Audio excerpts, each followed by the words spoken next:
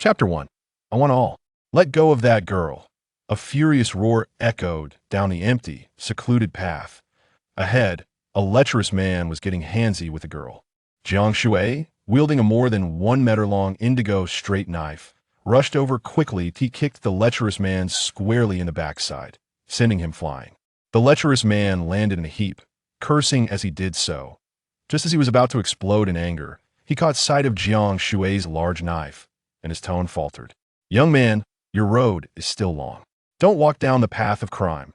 Before the lecherous man finished speaking, Jiang Shui suddenly raised the long knife and brought it down hard. Crack! The girl's head rolled away with a thud. Blood splattered 5 meters as she fell to the ground. Unmoving, Jiang Shui wiped the green blood off the long knife before slowly speaking. I told you to let go of that girl. Don't fucking take my kill. The lecherous man's eyes nearly popped out, his mind blank. What is happening? Are young people this reckless now? Once he regained his senses, he trembled and ran away. Oh no. Murder! Terrified, the lecherous man wet his pants, leaving a trail on the ground. Jiang Shui had no time to deal with him and crouched down.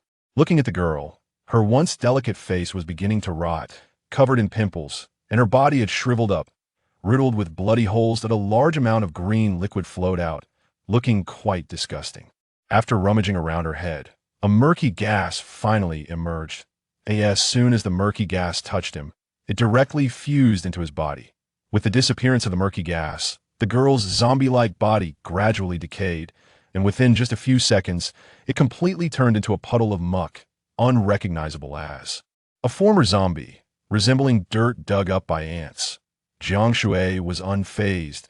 Looking up at the blood-red sky, he touched a bracelet on his wrist, his expression somewhat melancholic. 5 days left, and in 10 days, the apocalypse will come. Just 5 days ago, Jiang Shui had a strange dream where he met another version of himself. This doppelganger looked, dressed, and even sounded just like him. He said that starting today, the sky would turn blood red, and in 15 days, the apocalypse would arrive. Urging himself to prepare, he gave himself a mustard seed bracelet, which could hold the equivalent of a moon inside, as long as he touched the items to be stored, and could not contain living beings. He could freely take items in and out with his consciousness.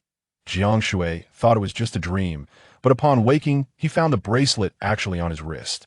The mustard seed bracelet was ancient and elegant, engraved with high-tech runes. To his surprise, the bracelet contained 1 billion RMB. As soon as he stepped outside that day, the sky indeed turned blood red. Now Jiang Shui was completely convinced he still didn't understand what was going on, nor did he care. Living well in the present was the way to go. According to the instructions from the dream figure, zombies began to appear all over the world, while the authorities chose to conceal it, thinking they could control it. However, 15 days later, red mist would descend, plants would wither, and all animals in the world would mutate simultaneously. 70% of living beings would turn into flesh-eating, blood-drinking, mindless corpses. Only 7.3% of humans would mutate, greatly increasing their strength and combat power. The remaining 20% of ordinary people would struggle to survive. This girl was one of the initial mutated zombies and was the third zombie Jiang Shui had killed in the past few days. She would mutate today, as the dream figure specifically reminded him, and Jiang Shui had been squatting here for quite a while. Every creature that becomes a zombie generates a special gas called spiritual source, which is incredibly beneficial to humans, akin to the spiritual energy in fantasy novels. Capable of improving one's physique and enhancing physical strength. By absorbing their spiritual source before the red mist descends, one could immediately become part of that 7.3%, as well as enhance their own physical power. With only 10 days left until the apocalypse, what is the most scarce resource? Naturally, food, water, and weapons. Everything else is just fluff. The 1 billion must be spent within 15 days. Once the apocalypse arrives, money will truly be worthless. First, he bought a car, mainly for convenience and moving around, and then rented a huge warehouse to store goods that, of course, it wasn't for actual storage. He couldn't just accept deliveries and directly stash them in the bracelet. Checking the time on his phone, it was just the right time for the wholesale market to open, so Jiang Shui immediately drove over. Experts speculate that the blood-red sky is merely a result of atmospheric light refraction. Please remain calm. The grain store owner, scrolling through videos, immediately shut off his phone upon seeing customers arrive. Take a look at our newly stocked rice and flour. Jiang Shui nodded. He had hoarded quite a bit over the past 5 days, emptying out nearby markets before arriving at this top 3 market in the province. Prices would definitely skyrocket after the apocalypse. Rice and flour are staples, and even if he can't eat it all himself, they will be very useful during the apocalypse. I'll buy 100,000 jin of rice. Jiang Shui pointed at the millet. Give me 800,000 jin of millet, and white flour. I want 100,000 jin. Do you have it? The stock isn't enough, but I'll get more in right away. It will all be delivered to you within 2 days at the latest. After negotiating the price, Jiang Shui transferred 3 million as a deposit on the spot. It's not often you meet a customer who's naive with money, and straightforward, the owner immediately excitedly issued a receipt and arranged for someone to fetch the goods from the warehouse. 100,000 jin may sound like a lot, but Jiang Shui had done the math that a standard adult eats about 3 jin of food a day, equating to their body weight in food over a month. If they live to about 80, they will consume over 100,000 jin of grain. What if there are 100,000 people? After the apocalypse, all plants and animals will be destroyed or mutated, and there will be no more production. Supplies will be critically short, and the number of humans wanting to purchase will far exceed 1 million. That after buying rice and flour, Jiang Shui headed to the oil and salt store. The store owner was an old man, leisurely lounging in a rocking chair, smoking a cigarette with a large tea jar beside him. Old man, how much oil do you have? Jiang Shui's straightforward inquiry startled the old man. Well, I've got soybean oil, sesame oil, olive oil, lard, peanut oil, and rapeseed oil, any kind of oil for human consumption. I've got it all. Which one do you want? I want all. Give me 100,000 jin of each type. Jiang Shui said seriously. Young man, you can't be joking. He looked at the blood-red sky, casting a meaningful glance at Jiang Shui. Let me give you some advice. I've experienced hoarding salt, vinegar, and banlan root. Old Wang's family still hasn't finished the salt they hoarded. In his eyes, even distributors shouldn't be this aggressive who hoards over 10 million jin all at once. Thinking the young man might reconsider, he was surprised when Jiang Shui looked as if he had just realized something. Thanks for the reminder, old man. I almost forgot. How much salt do you have? I'll buy 200,000 jin. Puffed. The old man's tea was sprayed out of his mouth. None? Then I'll go check elsewhere. Jiang Shui turned to leave, and the old man, not even having time to wipe his mouth, hurriedly called him back. I'll sell. While they were discussing the price, an extremely discordant voice rang out. Hey, isn't this Jiang Shui? You didn't come to the class reunion? Do you look down on me? The newcomers were 2 men and 1 woman, all about Jiang Shui's age. The girl was dressed provocatively, with heavy makeup on her face, and her legs were quite fair beneath her short skirt. The 2 men wore suits and leather shoes, but their expressions were completely mismatched, resembling eunuchs wearing dragon robes. These 3 were Jiang Shui's classmates, Wu Tong, Yang Wei, and Chun Lily. Just a week ago, they had invited him to a class reunion, but Jiang Shui understood that such reunions were just venues to see who could show off better. Chapter 2. Why do you have to force me? The 3 of them were lounging around, completely ignoring him. Jiang Shui nodded slightly as a greeting. Yang Wei suddenly yanked on Jiang Shui's shirt. I'm talking to you. Why didn't you come to the class reunion? Jiang Shui caught a whiff of his alcohol-laden breath and chose to ignore him. Yang Wei got angry, feeling that Jiang Shui, the poor loser, was not giving him face. Weren't you pretty impressive back in school? How are you doing compared to me now? Look at what he's wearing, all cheap stuff. He must be afraid of embarrassing himself at the reunion. Wu Tong shot Jiang Shui a disdainful glare. The 2 of them were making fun of Jiang Shui, which amused Chun Lily, who was nearby, to no end. For people like them, Jiang Shui just wanted to quickly stock up on supplies and had no intention of engaging with them. It was like a dog barking at you. Would you really argue with a dog? Hey, this soybean oil seems to have a smell. It's not some high-tech product, is it? Jiang Shui held up the soybean oil for the shop owner to see, although the oil had a very pure scent. The shop owner's face turned serious. You really know how to bargain. This is a National 5A standard product. Don't worry. I guarantee you the lowest price. Seeing Jiang Shui and the shop owner bantering back and forth, the 3 felt ignored, and a wave of unnameable anger rose within them. Jiang Shui used to be a significant figure in the class. He was sharp-minded, strong in fights, and academically excellent. They were quite jealous of him. Later, when Jiang Shui suddenly dropped out of school, they were surprised, only to find out that his mother had passed away. Jiang Shui's father had died when he was young, and his mother had worked hard to raise him alone. His family wasn't wealthy, and after such a drastic change, needing to pay tuition and living expenses, Jiang Shui had lost the heart to continue his studies. Yang Wei had a wealthy father who owned a grain and oil store in the county, which was a small asset. Other classmates would greet him with smiles and hand him cigarettes. But at this moment, he stood there like a transparent person, feeling very displeased. He pointed at Jiang Shui with a sarcastic tone. Haha, our Class 8's legendary figure, Jiang Shui, has killed off his family and now wants to kill himself. Look at your poor loser appearance. Where are you working? How about I arrange a job for you cleaning toilets? Brother Wei, isn't your grain and oil store short of someone clean? Let him do it. Wu Tong chimed in. Get lost, I don't want to be killed. Haha, cleaning toilets is a bit too much, isn't it? Chun Lily laughed unabashedly. Look at him acting all tough. Does he think being poor is my fault? Offering him a job isn't wrong, right? The three of them snickered simultaneously. The shop owner sighed, but remained silent. He knew Yang Wei, who often came to the market to buy goods. If it were 30 years ago, he might have stood up for Jiang Shui, but in this era, it was better to avoid risks by being a good person. Hearing this, Jiang Shui frowned slightly. If a dog barks at you a couple of times, that's one thing, but if it tries to bite you, then you have to break its leg. Jiang Shui had absorbed the essence of 3 zombies and exuded a fierce aura. His physical strength far surpassed that of ordinary people. Even athletic individuals couldn't match his metrics. Jiang Shui turned around, his eyes glinting like a demon as he stared at Yang Wei. Yang Wei was suddenly overwhelmed by a wave of terror, as if he had encountered a fierce tiger in the wilderness. The tiger opened its bloody mouth to attack, and with just one roar, it made him shiver.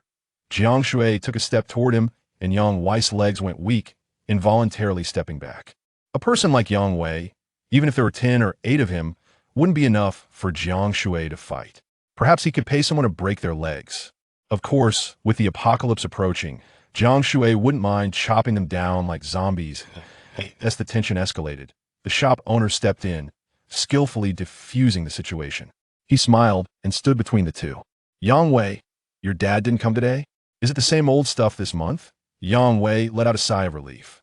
Yeah, the same old stuff, just a little less, about 2,000 pounds each. All right. The shop owner quickly went to pack the goods, but Jiang Shui blocked his way. I said I want all of it. Every drop of oil and every grain of salt here is mine. If there's even 1 grain less, the order will be canceled. Don't be like that. The old man awkwardly looked at Yang Wei. You see, it's not that I don't want to do business with you. He bought all the goods, and it's still not enough. I still have to go all over the country to source more. Yang Wei, Chun Lily, and Wu Tong exchanged glances. That it was Chun Lily, who couldn't help but question him. Can he really afford it? Wait for me, he'll go get the deposit, Jiang Shui said, never dragging his feet. He greeted the shop owner and turned to leave.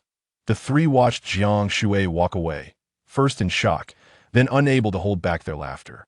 He really got scared, finding an excuse to run away. Little poor loser, so broke he can't afford it. I want to see how he can come up with a deposit. At the entrance of the market, there were iron railings and cars couldn't get in.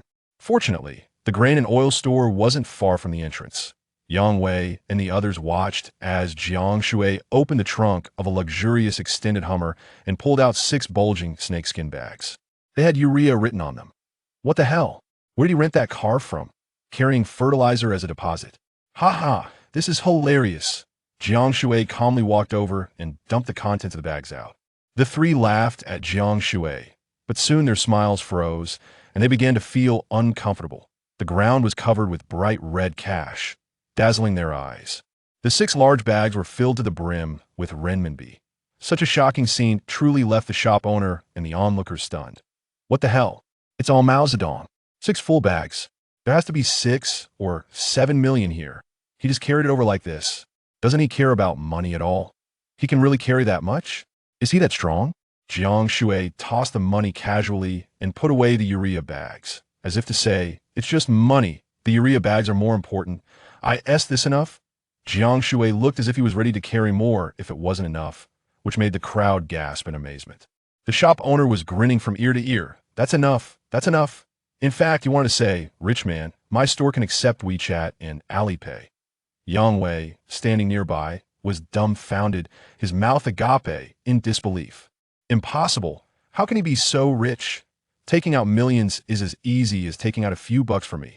Too extravagant. Wu Tong's eyes were as wide as saucers.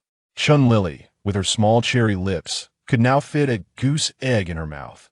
Jiang Shui remained calm on the surface, but couldn't help but mutter inside. I just want to be an ordinary citizen living quietly. Why do you have to force me to show off? Finally realizing what was happening, Chun Lily deliberately moved a bit further away from Yang Wei. She assumed a pose she thought was very demure and flirtatious, and approached Jiang Shui with a beaming smile, speaking in a soft, sweet voice. Brother Shui, is that extended Hummer yours? Speaking of which, Chun Lily was quite attractive, and academically, she was one of the top students in the class. Jiang Shui had actually thought about stocking her up. After the apocalypse, population would sharply decline, enjoying life would be secondary, and reproducing for humanity would be the priority. But now he thought it was better to let it go. Indeed, girls change a lot, especially after entering society. Jiang Shui completely ignored her and looked at the shop owner. Signed a contract. The shop owner quickly took out a cash verifier and after a few checks, confirmed it was real money. All right, both sides negotiated, and ultimately a series of prices were agreed upon according to Jiang Shui's proposals. During the price discussion, the shop owner helplessly gestured to the stunned Yang Wei. Look, I'm not lying to you. Next month, I'll save some stock for you. However, Jiang Shui replied flatly, I've reserved your store for the whole year. Every drop of oil is mine. Yang Wei finally snapped out of his shock, trembling with anger. It's just a few million. What's with the attitude? With so much stock, can you even sell it? You'll go bankrupt. Jiang Shui pretended to be surprised. Don't you know? The apocalypse is coming soon. Stock up. Jiang Shui said this intentionally. In fact, the more he said it, the more the other party would disagree. Even if it were true, they would still oppose Jiang Shui. Yang Wei thought Jiang Shui was mocking him, and his face turned from black to green with rage. He grabbed Chun Lily and turned to leave without looking back. He really couldn't stay in the market any longer. As soon as he left the market, his father's call came in. Son, did you buy the goods? Yang Wei's parents wanted to stock up, but Yang Wei firmly refused. I have a classmate hoarding goods like an idiot. Do you want to be like him? He said there's going to be an apocalypse. Even if it's true, I won't follow his lead. That would mean I'm just hoarding goods because I listened to him. No hoarding. Absolutely no hoarding. Yang Wei was furious, his scalp tingling. Not only that, but we only buy food for 3 meals a day at home, not a single grain more. But son, we sell grain and oil. Still no hoarding. Sell everything out. I want to see how that guy ends up. Hoarding so much stock will ruin him. Chapter 3. Jiang Shui is back in the market. The old man personally sent Jiang Shui off, feeling quite complicated. This young man is too extravagant. I have to choose the best for him, so that even if he wants to return it later, he won't have a reason. Xinyuan Market is one of the top 3 meat wholesale markets in the country, and Jiang Shui went directly to the largest meat wholesaler. When the boss learned the quantity Jiang Shui ordered, he was taken aback and immediately called the general manager, inviting Jiang Shui to wait in the office. Sitting in the manager's chair, Jiang Shui sipped tea when his phone rang. Seeing the caller ID, he couldn't help but frown. It was Lin Moly, a colleague of his. She had taken a liking to the handsome Jiang Shui and had been pestering him every day. The key was that Lin Moly was quite promiscuous, having affairs with many people, and Jiang Shui had directly rejected her. She still wouldn't let go, asking Jiang Shui for gifts every day. Jiang Shui was too lazy to deal with her. He didn't even answer the call and hung up directly. Soon after, he received a flurry of messages on WeChat. Jiang Shui, are you deliberately avoiding me? I know you love me. I am innocent with Wu Daong and the others. If you love me, transfer me 1314. Jiang Shui casually deleted her WeChat and turned off his phone. Before long, the general manager hurried in. Mr. Jiang, feel free to ask for as much as you want. I dare say no one would claim to be first in the national meat industry if I say I'm second.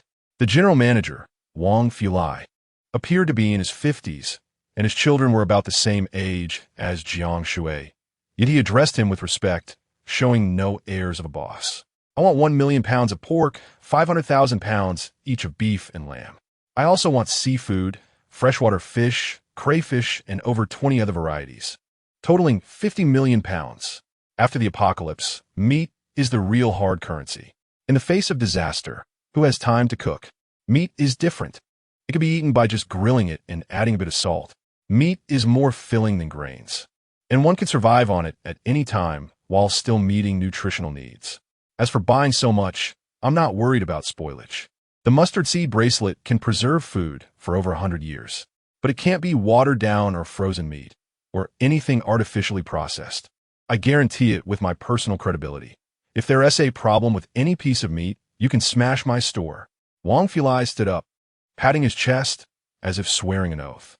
He even called a lawyer to explain the contract details to Jiang Shui.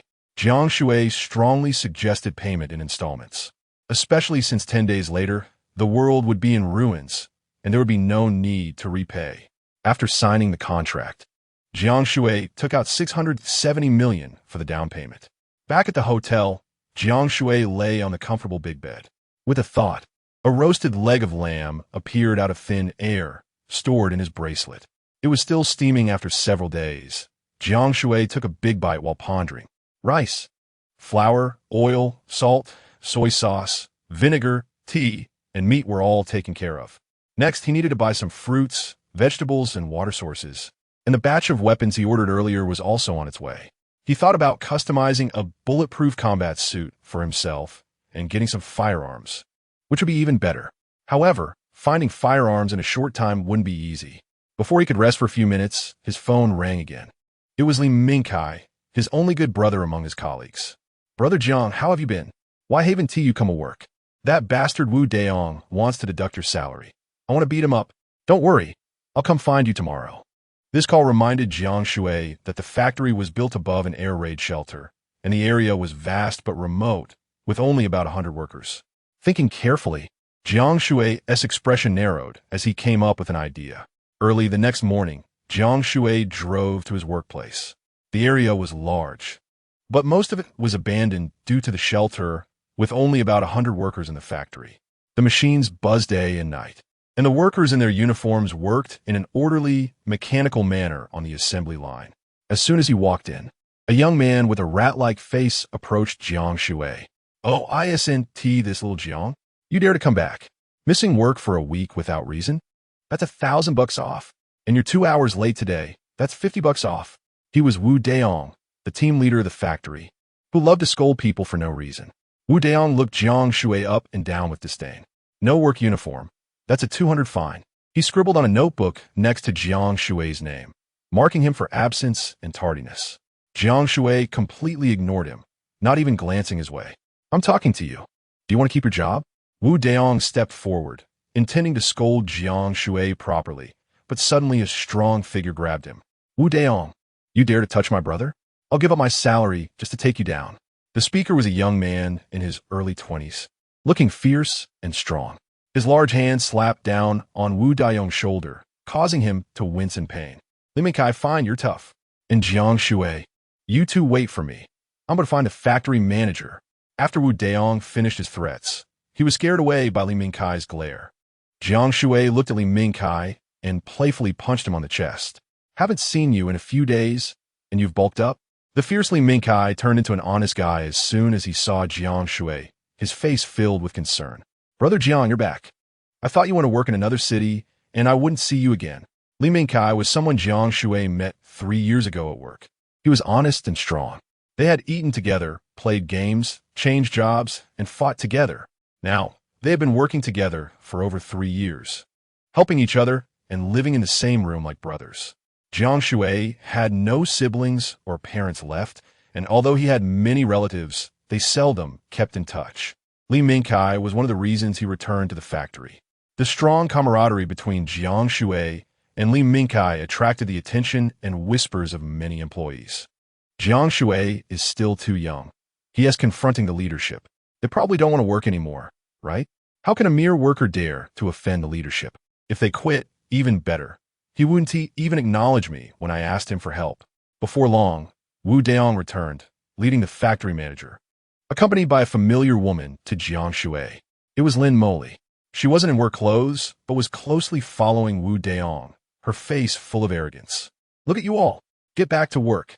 Wu Daong scolded the employees like a petty tyrant. The workers all lowered their heads in silence, hurriedly returning to their posts to continue working. Those who dared to resist Wu Daong had either been fired or voluntarily left, leaving only obedient followers. Wu Daong, with his minuscule amount of power, liked to harass female employees every time he came across them, and many women were eager to curry favor with him. The factory felt like a small kingdom, with Wu Daong acting like a minister, controlling the daily work of the employees confined there. Thus, this small team leader became arrogant and often scolded employees as if they were less than human. Lin Moly stood next to Wu Daong, wielding her power, and immediately spotted Jiang Shui rushing over. You dare come back after deleting me from WeChat? Coming back is one thing, but you dare argue with Brother Wu? What's your status? Yes, your boss. Brother Wu's salary is several times yours. Hurry up and apologize to him. Lin Moly spoke sarcastically, expecting Jiang Shui to apologize. Jiang Shui remained calm. He was too lazy to even glance at Lin Moly or Wu Daong and walked straight up to the factory manager. You are just a small factory manager and can't make decisions. Let your brother-in-law Chun come over to talk. Chapter 4. So you're the real big shot. Jiang Shui's words left the factory manager stunned.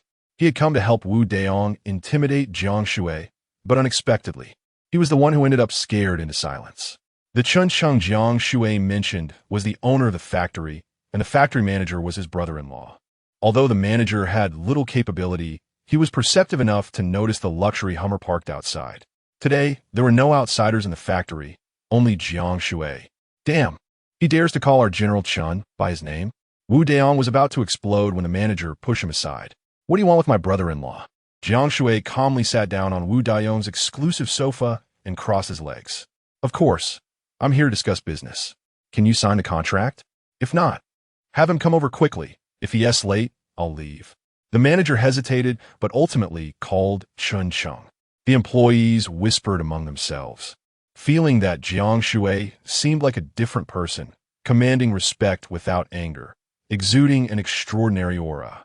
Wu Daong was furious, while Lin Moly beside him patted his back to soothe him. When General Chen arrives, let us see how he deals with this. He even dared to delete me from WeChat. Wu Daong fumed. Damn it, he's just a small employee, and he dares to yell at me. The more he thought about it, the angrier he became. He never expected Jiang Shui to disregard him in front of everyone. It felt worse than being beaten. It felt like he was a dog, and Jiang Shui didn't even consider him important enough to talk to directly, insisting on going through his master. Jiang Shui not arguing with such a person didn't meanly Minkai was as calm. You only have a little power in the factory. Outside, you're nothing. Li Minkai deliberately glanced at Lin Moly. What a pair of dogmen and women. Lin Moly was furious, stamping her foot. Wu Daong's face turned red with anger, unable to retort. Shall we fight? Li Minkai is over 200 pounds and almost 6.5 feet tall. He could easily take me down. 10 minutes later, Chung arrived. Wu Daong changed his demeanor, hurriedly bringing over a chair. Chung sat down, sipping tea, and pretended to be profound as he glanced at Jiang Shui. You're my employee, right? What do you want? Jiang Shui uncrossed his legs and stared into Chun Cheng's eyes. Your little factory is worth at most 4 to 5 million. I'll give you 10 million. Move out immediately. Jiang Shui pulled out a signed check for 10 million, with a note stating it would be cashed in 10 days. What? As soon as Jiang Shui spoke, not only was Chun Cheng stunned, but everyone present also widened their eyes in disbelief. Didn't you hear? I said every inch of land and every machine here, I'm buying. The room fell silent. The machines and goods piled up in chaos, and the employees forgot to tidy up. Chun Cheng, who was initially arrogant, would usually refuse such an offer. His factory was worth 5 million, and he wouldn't sell it for 6 million. After all, it was a business built by his father and grandfather over 3 generations. Still profitable in the future, selling it for 6 million wouldn't allow him to create such a profitable factory again. But 10 million, that was double the value. Anyone would be tempted, thinking of making 5 million without knowing when, but today he could instantly earn 5 million. Chun Cheng's expression changed immediately. He didn't care what Jiang Shui's identity was. He immediately stood up, walked over to Jiang Shui, and bowed with a smile. Okay, according to regulations. What if you don't agree to cash the check in 10 days? There should be a deposit. Jiang Shui didn't waste time. He directly pulled out a stack of cash, about 100,000. Let us draft a contract first. This is a 100,000 deposit. Here, SA check for 10 million that you can cash at the bank in 10 days. 100,000? That seems a bit low, right? Chen Sheng asked doubtfully. Cashing 10 million at the bank requires an appointment. If you don't believe me, let us go to the bank together. Jiang Shui remained calm. I have to say, Chen Sheng was indeed intimidated. To be safe, Jiang Shui and Chen Sheng immediately went to the bank, where the bank manager Liu served as a guarantor, and they drafted the resale contract on the spot. That 10 million check was specifically arranged to be cashed in 10 days, knowing the check's maximum validity period was 10 days. Chen Sheng was somewhat reluctant, but Jiang Shui's reasoning was simple. The bank needed time for financial management, and the manager was happy to extend it by 10 days. Chen Sheng figured that once the contract was signed, if Jiang Shui didn't cash it, he would have to return the deposit of 100,000. So he quickly signed the contract.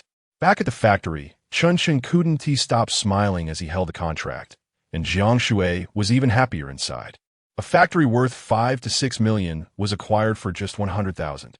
9 days later would be the apocalypse. By then, the manager, Chen Sheng, and others would have turned into zombies. Even if they were lucky enough not to become zombies, in the end-of-the-world scenario, money would be worthless. A few 100,000 probably wouldn't even buy a pig. In the shocked eyes of over 100 employees, Chen Sheng announced, "Attention, all employees. From this moment on, the factory belongs to Mr. Jiang Shui. You will all be his employees from now on." Wu Deong, who had been waiting for Jiang Shui to embarrass himself, was completely dumbfounded. Chen Sheng held the money and the contract, proving everything couldn't be fake. He and Lin Moly felt as if they had eaten shit. Only Li Mingkai excitedly hugged Jiang Shui. "I always thought you were just pretending. I didn't expect you to be the real deal. Brother Jiang, you're my idol. You're amazing." Li Mingkai was so excited that he was jumping around, still holding a stick, afraid Jiang Shui would be bullied upon his return. Everyone except Li Mingkai whispered among themselves, shocked to the point of being speechless. Wu Deong didn't even dare to look at Jiang Shui, just lowering his head to consider whether to quit or to curry favor with Jiang Shui to continue working in the factory. Lin Moly was the first to speak, putting on a weak and delicate demeanor as she approached Jiang Shui. Her eyes sparkled, and she intentionally slipped her shoulder strap. "Brother Jiang, I still love you. You love your mother. I can buy your life for 100,000. Do you believe that?" Lin Moly was so scared that she collapsed on the ground. She didn't expect Jiang Shui to curse directly. She originally wanted to use her charm, but as he said, people who could casually pull out a 10 million check had plenty of people on the street to help them. Without Jiang Shui needing to say anything, she directly crawled out in a daze, only daring to stand up after exiting the factory gate. Remembering the consequences of angering Jiang Shui, she trembled all over, her back drenched in cold sweat. Reflecting on how she had treated Jiang Shui before, she slapped herself twice. "I am truly pathetic, truly blind. Why didn't I just curry favor with Jiang Shui alone? I'm such an idiot." Inside the factory, Chen Sheng had already pulled the factory manager aside, while Wu Deong timidly walked up to Jiang Shui. Settle my salary, I'm quitting." His voice was very soft, and he didn't even dare to look up. Jiang Shui kicked him to the ground. "What the hell are you asking me for a salary? Did you even work for me? And you're fired." As soon as Jiang Shui said this, Chen Sheng immediately came over, understanding the situation. "You can collect this month's salary from me. According to labor laws, it should be like this." He didn't want to offend Jiang Shui and even wanted to befriend him. Wu Deong didn't dare to resist. He was just a dog who feared the strong. The factory employees watched Wu Deong's miserable state and all applauded. "Jiang Shui, I knew you were no ordinary person. Boss Jiang, you're amazing. I want to work with you." The employees joined in, praising Jiang Shui. However, Jiang Shui only coldly said, "And you all, go collect your salaries from Chen Sheng and disperse. We don't need workers here." The employees instantly became anxious, scrambling to speak up. "We want to work with you, no matter how much you pay." "Xiao Jiang, Manager Jiang, do you still remember me? I even treated you to spicy strips." The workers looked at Jiang Shui with pleading eyes, but they forgot how they once excluded Jiang Shui along with Wu Deong. and even framed Jiang Shui when mistakes happened. As colleagues, Jiang Shui knew their true nature best. They all hated Wu Daong, but they all wanted to be like him. Brother Shui, I work really hard. How about I give you a shoulder massage first? A few young women pretended to be gentle with their voices and wanted to get close. Jiang Shui simply replied coldly, "My factory doesn't need you. After the apocalypse, it's definitely necessary to build one's own power, but not just anyone can join." He didn't want to be surrounded by a bunch of weaklings or fence-sitters. Chapter 5. The policewomen, the employees, left dejectedly, and before they left, they saw Wu Daong. "Xiao Wang, help me up," Wu Daong instinctively commanded the employees. Xiao Wang's anger boiled over. It wasn't just him. Everyone was furious. "You think you can bully me after I've been fired? Wu Daong, you son of a bitch, come over and take a beating. Aren't you going to touch me? Come on, I'll kick your ass." They had been called useless by Jiang Shui and didn't dare to confront him. This humiliation was all due to Wu Daong. Remembering how Wu Daong had bullied them, they directed all their resentment onto him. More than 100 people surrounded Wu Daong and beat him to the brink of death. It was only when Chun Shun called the police that this farce came to an end. In the factory office, Li Mingkai and Jiang Shui each sipped from a bottle of cola. "Brother Jiang, I didn't know you were so rich. You even tricked me." Jiang Shui shrugged and changed the subject. "I mainly bought this factory for the underground air raid shelter. It has great utility." Although Li Mingkai didn't know what Jiang Shui was really planning, he chose to support him unconditionally. Everyone has their own secrets, and he certainly wouldn't inquire further. In his eyes, Jiang Shui was like a brother. That day, Li Mingkai followed Jiang Shui's instructions and began hiring a large number of construction workers and security personnel. With recommendations from workers, he quickly recruited over 50 renovation and construction workers. Jiang Shui still found it insufficient. The entire factory area was surrounded by tall walls, with the only exit being a large iron gate. Below was an extensive underground air raid shelter spanning over 10 miles. This was also the reason he acquired the factory. All machines and equipment in the factory were cleared out and sold at fair prices. Despite being secondhand, the machines fetched over 800,000. With many hands, the workers were paid by the job and worked diligently. Within just one day, the entire factory area was transformed. First, all the machines were converted into storage rooms and small offices. Second, the entire floor was paved with bricks and stones, topped with a thick layer of cement.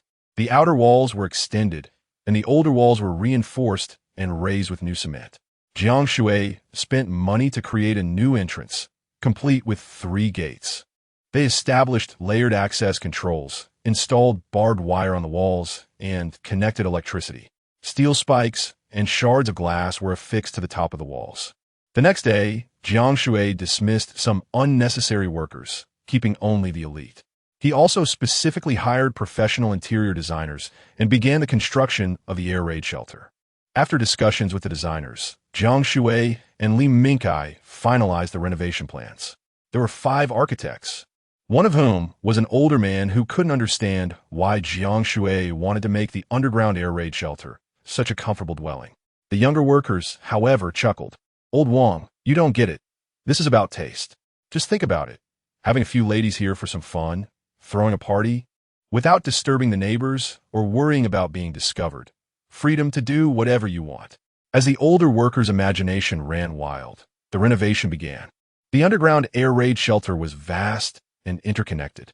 Overall, it could accommodate around 2,000 people, with dedicated storage rooms for large amounts of supplies, as well as designated isolation rooms, observation rooms, and alarm rooms. Cleaning, renovating, and expanding it would not be completed in just one day. The workers were working in an orderly manner. Meanwhile, the doorbell rang at the factory's main entrance. After ringing for quite a while with no response, Jiang Shui suddenly realized they needed to hire someone to watch the door. A police car was parked outside. 2 police officers got out. One was in his 40s, with a sharp expression, clearly an experienced officer. The other was a young woman in her 20s, likely a recent police academy graduate.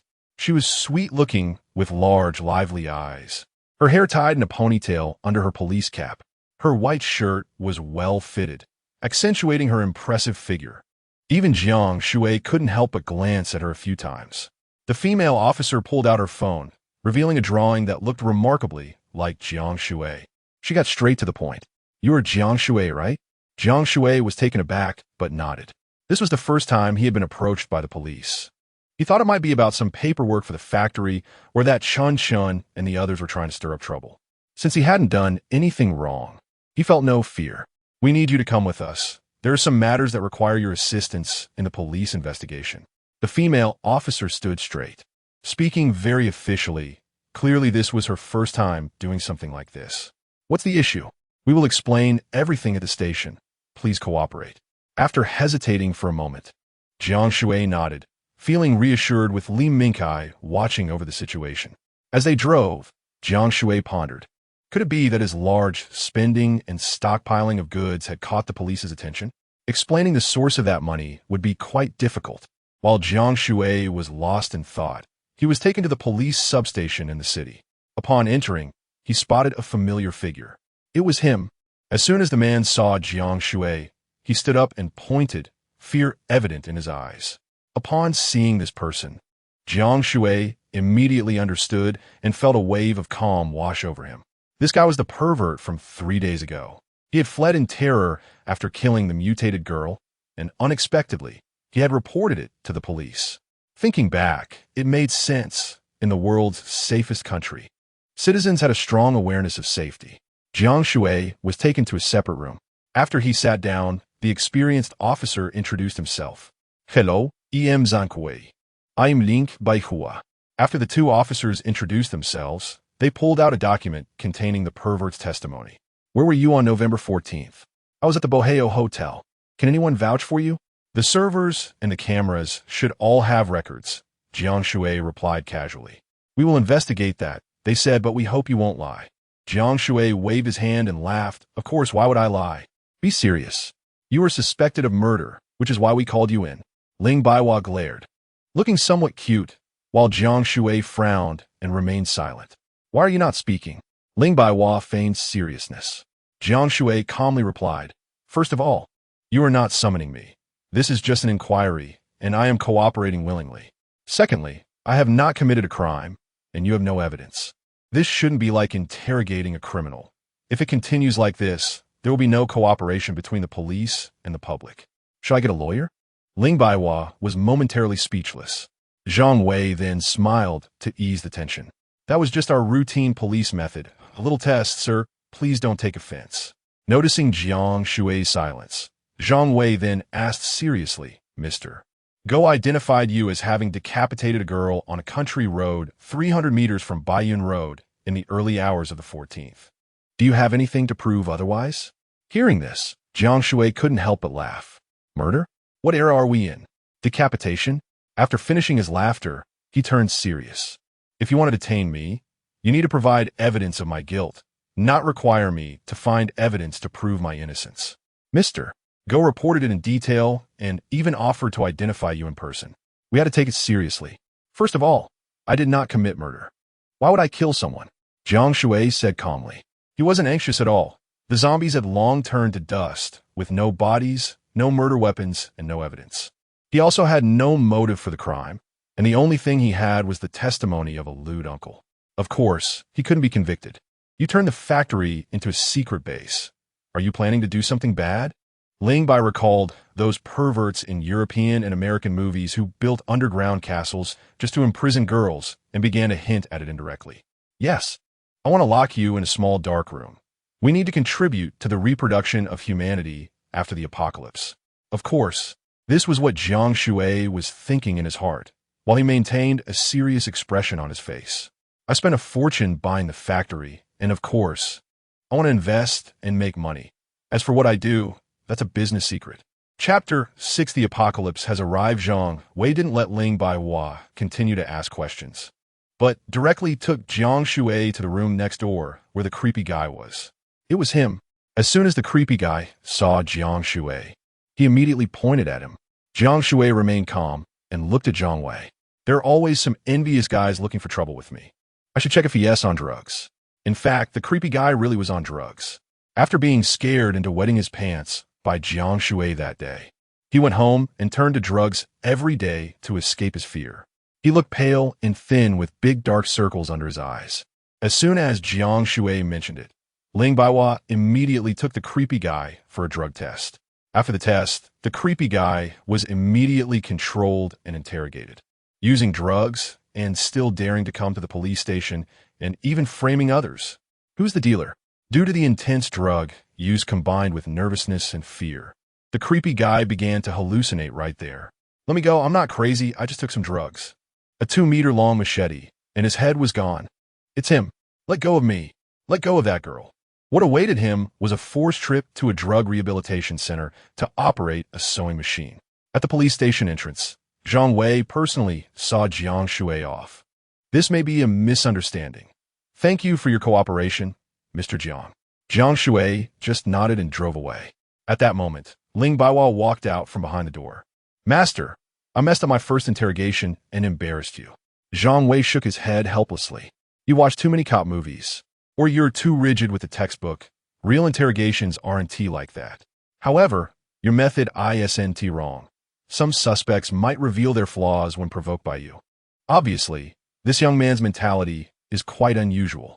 Thinking of being fooled by a junkie and recalling his seriousness towards Jiang Shui earlier, Ling Baiwa felt a bit guilty and regretful. I should apologize to him. Jiang Shui didn't go directly back to the factory. He wouldn't be able to help much there. Instead, he continued stockpiling supplies. Humans are omnivorous. Having bought enough staples, snacks could not be left out. Jiang Shui first thought of online shopping. The snacks he usually hesitated to buy, the brands he didn't want to spend on, he bought without blinking. Dear, did you mistakenly order 200,000 of the same item? Other sellers asked me the same. I've already paid. Hurry up and ship. Jiang Shui quickly clicked to urge shipping. Dear, the 150,000 pieces of chocolate you purchased have been shipped. Dear, the 28 types of nut products totaling 280,000 pieces have been shipped. Early the next morning, Jiang Shui set off in his Hummer. At the entrance of a large newly built factory in the suburbs, Jiang Shui quietly waited in front of his car. Before long, 3 trucks with huge Kentucky Fried Chicken ads drove over. Are you Mr. Jiang Shui? Seeing Jiang Shui nod, a middle-aged man in a suit stepped forward enthusiastically to shake hands. Hello. The chicken fillets and fried chicken burger family bucket you order have arrived. Please sign for it. After Jiang Shui signed, without needing to instruct, the workers began unloading the truck, and under Jiang Shui's indication, everything was moved into the spacious, clean warehouse. Just as Kentucky Fried Chicken left, several more trucks with food advertisements arrived. Chicken fillets, roasted duck, pig head meat, abalone, sea cucumber, and crayfish. Then there was sour fish, pot-stirred meat, roasted whole lamb, donkey meat pancakes, spicy stir-fried meat, and hundreds of various dishes. He ordered signature dishes from major restaurants. There are countless summer delicacies, and he wanted to buy and try them all. Buying so much at once, Jiang Shui considered that once the apocalypse began, it would be a disaster. And come a time, there wouldn't even be chicken feathers to eat. There would definitely be people fighting over food, even leading to tragic deaths. It wouldn't be enough just for himself. He would definitely use these resources to do more things. Lying in the comfortable presidential suite, Jiang Shui stopped placing orders. He had hired professional customer service to help him order online. Anything with over 10,000 reviews would be ordered immediately. He ordered a minimum of 100 pieces each time. Checking the time on his phone, there were only 3 days until the apocalypse. Suddenly, a message popped up in his WeChat group. It was his classmate group. There were always a few people arguing and showing off every day, so the group was muted. Clicking in, he found that news of his massive stockpiling had spread in the class group. No need to think. It must have been Yang Wei and Wu Tong who leaked it. They were fanning the flames in the group, saying Jiang Shui was a fool. One wave after another of classmates began to mock him. Even Jiang Shui. Jiang Shui, are you crazy? Even if you have money, you can't spend it recklessly. Buying these things, aside from benefiting those old farmers, you'll lose everything. You should invest in real estate, become a capitalist. This is just pure foolishness. A classmate named Zhu Lei even mocked him directly. Aren't you broke and still in debt? Don't come to us for money when the time comes. Almost no one in the group supported Jiang Shui. Aside from humiliation and mockery, most were just watching the show. Jiang Shui simply replied with 2 words, ignorance. Then he left the group chat. If those things can't be sold, just wait for him to go bankrupt. We lose his blood, we'll all go watch his joke. Jiang Shui was busy. These days he moved between warehouses, and the pork, seafood, rice, flour, and cooking oil he purchased were arriving one after another. He built large cold storage facilities in the factory area and underground shelters specifically for storing meat. Several warehouses were used to hold grains like rice and flour. The remaining supplies were all stored in Jiang Shui's mustard bracelet. Batch after batch of trucks rolled in, all filled with the pork, lamb, beef, seafood, and freshwater fish Jiang Shui had ordered earlier. Rice, flour, oil, salt, soy sauce, vinegar, and tea also came in one after another. With many workers busy, everything was stored in the warehouse and cold storage. 7 days later, Jiang Shui spent the billion he had and even took out loans from various banks. Based on his supplies and previous savings, he borrowed over 600 million from various large banks. For those that could be paid in installments, he chose that option. For those that could be borrowed, he borrowed. In short, he aimed to delay as much as possible. Water is the source of life and becomes even more crucial during the apocalypse. He had long contacted major cities' purified water companies, and now the goods finally arrived. Just buying water cost him $1 billion. Of course, there were all kinds of drinks like Coke and Sprite. Beer, white wine, and various wines were also bought in tons. After all the supplies were delivered to the warehouse, they were all absorbed by the mustard bracelet. The bracelet ensured absolute freshness, with no risk of spoilage. With food and drink sorted, arming himself was equally essential. He purchased a large batch of electric batons, sharp blades, and other cold weapons. Among them, he also had an expert custom-make a professional battle armor, which could cover his whole body and be impervious to knives and guns. He ordered generators, gasoline, diesel, and engine oil by the ton, even if it meant taking out loans. Solar panel generators, refrigerators, washing machines, and air conditioners totaled around 10,000. Mobile phones, computers, various USB drives, hard drives, and specially made large-capacity power storage devices were also ordered in bulk. While others received 1 or 2 packages, he had 13-meter-long trucks coming one after another to deliver goods. On the last day before the apocalypse, all the goods he ordered finally arrived. He had spent his billion assets and also exhausted the over 600 million from loans. Various installment payments would take many years to pay off, and combined with what he owed, he was in debt for over 2 billion. Your assets do not match your loans. We will no longer lend to you. Please repay immediately. You owe 2 million in installment payments this month. Please pay. You owe 3 million this month. Please repay. Today, 100,000 should be repaid. Please repay quickly. Looking at the countless reminders for repayment in the text messages, Jiang Shui chuckled. The apocalypse has come. According to the person in her dream, at exactly 12 o'clock, red mist would descend from the sky, everything would wither, and zombies would emerge. It is now 11:50. Just 10 minutes left. At this moment, there are more than a dozen large trucks parked in the factory, all loaded with rice, flour, and oil that Jiang Shui ordered. The construction of the air raid shelter in the factory area is extensive, and 289 people are working for Jiang Shui. Without needing her instructions, they swiftly move the goods to the warehouse. Jiang Shui squinted her eyes. How did she come? The person entering is Ling Baihua, and Jiang Shui opened the door to let her in. She was carrying some gifts, her cheeks slightly flushed, looking at Jiang Shui shyly.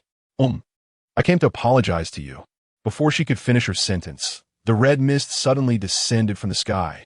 She looked at herself in surprise, her hands covered in red. The red mist entered her body, then floated out and sank into the ground. Ling Baihua's eyes widened, and she fell straight down. The red mist fell like snowflakes, enveloping the entire earth.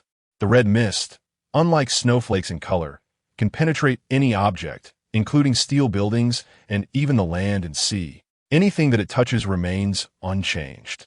Plants wilted and died in large numbers. All living animals collapsed and could not get up. At that moment, all 8 billion people in the world and countless animals began to mutate. Only one person stood still without moving. He is Jiang Shui. Chapter 7, What the Hell?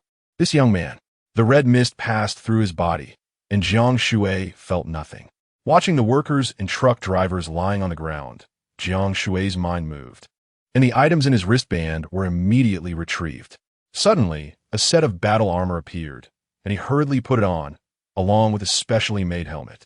A deep blue long knife also appeared in his hand. The prophecy given to him by the dream figure had come to an end at this point. Jiang Shui's expression was grim as he scanned his surroundings. 3 minutes later, all the unconscious people simultaneously awoke.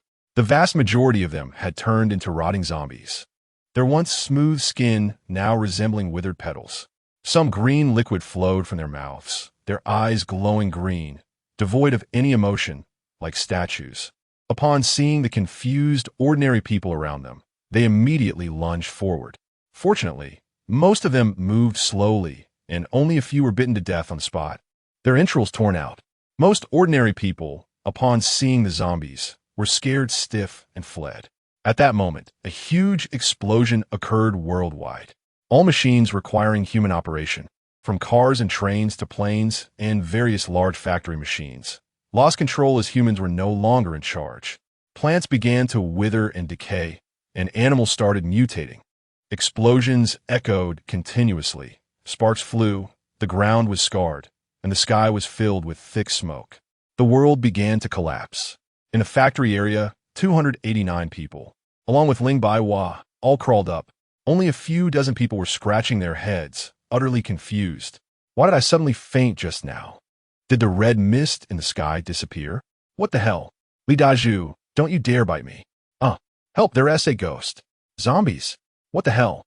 This is a zombie, right? Among those who regained consciousness, only one person reacted too slowly and was bitten to death on the spot.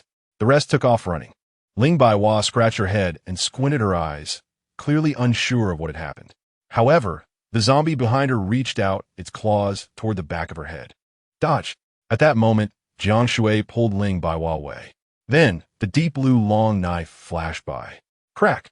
With a swift motion, the zombie's neck was severed. Ling Baihua was stunned by Jiang Shui's large knife, and when she looked at the corpse, her expression turned extremely unpleasant. Greenish liquid flowed all over the ground, and the hideous zombie head scared her into a scream, almost making her vomit. She instinctively ran behind Jiang Shui. Thank you. Thank you. Thank you for what? Make sure to protect yourself first. It must be said that killing is addictive, especially with these slow-moving, low-level zombies. One cut, and it feels so satisfying. Jiang Shui had already closed the main door to prevent the zombies outside from coming in. He still needed to eliminate all the zombies in the factory. According to the last piece of information from the dream figure, only a very small number of humans awaken special abilities. They can absorb the zombie's spiritual essence to gain enhancement, and zombies can also absorb to evolve.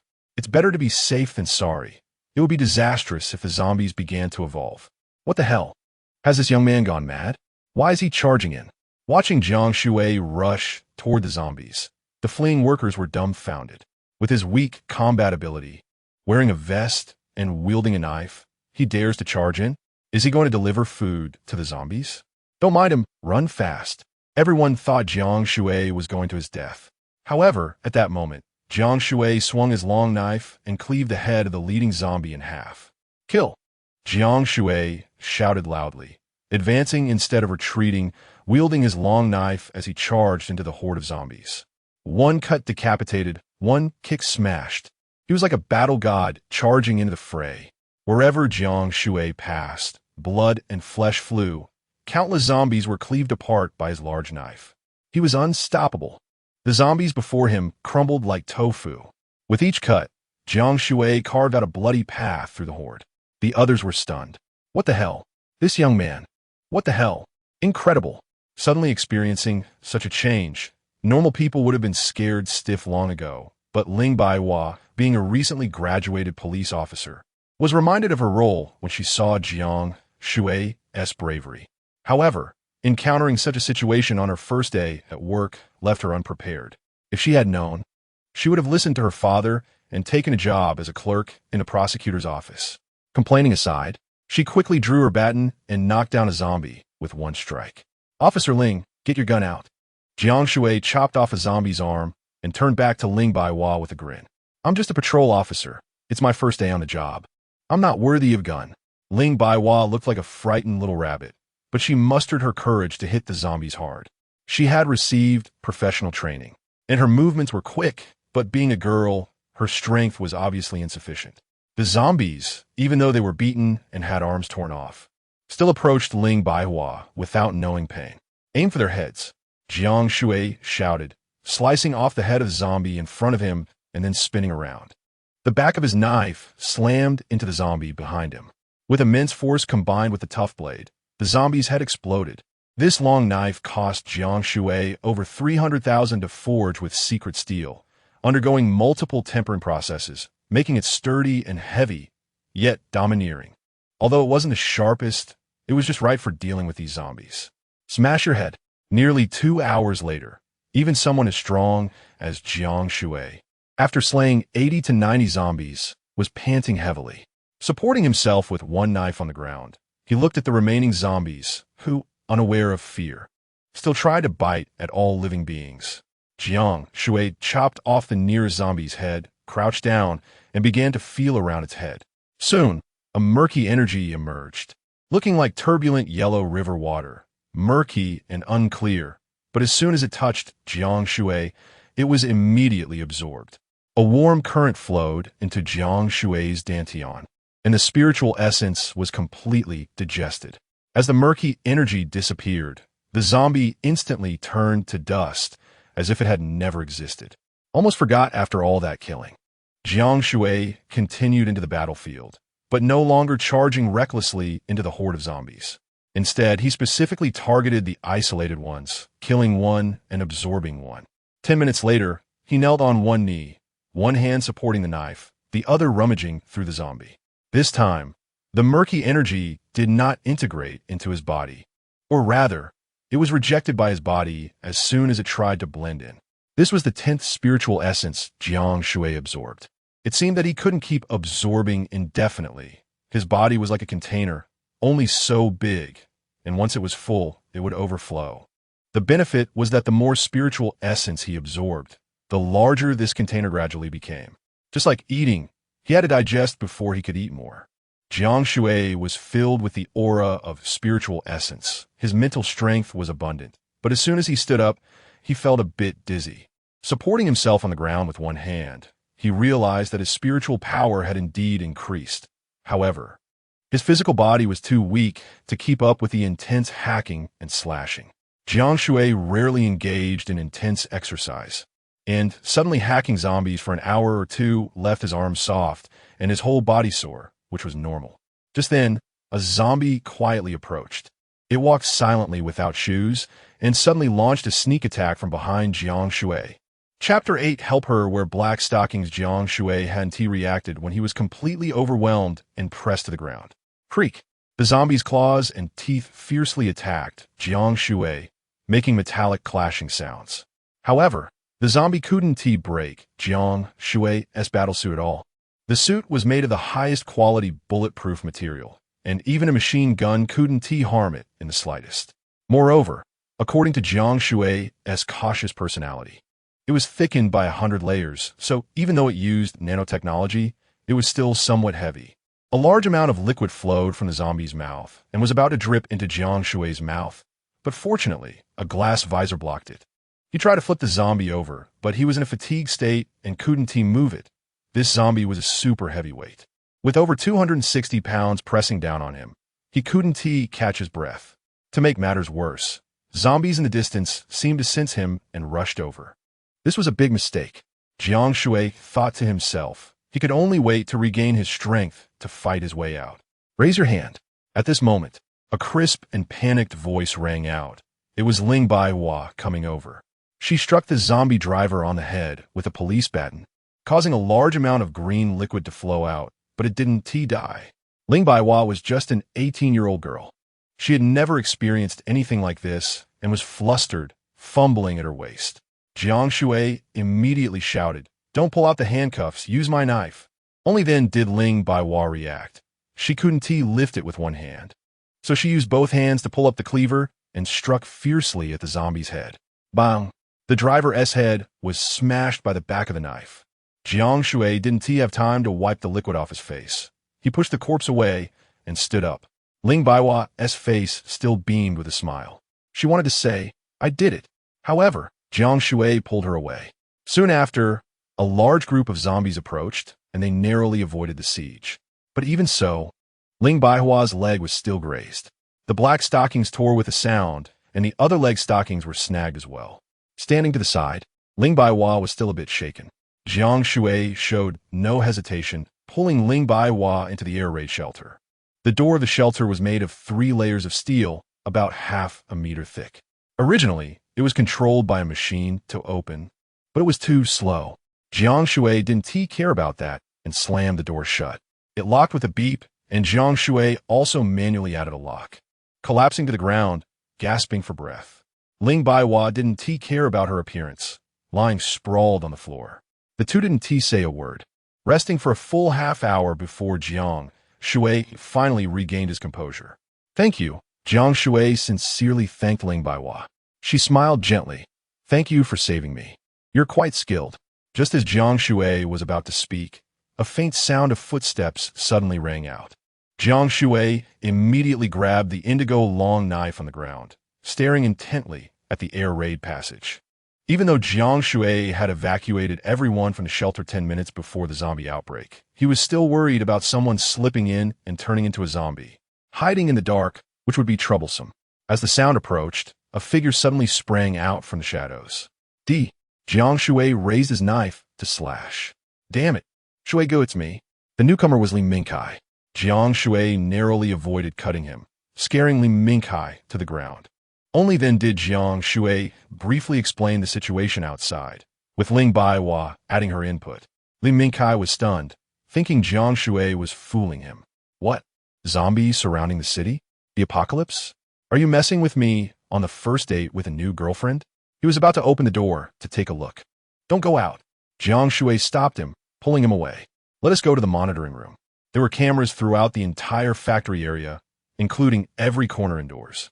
Even if the power was out outside, the air raid shelter had many generators. Watching those zombies rampage, biting everywhere with severed limbs and organs spilling out, almost made him vomit. How is it the apocalypse all of a sudden? He had been busy in the factory these days, helping everyone build the air raid shelter. Jiang Shui was out getting loans and supplies nationwide, while Li Mingkai was living in the factory. It's worth mentioning that Jiang Shui intentionally left Li Mingkai there to find him after the apocalypse.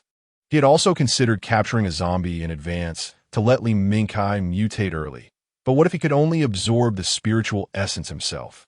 Recklessly letting Li Mingkai absorb it and then turning into a zombie would be irreversible. Fortunately, Li Mingkai hadn't turned into a zombie. It was just uncertain whether he had awakened his powers or remained a normal person. Li Mingkai looked at Ling Baihua's torn stockings, his eyes widening. He leaned in close to Jiang Shui's ear and whispered, "She wouldn't have been bitten by a zombie, right? What if she mutated?" Ling Baihua's face turned pale. "I wasn't bitten, just my stockings are torn." Jiang Shui also carefully examined her beautiful legs. "Are you really okay?" Mifine. "Then get up and walk a few steps." Ling Baihua immediately got a little temperamental. She came from a privileged background and dreamed of becoming a detective as a police officer, interrogating others. How could Jiang Shui make her get up and walk a few steps as if she were sick? "Are you learning from Zhao Benshan to sell crutches here?" "No. I want to make sure you're okay. Just like testing a drunk person walking a straight line. I'm afraid of you. I graduated in the top 10 from Police Academy."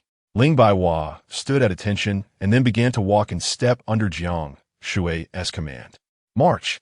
1-2. 1-2. It had to be said that Ling Baihua was walking quite smoothly, raising her left foot and extending her right hand. Raising her right foot and extending her left hand. Now she raised her left foot and then her left hand. The next move was to raise her right foot or left hand. Ling Baihua, not convinced, stood up and walked. "Not bad. Now raise your left foot and right hand. Then raise your right foot, raise your left hand." Ling Baihua stumbled and tripped over her right foot, falling down. Fortunately, Jiang Shui reacted quickly and caught her in his arms. "Is that enough?" Ling Baihua's cheeks turned red. "I'm fine. I can hold on for a long time." Jiang Shui gentlemanly released his hold on her waist, and Li Mingkai, who was beside them, came over with a grin. What does it feel like? Not much feeling, just soft and fragrant. Jiang Shui chuckled. Do you want to try? Sure, sure. Li Mingkai laughed, but didn't move, making Ling Baihua stomp her feet in anger, feeling that the dignified police flower was being teased. In fact, Jiang Shui had already seen clearly. The zombie hadn't caught her. It was just her clothes that were torn. This was just to ease the tense atmosphere. Do you have any clothes here? Of course, I have a stockpile here. Jiang Shui cheerfully pulled out 3 pieces of clothing from the side: long pants, sportswear, and black stockings. Ultimately, he chose the last one and even squatted down to help her put them on. Ling Baihua's long, beautiful legs kicked Jiang Shui in the face, and her cheeks flushed red. Get away. I can put them on myself. Huh. The entire city had fallen. Outside was filled with fear and eerie howls. But inside the air raid shelter, there was only laughter. After the 3 of them rested, they began to thoroughly inspect every corner of the air raid shelter, checking for potential hidden dangers. Chapter 9 Argument. After a long day, they finally completed the thorough investigation. Fortunately, they did not encounter a single zombie, and the 3 of them breathed a sigh of relief. Jiang Shui also took this opportunity to explore the entire air raid shelter. The shelter was now orderly.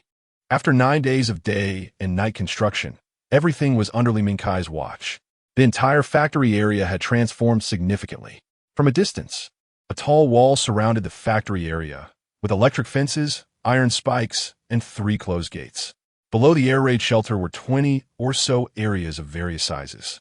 Although the entrances were somewhat old and there was a lot of debris piled up inside, Jiang Shui had hired many workers, and they had cleaned it up thoroughly in half a day. Many special areas inside needed to be tiled, and some places even had extra holes dug. The air raid shelter stored a large amount of food supplies, and air conditioning fans were installed, with a generator provided for every section. Simple bulbs and household appliances were also installed. In each area of the air raid shelter, a new entrance was set up at intervals, strictly locking off each section. At the center, there was the largest and widest area of the air raid shelter, which Jiang Shui specifically separated for his master bedroom. Next to it was the main office area, both secured with thick steel doors, making it very safe. The major rooms were equipped with computers, televisions, mobile phones, generators, and even refrigerators, washing machines, and large beds. A small kitchen and bathroom were also specially created. The interior was about 2 meters high and covered an area of 200 square meters, definitely qualifying as a luxury house in the air raid shelter. Each room had its own entrance, carefully guarded. This was indeed his initial stronghold. Compared to the chaos outside, this was a true safe fortress base. Jiang Shui took fresh food out of the mustard seed bracelet and brought it to the 2. I'm a bit hungry, was just thinking about how to cook. Ling Baihua was very happy to see this, taking the chicken leg Jiang Shui handed over and enjoying it heartily. Li Mingkai, chewing on a chicken steak, looked puzzled. After all, he was responsible for the construction of the air raid shelter and hadn't stocked up on KFC. Jiang, where did you conjure up this fried chicken?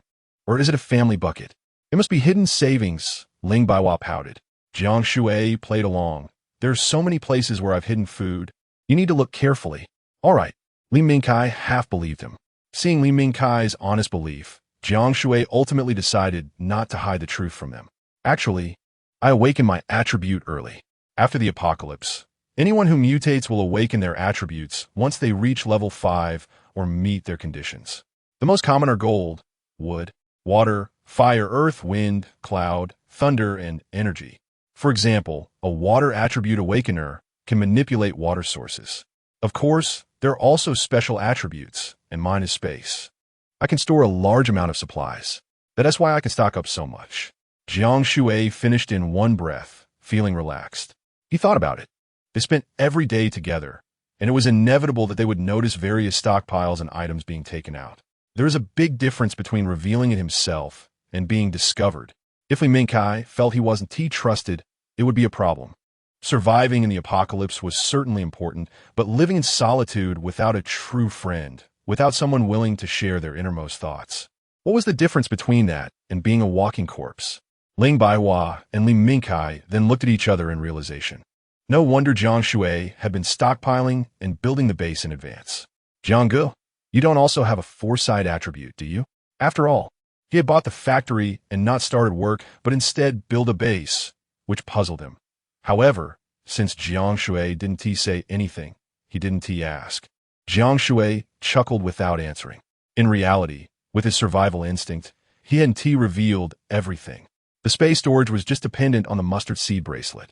He hadn't reached level 5 and hadn't awakened any attributes. What he said about his attributes was true and conveniently served to mislead anyone who might learn about his space attribute secret from Li Mingkai and Ling Baihua, especially without knowing about the bracelet.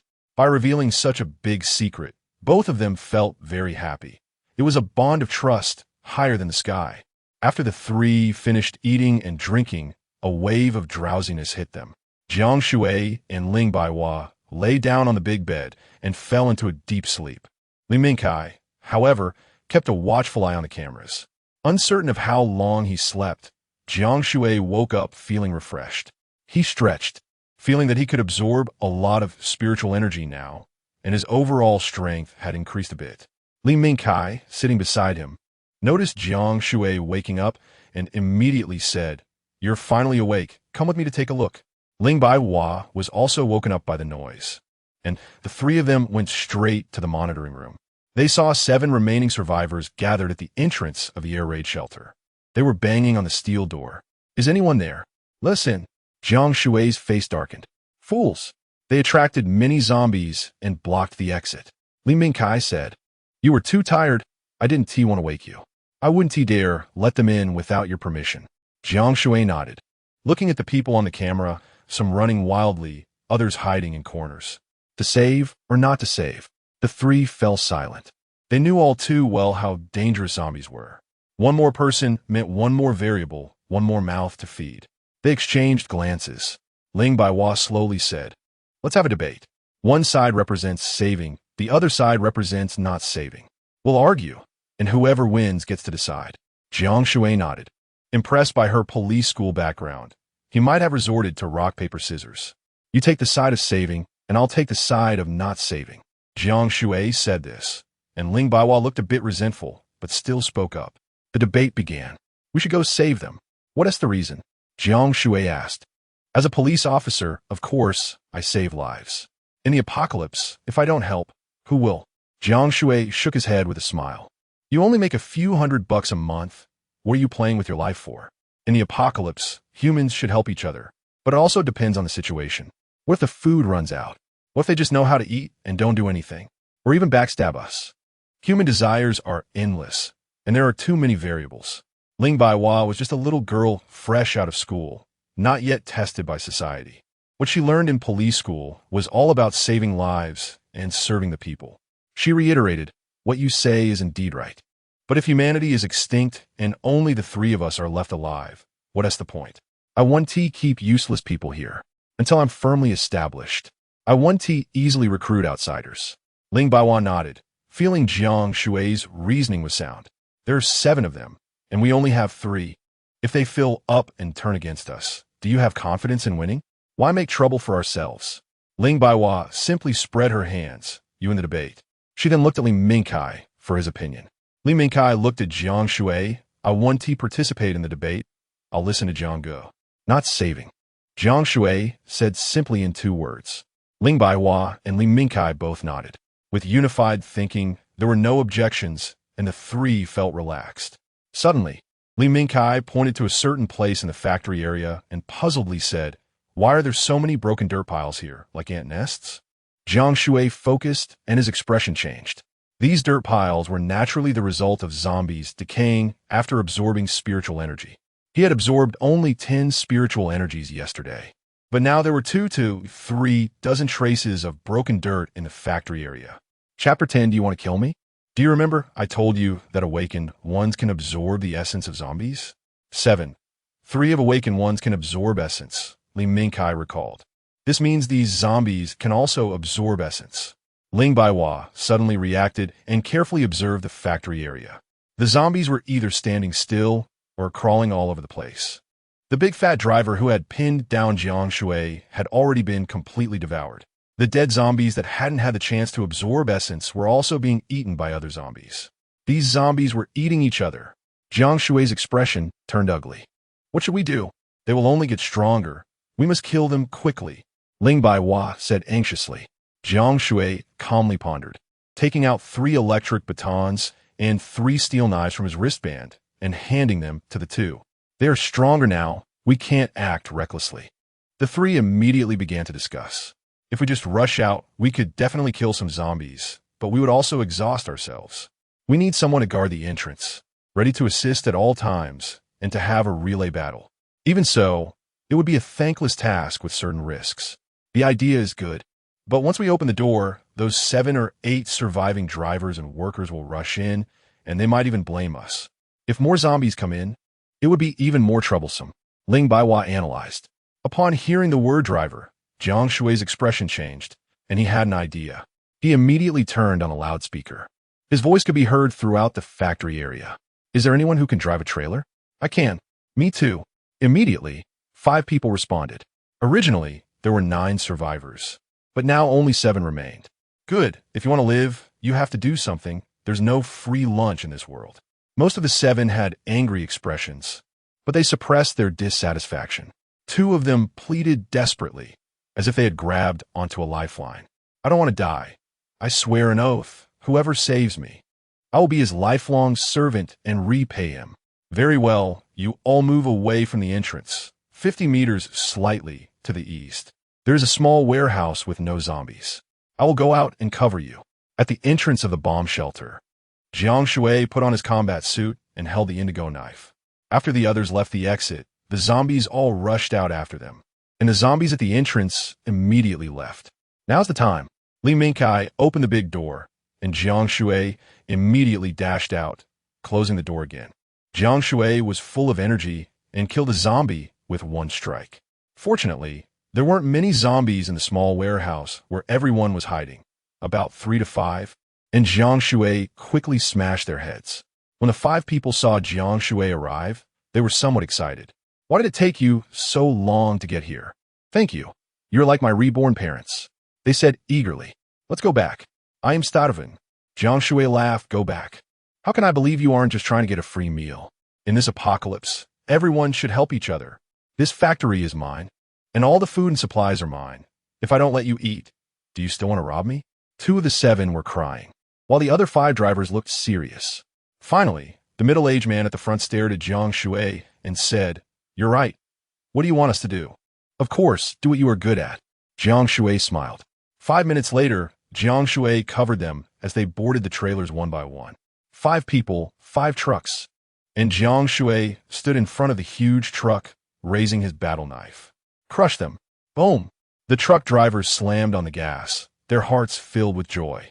They had thought about getting in the truck before, but with zombies surrounding the vehicles, they couldn't get within 10 meters of the trailer without Jiang Shui's cover. Running the checkpoint and running red lights are nothing compared to this. Crush them. Under Jiang Shui's roar, everyone went wild, crashing into the zombies like they were on adrenaline. Soon, large groups of zombies were knocked to the ground, and the massive wheels rolled over them. Like watermelons, the zombies' heads were smashed open one by one. A total of more than a dozen zombies managed to snatch a bit of foul air from other zombies. Their movements became noticeably quicker, and their limbs no longer felt as stiff. One zombie that had eaten another even gained a bit of instinct, dodging the trailer and charging straight at Jiang Shui. It's just the right time to test my strength now. Jiang Shui expressionlessly slashed at the zombie.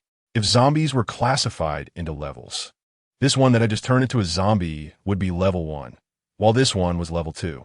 Its flesh could actually block Jiang Shui's battle knife, and it instinctively protected its head. This surprised Jiang Shui a bit. After all, it was still a brainless creature.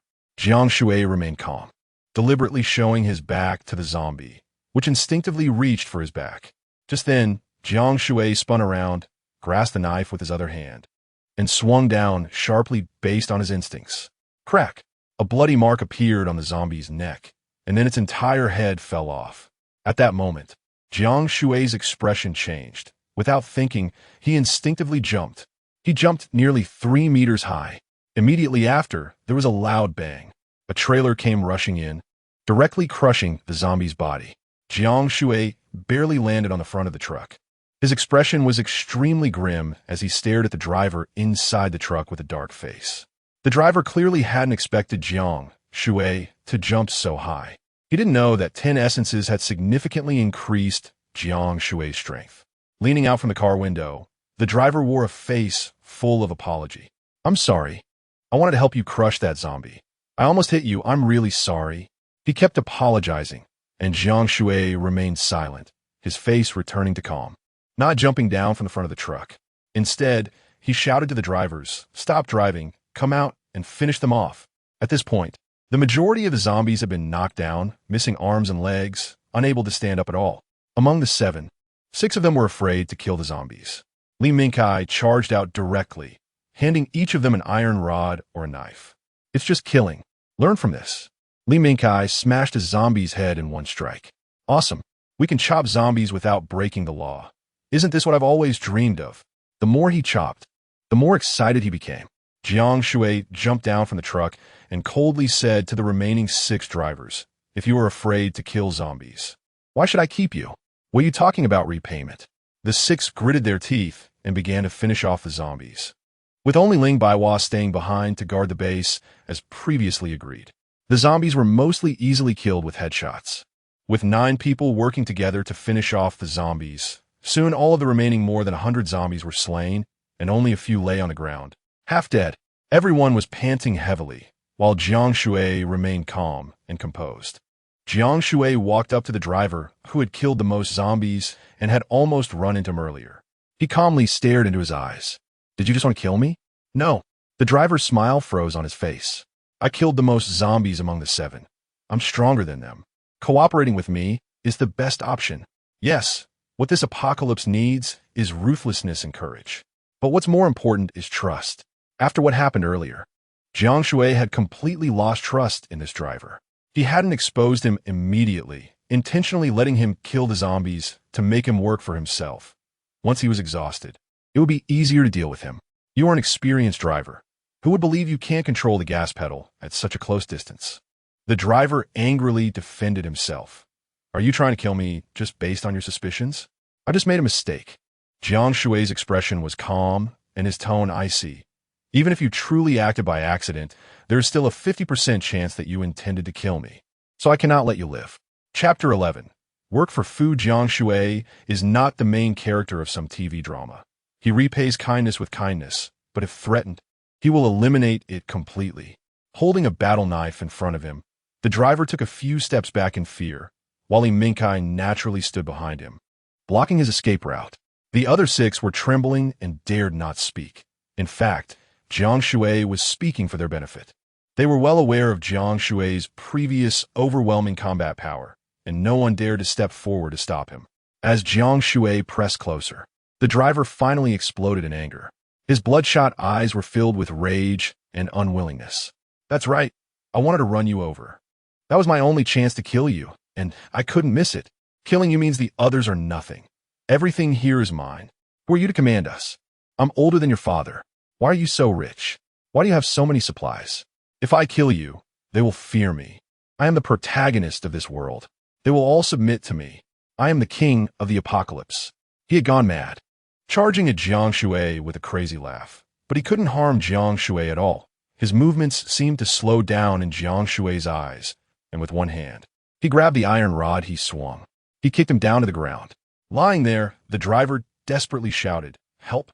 Someone's trying to kill me. Are you just going to watch me die?" The others clearly recognized him. "You say you help us, but you actually steal our fuel. We always treat you to meals, and you never contribute a dime while bullying us. I still remember the slaps you gave me." The driver was somewhat desperate, kneeling in front of Jiang Shui. "Don't kill me. I'll work like a dog for you. I'll do whatever you say. You're not worth my death."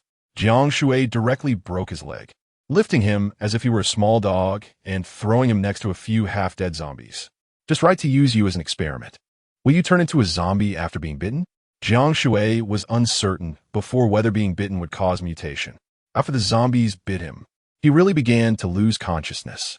In just 10 minutes, the driver completely turned into a zombie. Jiang Shui struck down with his knife, smashing the driver's head. The survivors fell silent. At that moment, their desire for revenge against Jiang Shui vanished. This young man, though not old, was meticulous in his actions and ruthless. He killed without hesitation. The driver's death was clearly a warning. The following tasks were simple. Jiang Shui instructed the survivors to move supplies from the trailer. These supplies included rice, flour, oil, and some meat. There were also pots, pans, gas tanks, and other daily necessities, all very complete. With so many supplies, he might be the only one in the country with them. The food in the warehouses must have been damaged or surrounded by large numbers of zombies. He probably was the only one in the country with a bomb shelter and such a large stock of goods. As the survivors worked, they couldn't help but marvel. A few, starving, wanted to sneak a bite of raw meat, but the earlier scene was fresh in their minds. No one dared to touch the supplies without Jiang Shui's permission. If they knew that Jiang Shui had 10 times more supplies than the warehouse in his mustard ring, they would probably be too shocked to speak. This secret about the mustard ring could not be revealed to them. An innocent man suffers from having treasures. It's not the fear of thieves stealing, but the fear of thieves coveting. Especially in the apocalypse, who cares about morality? Jiang Shui began to absorb spiritual energy, and before long, he had absorbed 11. In the end, he pushed himself to absorb 15 before stopping. That was his limit. These freshly turned zombies were at level 1, while Jiang Shui had reached level 2. Seeing a large number of zombie corpses, Jiang Shui simply took a large barrel and began to collect the murky energy into it. Fortunately, the murky energy took up very little space, even smaller than air, and he filled dozens of them without any signs of being full. After secretly collecting the murky energy into the mustard ring and finding no adverse effects, he felt more at ease. By the time he had finished absorbing all the spiritual energy, the survivors were still busy moving goods. The trailers were filled with so many supplies that it would take more than a few hours to finish. They were sweating and panting, even squatting on the ground, unable to stand up. Jiang Shui then called out, "You can live at the gate position. Everything you need for eating, drinking, and sleeping is there. Once you've moved all the supplies, you'll have earned your keep and can eat from the supplies. Thank you." The 6 were overjoyed and followed Jiang Shui into the bomb shelter. The shelter naturally had a security room responsible for guarding the entrance, which was more than enough for the 6 of them. Ling Baihua kindly brought over steamed buns, rice, and some lightly stir-fried vegetables. The 6 devoured their food. Li Mingkai brought them blankets. The security room had a stove for cooking. As for supplies, they had brought over quite a bit from the trailers, so they didn't have to worry about food and drink. Once everything was arranged, the 6 fell into a deep sleep. After a day filled with fear, they finally had a good night's rest. Jiang Shui and the others enjoyed fried chicken and beer, occasionally spinning a few small crayfish. "Should we invite them to eat too?" Ling Baihua asked somewhat shyly. Compared to those outside who were starving, dying of thirst, or being bitten to death, it was already great that they could keep them alive. The landlord also had no surplus grain. Li Mingkai also expressed, "A little kindness can lead to a lot of resentment. If we keep giving them good food, one day when we suddenly stop, they will blame you for withholding their share. Yes, we don't owe them anything. If we feed them buns every day and occasionally treat them to something good, they will still be grateful. That's human nature." After finishing their meal, Jiang Shui wiped his hands and took out the large barrel, opening a small gap. A wave of murky energy emerged. "You all saw that I can absorb this murky energy. Why don't you try it too?" Ling Baihua and Li Mingkai immediately reached out to touch the spiritual source. First, Li Mingkai felt the murky energy merge into his body, causing him to tremble all over. "I feel my physical strength and speed increasing," he exclaimed excitedly. Jiang Shui smiled and took out another one, but Li Mingkai could no longer absorb it. Seeing this, Ling Baihua pushed Li Mingkai aside. "Let me show you." She reached out to the spiritual source. However, the energy did not merge into her body, and she stubbornly tried several times without success. It seemed that ordinary people could not absorb spiritual energy. Ling Baihua felt very disappointed. Jiang Shui sighed and comforted her. "It's all about fate or physical condition. You don't need to be discouraged. Perhaps in the future, I will find a way for you to absorb it." Jiang Shui's comfort was particularly effective in her despair, and Ling Baihua's voice trembled with gratitude. She couldn't even say thank you. At the scene, Aside from Jiang Shui, only Li Mingkai could absorb spiritual energy, but very slowly. He could barely absorb one a day. Jiang Shui could already absorb 15.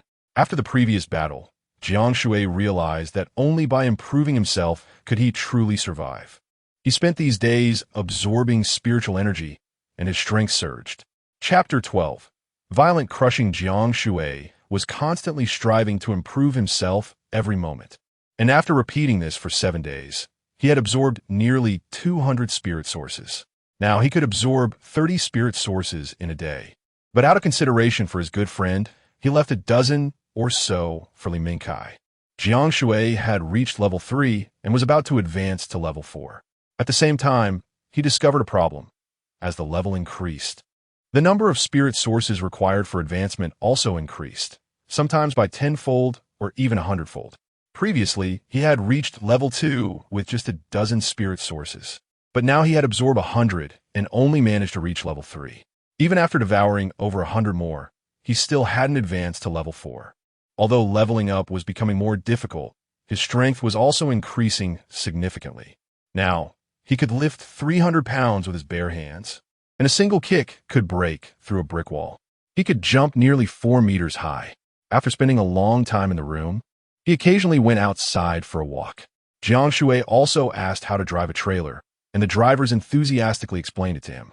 He personally took the wheel and drove around the factory area, quickly learning how to do it. They were all experienced drivers, capable of operating excavators, loaders, and cranes. And to leave a good impression on Jiang Shui, they explained everything to him over and over again. Not to mention, Jiang Shui had a strong memory. He had loved watching excavators since he was a child and had remembered everything. The survivors feared Jiang Shui, but also sought stability. The 3 of them were not the type to bully others, so the 9 of them got along relatively well. After eating, Jiang Shui leisurely leaned back in a sofa chair. At this moment, Ling Baihua, dressed in a police uniform, sat beside him, looking quite unhappy. "What's wrong? Are you still upset about not being able to absorb spirit sources?" Jiang Shui asked. Ling Baihua rested her chin on one hand, gazing outside the surrounding walls. "After so many days, I wonder what it's like out there. I called home, but no one answered. I don't know how they are." Ling Baihua missed home. She wanted to go back and take a look, but she knew the dangers outside. It was at least over 100 kilometers away from here, and she couldn't make it by herself. However, she didn't want to ask Jiang Shui for help. She felt she owed him too much and didn't want to owe him any more favors. After spending some time together, Jiang Shui had a rough understanding of Ling Baihua's personality and could guess her thoughts with just a glance. Jiang Shui shrugged and casually said, "Well, I'll accompany you for a walk. 7 days have passed. It's time to see what the world has become." Hearing Jiang Shui agree to go out, Ling Baihua happily stood up and hugged him tightly. "Thank you." In the largest and most luxurious suite of the air raid shelter, Jiang Shui, Li Mingkai, and Ling Baihua were discussing something. Li Mingkai stood up, feeling indignant. "What? Brother Jiang, I want to go with you. I can protect you." Li Mingkai had barely reached level 2 now, his fists clenched, muscles bulging. Jiang Shui stood up to calm him down and told him to sit. "This is our base. I don't trust this group of survivors. You need to guard the base. That's the most important thing." In fact, Jiang Shui had another thought that he didn't voice. How romantic would it be for me and Ling Baihua to go on an adventure together? Do you really want to be a third wheel? We could develop our feelings if it's just the 2 of us. I'm contributing to the survival of humanity here. Upon hearing this, Li Mingkai felt that Jiang Shui was being thoughtful. He patted his chest and nodded seriously. "Don't worry, this group of people combined is no match for me. Besides, with so much food stored here, they one team need to turn against us, right? People's hearts are unpredictable, especially in the apocalypse," Ling Baihua said seriously. "Don't worry, this is our home. I will protect it with my life. You 2 come back as soon as possible. I'll be waiting for you." Jiang Shui left plenty of equipment and food for Li Mingkai, taking little with him since with a mustard seed bracelet, he could carry anything he needed. Jiang Shui already had a driver's license, and these days, he had become quite skilled at driving the trailer under the guidance of the 4 seasoned drivers. He left the factory area with Ling Baihua. The 3 large gates were closed under Li Mingkai's control. He didn't dare linger and quickly returned to the air raid shelter. The massive sound of the trailer soon attracted a horde of zombies. They ran towards him without any awareness of pain, only to be crushed directly by Jiang Shui. Some zombies that weren't killed were still knocked apart, with a few occasionally clawing at the factory doors. However, the 3 high-security factory gates, along with the reinforced high walls, were far beyond what these zombies could breach. Awesome! Jiang Shui exclaimed, joyfully speeding down the road. He didn't bother to collect the spirit sources from the dead zombies, fearing that too much noise would attract a zombie siege. It was absolutely crucial not to lose more than what was gained in the vicinity of the factory. While the trailer wasn't as nimble as smaller vehicles, it made up for it with sheer power. It was big and sturdy. With that speed and impact, plus its hard shell, those zombies were like live targets. One after another, meeting their end. Ling Baihua was so scared that she didn't dare make a sound. She quietly fastened her seatbelt, listening to the crunching sounds of the tires rolling over the zombies, feeling the impact. In the past, Jiang Shui's driving would have definitely been considered reckless. Not to mention running red lights. He had probably smashed through several already. One by one, zombies were sent flying, some soaring 3 meters high. Jiang Shui shouted excitedly, "Wow. Violence is exhilarating." After more than half an hour, Jiang Shui suddenly slammed on the brakes, not because he wanted to stop, but because the road ahead was blocked. Dozens of trucks were crammed together at the intersection, surrounded by wandering zombies dressed in matching work uniforms, with various supplies scattered on the ground. "This is a warehouse," Jiang Shui exclaimed with joy upon seeing the sign. "Isn't this the largest warehouse in the city? My main purpose for coming out was to stock up. There must still be supplies out there, and I can't miss them with my mustard seed bracelet not yet full." The largest warehouse in the city must have accumulated all sorts of supplies. Seeing that the area was surrounded by zombies, it was clear that no one had entered, although he was unsure of what supplies were available. Adhering to the principle of a thief never leaves empty-handed, Jiang Shui immediately decided to loot. While others might carry supplies one by one, Jiang Shui had the mustard seed bracelet, which to Ling Baihua was like having a space attribute. So wouldn't he waste much time? Jiang Shui handed Ling Baihua 2 electric batons, a dagger, and a large machete. "The battery is enough for you to take down a dozen zombies, but prioritize your safety. I'll get out of the car and clear the way. You follow closely behind me." Ling Baihua was a very strong-willed girl. Otherwise, she would have actively joined the criminal investigation team. She instinctively wanted to refuse, but upon seeing Jiang Shui's sideways glance, the overwhelming sense of security made her blush. She obediently nodded, her heart racing. As soon as Jiang Shui got out of the car, he immediately attracted a large number of zombies' attention.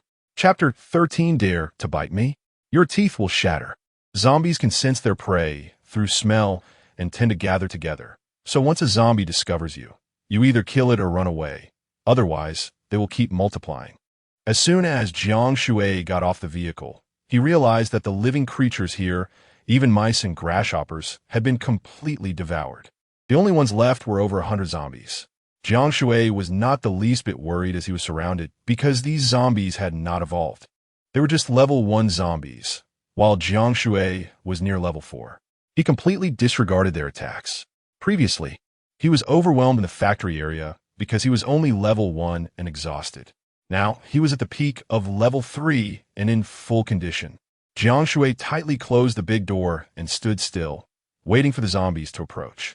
When they got close, Jiang Shui gathered his strength and swung his knife. Crack, crack, crack.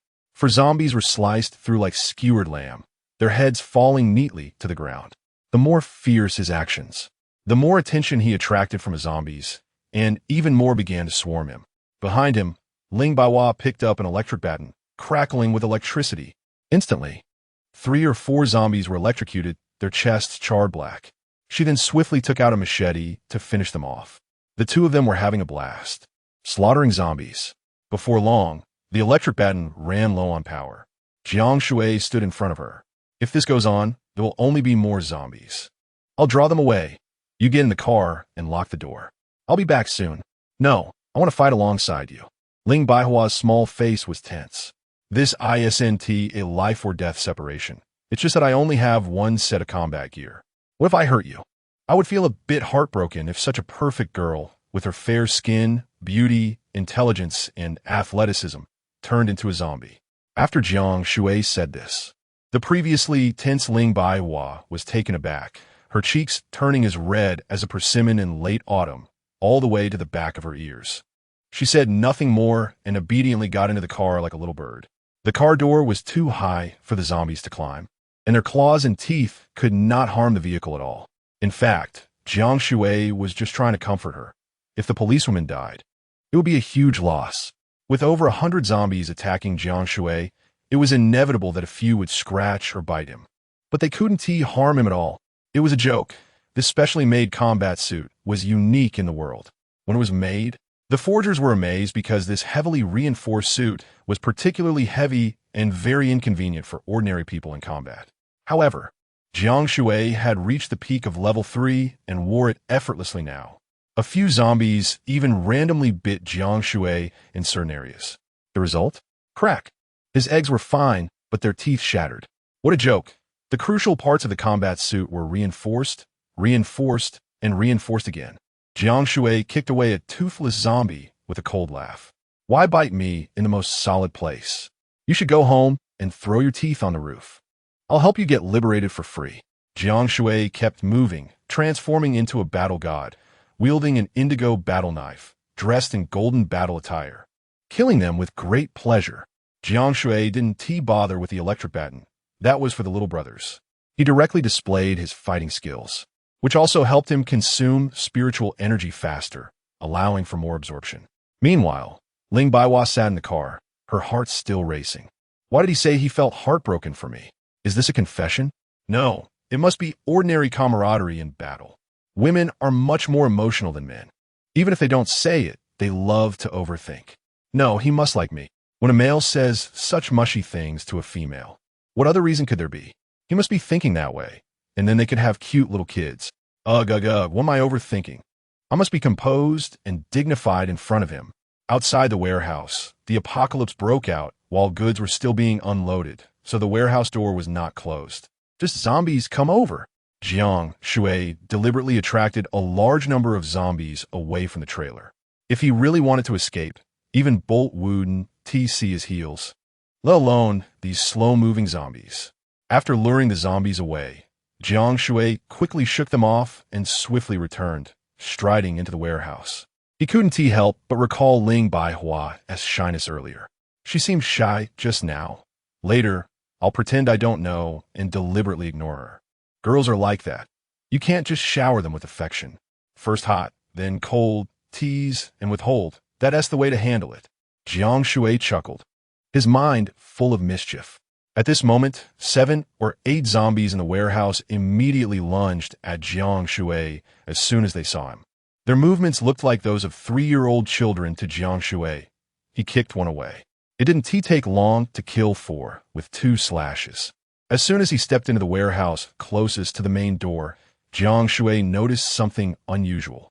There were scattered steam buns on the floor, many of which were moldy, with a few showing obvious bite marks. Someone has eaten this food? It seems quite a bit of effort was made to avoid so many zombies to get a little food. Jiang Shui scanned around but did not find any survivors. They must have taken the food and run away or been eaten. If those survivors were still alive, Jiang Shui would consider taking them as subordinates. He could call upon 1,000 little brothers to help him fight zombies, build a city-state, and accumulate supplies without having to lift a finger, which would be quite comfortable. However, Jiang Shui was still not satisfied with his killing spree, and his strength was still lacking. Of course, recruiting subordinates would depend on their character, his feelings, and fate. Everything would be fine if it went smoothly, but if it didn't, he would just want to eat them and use his little brothers. It wouldn't matter if he killed them. It's not that he was ruthless. In this world, if you don't save him, you become his enemy. With even a slight chance of becoming an enemy, you can't let them go. Jiang Shui had watched too many Western dramas where the bad guys talk too much and the protagonists don't finish off their enemies. Jiang Shui's principle was, I don't hold grudges overnight. Any grudge I have, I'll settle on the spot. After circling the moldy steam buns, he found himself in an enormous warehouse, almost filled to the brim with piled up wheat. The wheat had not yet been ground into flour. Jiang Shui then went to the warehouse just a wall away. It turned out to be sorghum. As the largest storage center in the city, it certainly couldn't just have these items. This was a very large factory area, with at least a dozen large warehouses. The grain storage was just one of them. Jiang Shui smiled broadly and headed straight for the next grain storage. As soon as he entered the grain storage, he heard faint cries for help. "Save me. Water. I want to drink water." Following the voice, he saw a man lying on the ground, his body completely blackened. Half of him rotten, while the other half still resembled a human. Jiang Shui understood that this person was an awakener. He just had bad luck or a poor mindset and didn't dare to resist, ending up bitten by a zombie. An ordinary person would mutate within 10 minutes of being bitten, while an awakener could last at least 3 days. 3 days without water. As an awakener, that was quite impressive. Jiang Shui took a glance and roughly guessed what happened. This guy must have come to the warehouse looking for supplies, but was bitten by a zombie. Even though he escaped, he still fell ill. You've already been infected. You'll soon turn into a zombie, and there is currently no way to save you. Upon hearing Jiang Shui say this, the man finally despaired, his last glimmer of hope extinguished. Even if he could be saved, Jiang Shui wouldn't bother putting in the effort. This person had nothing to do with him. He was already useless. In this apocalypse, would he really want to carry a dead weight every day? The man coughed violently, spitting out a few mouthfuls of green blood, and finally made up his mind. Looking seriously at Jiang Shui, "Please kill me." "All right." Jiang Shui nodded indifferently. Chapter 14. Run them over. I am in so much pain. I don't know how much longer I will be tortured. I can't even bring myself to commit suicide. I don't want to become a zombie. I don't want to harm others even in death. Please just kill me. Safe travels. Jiang Shui sighed and cleanly beheaded him with one swift strike. The man's eyes held a look of gratitude. This was a form of liberation for him. This was also the first human Jiang Shui had killed in the true sense. Jiang Shui left the base with another purpose, which was to recruit survivors. It is worth mentioning that Jiang Shui deliberately did not leave as soon as the apocalypse broke out, because only after they have experienced despair and suffered can they understand what it means to provide timely assistance rather than just adding embellishments. Survivors would cherish their hard-won lives more and be more loyal to themselves and their team. 7 days had passed since the end of the world, and the unlucky ones had all died. The remaining ones were either capable or lucky, just as Jiang Shui had said. He would establish his own power, but he would not recruit just anyone. This man had perseverance and could be considered a good person, worth recruiting. Unfortunately, his luck was too poor. Luck can also be considered skill. Jiang Shui continued to explore other warehouses and did not find any more survivors. He casually dealt with more than 10 zombies blocking his way and opened no less than 16 warehouses one after another. Some were empty, while others were piled high with corn, wheat, peanuts, and sorghum, among other things. Good. These are just right to be used as seeds or to make snacks. With a single touch, all this food went into his waist pouch. If the dog that licked the face of the rice-eating chicken from the journey to the west saw this, it would be green with envy. Jiang Shui couldn't calculate the exact weight, but once he collected it into the mustard seed ring, he knew. The wheat weighed at least 100,000 gene, and the corn was around 120,000 gene. Adding in the soybeans, sorghum, and peanuts, it totaled over 200,000 gene. This time, Jiang Shui had made a substantial profit. In addition to stockpiling supplies, spiritual essence also became his primary goal for hoarding this time. There was no way to avoid the zombies in the factory area. He couldn't compete with his brothers for spiritual essence. If he wanted to improve quickly, the thousands of billions of spiritual essence outside were waiting for him. Jiang Shui quickly approached the zombies he had killed and collected all the spiritual essence into the mustard seed ring. He had already gotten used to it and didn't feel disgusted. He even took out a bottle of ice-cold cola from the ring. Gulp, gulp. He drank while collecting. While Jiang Shui was leisurely enjoying himself, Ling Baihua was anxiously fidgeting in the car. Her eyes had not left the warehouse exit, fearing that something might happen to Jiang Shui. Surrounded by zombies, the only man went to the warehouse to search for supplies, and she could only hide and wait nervously. Ling Baihua didn't dare make a sound, afraid of attracting the zombies. If that happened, not only would she be in trouble, but Jiang Shui would be too. In this atmosphere, Ling Baihua felt that time was dragging on endlessly, wishing Jiang Shui would hurry back. Suddenly, Ling Baihua's face lit up with joy. She was so happy she wanted to shout, but quickly covered her mouth, fearing it would attract zombies. Jiang Shui had come out of the warehouse. He skillfully avoided the horde of zombies, and Ling Baihua had already opened the car door for him. As soon as he got in the car, Ling Baihua happily hugged Jiang Shui. "Why did you take so long? I thought something happened to you. If you hadn't come out soon, I would have rushed in regardless." The warmth made Jiang Shui slightly stunned. "Are you hurt? Did you encounter any tough zombies?" Ling Baihua felt his body. "What could happen to me? Even if the zombie king came, he would have to kneel." Jiang Shui shrugged nonchalantly. It was still the early days of the apocalypse. They didn't even know they could absorb spiritual essence to improve. What kind of tough characters could there be? Cut it out. Ling Baihua laughed happily and rolled her eyes at Jiang Shui with some complaints. "Next time, don't take so long. I couldn't reach you. Do you have a walkie-talkie? Or a Bluetooth headset or something?" Once women develop intimacy with men, they can't stop talking. It wasn't until Jiang Shui started driving away that Ling Baihua remembered. "So how was it? Were there any supplies?" "Decent. I'd say it wasn't a wasted trip." Just as they were talking, 3 people stood in the middle of the road. They were all dressed in rags. And upon seeing Jiang Shui, it was as if they had seen a savior. "Finally, someone is here. Big brother, give me a ride. Handsome guy, beautiful lady, please save us. We haven't eaten for several days." The 3 stood in the middle of the road, holding hands to block Jiang Shui, convinced he would stop. Because this wasn't their first time doing this. If Jiang Shui took them along, they would definitely feast on the supplies first and then look for their next target. If the other side refused, they would ambush and kill, whatever it took to get the supplies. They had survived the last 7 days by doing just that. From a distance, Jiang Shui didn't slow down at all and smiled at Ling Baihua. "So what do you think? Should we save them or not? Want to discuss it?" "Discuss what?" "Run them over," Ling Baihua said fiercely.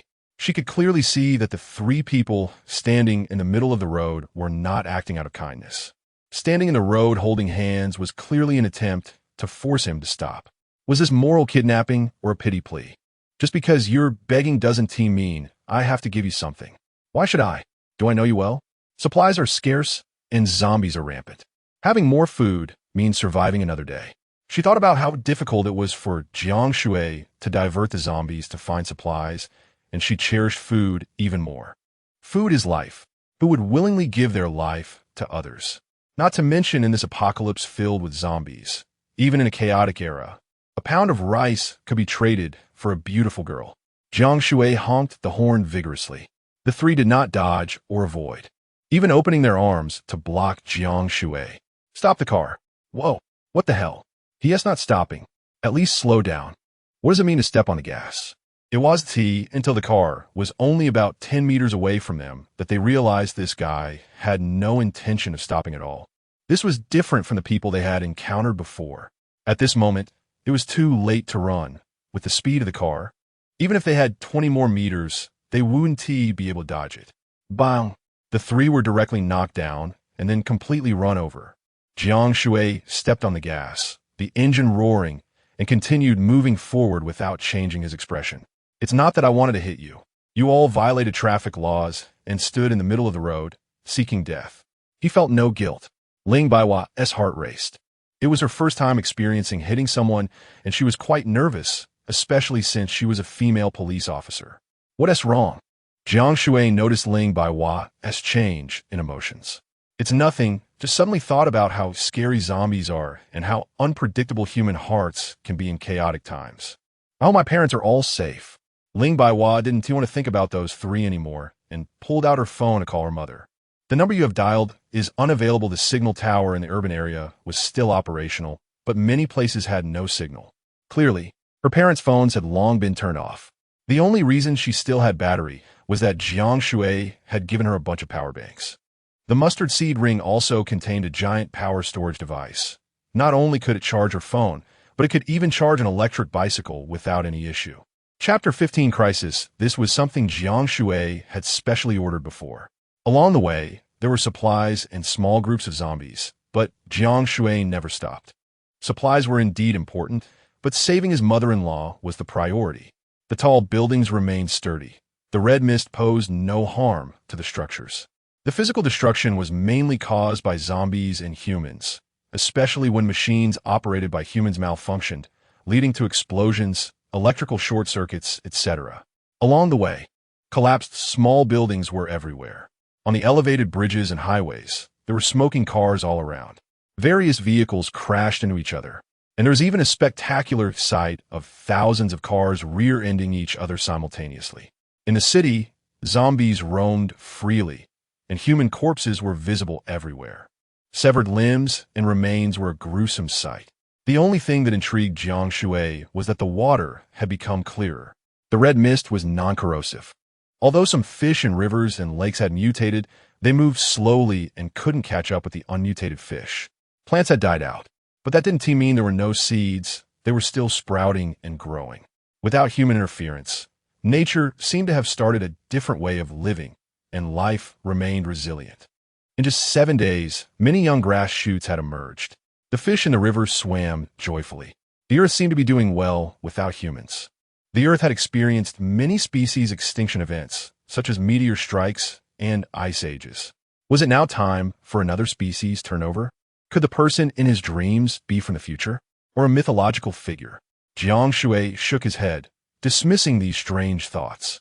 These questions were of no help to his current self. He still needed to focus on the present and work hard to improve his situation. Finally, they arrived at the residential area where Ling Baiwa lived. It was a mess and had long fallen. A large number of zombies roamed around, and to avoid alarming them, they parked the car in a spacious area with fewer zombies and entered the community on foot. Ling Baiwa kept talking to Jiang Shui along the way, smiling. But as soon as they arrived at the community, she fell silent. She didn't say a word, leading Jiang Shui around groups of zombies, heading straight for her place. Along the way, all the zombies they encountered were quietly dispatched by Jiang Shui. Finding his mother-in-law was the most important thing. He couldn't attract the zombies' attention. Was that Aunt Wong? Had she turned into a zombie? It seemed she had been bitten and then fled. Even Uncle Lu's dog was left with only a layer of skin. The more Ling Baiwa walked, the more her heart ached. She held back her tears and, under Jiang Shui's escort, finally reached her 16th floor apartment without incident.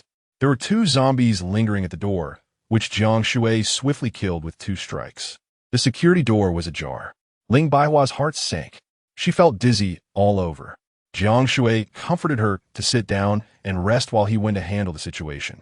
Ling Baiwa came from a privileged family.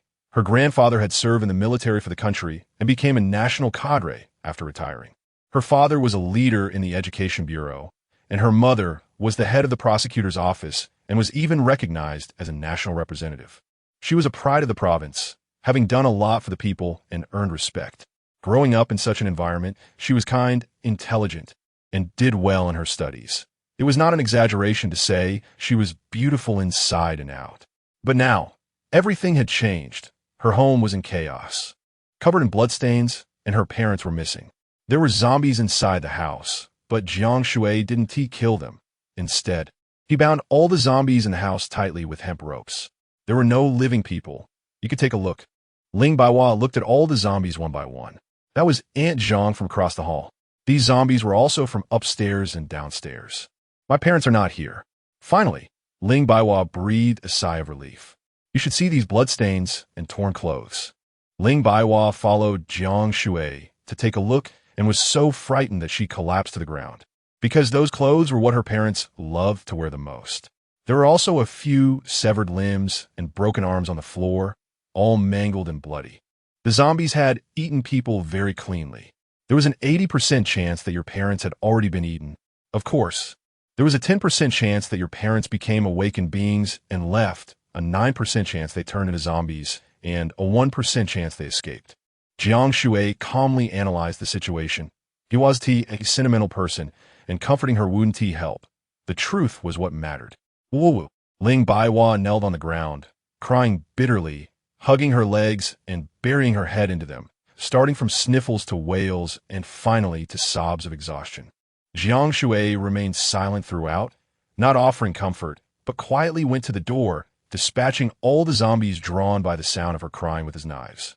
Ling Baihua calmed down later and came to the door.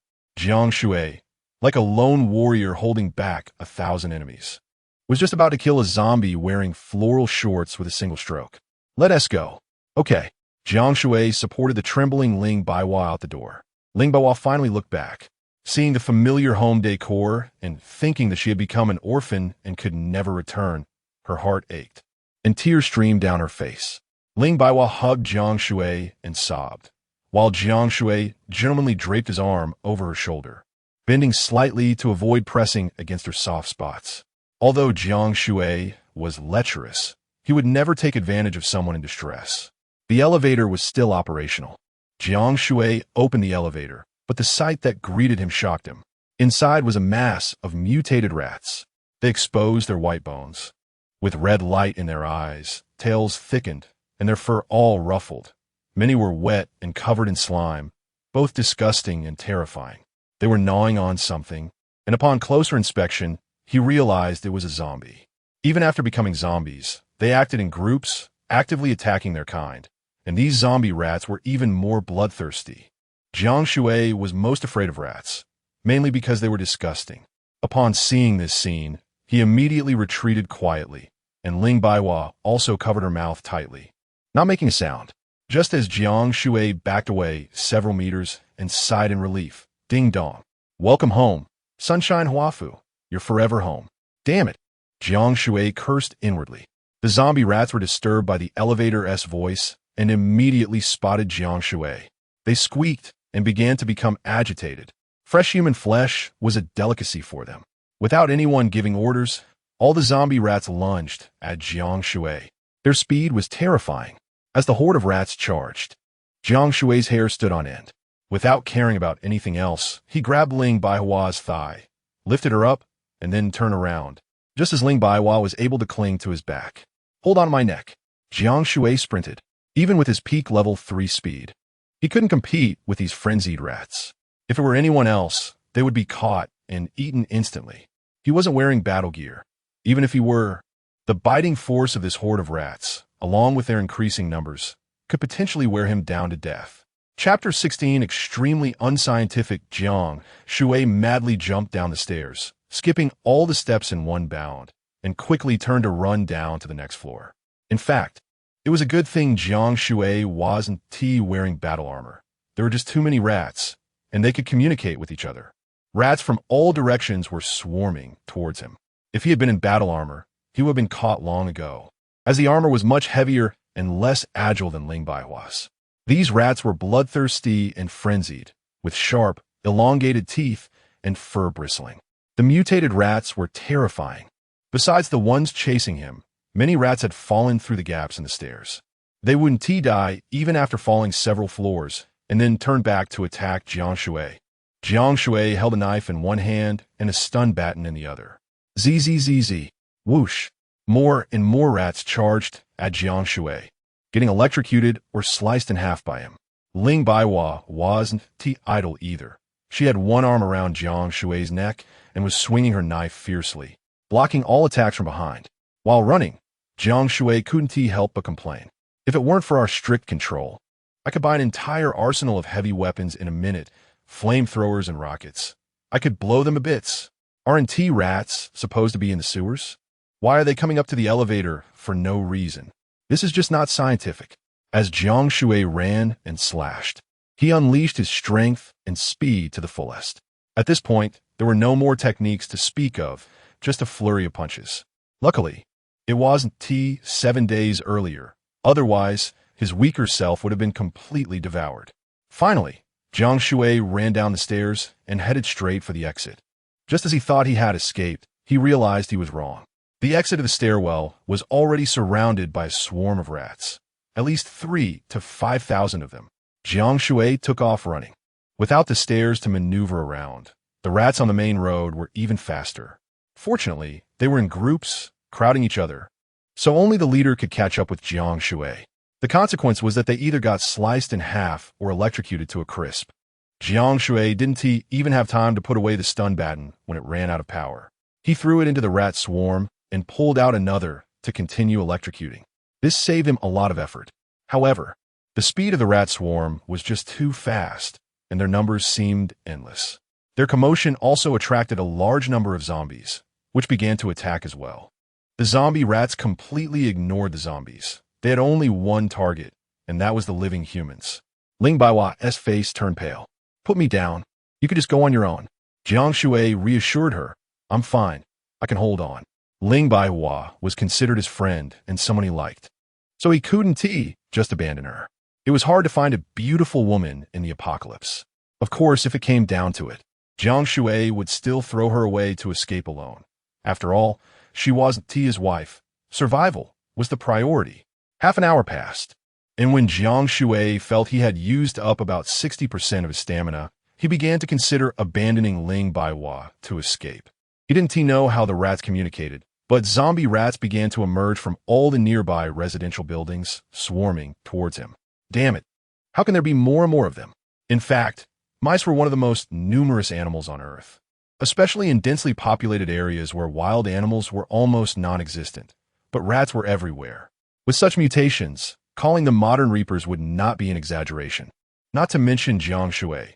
Even if other wild wolves, black panthers, or zombies came, they wouldn't be able to handle the rat swarm.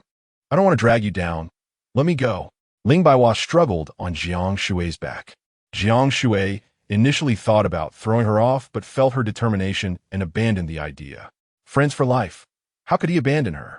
Just as Jiang Shui was thinking about putting on his battle armor and fighting back, a sudden change occurred. All the rats stopped when they reached a certain boundary. They were clearly terrified and dared not advance even an inch. Instead, the zombies continued to rush forward, and Jiang Shui shot them in the head directly. Jiang Shui was confused, and then a terrifying thought made his hair stand on end. These rats were clearly somewhat intelligent. At least they knew fear. And what could make them afraid was definitely not him. He slowly turned around and saw a huge sewer opening ahead. After a tremor on the ground, a zombie, bloodied and mangled, floated out from inside. Yes, it just floated out straight like that, defying the laws of physics. This zombie had black blood and was about 3 meters tall, hovering in the air, looking quite eerie. The rat swarm saw it and immediately turned tail to run, with some even fainting on the spot. Was this the zombie king? How could there be a zombie king so soon? The disturbed zombie king waved its hand, and all the zombies that had foolishly charged in were instantly obliterated. What kind of divine power was this? Exploding bodies from a distance. Here I was, battling it out with a big knife, and you're having a divine showdown? I thought I had a starter pack, but I didn't expect to encounter a cheat. How could I continue playing like this? The zombie king looked at Jiang Shui and Ling Baihua, just as it was about to casually eliminate them. It suddenly trembled upon seeing Ling Baihua. Its eyes showed sadness, kindness, and finally a resolute expression. While Jiang Shui was left in confusion, it floated back into the sewer. Jiang Shui was completely stunned. With the ability to escape, he didn't linger and took off running. He sprinted out of the neighborhood, turned at the street corner, and finally hopped onto a truck. With one push on the gas, he sped 10 miles away, feeling a bit more at ease. He vowed never to come back to this neighborhood again. With a zombie king here, that was no joke. It was probably the first one in the world. According to the person in his dreams, the levels would get higher and higher, but no specifics were mentioned. Even the levels were easy for him to remember, based on the displayed power stages. No wonder those rats had left the sewers to swarm the elevator. Their home had been taken over. Next time, he had to park closer. He needed to quickly improve his strength. As Jiang Shui thought about this, a delicate voice pulled his thoughts back. "You're crushing me." "Huh? What do you mean? Why do you ask?" Ling Baihua sounded a bit aggrieved, and Jiang Shui felt her soft body against his back and finally realized. Ling Baihua was still hanging on his back. He had been worried that Ling Baihua would drag him down and lead to her death, so he had been holding on to her. He completely forgot about it when the zombie king showed up. The truck seat was quite spacious, and with Ling Baihua's petite waist and good figure, it didn't feel crowded at all. Jiang Shui parked the truck. "You can get down now. You're squeezing me too tightly," he said, pretending to be angry. Even her long, smooth, and delicate legs could get numb after being held for too long. Ling Baihua then realized that her legs were still tightly wrapped around Jiang Shui. After all, she could have let go when he got out of the truck. Ling Baihua jumped down shyly and gently kissed Jiang Shui on the cheek. Thank you for not abandoning me, for helping me look for my parents, and for almost getting into trouble. I owe you a lot. I'm yours now. Huh? Is this a confession? Jiang Shui was taken aback and then looked at her watery eyes with a half-smile. Chapter 17, Who Can Stand This Now? What I mean is that I'm your subordinate now. You can ask me to do anything. That's what I meant. Ling Baiwa shyly lowered her head, feeling flustered. But inwardly she thought, it's obvious I have feelings. Can't you see that, straight man?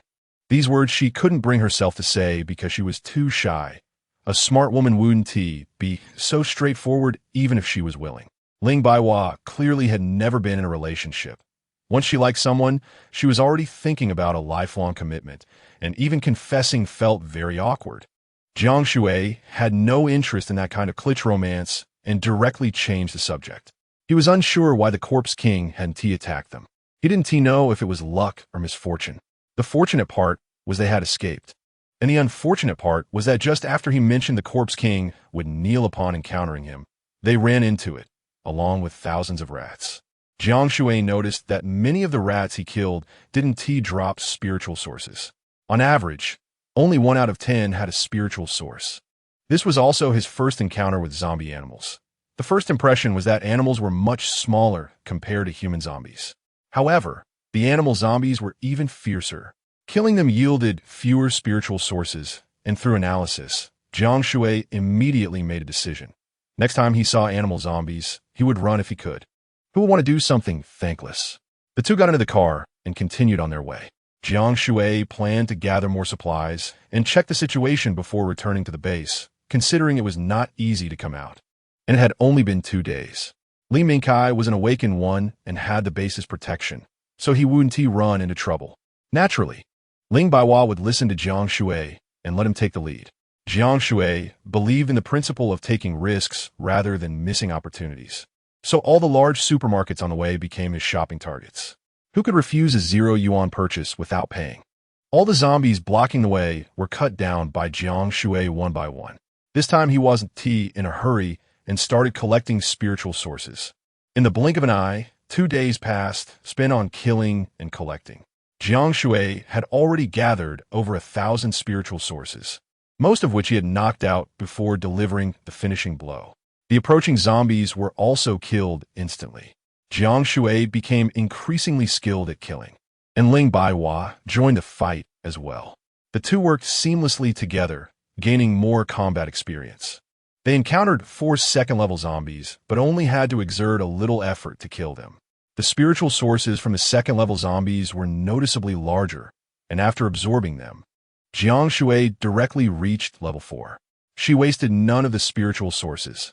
All were collected and given to Jiang Shui at the entrance of Durunfa supermarket. After Jiang Shui finished off the zombies, Ling Baiwa quickly collected the spiritual sources and soon wiped out the surrounding zombies. Only then did they enter the supermarket side by side to shop. Just as they entered the supermarket, 8 people on the rooftop retracted their gazes and began to discuss. These two are ruthless. We've been trapped for so long that we didn't even dare to go down to look for supplies, yet they can still kill zombies. What is that gas coming from the zombie bodies? It seems we need to listen to their explanation. In the past, we relied on numbers to overpower survivors and take their supplies, but now we have to be cautious. He can even drive a car. That vehicle is unstoppable.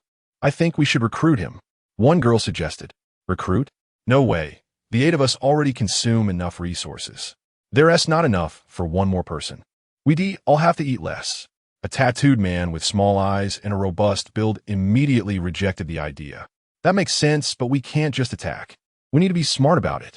While they were discussing, Jiang Shui had killed over 30 zombies in the supermarket before he could shop in peace. Rows of various seasonings, such as 13 spices, monosodium glutamate, and spicy 18 spices, were all collected as he hadn't stocked them before. As soon as he touched the goods, they disappeared on the spot. Ling Baiwa was initially surprised, but soon got used to it.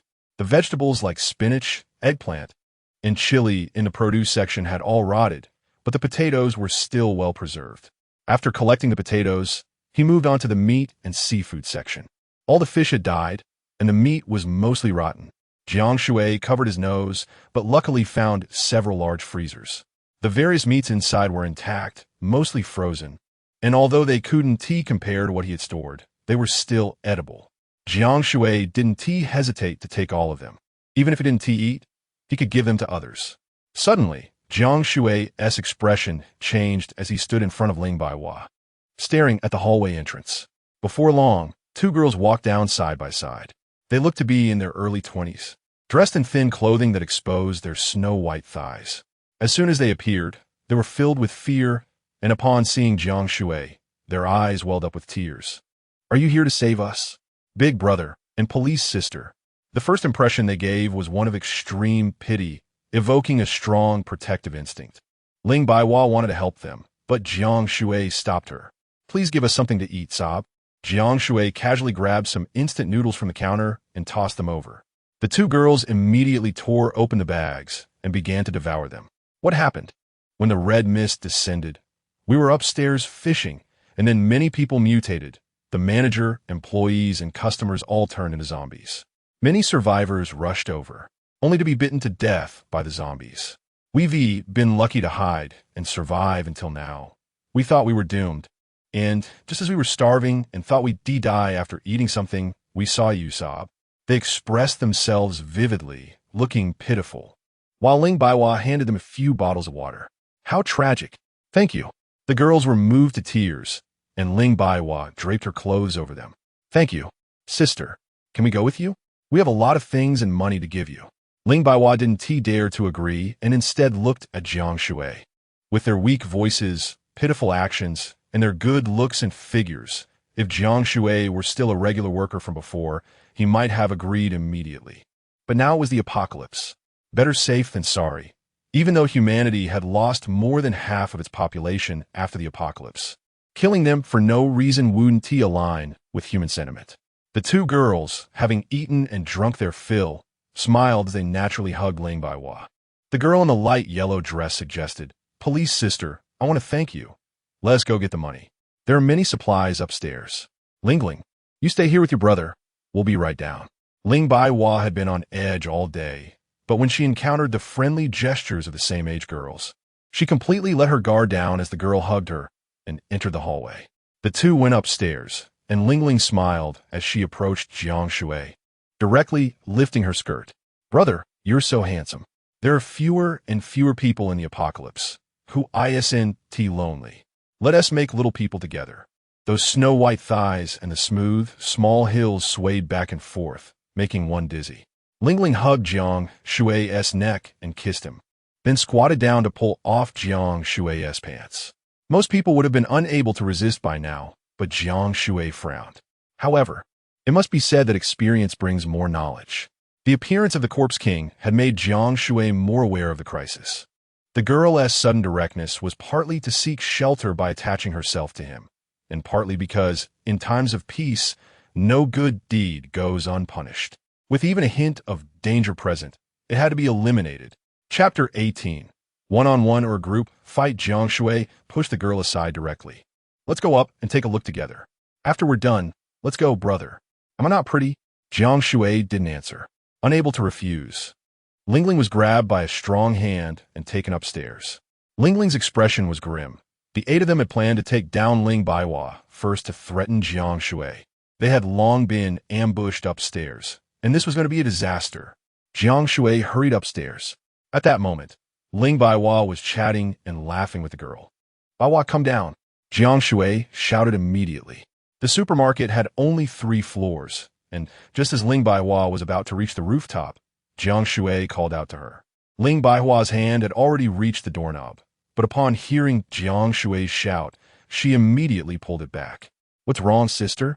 We're almost there. Let's go in first." The girl in the dress held Ling Baihua's arm. Ling Baihua shook off the girl. "I'll listen to him." She turned around and went back downstairs. When she reached Jiang Shui's side, she looked at him in confusion. Jiang Shui didn't explain and directly pushed Ling over. "Since you want to hang out with me, why not pack your things together? You two go up and handle it, and we'll wait down here." Upon hearing this, the 2 girls were stunned. And then Ling spoke up. No, actually there's nothing to prepare." Jiang Shui frowned. his expression cold. I said go now. He drew out the indigo battle knife, startling the girl into a shiver. Although Ling Baiwa was puzzled, she wasn't a naive girl. She understood that Jiang Shui must have his reasons for acting this way.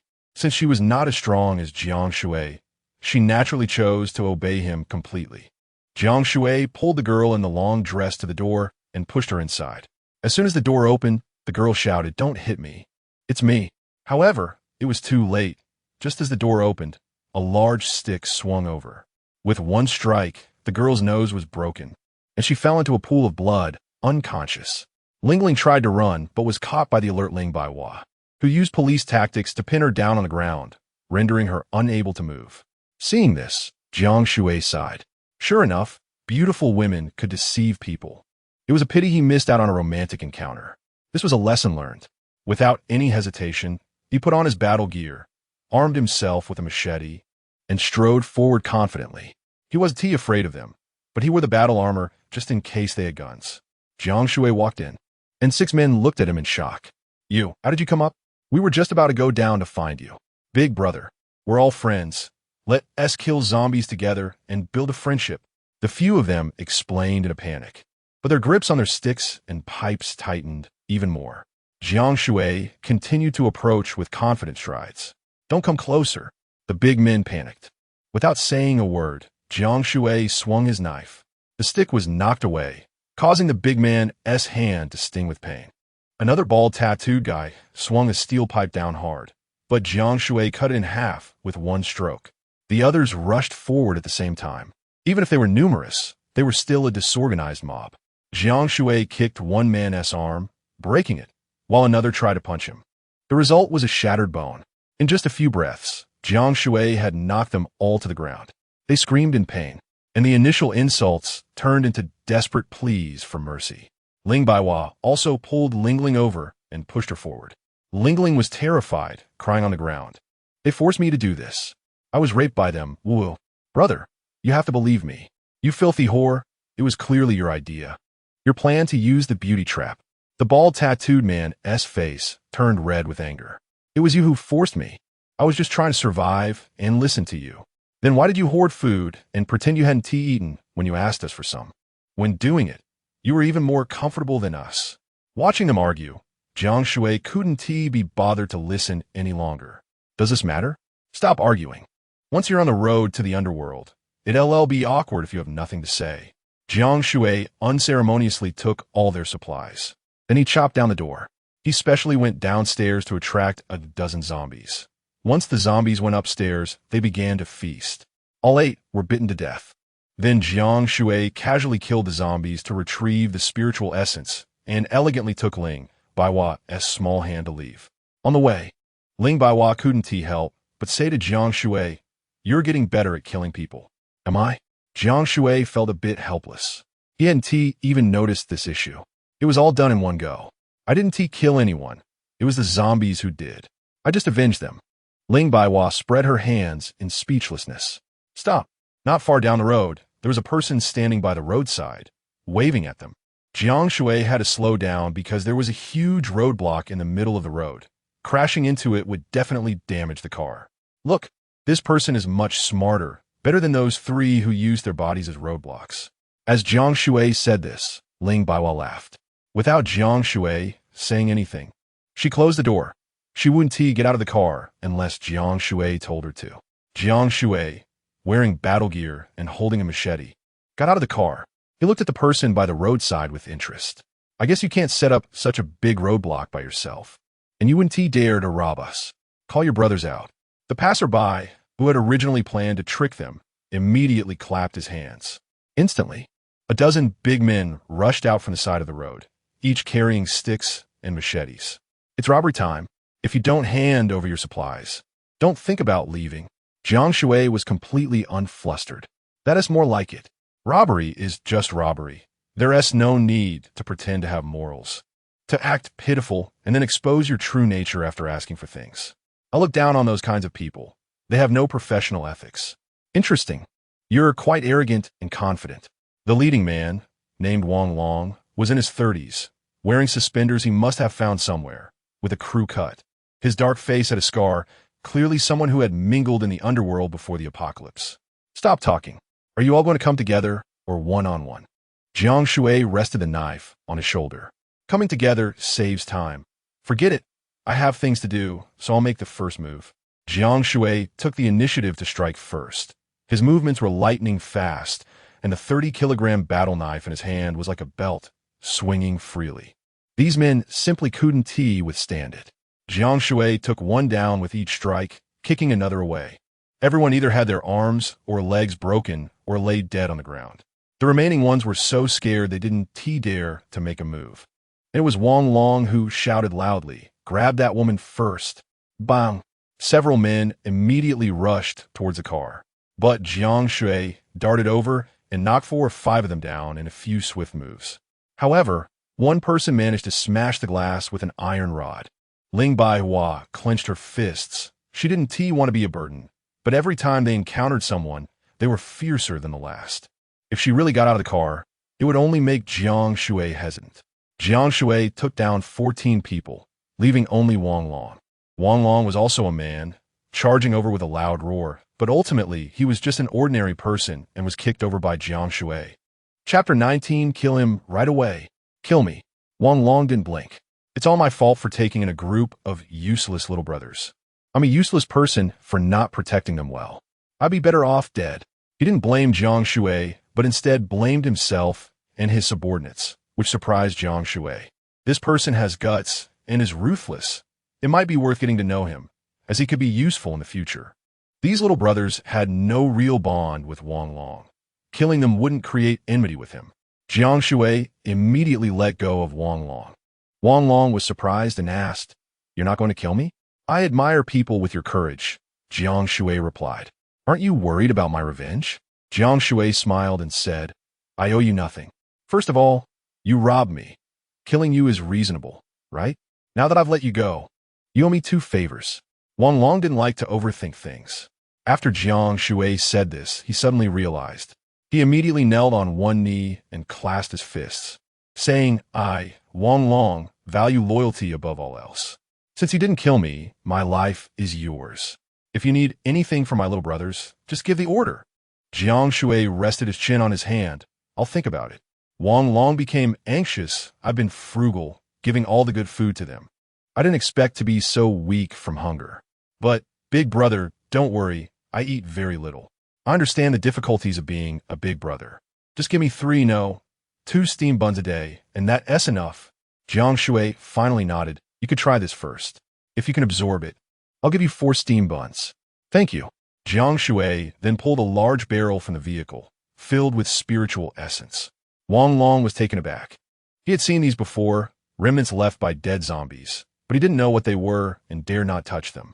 To show his loyalty, although scared, Wang Long gritted his teeth and reached out to grab the spiritual essence. It quickly merged into his body. Jiang Shui was delighted to see this. In the vehicle, Ling Baihua was somewhat disappointed, whispering to herself while pinching her clothes, "Another awakener. Why am I not one? This will only widen the gap between us." Jiang Shui handed over 2 more, and after Wang Long absorbed 1, he couldn't absorb any more. "What is this?" Wang Long exclaimed, feeling his body grow stronger. "Something that can enhance your strength. From now on, stick with me." Jiang Shui chuckled. Okay, big brother. Thank you." Wang Long was so excited that he danced around and even bowed to Jiang Shui. For 10 days, Wang Long had suffered greatly, dodging zombie attacks while taking care of his little brothers, living a life of wandering with no food for a meal. He had read many martial arts novels and admired those chivalrous heroes, so he practiced some skills. However, things didn't go as planned. In a harmonious society, fighting would cost money. He tried to teach a lesson to bad people, but ended up being taken advantage of due to his heavy-handedness. With no money, he went to jail, and after being released, he started to mix with the underworld. The people he admired most were those who could defeat him. In his eyes, Jiang Shui, dressed in battle gear, wielding a battle knife, driving a war vehicle, and holding a police flower, was living well. This was a chaotic world. He had killed a whole bunch of zombies. What kind of skill did it take to do that? Now, Jiang Shui was the big brother he idealized. Wang Long's stomach growled, feeling a bit embarrassed, lowering his head and blushing. Big brother, about those steam buns. Even half would be fine. I've been hungry for 3 days. Mixing with me will get you steamed buns. Here, enjoy this roasted chicken. Jiang Shui reached into his arms, using a wristband to pull out a roasted chicken. Both Jiang Shui and Ling Baihua were tired of eating it, but for Wang Long, it was a delicacy from heaven.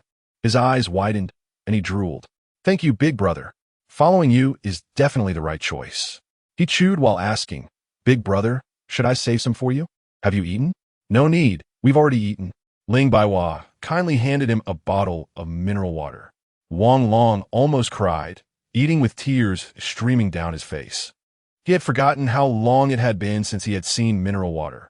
Many water resources had been contaminated by mutated microorganisms, and for days he'd been drinking river water or water from sewage ditches. Thank you, sister-in-law. Ling Baihua was taken aback and instantly blushed, turning away. Big brother is impressive. Even his sister-in-law is a person from the righteous path. Wang Long admired him even more. At that moment, he recognized Jiang Shui as his big brother. The vehicle could comfortably seat 3 people. Although Wang Long was a bit silly, he wasn't stupid. He wouldn't become a third wheel between the big brother and sister-in-law. Having been used to hard labor on construction sites, sitting in the truck bed was common for him. After eating and drinking his fill, he simply lay back in the truck bed and fell asleep. In his dreams, he smiled, feeling that being a little brother and lying flat was comfortable. They hadn't gone far when they encountered another roadblock. Jiang Shui grinned. Another robbery? He parked the vehicle steadily, grabbed his knife, and got out. There were no people in sight, but a voice came from behind the roadblock. Brother, I'm scared of you holding a knife. Can you give me a ride? The voice was sweet, with a bit of a lisp, obviously coming from a cute and naive little girl. Jiang Shui raised an eyebrow. Come out first. I won't kill you without reason. I'm a good person. Okay, I'm coming out. A figure walked out from behind the roadblock. Upon closer inspection, Jiang Shui nearly spat out water. In front of him was a scruffy, modern version of a perverted man resembling a character from comedy. Brother, take me flying, he said, his voice still sounding like the earlier little girl. Thinking it was a cute girl, he was shocked to find it was a rough guy, one who was even picking his toes, doing it 8 times in a second. At this moment, Wang Long had already gotten out. He gritted his teeth and glared at Jiang Shui. I've had enough. Big brother, can I take him down? Kill him right away, Jiang Shui ordered. Wang Long could barely contain himself. On one hand, he wanted to perform well as a new member, and on the other, this guy was just asking for a beating. He grabbed a thick stick and jabbed it forward. The scruffy man was frightened and ran away, but weighing over 200 pounds. He ran slowly. When Wang Long swung his stick, the scruffy man blocked it with his hand. Don't bully me, woo-woo. The scruffy man even cried. But his strength was great, and with one slap, he sent the stick flying, closing his eyes and flailing his hands. Wang Long was a seasoned thug and had strong fighting skills. However, just a few swipes sent him flying several meters away. Big brother, this guy is really strong. Jiang Shui looked at the roadblock, which weighed at least 2,000 pounds, and seeing that the scruffy man was alone, it was clear he had a strength attribute. Thinking of this, Jiang Shui immediately stopped Wang Long. He said in a scolding tone, Wang Long, how can you be so superficial? Just because he looks like a character from a comedy, you want to hit him? That's not good. Wang Long felt a bit wronged, but didn't dare to retort. Secretly thinking to himself, didn't you tell me to hit him? Chapter 20. The amazing species, Fatty, seeing Jiang Shui make a move. The bearded man was delighted and wanted to shake hands with him. Jiang Shui extended his hand, and the bearded man nearly swung him away like a towel. If Jiang Shui hadn't reached level 4, an ordinary person would have been thrown off long ago. Truly a power attribute. Jiang Shui pointed at the roadblock. If you move it, I'll give you something to eat. Wow, really? I've only been eating wild vegetables for days. I really want a proper meal. He walked over to the roadblock and, like a big silly elephant, grabbed the 2,000-pound barrier with one hand. Then with a forceful toss, he threw it 10 meters away. Jiang Shui was dumbfounded. Ling Baihua and Wang Long were even more shocked. Their jaws dropped. At the same time, Wang Long felt incredibly lucky. It was obvious that this guy hadn't intended to attack. Otherwise, with that strength, he would have been thrown away already. Jiang Shui took out a piece of bread. and the bearded man was so excited that tears came out. But he didn't rush to grab it. Instead, he looked at Jiang Shui eagerly, like a little dog waiting for food. Not very intelligent, kind-hearted, obedient, and easy to conquer. This was Jiang Shui's first impression of the bearded man. Go ahead and eat. The bearded man took it with both hands and immediately devoured it, not forgetting to say thank you. Thank you, big brother. My mom taught me to be polite since I was little, not to hurt others, and to help them work so I could eat. What about your parents? My mom and dad turned into monsters. The bearded man looked a bit sad, but then he continued to eat, finishing the bread in just a couple of bites. Jiang Shui shook his head with a smile and took out 3 large pieces of bread. The bearded man licked his lips, but didn't take it. Bread is scarce. You guys eat it. I'm full, and I'll help you work so I can eat. Jiang Shui was intrigued.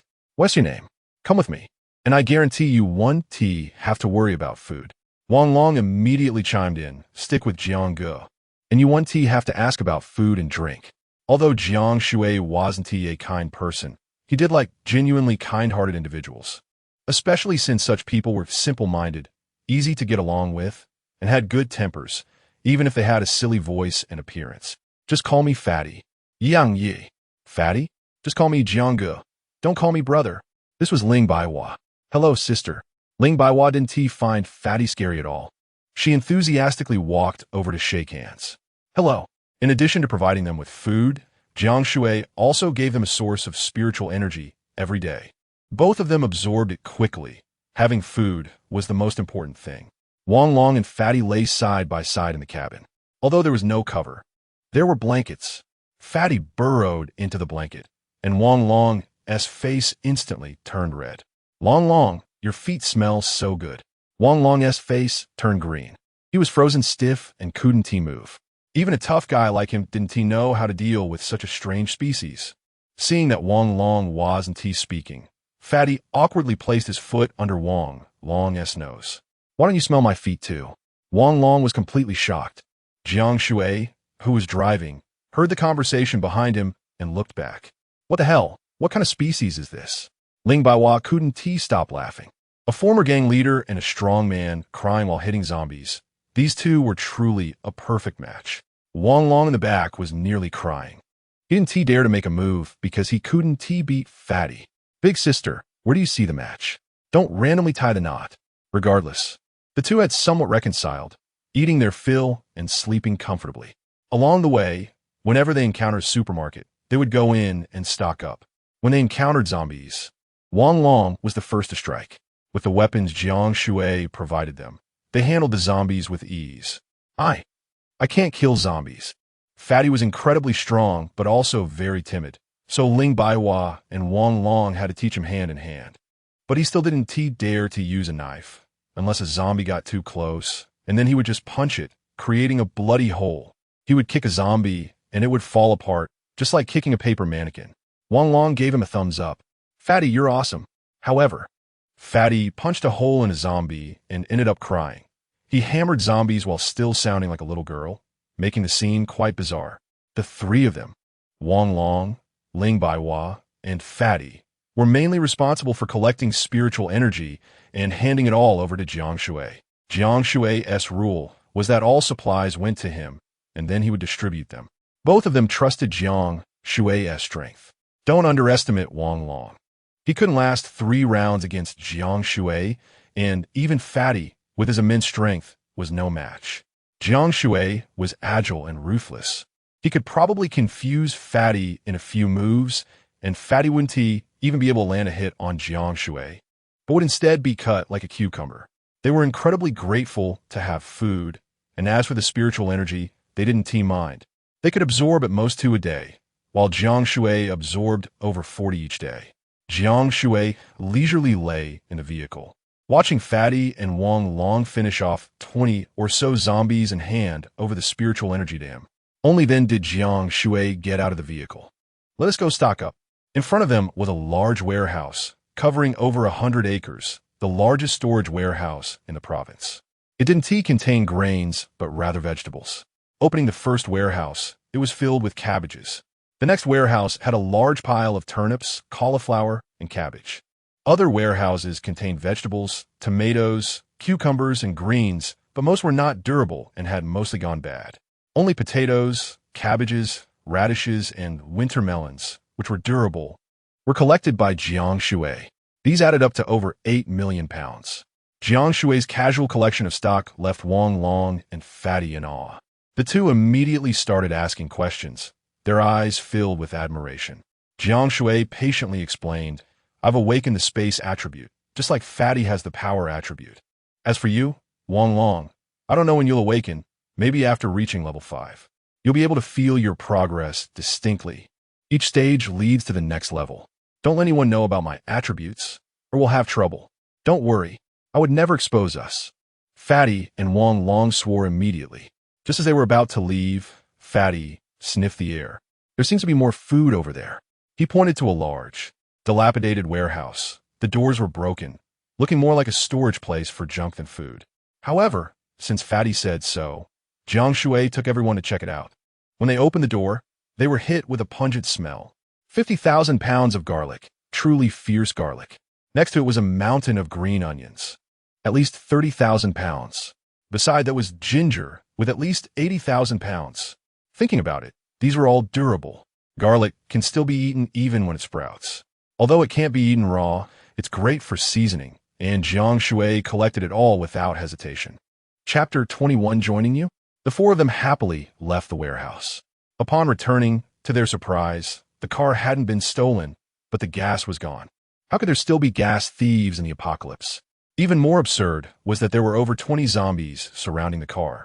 How did those oil thieves manage to steal the gas without killing the zombies? Jiang Shui kicked one zombie away. "Damn it! How did you even guard the car?" "Useless." Jiang Shui quickly dealt with all the zombies. Wang Long and Fatty swiftly collected the spiritual energy. They had to scatter and take down the zombies one by one, which was a hassle, but the boss was the boss. The boss was fast, all done in 3 seconds. Jiang Shui's words reminded them that they needed to be useful. They couldn't just eat without contributing. Fortunately, Jiang Shui had stocked up on a lot of gas earlier, so he filled up the tank easily. The four of them continued on their way.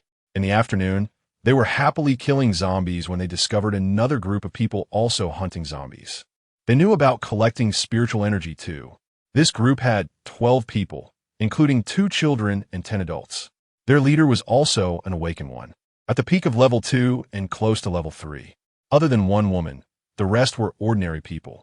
When the two groups met, they all stopped to size each other up. The leader was named Han Ming, who used to be a loan shark and unexpectedly became an awakened one. He scavenged for supplies and gathered many survivors with his skills. Han Ming liked to give orders and had killed many who disobeyed him, crazily seizing resources. The dozen or so people with him were just a disjointed group, lacking unity.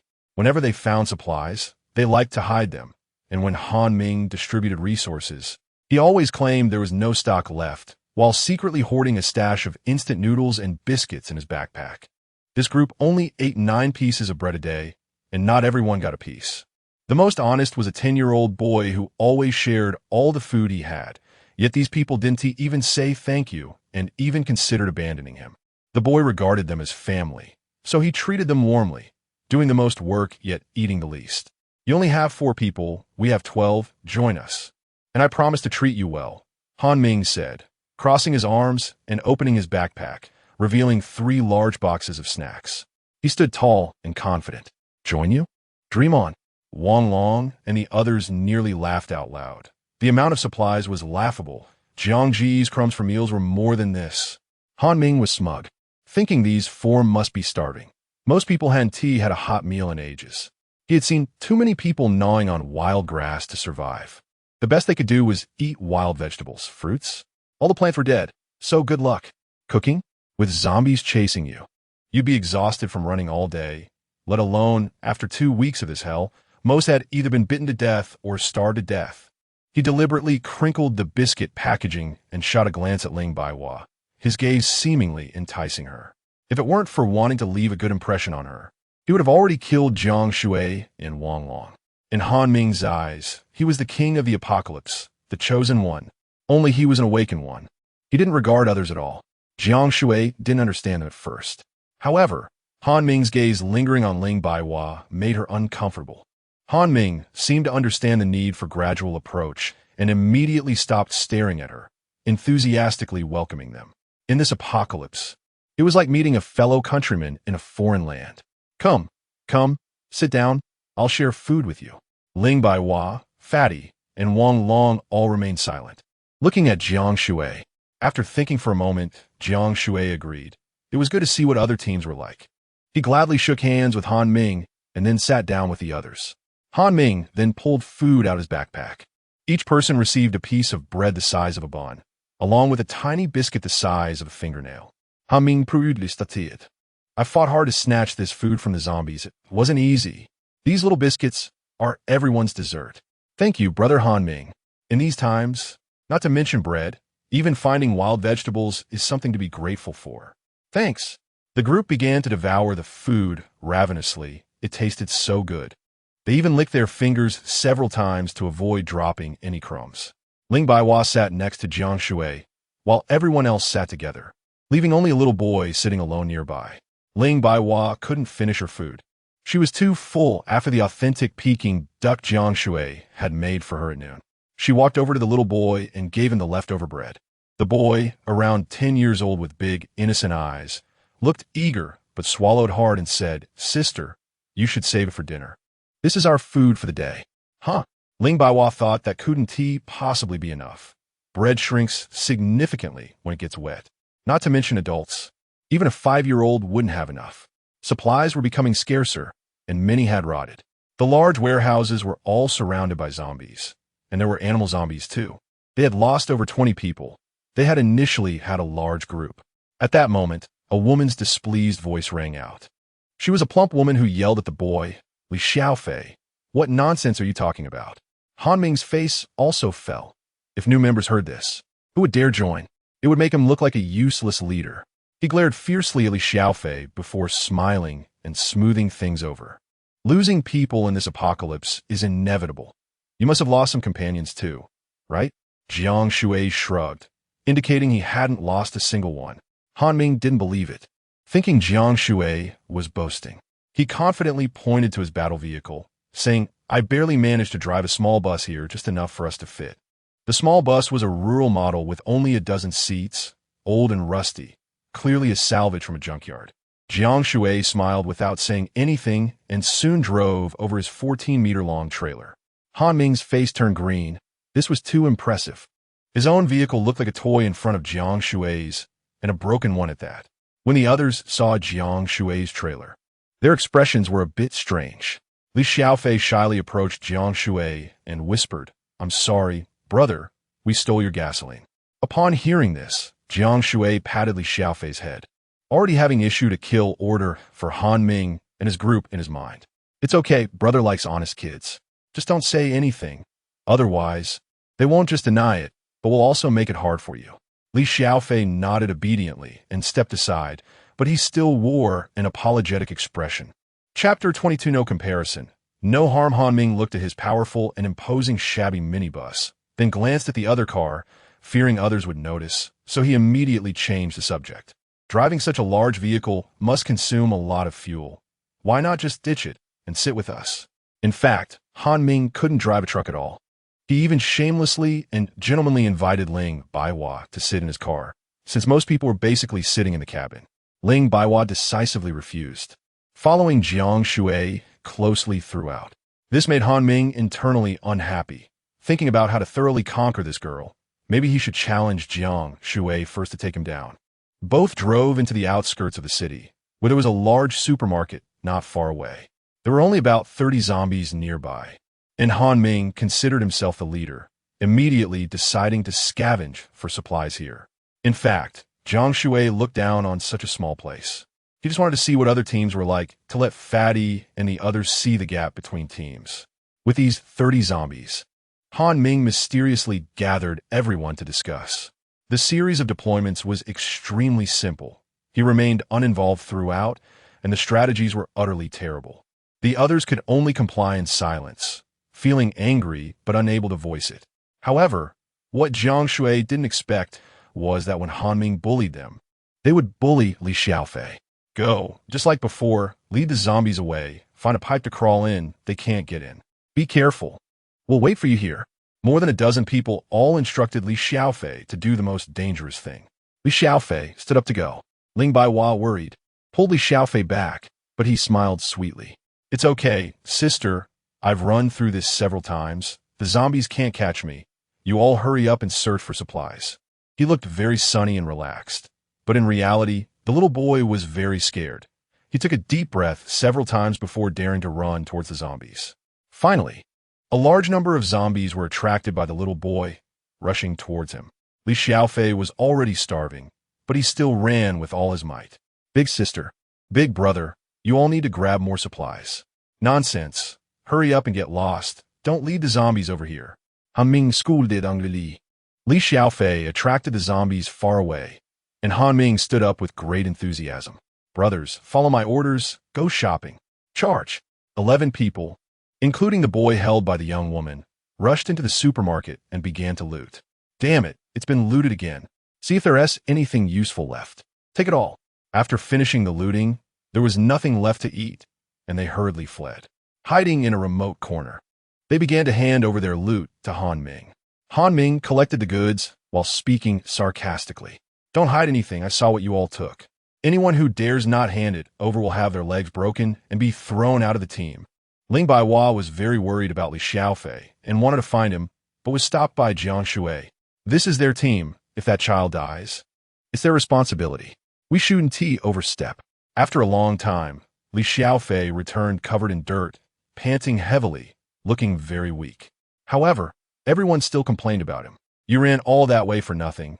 Why did you run so fast, trying to get more supplies? Let me tell you, don't even think about it. Don't think just because you led the zombies away you have any merit. It's nothing. Next time, don't find an empty supermarket. Many people vented their dissatisfaction at Li Xiaofei, as the supplies they had worked hard to find were all taken by Han Ming, and they didn't dare to get angry, so they could only find a soft target to bully. Li Xiaofei kept apologizing. Em sorry, Uncle.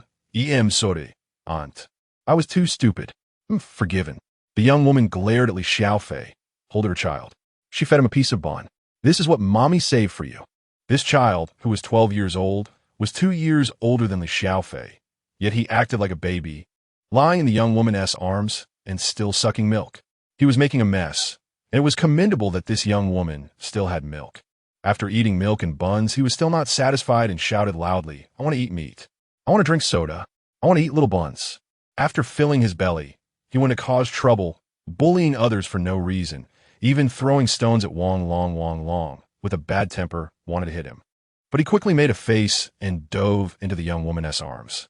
The young woman glared at Wang Long. Hey, newcomer, why are you bullying a child? Yes, just a kid, only 12 years old, killing someone isn't even a crime, and you're getting angry just because he threw a few stones at you? What kind of temper is that? Wang Long was furious, thinking, is this even called a team? Compared to Jiang Ge, it's just garbage. If it weren't for Jiang Ge not saying anything, he would have chopped this little brat in half. As the saying goes, without comparison, there is no harm. One is a brat, and one is Li Xiaofei, who is too obedient. He never cries or makes a fuss and is very sensible, working hard for everyone. Fatty really liked Li Xiaofei. He had been bullied a lot as a child because of his voice, and he was very similar to Li Xiaofei. They are all kids. Look how good little Fei Fei is. He attracts zombies, and you guys don't even say thank you. Fatty couldn't help but stand up for Li Xiaofei. When everyone heard Fatty speak, they almost spat. Damn, this captivating lowly voice. Your mother is a foot-scratching giant. The young woman impatiently glared at Li Xiaofei, saying, a child with no parents, it's already good that we took him in. It's reasonable for him to attract zombies. If he dies, it's just repaying kindness. If he doesn't die, we still have to take care of him. Jiang Shui had also seen enough of this other team, looking at this group of greedy guys. A sly smile appeared at the corner of Jiang Shui's mouth. He took out a steaming golden roasted whole sheep from the mustard ring. The fragrant smell instantly attracted everyone's attention. Following the scent, they saw Jiang Shui, wearing plastic gloves, holding a huge roasted whole sheep with both hands. The lamb emitted a captivating aroma, intoxicating everyone. The golden roast meat revealed an enticing pink color inside, and the honey glaze on the outer layer was still dripping. The oil that fell on the ground mixed with honey, and they couldn't help but want to swallow the dirt. Jiang Shui took a big bite, crunchy and delicious. Melting in his mouth, the soft lamb meat made everyone's eyes light up. After eating to his fill, Jiang Shui set the roasted whole sheep aside and elegantly wiped his mouth. Then Jiang Shui signaled, and Ling Baiwa, Wang Long, and the three immediately followed Jiang Shui to the side. Little biscuits, dry leftover rice, and hard, crumbling buns were all rationed for them, although they could fill their stomachs. They couldn't compare to a whole roasted sheep. Just one lamb leg was enough to make them fight like dogs, not to mention a whole roasted sheep. What team spirit, what mutual help, what respect for the elderly and love for the young, all vanished in that moment. They rushed over like mad dogs. Without caring about the dirt or Jiang Shui's saliva, they licked it clean. Chapter 23, Classic Hostage Situation. It had been half a month since I last ate meat. I felt like I could eat a person. This wasn't lamb, it was my life. No one can take it from me, it's mine. I eat first. I'm the boss. Hand it over to me, I'll distribute it. Han Ming was drooling over the meat. Every time you distribute it unevenly, you always give more to the old woman. You've been with her several times at night. Don't think we don't know. Damn it. Even if you're the boss, I'd rather die than not get a bite of roasted lamb. They rushed over like wild dogs, and Han Ming unleashed his awakened power, kicking one away. Even so, they were crazed with hunger, and those lying down had to get up and keep charging. Crack!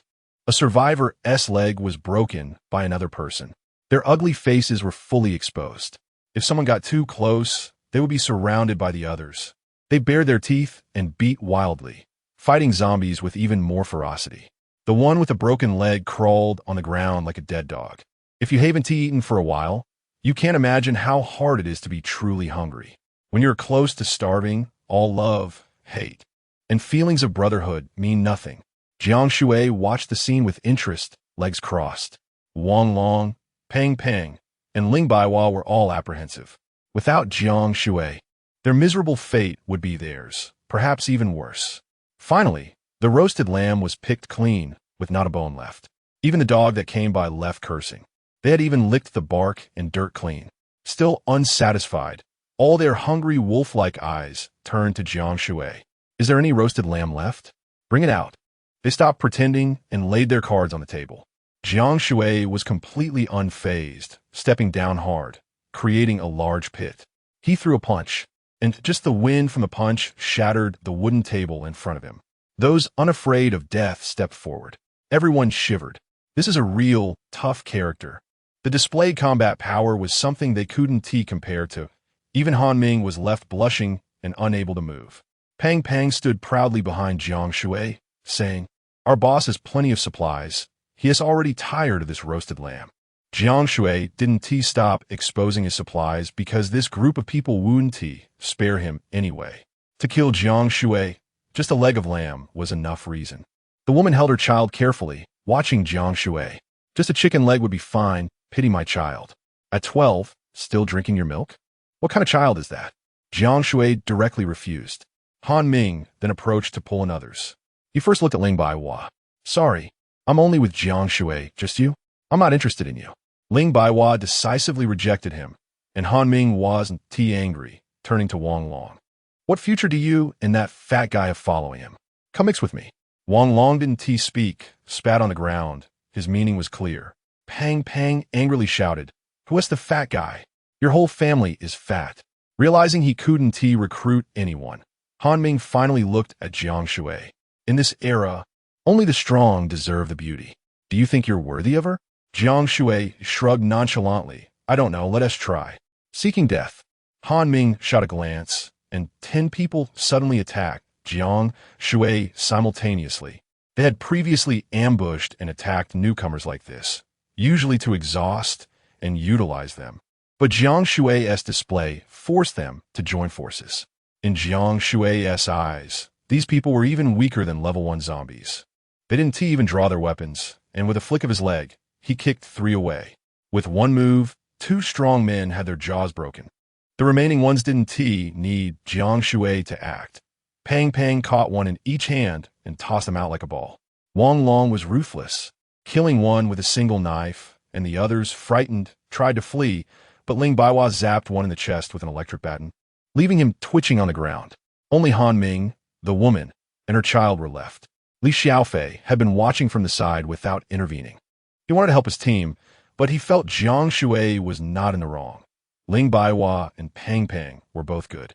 Han Ming lifted a stick and came crashing down to ambush Jiang Shui from behind. Jiang Shui seemed to have eyes on the back of his head. He didn't even turn around, just blocked with his knife. The stick broke in half, and as soon as Han Ming landed, he received a sweeping kick from Jiang Shui. Crack! He fell to the ground, and Jiang Shui kicked him in the stomach, sending him flying. The woman held her child tightly, terrified and frozen in place.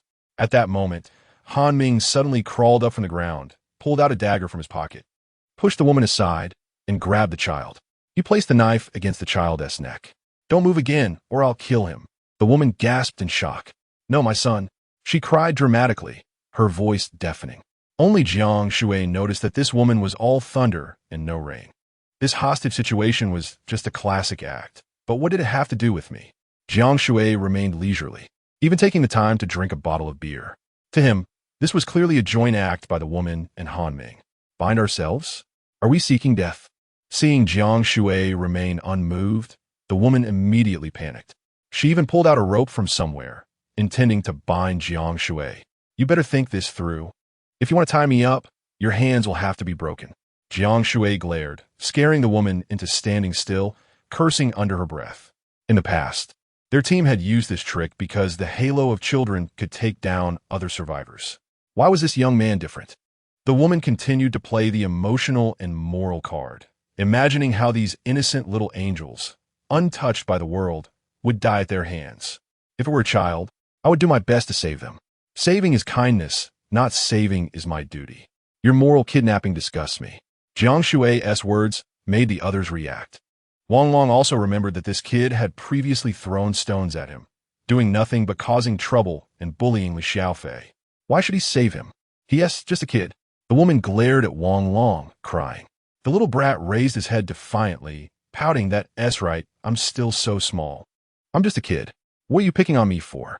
When a child declares he is still a child, he is no longer a child. Pang Pang recalled the cop movies he had seen and said in a high-pitched voice, "Do you think this is a movie? If we tie ourselves up, we'll all be killed by him in the end, and the child will die too." The woman was anxious. "My son is the best. He is the flower of our country, the future of the apocalypse. Protecting children is our responsibility as adults." The woman cursed hysterically. Jiang Shui was already impatient, striding towards Han Ming. "Yes, your child, not mine. If he dies, what does it have to do with me?" Han Ming was scared and hurriedly backed away. Why is this different from the plot I imagined? Chapter 24. The change in the bomb shelter. Jiang Shui continued to move forward without saying a word. "Don't come here. I really will kill him. Don't force me." Han Ming retreated with a limp leg. "So much nonsense. If you won't kill him, I'll do it for you." Jiang Shui drew out his long knife and thrust it fiercely, aiming to skewer both of them. Han Ming's face turned green with fear. "Are you crazy?" He let go of the bare child, who immediately ran away. Jiang Shui sheathed his knife. If he had gone all out, these two would already be dead. Seeing Jiang Shui put away his knife, Han Ming suddenly realized something and swiftly grabbed the bare child again. "Get away. Why are you grabbing me? You hurt me. You stupid idiot." The bare child cursed at Han Ming and even tried to hit him. Seeing this, Jiang Shui became more certain that this was a play they were putting on together, or the bare child was just too foolish, fearless of anything.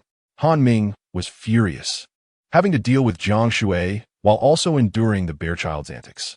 "Don't move. I will move. I will move." The bare child twisted around. Crack! Han Ming's hand trembled, and the bare child's neck was slashed open, collapsing to the ground. The bare child couldn't believe that someone would actually dare to kill him in this world. "Aren't I the pride of the country? Aren't I the future of the apocalypse? I'm just a kid. How could you kill me? Aren't you afraid of being cursed to death?"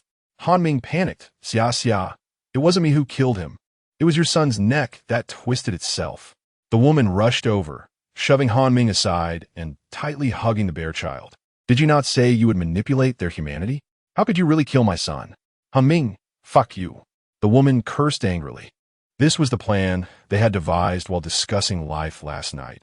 In dire circumstances, she would intentionally use the child to threaten the newcomers and then take the opportunity to attack and kill them.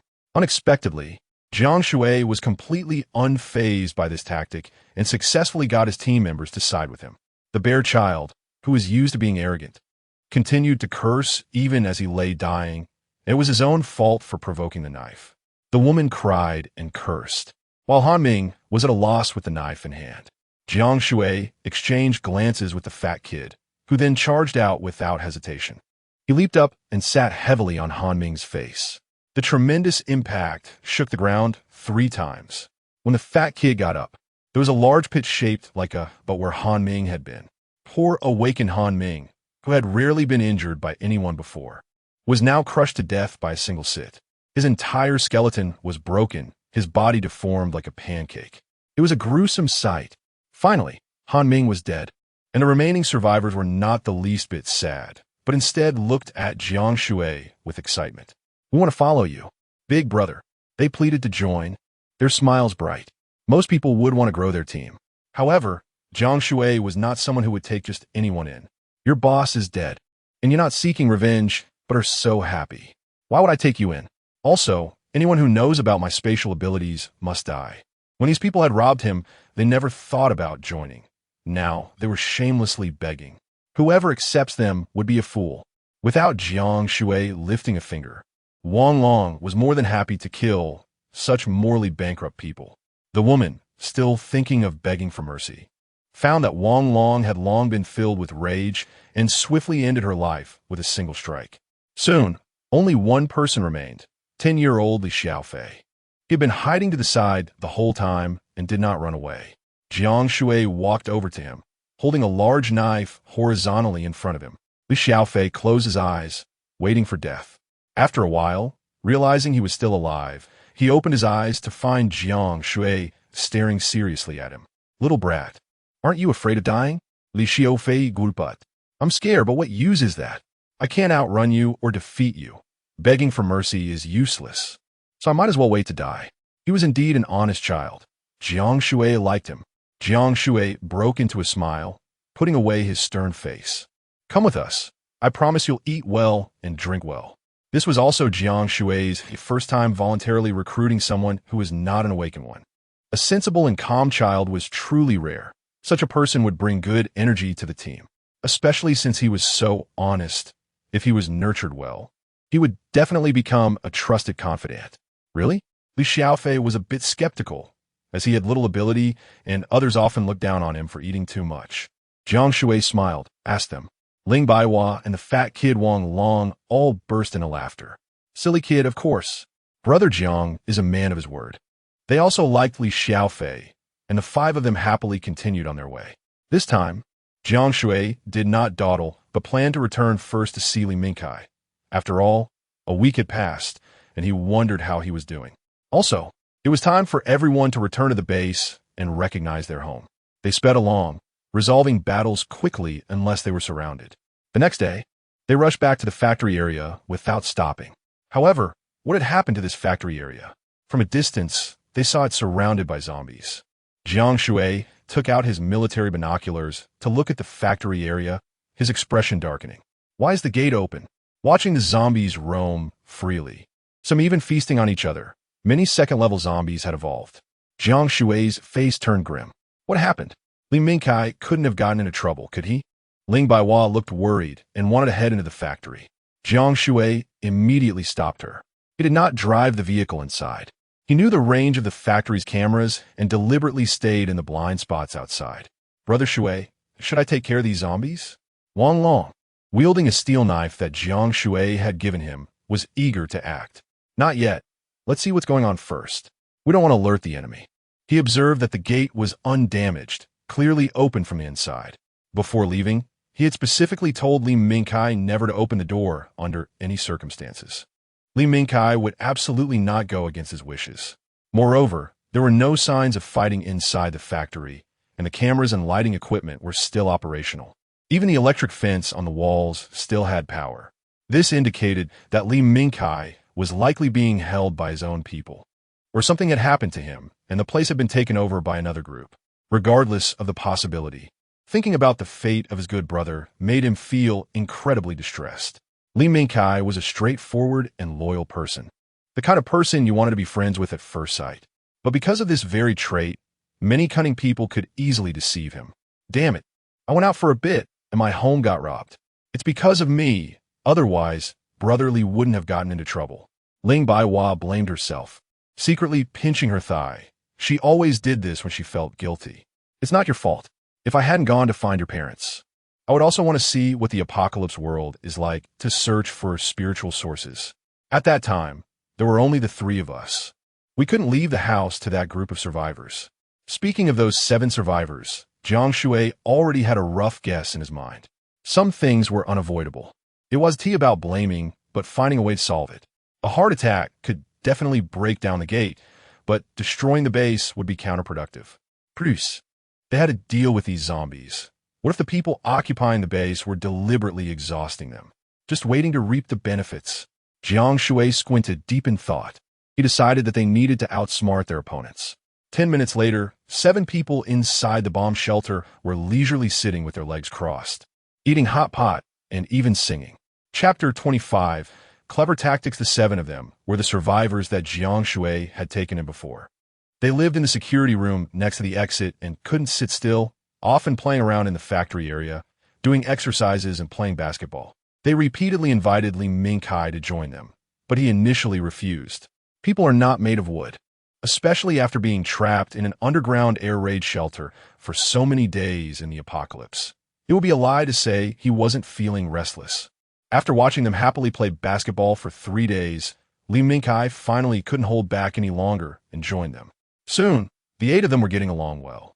During those 3 days, they taught Li Mingkai how to drive the trailer, play basketball, and had a lot of fun together. On the 4th day, after playing basketball all morning, Li Mingkai felt the urge to urinate.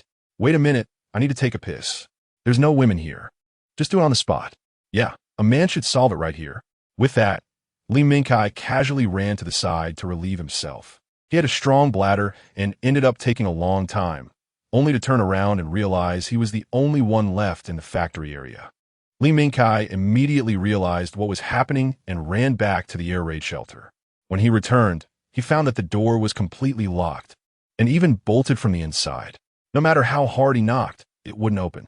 Only then did Li Mingkai understand what Jiang Shui meant by people's hearts are hard to fathom. He slapped himself twice in frustration. These old bastards are too cunning. The drivers were all in their 40s, seasoned veterans who had hidden their intentions well. They suddenly banded together to launch a surprise attack, catching Li Mingkai completely off guard. In terms of brute force, the 7 of them combined couldn't match him, but they were mocking him through the surveillance cameras. We occupy this place. If it weren't for plotting against you, who would want to play basketball with you? Think you're so tough? Let's see how you die. Li Mingkai, furios, shouted at the camera. You want to open the door? Huh? When Jiang Ge comes, you're all dead. Unexpectedly, the 7 were unafraid. What? Jiang Shui is just a kid. It would be a waste to give him these supplies. It's so dangerous outside, they definitely won't come back. Even if they do make it back, they'll be battered and bruised. How could they be our match? They probably can't even open the door. Ha ha. As if that wasn't enough. They manipulated the surveillance room to unlock the 3 security doors outside. Before long, Li Mingkai, who was knocking on the air raid shelter door, noticed something was wrong. Turning around, he was greeted by a horde of zombies. Li Mingkai fought desperately against the zombies, but ultimately, 2 fists couldn't match 4 hands, especially when those hands were tireless undead. Exhausted and gasping for breath, he barely managed to escape to the trailer for a moment of rest. After another fierce battle, he seized the opportunity to hide after carving a bloody path through the horde. However, the supplies in the factory had long been cleared out by the 7, and Li Mingkai, being tall and strong, could only drag his weary body out of the factory in search of food elsewhere. Fortunately, he had learned to drive the trailer and headed off into the distance. Meanwhile, the 7 were enjoying a hot pot and drinking beer. This is so comfortable. Let the people outside fight and die, starve, and get bitten. We 7 brothers are living the good life. One of them remarked, since we become such close friends, Why don't we swear an oath like in the stories of the water margin? Sure, not asking to be born in the same year and month, but to die together in the same year and month. Good brothers, let's face difficulties together, helping each other and never backing down. The 7 quickly agreed, each taking a chopstick, kneeling on the ground, and bowing in the direction of the sun. Good brothers. Big brother. Second brother. Sixth brother. Call me sixth brother. All right. Sixth son. Just as they were excitedly feeling they had found their soulmates in life, Xiao Wu suddenly noticed something. He pointed at the surveillance screen and shouted, "Look, someone else coming." "Oh, it can't be Jiang Shui coming back, right?" The others were startled and quickly looked, only to find it was not Jiang Shui nor Li Mingkai, but a 10-year-old child, accompanied by 2 figures in raincoats. The 3 of them looked dirty and clearly exhausted. It was Li Xiaofei, who had a sorrowful expression. "Is anyone there? My 5 sisters and I are almost starving to death. Please give us some food. Please. I'm so hungry. We haven't eaten for 3 days. My 5 beautiful sisters who could bring nations to their knees." Women. The 7 initially didn't want to respond, but upon hearing there were women, they immediately scrambled for the microphone. "Kid, where's your sister? Let her lift her raincoat to talk." At that moment, a gentle voice came from under the raincoat. "Dear brothers, I'm so tired, I can't lift my legs. Please open the door. I'll exchange my body for some food. My legs are so sore, I would love someone to massage them." The 7, having not seen women for a long time, were instantly captivated by that sultry voice, making them feel all tingly inside. No doubt about it. She must be a cute girl. This voice is cuter than anything from the anime world. All right, I'll open the door for you right away. Wait, what if it's that Li Mingkai kid in disguise? Old 6 was a bit wary, but the others were already entranced by the voice. "Get out of the way. No man has such a beautiful voice. I can't take it anymore. Just listening to it makes me hard. Don't fight me for her." Despite some doubts, they were quickly dismissed by the others. Even if one wanted to open the door, the others couldn't stop him. This was the flaw of having no leader or organization. The group couldn't think too much about it and rushed to open the door, wanting to make a good impression on the soft-voiced girl. Cautiously, Old 6 only opened a crack. "You can die, little fatty. This woman is all mine." They laughed lewdly as they opened the door, just enough for one person to enter, pulling the cute girl inside. "She must be adorable. Let me take a good look at you. I'll treat you well." They laughed wickedly, but when that figure lifted the raincoat hood to reveal a round face, the ugly sight made Old 6 and the others break out in a cold sweat. The chubby face resembled a squash, with bulging eyes, thick eyebrows like fingers, a bulbous nose, and a face full of stubble. Yet, when he spoke in a sultry tone, it made people's minds wander. "Stop staring at me. Do you brothers find my look satisfactory?" The 7 immediately vomited 5 times, while the other 2 frantically tried to shut the door. However, their movements were still too slow. Another figure lifted their raincoat, revealing Wang Long, who rushed over at an unbelievable speed and blocked the door with a kick. Bam! A stick came crashing down towards Wang Long, whose expression changed. He was also a tough character, as he managed to block the blow with his arm. "Quick, shut the door." The 7 desperately pressed the switch. Chapter 26. So big, so comfortable the heavy steel door was slowly and irresistibly closing, about to crush Wang Long's foot. At this moment, Fatty grabbed the door. His one-handed strength was already formidable, and after these few days of improvement, it had reached a whole new level. With a sudden burst of strength, he managed to stop the door. The 7 people tried to pry Fatty's hand open, but he swung his arm fiercely. The 7 of them were thrown out directly.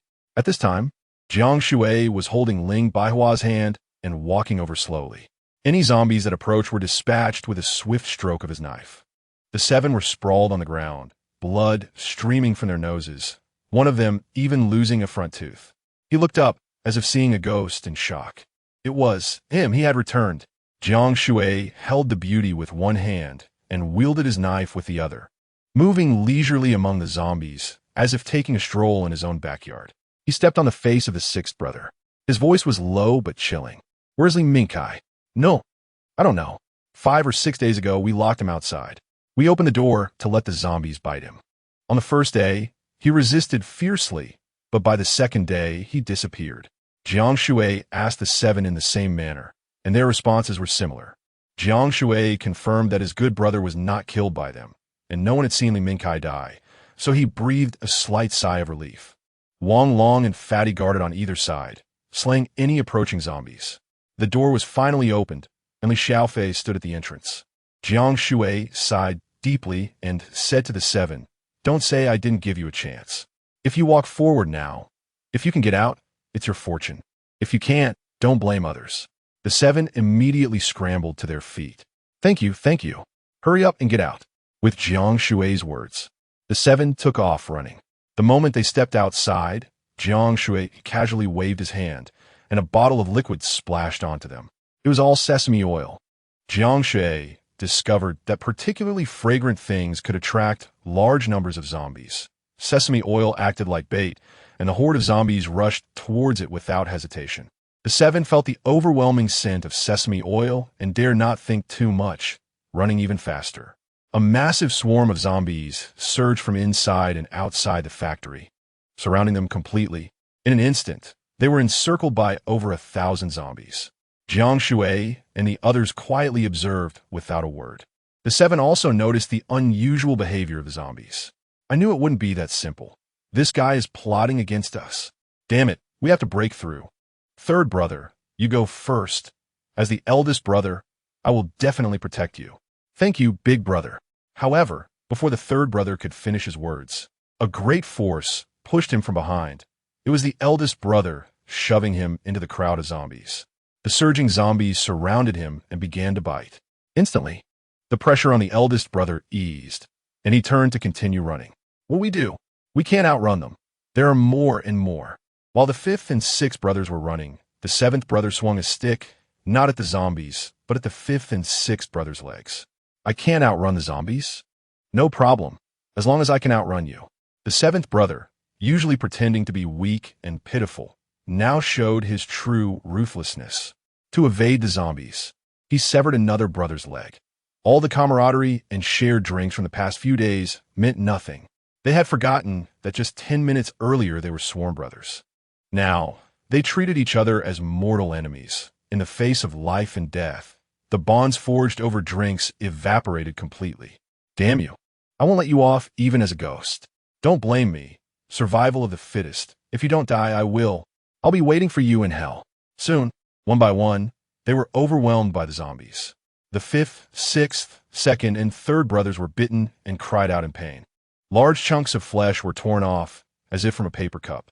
One moment they were talking about standing together, and the next, they spoke of looking out for themselves, even tripping each other up. This is what so-called drinking friends are like. Even the seventh and eldest brothers, no matter how far they ran, could not escape the jaws of the zombies. Not to mention they were ordinary people. Even awakened individuals at levels 2 or 3 would be worn down here. Soon, the two of them were exhausted and collapsed on the ground, waiting for death. Eventually devoured clean. "Wow, Brother Shui, this place is so big and comfortable. Such a spacious, luxurious air raid shelter. It truly is my dream hideaway," Fatty said shyly, his face turning red, causing everyone to think differently. Ling Baihua turned away in embarrassment. Jiang Shui immediately interrupted Fatty. "Don't say such inappropriate things. There are children here." Fatty looked aggrieved, like a 300-pound man who had been wronged. "Got it." Then everyone settled into their rooms, all very happy. There's even an underground water circulation system and solar panels for hot showers. Time to get clean. Fatty was still playing with bubbles. In the sauna room, except for Ling Baihua, Jiang Shui, and the 3 others who were comfortably steaming. During this time, Ling Baihua started to get busy, with Li Xiaofei helping her. Together they made many delicious dishes. Steamed pork with rice flour, oil-braised prawns, ants climbing a tree, creamy tofu, braised pork with preserved vegetables, guobao rou, and wood ear mushrooms with eggs, and stir-fried beef with chili peppers, among others. They even made a winter melon and rib soup. The 5 of them enjoyed a hearty meal together. While eating, Li Xiaofei suddenly cried, tears of emotion streaming down his face. "Why are you crying? Eat more fatty meat. Look how thin you are. Even your peers are fatter than you." Ling Baihua laughed as she passed him more food. Li Xiaofei gratefully glanced at everyone in the cave. "Thank you, brothers and sisters. We are like a family, and I am so happy." Li Xiaofei had lost his parents and was living a wandering life, often going without food. No one cared about him, and Han Ming's group treated him like a slave. But this day, he defined as the happiest day of his life. Jiang Shui and the others were his family. The air raid shelter was his second home, and he was willing to do anything to protect it. After everyone was full and satisfied, Jiang Shui and the others took their knives and went out. They were going to search the area for Li Mingkai. Jiang Shui knew the chances were slim. After so many days, Li Mingkai had likely gone elsewhere to look for supplies. Nonetheless, Jiang Shui and the others split up and searched all day, finding nothing. Not to mention living humans. Even small animals were nowhere to be found. They had all been consumed by the zombies. Anything inedible had been destroyed. Some zombie animals, such as hedgehogs and rats, had come out to roam. They were even more terrifying than zombies and moved faster. Other surviving small animals, especially kittens and puppies, were brutally devoured. There were even horrifying instances of rats eating cats. Jiang Shui stopped the aimless search, knowing it was impossible to find Li Mingkai. Chapter 27, The Attributes of Jiang Shui. Li Mingkai must have gone off to survive the apocalypse alone. There was no food nearby, so he must have gone somewhere else. Jiang Shui understood Li Mingkai well. He would definitely find a way to survive. Before Jiang Shui left, Li Mingkai had already reached level 2, and the zombies outside and ordinary people could not harm him. Sooner or later, Li Mingkai would return, and he would surely take revenge on those 7 guys. It's also possible that he went home, even though he often argued with his parents and their relationship was strained. Jiang Shui knew he always wanted to succeed and show his parents. Of course, this was predicated on Li Mingkai surviving and becoming strong enough. The road home was long and filled with unknown dangers.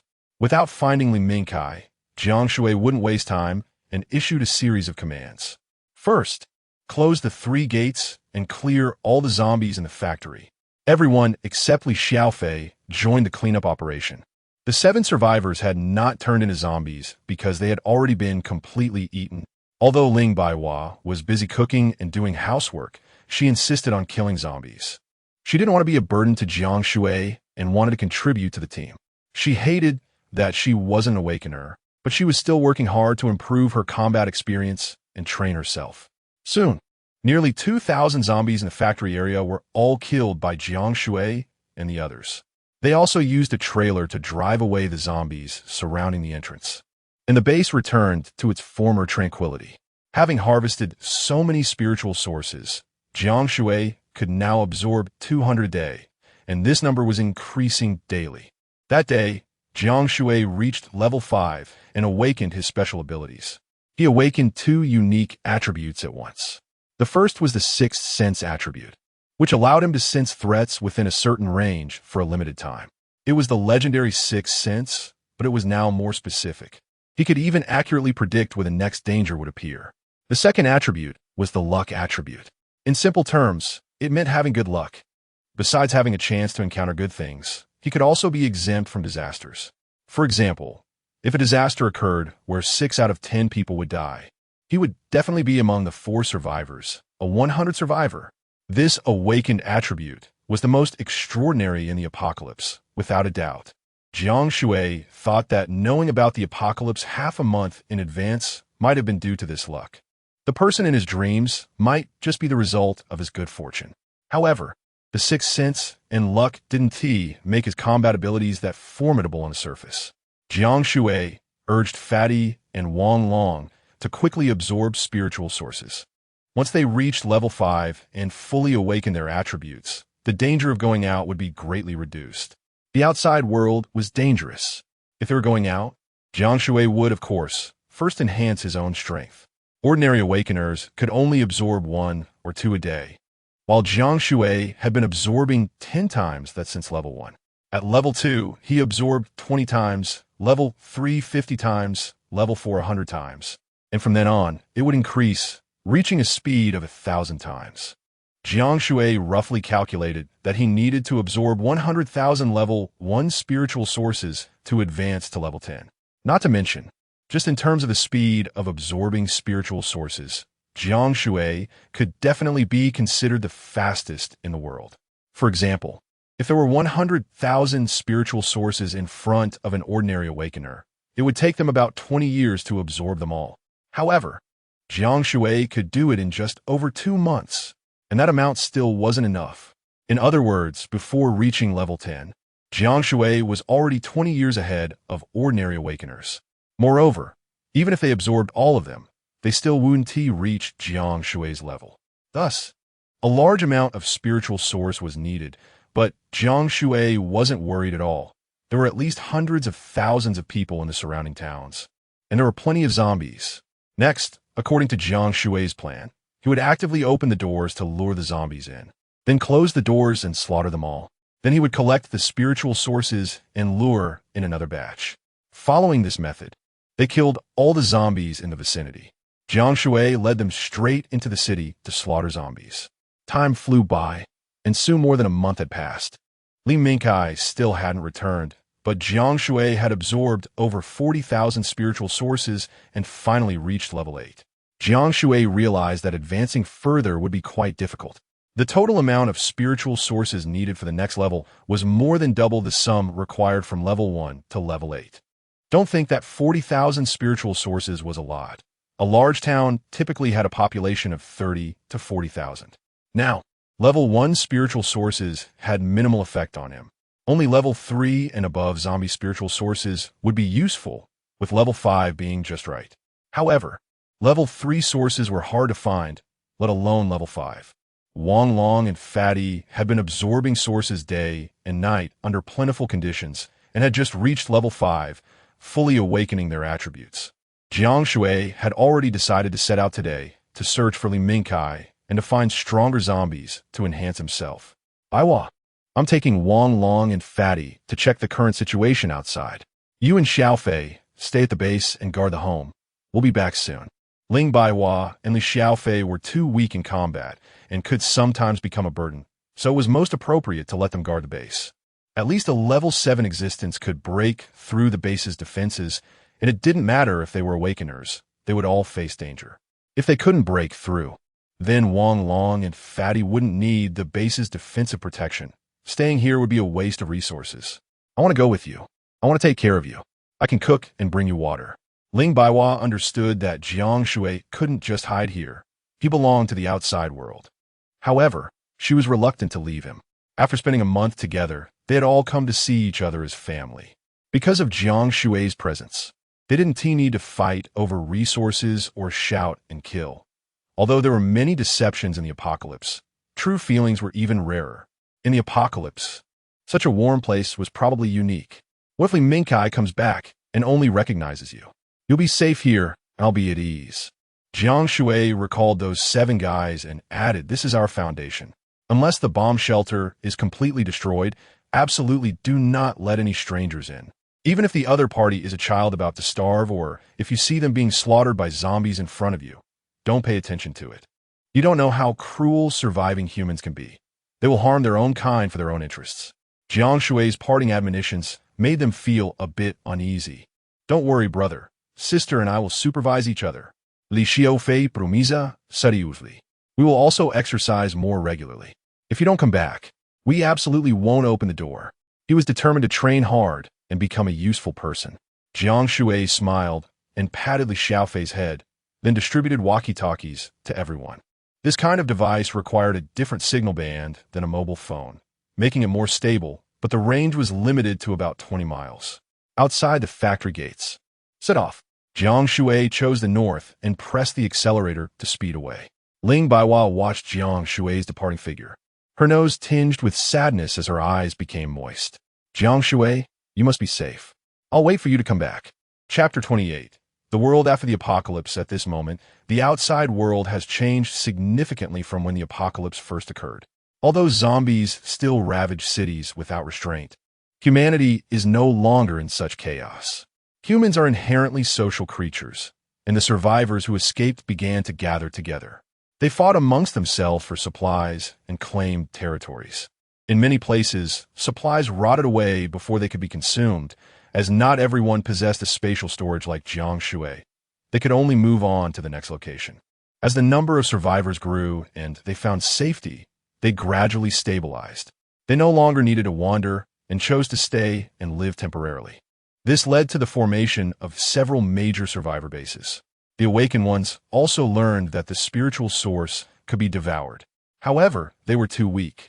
Many were even afraid to confront zombies head-on. Some who stumbled upon the spiritual source did not dare to absorb it.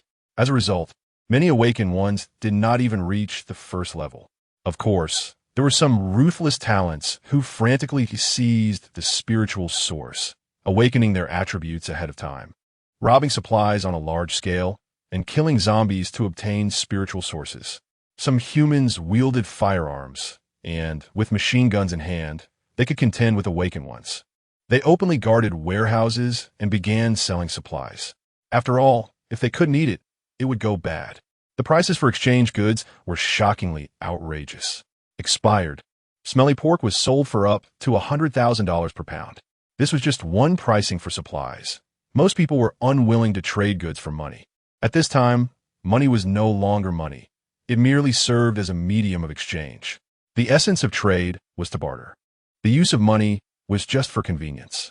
Even if they sold something and received money, they still had to quickly exchange it for other items.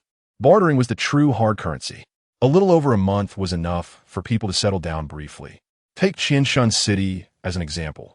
The southernmost and northernmost areas, being remote, had few zombies, thus forming two survivor gathering spots. These were also the largest survivor gathering areas nearby. At this moment, 30 miles from the outskirts of the northern district, a tired girl on the road was stopped by someone. "Hey, little sister, don't go. You've run all the way from the northern district. How exhausting. Have you thought it over? Join us." A thin, haggard-looking young man with messy blonde hair smiled as he pressured the girl to comply. Such incidents happened frequently. Under the apocalypse, all laws and moralities vanished. Here, strength was paramount. Having supplies was the only truth. Either get eaten by zombies or let me have my fun. Choose one. The blonde-haired man leered as he stepped closer. The girl stepped back in fear. She looked only 16, with big, sparkling eyes, wearing a long dress, and her long hair tied into two ponytails in front. Although still a minor, she was already a beauty, with a slightly curvy figure beginning to show. "Don't hurt me. If you want something, I won't give it to you. I refuse." The girl's face showed rare stubbornness. In this era, anything was possible, as long as one offered supplies. Many women would willingly throw themselves at men. Thinking this, Yang Wei directly pulled out a steamed bun from his pocket. The bun was soft and white, although not hot. It was captivating. "If you join my team, this bun will be your welcome gift." The girl looked at the bun, her heart stirred. She had only eaten some boiled tree bark for 2 days and hadn't seen rice or steamed buns for a month. "Captain, that's a bun. Why give it to her?" A skinny boy immediately voiced his discontent. He used to weigh 200 pounds, but since the apocalypse, he had survived to now, weighing only around 90. "Shut up. I'm the captain. I decide." Yang Wei snorted coldly, exuding the aura of an awakened one, causing all his team members to immediately fall silent. "Honestly, if you weren't so pretty, would I give you a bun?" Yang Wei thought he was in complete control. Saliva pooling in his mouth, his eyes lewd as he made a move to grab the girl. "Ah, help!" The girl screamed in fear and began to run. She would rather starve than sell her body like other women. This was her first time, and she vowed to give it to the one she loved most. Refusing now? Too late. Yang Wei's primal instincts kicked in, and he quickly blocked the girl's path, grabbing her wrist. "Let her go." Jiang Shui, wielding a dark blue knife, approached with 2 large bodyguards, one fat and one thin. Yang Wei paused, turning to see Jiang Shui, both taken aback as they locked eyes. Jiang Shui recognized him. He was indeed his classmate. Yang Wei's family also ran a food store, and because of Jiang Shui, he had been so enraged that he didn't stock up, resulting in his family missing a heap of supplies that should have been there. "It's you?" Jiang Shui. Yang Wei wanted revenge on Jiang Shui, having ruled the nearby area for a month like a local emperor, but he didn't dare leave his territory. Now that Jiang Shui had come to him, he sneered, calling his dozen or so lackeys to surround Jiang Shui and his companions. "I thought you had turned into a zombie. This is perfect." Jiang Shui chuckled, narrowing his eyes. "No need for pleasantries, old classmate. Hand over the girl to me and all the supplies you have on you." Upon hearing this, The fat one chimed in with a squeaky voice. "We're starting a robbery now." The audacity of Jiang Shui and his companions left Yang Wei and the onlookers dumbfounded. This wasn't just a righteous stand. This was a robbery. Yang Wei's face darkened. "How dare you say my line? Is there a difference? Surrender or die." Jiang Shui said seriously, provoking laughter from Yang Wei and his crew. "Just the three of you? We have two awakened ones, and Yang is at level 3. Are you looking to die?" A scrawny lackey mocked, forgetting to flatter Yang Wei. This clearly pleased Yang Wei, who proudly raised his head and commanded Jiang Shui. "Hand over all the goods you hoarded before." He remembered Jiang Shui's hoard of millions of pounds of supplies. Killing him would be a windfall. Whoever takes him down gets 3 buns. As Yang Wei's words fell, 13 lackeys lunged at Jiang Shui. Jiang Shui remained still while the fat one stepped forward. With a wave of his hand, he slapped one of the attackers, sending him flying like a broken kite, leaving a swollen handprint on his face. Others tried to grab him, but the immense force knocked 4 or 5 of them down. The remaining ones, armed with steel pipes or long knives, frantically swung at the fat one. A figure leaped into the air, reaching a height of nearly 3 meters. He descended from the sky, his long knife gleaming coldly in his hand. Clearly, he was another awakened one from Yang Wei's gang. The chubby man was unfazed, letting out a loud roar. At the moment the awakened one landed, he clapped his hands together forcefully. Bang! His hands managed to tightly clamp down on the long knife. The awakened one couldn't descend or strike, suspended in midair. What great strength! He couldn't move, and taking advantage of his weakness, they aimed to finish him off. The others quickly got up from the ground. 12 people together tightly embraced the chubby man, piling on him like a mountain pressing down, wrapping him up like a rice dumpling. They intended to crush him to death, suffocating him completely and immobilizing him. The awakened one also released the long knife. Stepping down from the group, picking up a steel pipe from the ground, and leaping 3 meters high to smash it down onto the chubby man's head. The chubby man let out a low roar, suddenly spreading his arms wide. The 12 people clinging to him were all shaken off. Now the chubby man had reached level 5, his strength a tribute fully displayed, capable of over 10,000 pounds with just one hand, not to mention these small fries. Even a level 3 zombie couldn't withstand such a display. All 12 fell to the ground, kicking up a cloud of dust. Just as the steel pipe of the level 2 awakened one was about to fall, the chubby man caught it in his palm.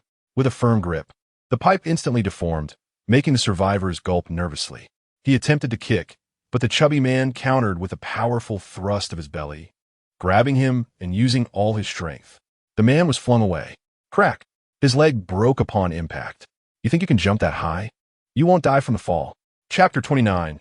True feelings in the apocalypse. The chubby man clapped his hands to indicate that he had not suffered any injuries. He wasn't really afraid to kill zombies. Dealing with these bad guys didn't require any trouble for Brother Jiang. In the blink of an eye, the mocking audience and Yang Wei were left dumbfounded. In just this short time, that perverted fat guy had taken care of everyone. He even called Jiang Shui Big Brother. What does this mean? It means Jiang Shui is the real boss. Yang Wei understood now. The fat guy was at least level 5, while he was only level 3. That guy could kill him with a single hand. Jiang Shui chuckled lightly. "What do you have to say?" Yang Wei stammered buckward. "Don't be arrogant. Chun Lily and Wu Tong are also awakened. If they were here, you would have been dead long ago. I really want to meet those classmates of yours." Just as Jiang Shui was about to make a move, a sudden burning sensation hit his brow. He understood that his sixth sense attribute had activated. This indicated that there was a threat to his life. Jiang Shui did not advance further. The reason he didn't immediately strike was because his sixth sense had sensed danger. Upon careful sensing, he realized the threat was coming from Yang Wei's waist. Now the distance was close enough. "You got too close. Go to hell." Yang Wei pulled out a handgun from his pocket and, without hesitation, pulled the trigger. Bang! Yang Wei gritted his teeth. He hated Jiang Shui so much. Even if killing Jiang Shui would lead to retaliation from the fat guy and Wang Long, it would still be worth it. For the first time in his life, he had been slapped in the face, humiliated, and mocked by his classmates, all thanks to Jiang Shui. He couldn't accept it. He wanted to overpower Jiang Shui.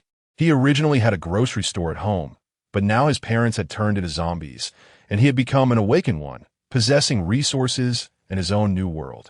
However, all of this had been reduced to ashes because of Jiang Shui. Jiang Shui's eyes widened.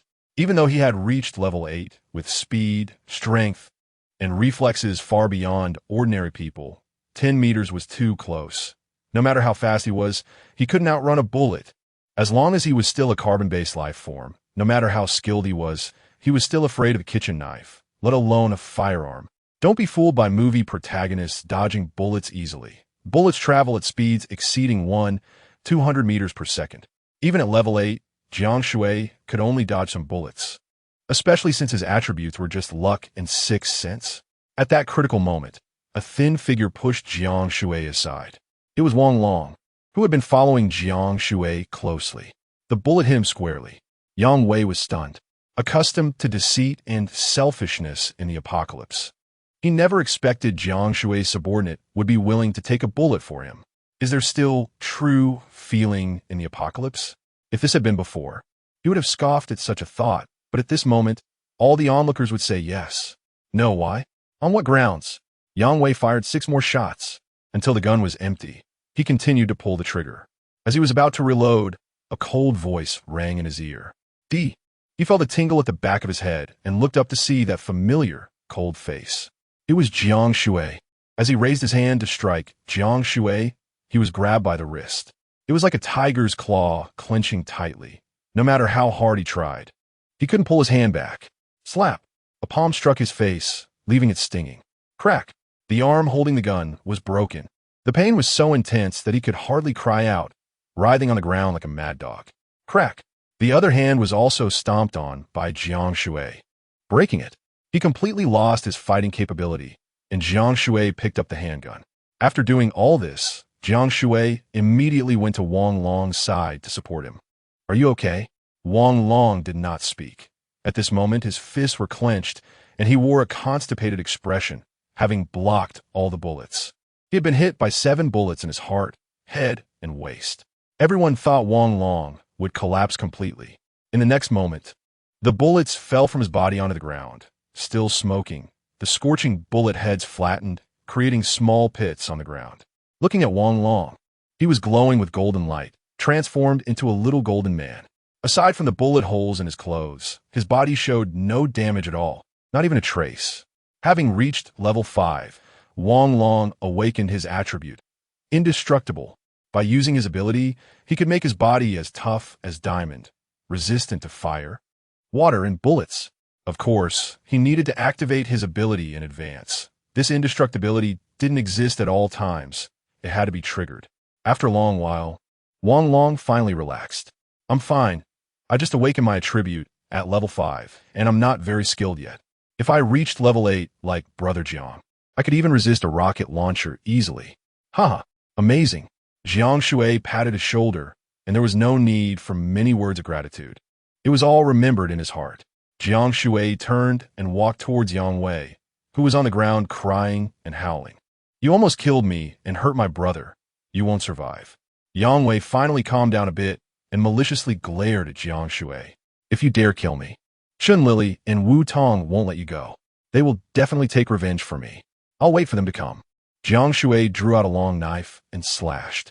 Yang Wei's voice stopped abruptly, and a blood mark appeared on his neck. Yang Wei met his demise, his eyes still filled with unwillingness.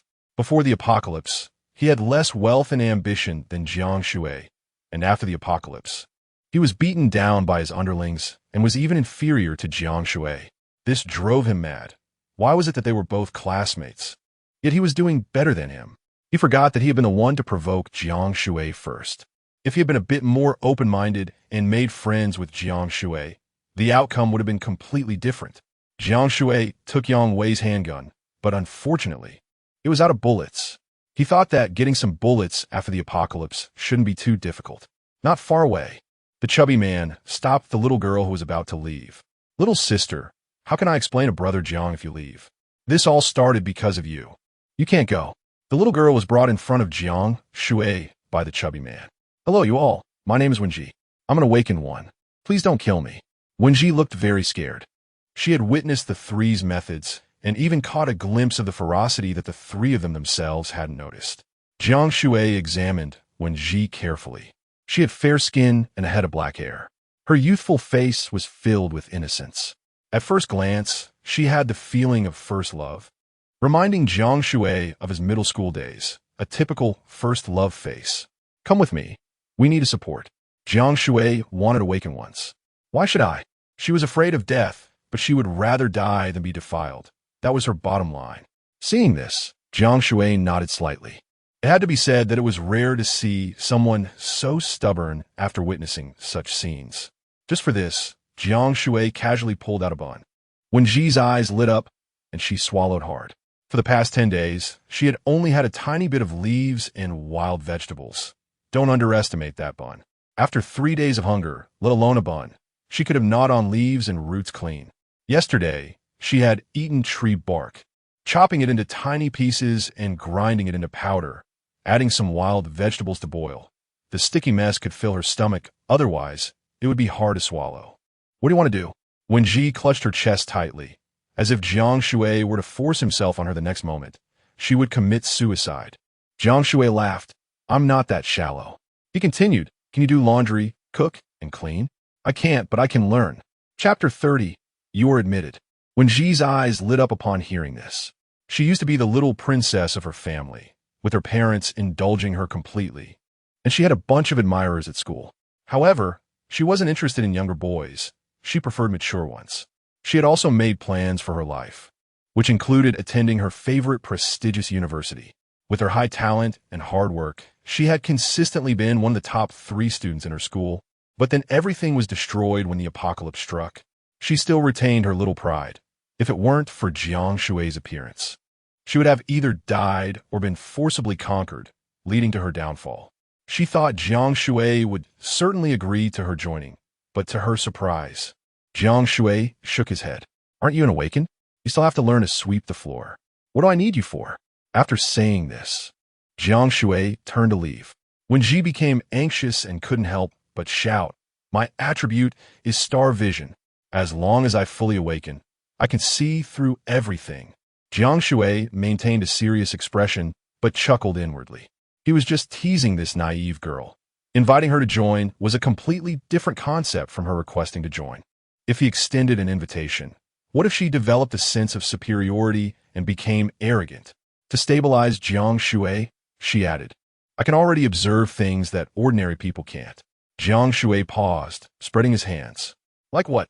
Wenji thought for a moment and looked at the chubby boy.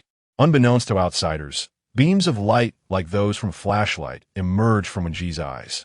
She scanned the boy's body, more effective than an X-ray. He weighs 212. 5 pounds, his attribute should be immense strength, and he has 2 organs that are different from ordinary people, representing male and female. Sometimes he emits androgen, and sometimes he emits estrogen.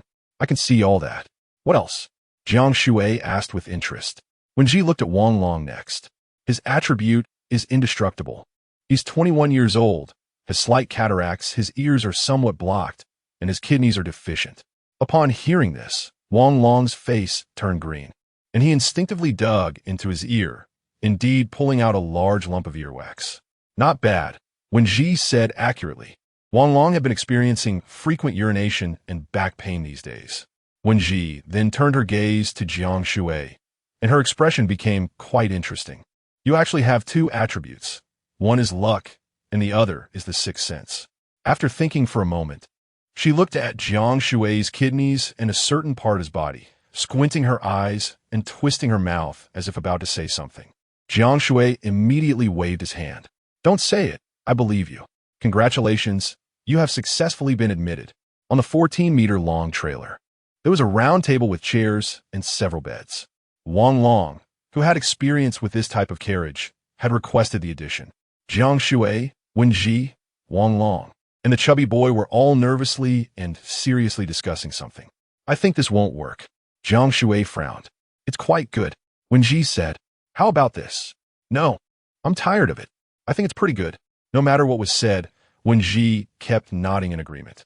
Jiang Shui frowned. It's really annoying to be stuck on what to eat every day. Anything is fine. Let's hurry up and eat. I think it's okay.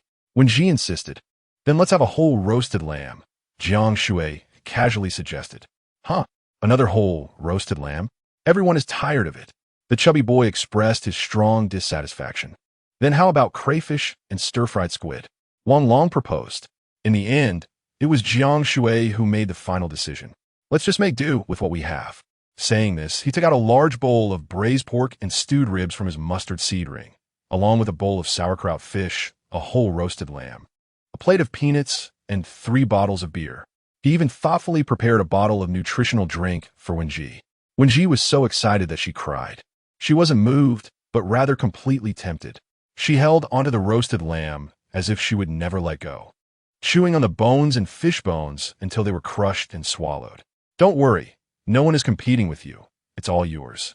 If that's not enough, there's more. It's the time for growth, so stop holding the roasted lamb. It can't fly. After the meal, Wenji lay sprawled on the floor of the carriage, her belly round and unable to bend at the waist. Wow, this feels so good. I would be willing to die for this. What social culture? What feelings of hatred? What knowledge, games? None of it matters in the face of food and drink. Only those who have experienced hunger know that the saying people prioritize food is absolutely true. For a bite to eat, she would be willing to kill her teacher, destroy her ancestors, and betray friends and loved ones. In fact, these scenes often played out during the apocalypse. After more than a month, most people had exhausted their food supplies, and they had done countless immoral and illegal things for the sake of food. After being well fed, Jiang Shui said, "Now tell me everything you know about Qianjuan." He showed no mercy in his questioning. Wenji immediately answered eagerly. "Okay, Captain Jiang Shui, what do you want to know? I've been lurking here for over a month, so I have some understanding. First, what survivors are there now? Have they organized? To my knowledge, after any disaster, survivors tend to gather. Taking Qianjuan City, which is closest to us, as an example, most have gathered in the north." Wenji rubbed her belly as she spoke. The most powerful now are those dozen teams, including one person who has occupied the entire Qianjuan warehouse. They have reached an agreement to redefine prices and trade goods for goods or spirit sources for food. Monopoly? Pricing? There are capitalists even in the apocalypse, Wang Long said somewhat disdainfully. To be honest, these transactions are not tyrannical at all. They have the recognition of all survivors. For example, pork at 100,000 per pound is already quite cheap. In uncertain times, money is of little use. You should know that supplies are extremely hard to find now, and there are zombies surrounding us, especially non-rotting supplies, which are pitifully scarce. Jiang Shui nodded. 100,000 per pound? They can't really be called capitalists. After all, it's still the early days of the apocalypse, and the overall situation is uncertain. That's right. Small capitalists can bully others, but who dares to be a big capitalist? They would have been wiped out long ago. This is not a harmonious society, Wang Long nodded. The chubby boy, tidying up the bowls and chopsticks, couldn't help but ask, so is Qianjuan now the world of zombies or the world of survivors? Wenji thought seriously for a moment before responding, neither. It's the world of animal zombies. At least 100,000 survivors are distributed across the north and south of Qianjuan. While animal zombies are everywhere in the world, counting in the billions is not an exaggeration. Even cockroaches, snakes, and even ants have mutated. Don't underestimate these insects. In terms of size, insects are invincible. Moreover, they act in teams. When they move, it's often thousands or even tens of thousands, which is terrifying. But they lack intelligence and can't form a significant threat. Then there are the common cat and dog zombies. When encountering them, never provoke them. Zombie cats are extremely fast, and zombie dogs have fierce biting power. Jiang Shui nodded and immediately planned to head to the nearest gathering place in the north. His current goal was to finally Minkai and hunt level 3 or higher zombies to obtain spirit sources to enhance himself. Since there were so many people at the gathering place, Li Minkai was likely there. The trading market would certainly allow him to exchange spirit sources. So why risk hunting zombies? The supplies in his wristband had reached astronomical numbers. Now the exchange rate was definitely more than tenfold. Chapter 31 Survivor Gathering Place an hour later. Through Wenji's ginger water, I roughly understood the current situation. There were a large number of level 3 and above zombies in Qianjuan and the surrounding cities. The city center mostly had level 2 zombies, but no one dared to venture deep into it, as it gathered all the zombies of the city, at least over 8 million. It's no joke. As one of the most developed cities in the country, it has a population flow of over 10 million, plus 1 or 2 million from the surrounding counties. Besides the level 2 zombies, there were also formidable level 10 characters ruling here. If you intrude here, even if you don't get crushed by the overwhelming horde of zombies, you'll likely be ambushed by these strong characters hidden among the level 1 zombies. Jiang Shui took out his phone and opened the album to show a photo of Li Mingkai. Have you seen him? Wenji happily shook her head, saying no. But the phone was still a hot commodity. 10 buns could exchange for 1 phone, but the more expensive item was the power bank. After all, in the post-apocalyptic world, devices were damaged and out of power, yet phones remained the favorite of survivors. I have plenty of batteries, but to get something, you have to make the corresponding contribution. Jiang Shui didn't lack supplies, so he wouldn't exchange his phone for supplies. Before the apocalypse, he had spent 300 million on electronic products. It was impossible to trade it for a few buns. After Wenji had nothing more to say, Jiang Shui gave the order. Let us go to the survivor gathering place first, see what others' levels are, how human life is now, and buy some spirit sources. Maybe Li Mingkai is there. The northernmost part of Qinjun City was the most concentrated survivor base within several districts, and it was possible Li Mingkai had gone there. They drove along with the trailer in a grand manner. On the way, someone waved to stop them. Hey, can I hitch a ride? I guarantee I'll pay you. This was a guy with a scorpion tattoo on his chest, looking fierce, with a steel knife slung over his shoulder. Jiang Shui completely ignored him and sped past. The tattooed man stood in the road, expecting to force Jiang Shui to stop, but almost got run over. He jumped to the roadside, pointing at Jiang Shui and cursing. Damn it, I'll remember your face. You want to help each other in the apocalypse. Huh. If I see you again, I'll definitely kill you. Get out of the car if you have guts. Jiang Shui had already planned to leave. He had seen too many survivors like this. However, this guy actually remembered him and vowed revenge. Given Jiang Shui's personality, whether you were serious or joking, if you wanted to kill me, you were already my enemy. What was originally an intersection with no ties now had cause and effect. Jiang Shui understood that if he didn't kill this man, he could become a variable someday. He didn't like that feeling. Even the smallest threat had to be eliminated. Getting out of the car, he gripped his battle knife and stepped closer. You've got guts. I've commandeered this vehicle. The tattooed man was arrogant and thought his provocation had succeeded. He didn't realize how many people he had threatened before and had never encountered someone tough, but now he had met his match. Jiang Shui radiated a terrifying aura of level 8 pressure, and the tattooed man sensed it immediately. He was just a level 1 awakener, and in front of level 8 Jiang Shui, he was like a little dog challenging a fierce tiger. He thought Jiang Shui was a small mantis and not a match for his dog, but it was all too late. Sore. The tattooed man was scared to tears. Usually fierce, bullying children and honest people, he was now trembling all over. Jiang Shui killed him with 1 slash. If saying sorry is effective, why would I need a knife?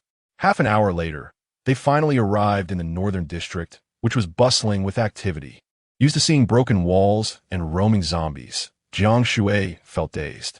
This place truly felt like a survivor gathering area. Many people were setting up stalls, mostly selling wild vegetables, mushrooms, and tender leaves. Some luxurious ones had white flour and rice. A lot of it was moldy, but that didn't affect its desirability. Most of the stalls were bartering, and few were willing to trade for money, but money still circulated. Level 1 and 2 zombies' spirit sources were especially popular. People were continuously trading, creating a lively atmosphere reminiscent of a bustling market. There was a chubby man sitting in an armchair, crossing his legs with a smug look on his face. His stall had several boxes made of pear wood and even purple sandalwood, clearly valuable. One could imagine they contained precious treasures. Jiang Shui, Wenji, and the others entered without drawing anyone's attention since there were too many people coming and going, including familiar residents and newcomers. Everyone was used to it. In the apocalypse, in such a crowded area, there were still few disturbances. After all, humans are social animals, and previous education prevented them from committing crimes in public, as they would face everyone's resistance. Jiang Shui approached the chubby man. What treasures do you have here?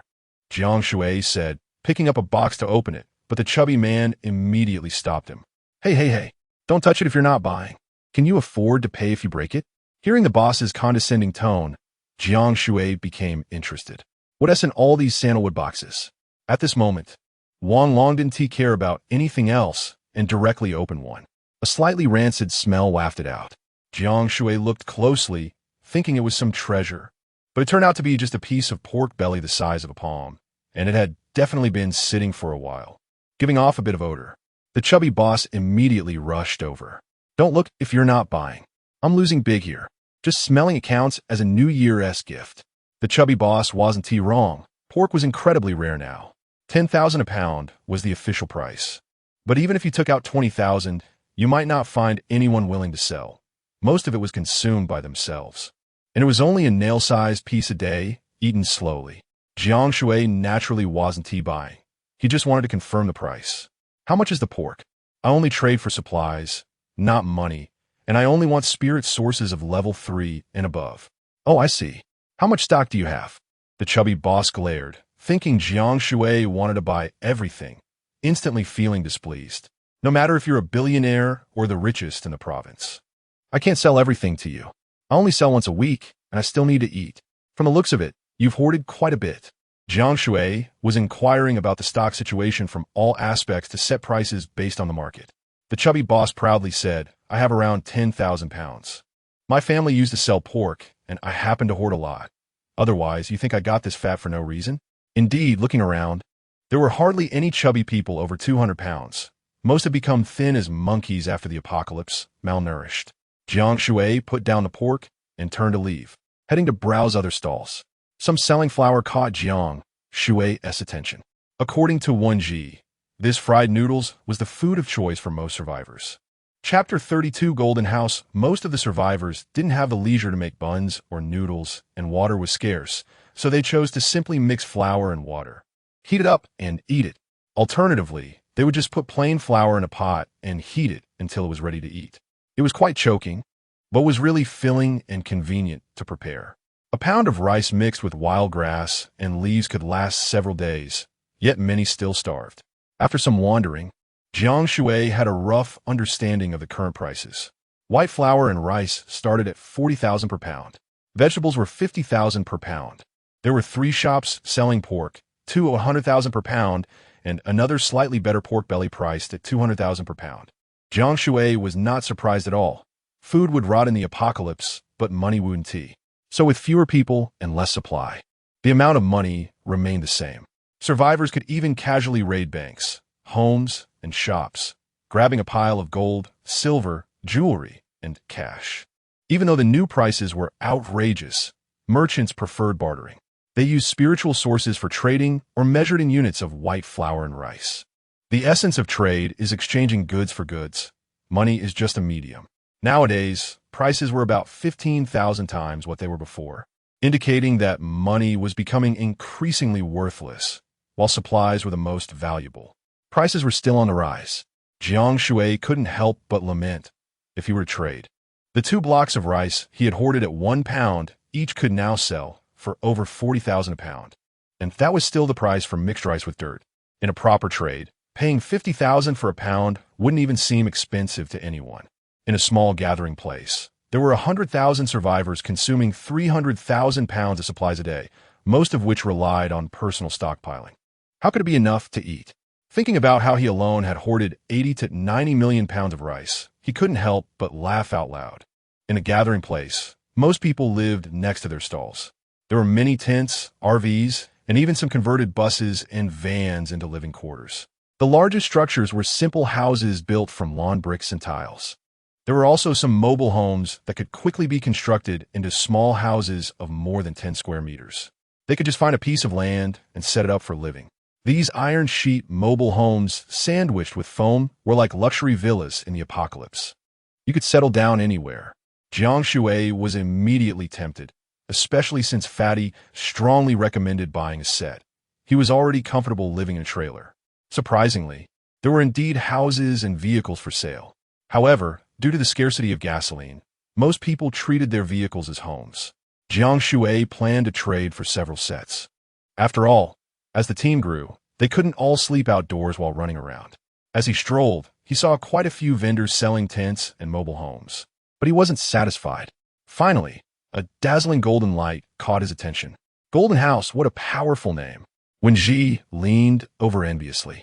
Although money had lost its value, these houses were all made of real gold. Jiang Shui took a look and exclaimed, aside from a few painted differently. All the mobile homes were indeed made of pure gold. The smallest house had a budget of at least over 100 pounds of gold. Jiang Shui immediately planned to buy several sets. Who doesn't love gold? Golden House was a symbol of status. Although everyone would realize they were wealthy, as long as it wasn't £1,000,000, there wouldn't be a major problem. There were plenty of wealthy people with abundant supplies here. He didn't need to buy food. With so many supplies on him, not spending it would make it worthless. It was definitely a good deal to exchange supplies for gold. This was the place to buy. After receiving Jiang Shui's order, Wang Long shouted, "Boss, want to buy a house?" At this shout, several people walked out of a large golden house of over 30 square meters. They were all adorned with gold and silver, looking quite prosperous. One of them locked eyes with Jiang Shui, both stunned. Jiang Shui? Sulai? The boss was Jiang Shui's old classmate named Zhu Lei. His family used to run a business, and his parents own a home goods store. He had always been articulate and liked to form cliques while in school. Unexpectedly, after the apocalypse, he became an awakener and continued to do business, proving to be a natural in commerce. Zhu Lei was also a good friend of Yang Wei, who previously mocked him in the group for stockpiling, being the most vocal about it. It felt like a dream. Who would have thought they could meet an old classmate after the apocalypse? "It's so good to see you."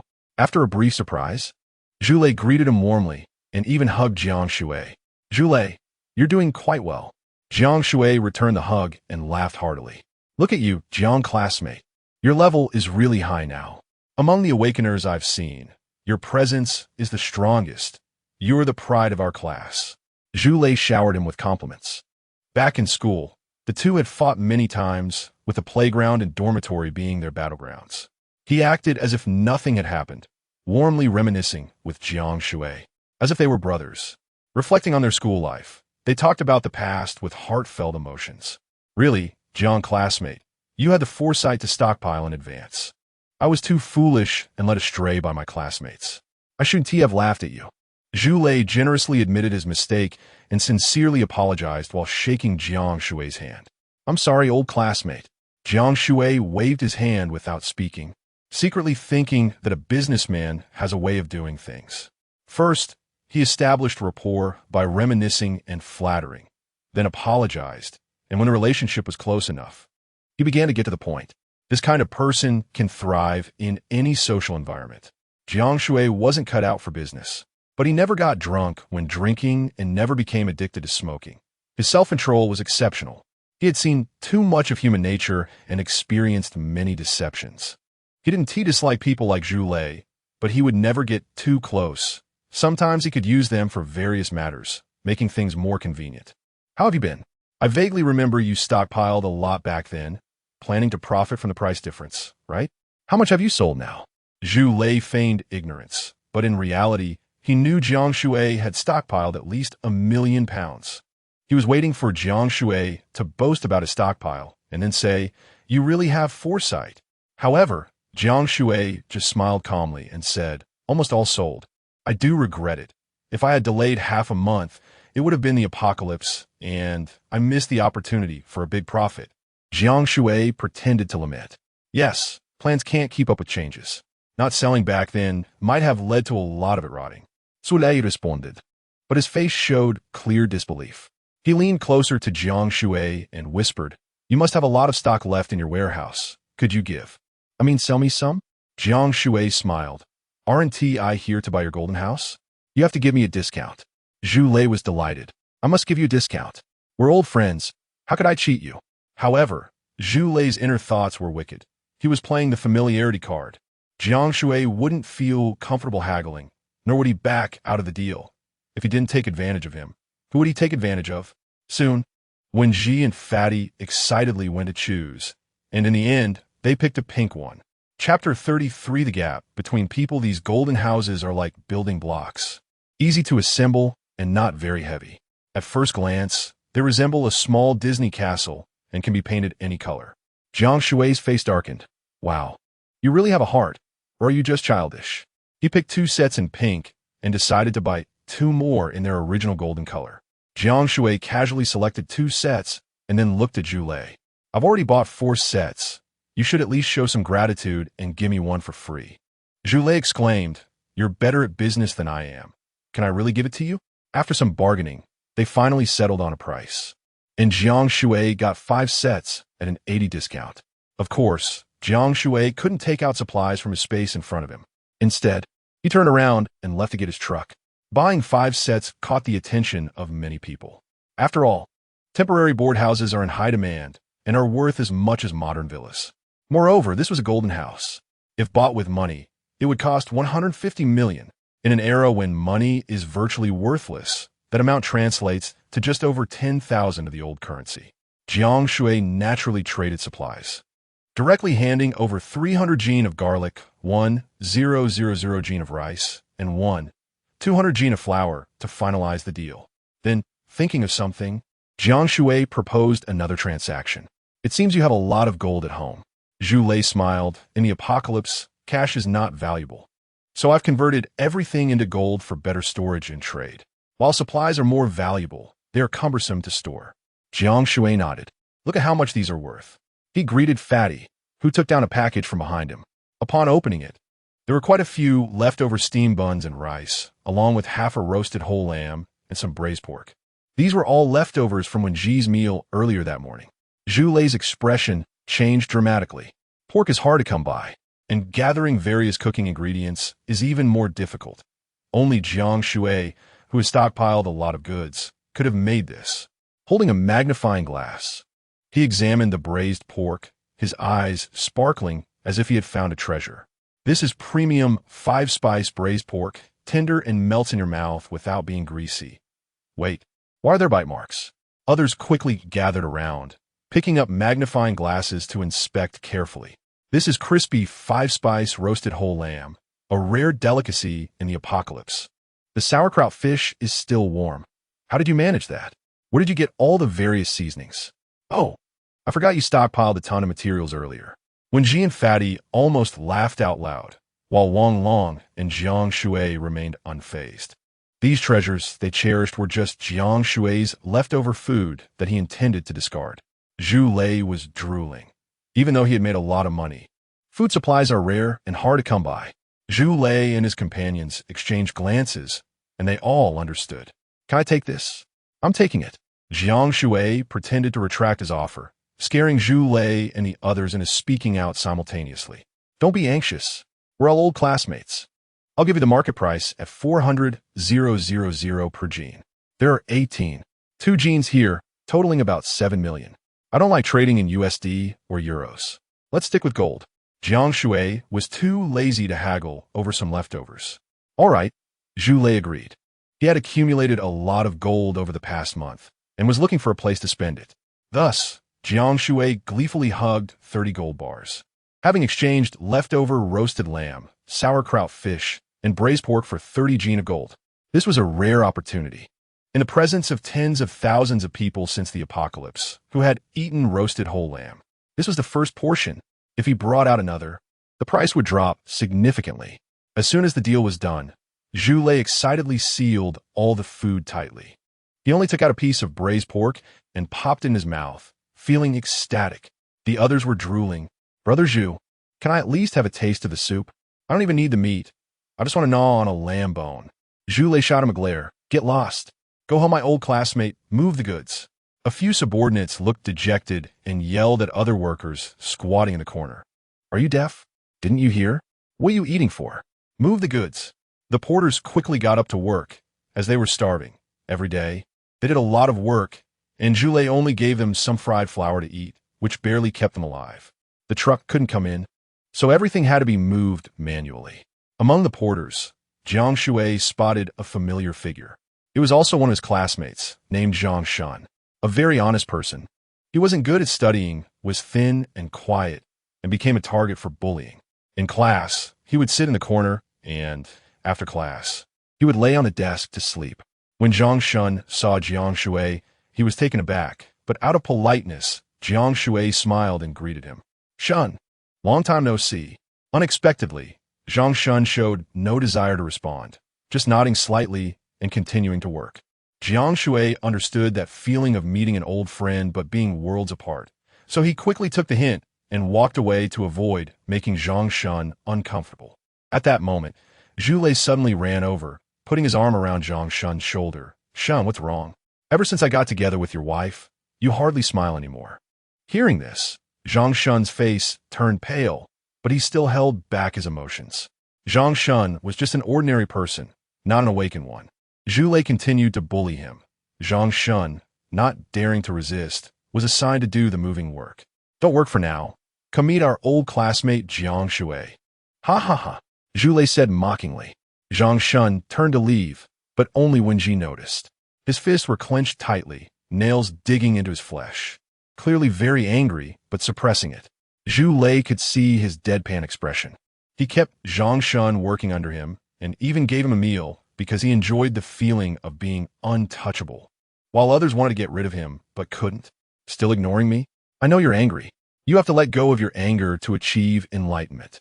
Besides, it's not that serious, brother. Your wife left you because you had no food. I've gathered a lot of supplies. She's just surviving with me. If you work hard, I might give you something back, but of course, it'll be when I'm tired of her. Zhu Lei gloated, enjoying the situation. While Jiang Shun even apologized to him. Sorry, boss. You give me food. I should thank you. Zhu Lei was satisfied, waving his hand, believing he had completely conquered his old classmate, feeling a sense of achievement. People are not the same. The gap is vast. This is fate, and Jiang Shui would not interfere. In the apocalypse, there's no need to care about others. There are too many injustices in this era, and he can't manage them all. Moreover, in the end, he might gain nothing and could even be retaliated against. The worst part is the endless demands from the weak for your generosity. After the loading was completed and the transaction finalized, Jiang Shui left the store under Zhu Lei's personal escort. However, Jiang Shui did not leave immediately. Instead, he found a location with relatively fewer survivors and unloaded the golden houses there. Chapter 34 Leftover food from Jiang Shui Fatty has a lot of strength and assembled everything in just a few moments. A few of them planned to stay here for 2 or 3 days temporarily, as they still needed to gather information about Li Mingkai. While they were tidying up the place, Zhu Lei hid in the golden office. He was surrounded by a group of people, all of whom were his subordinates or shareholders. Eat up, President Zhu. Zhu Lei looked at the roasted whole sheep, braised pork, sauerkraut fish, and some leftover pork ribs, swallowing hard. Damn it, I can't hold back anymore. Let us eat. He took out all the food and started distributing it. However, before he could finish distributing, everyone went crazy and started grabbing food. Those who could enter this office were all big shots, so no one held back. In less than 3 minutes, the 18 kilograms of food was devoured completely. So delicious. Damn, this is what they call a delicacy. After eating this meal, I die happy. Zhu Lei and the others lay on the carpet, panting heavily, their faces full of satisfaction. They didn't waste the leftover bones either. They were all given to the workers outside, who cleaned them up thoroughly. After resting for a while, Zhu Lei seemed to realize something, and his expression turned a bit unpleasant. This meal cost over 7 million. Damn, I've been scammed. The more Zhu Lei thought about it, the angrier he became. In the past, when the big boss held a banquet, it only cost a few $100,000. He felt that Jiang Shui was scamming him. With their friendship as classmates, he could have just been given the food. How could it be so expensive? The more Zhu Lei thought about it, the more his heart ached. Less than 20 kilograms of food, and it cost 7 million. He wasn't an idiot. Seeing that this was leftover food, even if it was unique in the world, it was still leftover. If the leftovers were this lavish, his supplies should be quite substantial. Zhu Lei squinted his eyes and began to think of some bad ideas. 5 golden houses, 3 of which were stored in the wristband.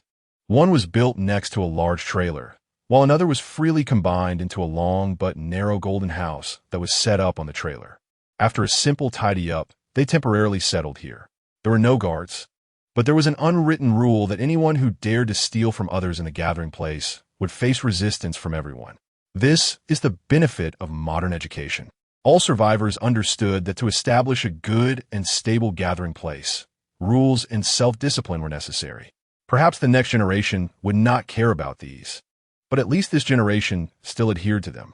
After discussing, Jiang Shui, Wenji, and others planned to explore further, as this place was large and not limited to just this trading market. Each area had its own designated spots. Jiang Shui specifically left Fatty and Wang Long to guard the place. Wang Long readily obeyed any orders from Jiang Shui. Fatty pouted and protested. Why do I have to guard? I want to go out shopping too. Why does Wenji get to go? Fatty sulked like a jealous spouse. Wenji made a face at him, sticking out her playful little tongue. Fatty, a 300-pound giant, sat there angrily with his back hunched. I know this place better. I can trust you and Wang Long to guard the home. I'm worried you might get scammed. Wang Long can guard the home by himself. I want to go with you. Fatty's bushy beard shook as he tried to act cute. Jiang Shui quickly turned his head away. It's obvious that you have such strong combat power and look fierce with you at home. Robbers will be scared to death and wouldn't dare to rob at all. You're much stronger than Wang Long, right, Wang Long? Wang Long immediately nodded in agreement. Brother Shui is right. Jiang Shui and Wang Long's comments made Fatty think they were praising him, so he shyly agreed to stay behind, thumping his chest to promise to guard the home well.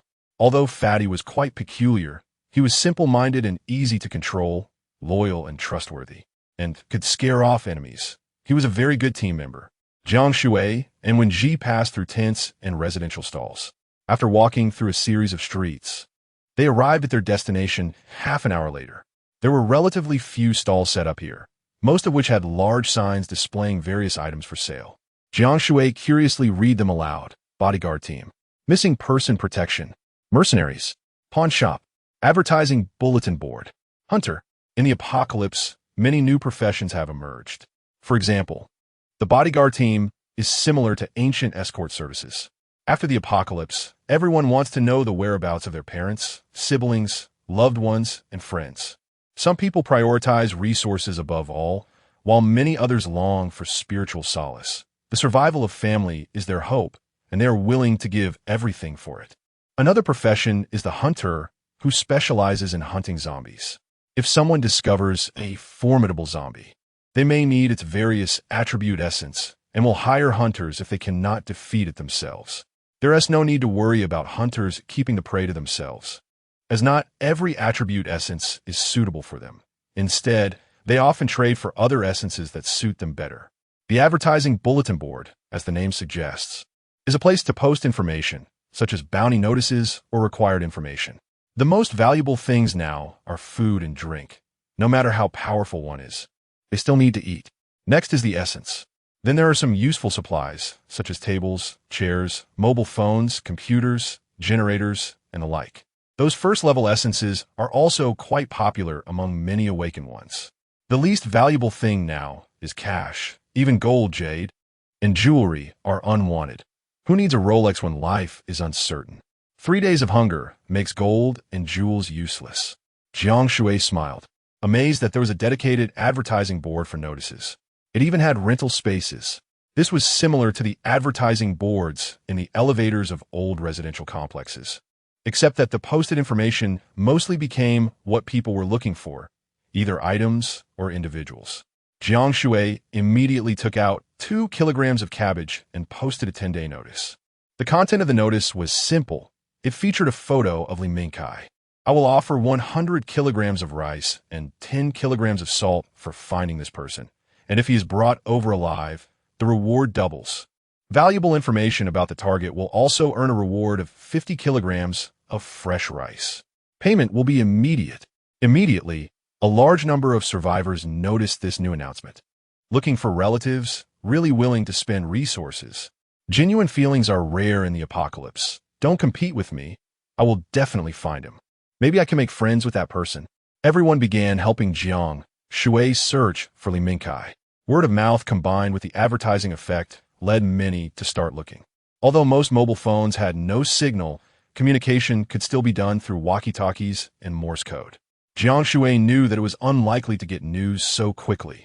It still depended on luck. Since they were here, they couldn't leave empty-handed. Do you know where they sell level 5 essences?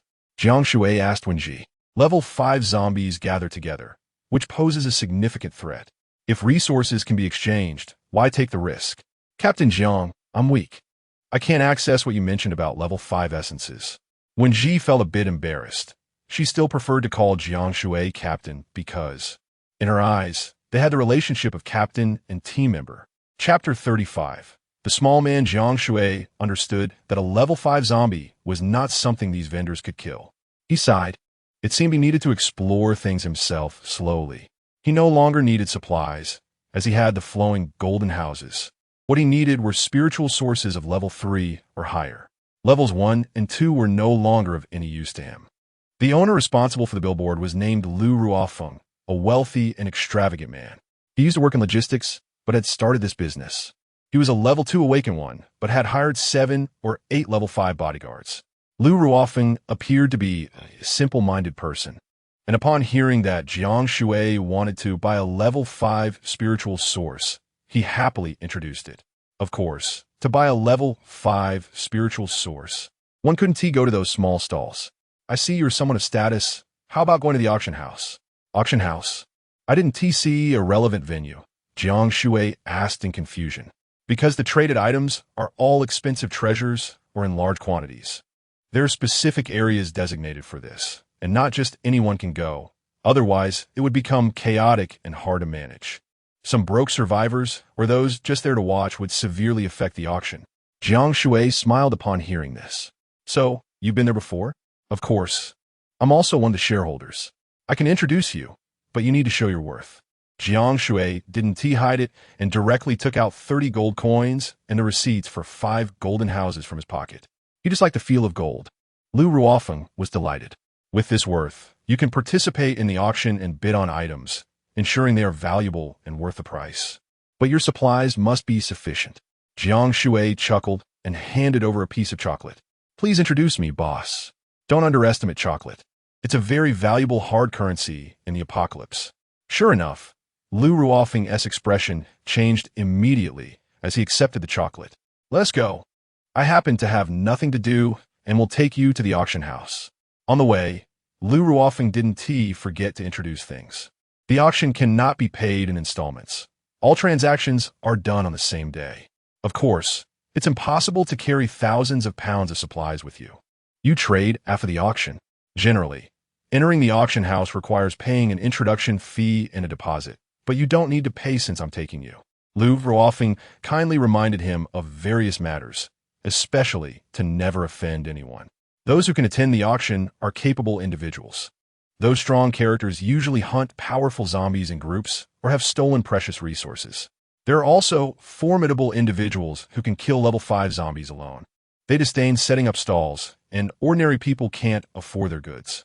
You can exchange unnecessary items for what you need, and, of course, bids are primarily made in supplies, followed by money.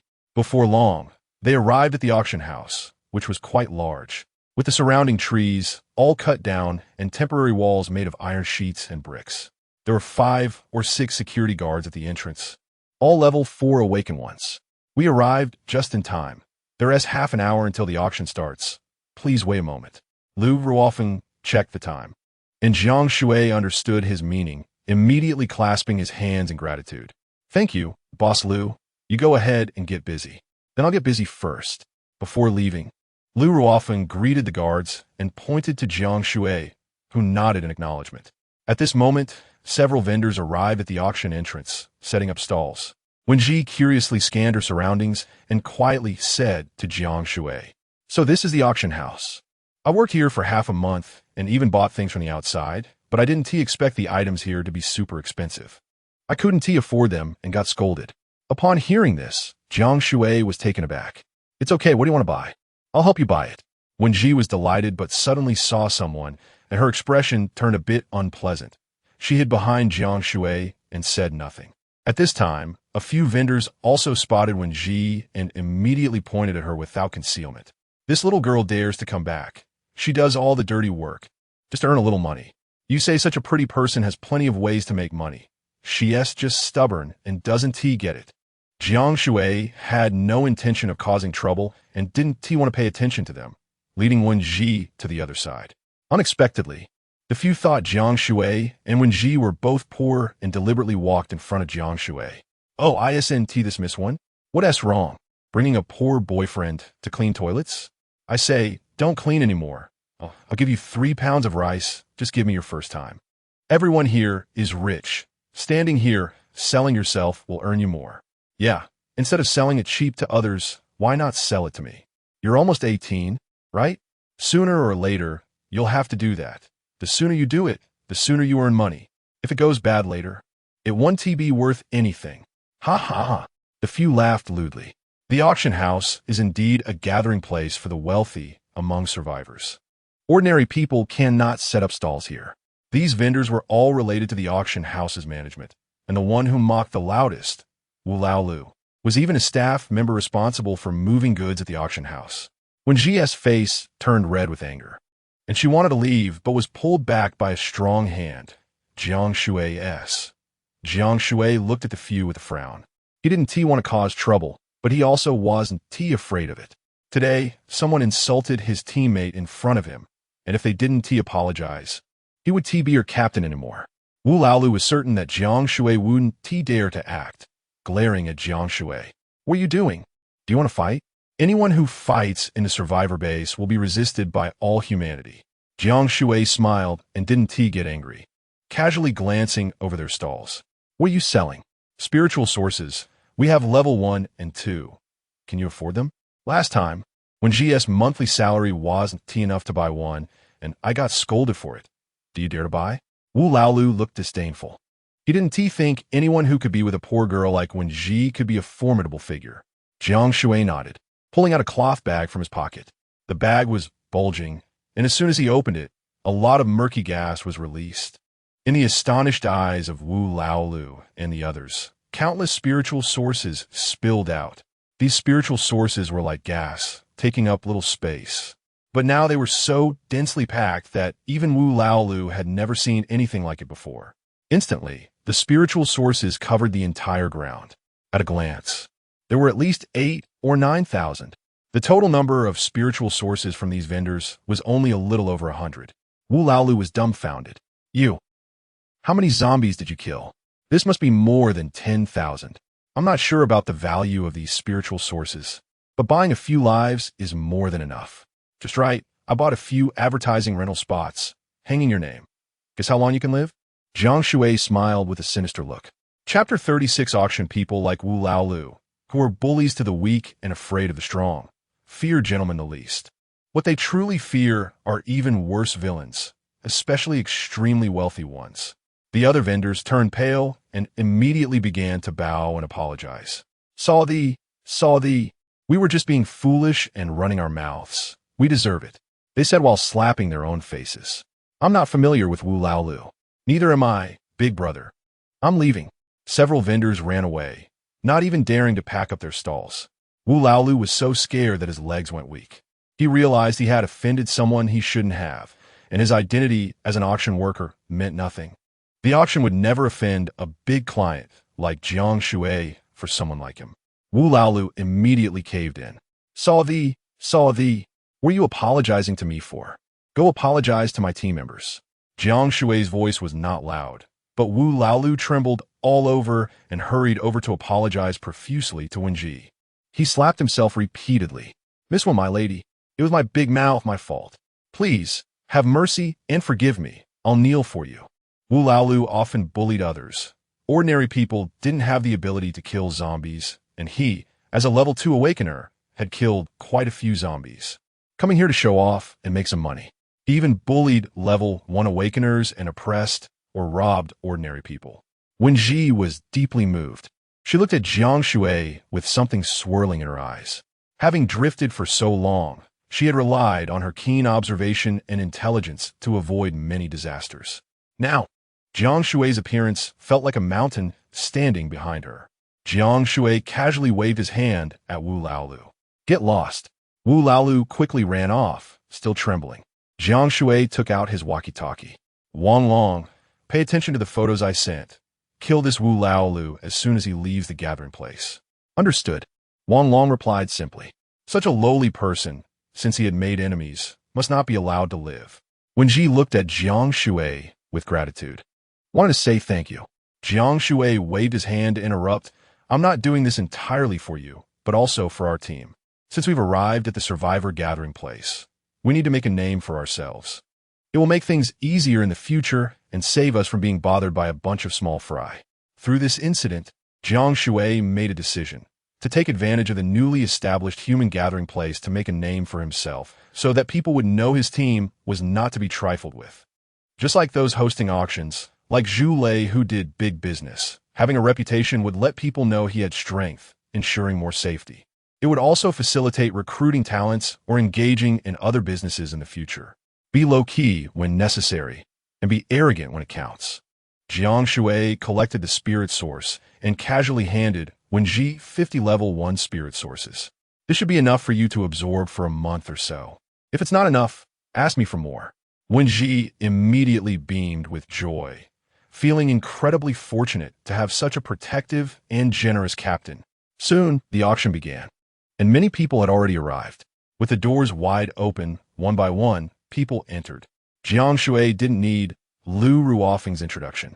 The previous thousands of spirit sources had made the security personnel dare not neglect him. They treated him with much respect, sincerely inviting him in and arranging a small private room for him and Wen Ji. The auction venue, though called a venue, was actually a huge tent supported by wooden stakes with thin tiles laid on top. The auction house's design was quite interesting.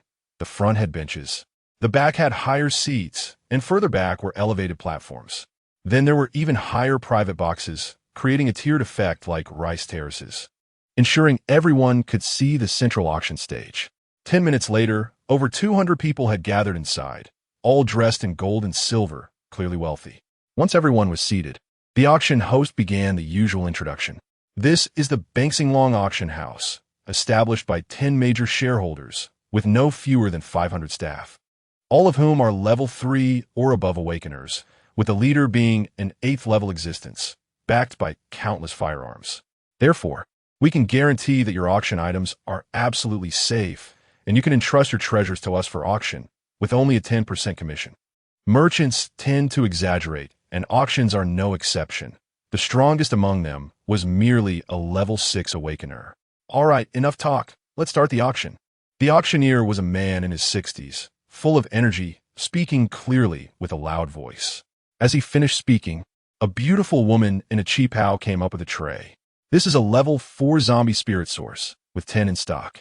The starting bid is 100 gene of white flour, equivalent to other materials, or 4 million in cash, to accommodate the new awakeners." They still needed to introduce it according to the usual practice. "We classify zombies by levels, and the same goes for us awakeners. Based on our spirit power reaching certain stages, we classify them similarly. It seems like everyone has unconsciously defined them as levels 1 to 6, just like in video games. Truly, humanity is united, haha." The host even joked a bit. Below, someone had already grown impatient. "Olgua, hurry up and auction it off. My little money can't wait any longer." The host, Olgua, laughed heartily. 10 level 4 spirit sources, 100 gene of white flour, now starting the auction. As soon as he finished speaking, someone immediately made a bid. "I bid 100 gene of white flour. I bid 420,000. I bid 120 gene of rice." Wen Ji anxiously nudged Jiang Shui's arm. "Captain, weren't we here just for the spirit sources? Are we bidding?" Jiang Shui replied leisurely. "No rush. Let them compete a bit longer." When the bidding reached 200 gene, no one else raised their bids. Jiang Shui then calmly called out, 220 gene. Instantly, no one made a counteroffer. Just as Old Guo was about to knock down the gavel to finalize the deal, an extremely discordant voice rang out. "Is that you? Have you turned into a zombie?" "I bid 250 gene." Jiang Shui turned his head to see that right next to him, in another private box, 2 people were staring at him. He was not unfamiliar with them. They were Chun Lily and Wu Tong. Chun Lily was clearly Yang Wei's girlfriend, and both were his classmates.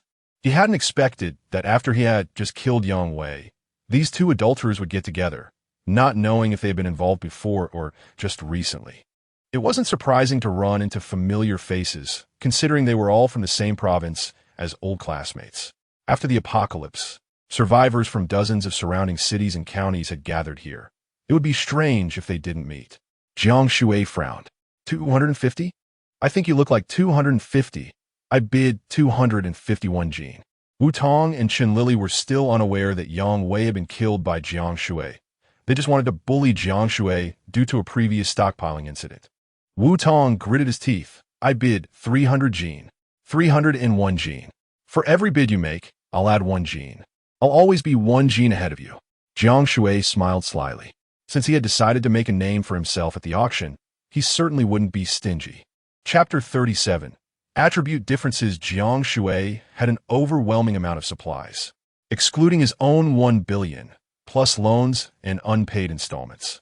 He had effectively spent over 3 billion hoarding goods, not to mention all the supplies he had swept up over these days. In his mustard space, he now had 60 million Jin of white flour, 80 million Jin of rice, a total of 60 million Jin of various meats, and countless other items like oils, salts, sauces, teas, electronics, gourmet snacks, clothes, and so on. Competing with me for resources? ISNT, that like lighting a lantern in a toilet. Wu Tong was flushed and about to speak, but Chen Lili grabbed his hand. Don't raise the price anymore. Although Yang Wei's goods belong to us now, buying these spirit sources is definitely not worth it. We still have things we want to buy later. Only then did Wu Tong give up on increasing the bid. Chen Lili was advising Wu Tong on the surface, but secretly through Jiang Shui flirtatious glances, even discreetly pulling her collar open to reveal her snow-white thighs. In her eyes, Jiang Shui had hoarded so many goods before and now was a super rich man. She definitely wanted to seduce him. Yang Wei or Wu Tong, who was the big shot, didn't matter to her. She just wanted to be the lover of a big shot. Jiang Shui remained calm, appreciating her fair skin, thinking it was worth a look. As for winning over such a woman, saying one more word would be my loss. Jiang Shui successfully placed his bid. According to the rules, there would be a unified settlement after the auction ended. After all, nobody could carry hundreds of Jin of supplies with them. Old Guo was very satisfied with the bidding and continued the auction. 3 level 6 spirit sources with water attributes. Other attribute holders could absorb them too, but water attribute awakeners could absorb them better and more efficiently. These were level 6 zombies that our boss and his brothers had painstakingly killed. Starting bid was 300 Jin of white flour. I bid 400. Wow, level 6 spirit source, that's several levels higher than me. I bid 600 Jin. This immediately ignited the scene, with continuous bids coming in. Although Jiang Shui had never seen a level 5 or higher zombie, the powerful spiritual energy emanating from the spirit source stirred his heart. He had previously killed at least 30 to 40,000 level 1 and 2 zombies, and could say he had wiped out all the zombies in the surrounding cities of the factory, but had never seen a level 6 zombie. He was determined to win it. I bid 1,000 Jin. As soon as Jiang Shui spoke, everyone's gaze immediately converged on him. It was impossible to conceal one's wealth in the auction house, and Jiang Shui didn't care. He was there to show off his financial strength, at least to let people know he had the capability. Many people showed greedy expressions, thinking about killing this young man to seize his supplies. Jiang Shui clenched his fist, unleashing the fierce aura of an 8th level awakener. Instantly, those greedy eyes wilted. They didn't dare look at Jiang Shui at all. How could he reach 8th level so quickly? How many zombies did he have to kill? I barely managed to reach level 4 after non-stop absorption. He could absorb so many? An absolute genius. Among the tens of thousands of survivors, how many could reach level 8? He was definitely among the top tier. Many people immediately abandoned their thoughts of robbing Jiang Shui and quietly noted his appearance, instructing their people to treat Jiang Shui politely if they encountered him in the future. Having more friends was better than having more enemies. Wu Tong initially wanted to raise the bid. He could put out 1,000 Jin, but he didn't urgently need a level 6 spirit source. After all, he was only level 5. Jiang Shui had reached level 8, and Wu Tong was incredibly shocked. If it weren't for his grudge against Jiang Shui, he might have rushed over to befriend him long ago. Jiang Shui won the bid again, and the host continued the auction cheerfully. 100 level 3 spirit sources, starting bid 120 Jin of white flour. Fresh dragon fruit 10 Jin. Starting bid 700,000 RMB. Fresh donkey meat 5 gene, starting bid 2 million. A barrel of farmer's 3-punch water, pure and unpolluted. Did this little bit of stuff even deserve to be auctioned? Note, it's 100 gene. The entire venue fell silent and then erupted into fierce competition. I bid 3 gene of gold. It's important to note that after the red mist descended, not all water was drinkable. The vast majority had been contaminated by mutated microorganisms. There were many items coming up for auction, and food items were also very popular, being snatched up by people. Jiang Shui only bought spirit sources, and he took all those above level 3. After more than 40 minutes, Old Gua solemnly presented a silver tray. Lifting the silk cloth revealed a bead the size of a lychee. At first glance, there seemed to be a whirlwind faintly appearing on the surface of the bead. It seemed like a mini tornado was constantly swirling inside. The material of this bead was unknown. It was soft and elastic, but definitely not a technological product. Jiang Shui was also very interested. Seeing that he had piqued their interest, Old Gua slowly began to introduce it. This is the rumored eye of wind and thunder. Many people might not know this, so I'll give a brief introduction. As everyone knows, according to statistics, the Discover Awakeners can roughly be divided into metal, wood, water, fire, earth, wind, thunder, breaking, controlling, flying, as well as auxiliary attributes like observation, healing, strength, defense, and many unknown special and divine attributes. This Eye of Storm has undergone some mutations due to the erosion of the red mist and has a chance to let people comprehend wind attribute abilities. The entire venue fell silent and then erupted into enthusiastic discussions. That's awesome. It can't be a scam, right? Wind attribute. Metal attribute can manipulate metals. Water attribute can control water. Doesn't that mean wind attribute can manipulate whirlwinds? That's so cool. However, there were clearly people who understood the matter. A scruffy-looking guy in his 30s, with bright eyes, disdainfully said, although this thing sounds very precious at first glance, in reality, it has its limitations. Among known awakeners, everyone can only have one attribute after reaching level 5. This Eye of Storm, once awakened, is useless to those who have already awakened. For those who haven't, who can guarantee that their awakening won't be a more powerful wind attribute? Even if there's a chance of success, what if it doesn't team match their body? It's better to reach level 5 and awaken naturally. Once this person said this, everyone suddenly realized, yes, everyone can only awaken one attribute. It's best to reach level 5 and awaken what suits you. This is clearly redundant. The host's expression turned ugly upon hearing this.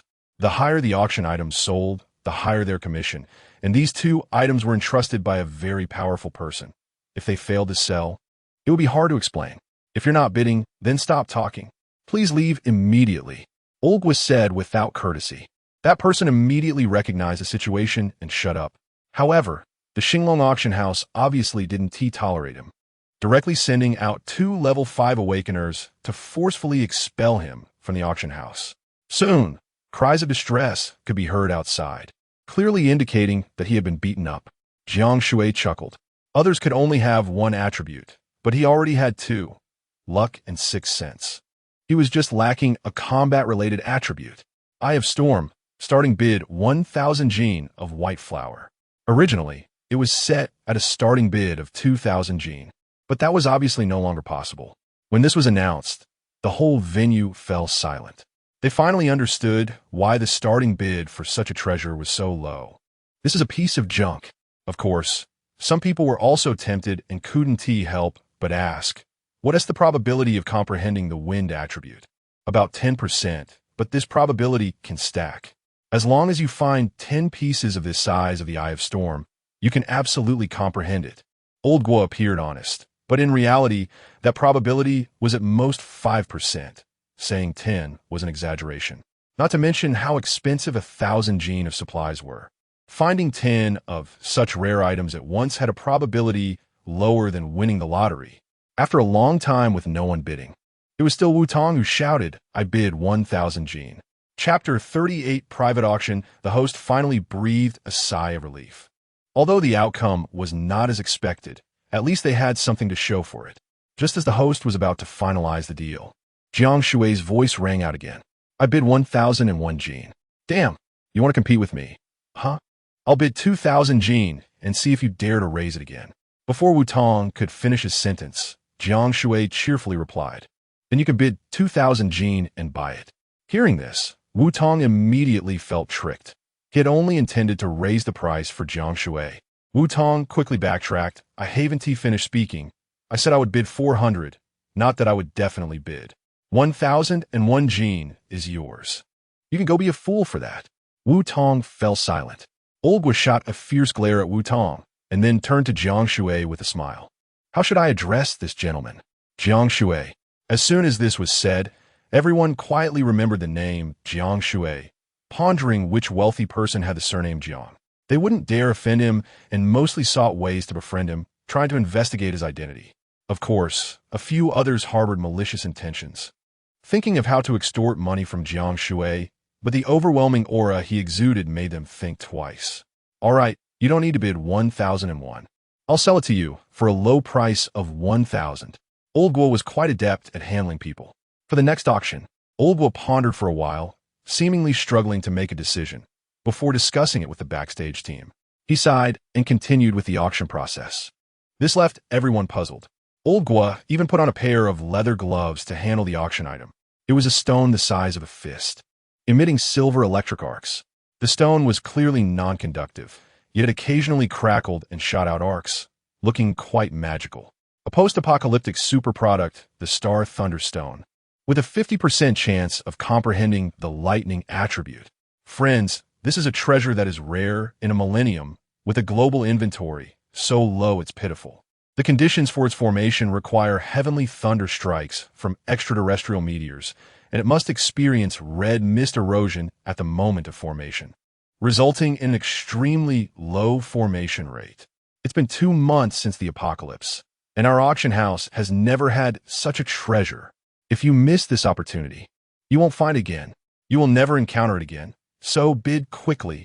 The starting price is just 1,000 Jin of white flour, an absolute bargain. Old Gua kept talking, hyping it up like a vendor. This was also the reason for his earlier hesitation. The result was obvious.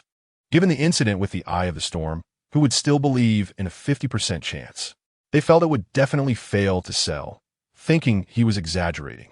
In reality, the comprehension rate for the Star Thunder Stone was even lower than that of the Eye of the Storm, at less than 3%. Many people scoffed, watching as it seemed ready to go unsold. Jiang Shui, seemingly reluctant, said, then I'll bid 500 Jin. If that is acceptable, I'll buy it. If not, forget it. Old Gua hesitated at first, but seeing the attitudes of the other bidders, he discussed it with the backstage team and finally struck the gavel to finalize the deal. One bald man had been staring at Jiang Shui, a green dragon tattooed on his chest. He wants to buy everything. This kid must be rich. The bald man's expression was dark, and he seemed to be plotting something sinister. Mr. Jiang really knows how to do business. This is the first time I've seen an auction where prices are reduced. Old Gua teased Jiang Shui. In fact, these 2 items had been auctioned off in other survivor settlements, and unsurprisingly, they had all gone unsold, which was why they ended up here. Others commented that Jiang Shui was a big fool, a rich idiot. However, only Jiang Shui felt pleased. For others, the comprehension rate was low, but he possessed the lucky attribute, so even if he succeeded once, it would be a huge profit for him. Even if he didn't succeed, for him, spending a mere 1,500 Jin of white flour for the chance to buy 2 divine attributes was absolutely worth it. Attention, everyone. The next round is another spirit source auction, this time from a big shot who hunted a level 5 zombie, with both water and wood attributes. Starting bid of 200 Jin of white flour. The auction itself consists of items acquired by the venue, and half are items consigned by others for auction. So many similar items are repeated. But this did not dampen the customers' enthusiasm. Everyone was frantically raising their bids. 400 Jin, 450 Jin. Selling my golden roast duck. I bid 100 Jin of pork. As soon as Jiang Shui opened his mouth with a pork bid, the room fell silent. Crazy. This person is too rich. That's pork? Is he serious? Old Gua chuckled and struck the gavel to finalize the deal. Congratulations, Mr. Jiang Shui, for acquiring another level 5 spirit source. Someone nearby noted down every item and bid for later settlement after the auction ended. The next was a level 6 spirit source. 50 units, gathered by 7 or 8 teams over half a month. Starting bid of 1,000 gene of rice. I bid 1,001. I bid 1,003. Jiang Shui calmly opened his mouth again. I bid 100 gene of lamb. The room fell silent once more, with everyone casting envious and jealous glances at Jiang Shui. So many resources? Lamb, how long has it been since I had that? The mutated goats are ferocious, and the remaining goats are rare worldwide. Some maintained a skeptical attitude. Could he be here to cause trouble? Who brings so many resources? Old Guo was also worried about this. Even if Jiang Shui were killed, it would still be a significant loss. Jiang Shui, however, was unperturbed and took out the receipt for purchasing 5 golden houses. As soon as Jiang Shui presented it, everyone gasped in amazement. If he could casually buy 5 golden houses and still have over 30 gene of gold, how could he not afford this? Impressive. Whose rich second generation is this? It's also possible that before the apocalypse, his family ran a warehouse or was in the wholesale market. They were once a well-off family, but now they are among the richest in the country. Many speculated that Jiang Shui used to be a major boss in the wholesale market, alleviating their doubts. Old Guo continued the auction. The next was 200 units of level 4 spirit source, starting bid. No one opened their mouths to bid, and Jiang Shui directly made the first bid. I bid 15 buckets of KFC. The guests were almost driven mad by Jiang Shui, completely losing their competitive spirit. As long as it was a spirit source, Jiang Shui wouldn't let it go.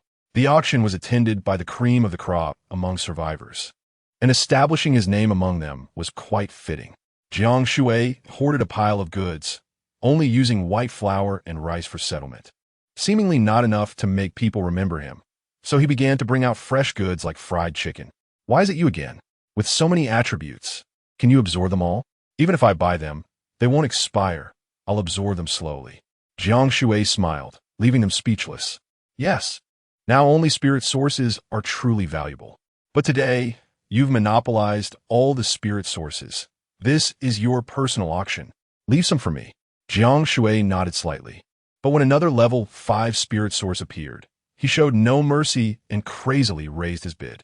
I bid 100 gene of pork. Other bidders were in tears. This is too much. Whoa, what are you doing?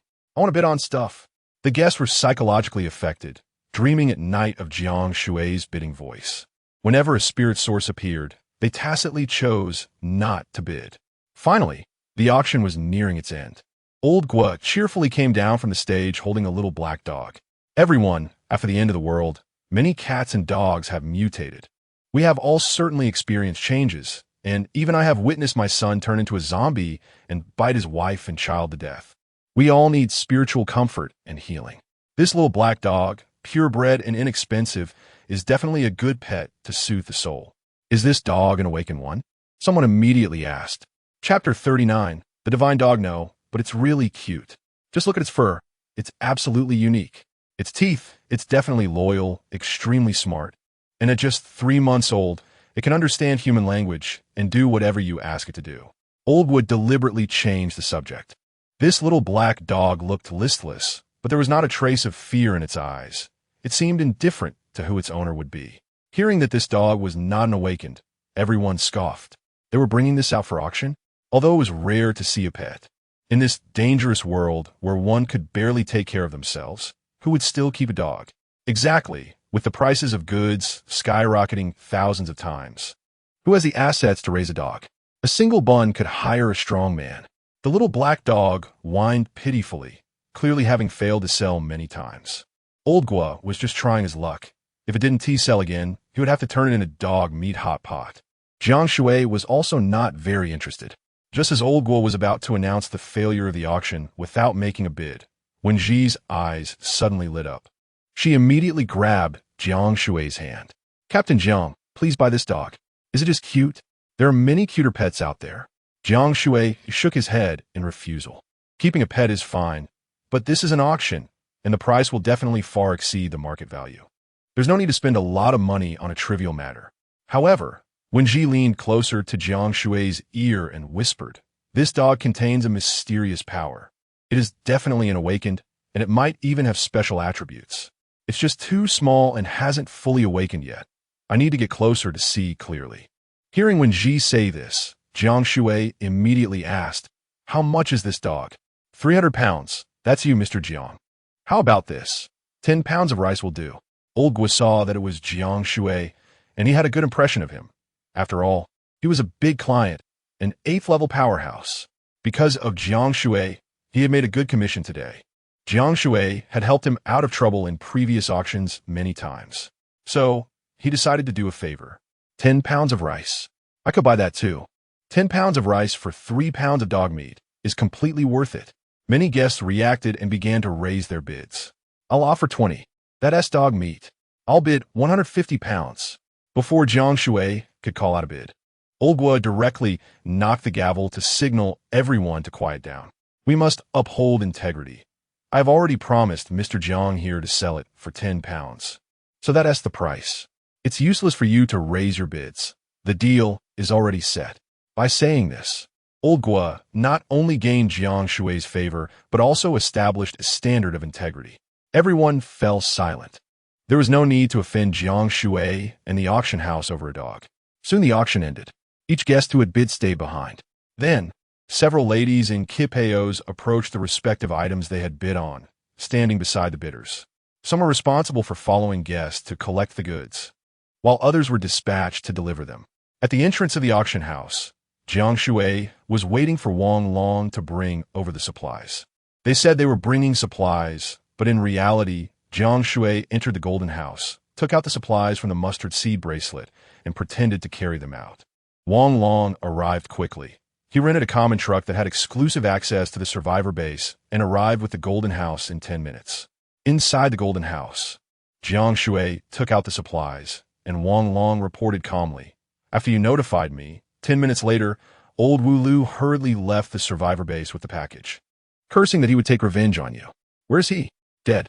Don't worry, brother Jiang. I acted after moving away from the survivor base, so no one noticed. It was flawless." Jiang Shui was quite at ease with Wang Long's work. Jiang Shui opened the door of the golden house and pointed to the supplies inside. "They're all here. Please count them." This time at the auction house, Jiang Shui spent over 17,000 pounds of white flour, plus 30 portions of chicken steak, and hundreds of pounds of pork and lamb. To others, Jiang Shui seemed like a big spender, but to him, it was a bountiful harvest, with heaps of spiritual sources ranging from level 3 to level 6. There were also storm eyes, star thunderstones, and a 3-month-old little black dog. After amicable discussions, they exchanged the auction items and supplies. Old Gua personally hosted Jiang Shui and shook hands with him to signify the completion of the transaction. Finally, Old Gua handed the black dog in his arms to Jiang Shui. "This dog is also somewhat fated with me. It was picked up our auction house from a wild, and after raising it for half a month, we have developed feelings for it. So naturally, I don't want it to be eaten." Wen Ji was in charge of the settlement, and she found that the other party had collected 10 pounds of rice less. Old Gua directly explained, "You bought so many things. Let this dog be a gift for you. Asking for more money would feel too formal." Old Gua was indeed very good at managing the auction house. Jiang Shui had no reason to refuse. Old Gua sent someone to take the supplies away. Wen Ji eagerly held the black dog in her arms. The little black dog was clearly a male and seemed quite lecherous. Jiang Shui held it like a dead fish. Once it was in Wen Ji's arms, it was lively and bouncing around, licking and making little puppy sounds. Wen Ji was a bit shy from the licking. "You naughty dog, why are you licking me there?" However, as she got closer, Wen Ji's eyes lit up like a flashlight, scanning the little black dog back and forth. The more she looked, the more alarmed she became. This dog possesses the power of an awakened. Generally speaking, when the red mist descends, most people awaken directly. But it surprisingly has a protective mechanism within it. This is definitely a power that only divine-level attributes possess. This allows it not to awaken immediately at such a young age. The longer it is suppressed, the greater its power will be upon awakening. "Do you have a way to make it awaken quickly?" Jiang Shui asked. "I can give it a try. My star vision can soothe its protective mechanism." Only when Ji realized that this little black dog was an awakened, just not fully activated yet. The Dantian contains a chi that is wrapping something. That is its attribute. "Captain, You need to use your 8th level spiritual power to help me break through its protective mechanism. Let us talk after we get back.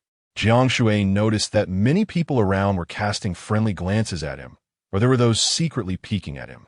Obviously, his previous big spending had drawn quite a bit of attention.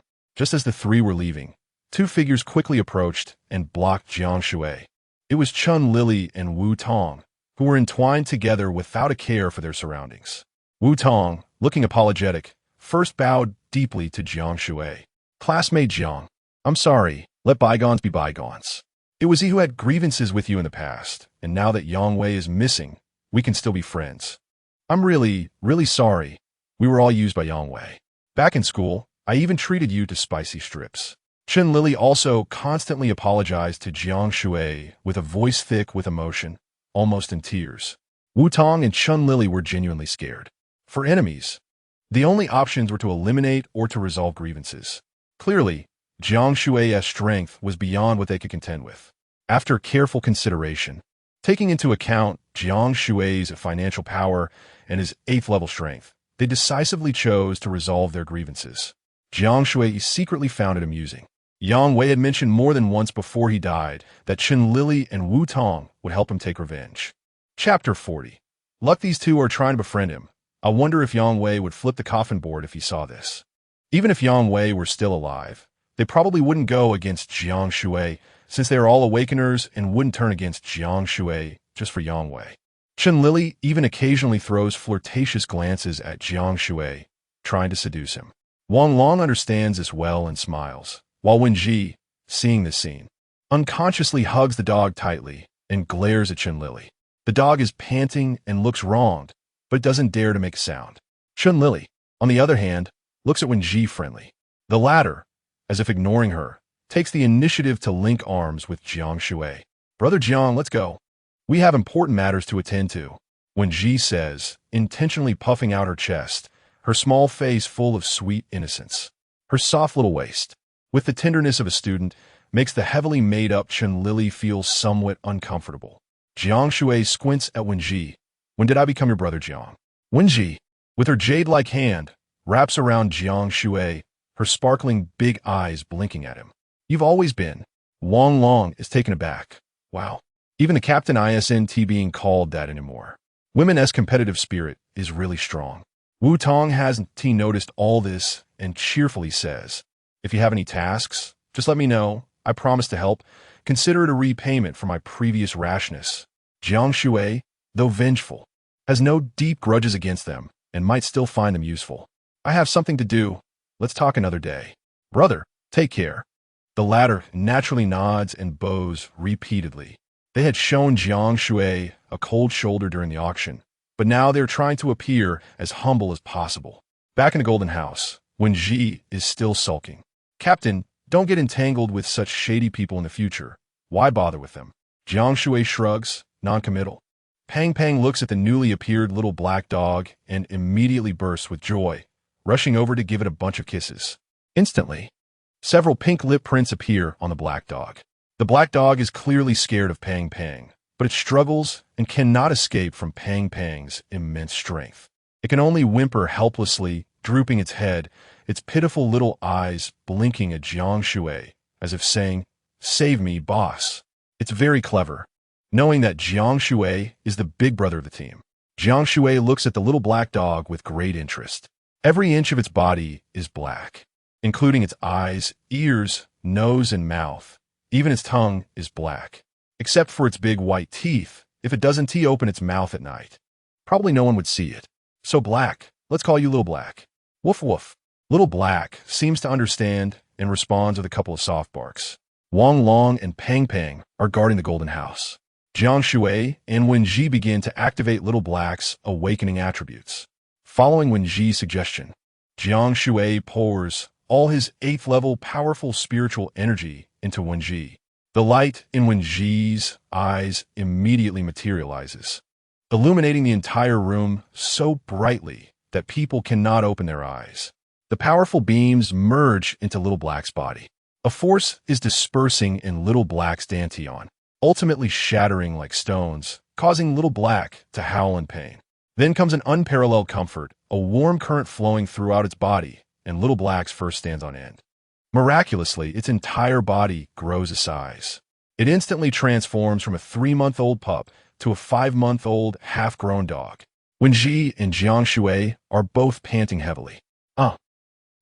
The two expend a lot of spiritual energy and physical strength, drenched in sweat.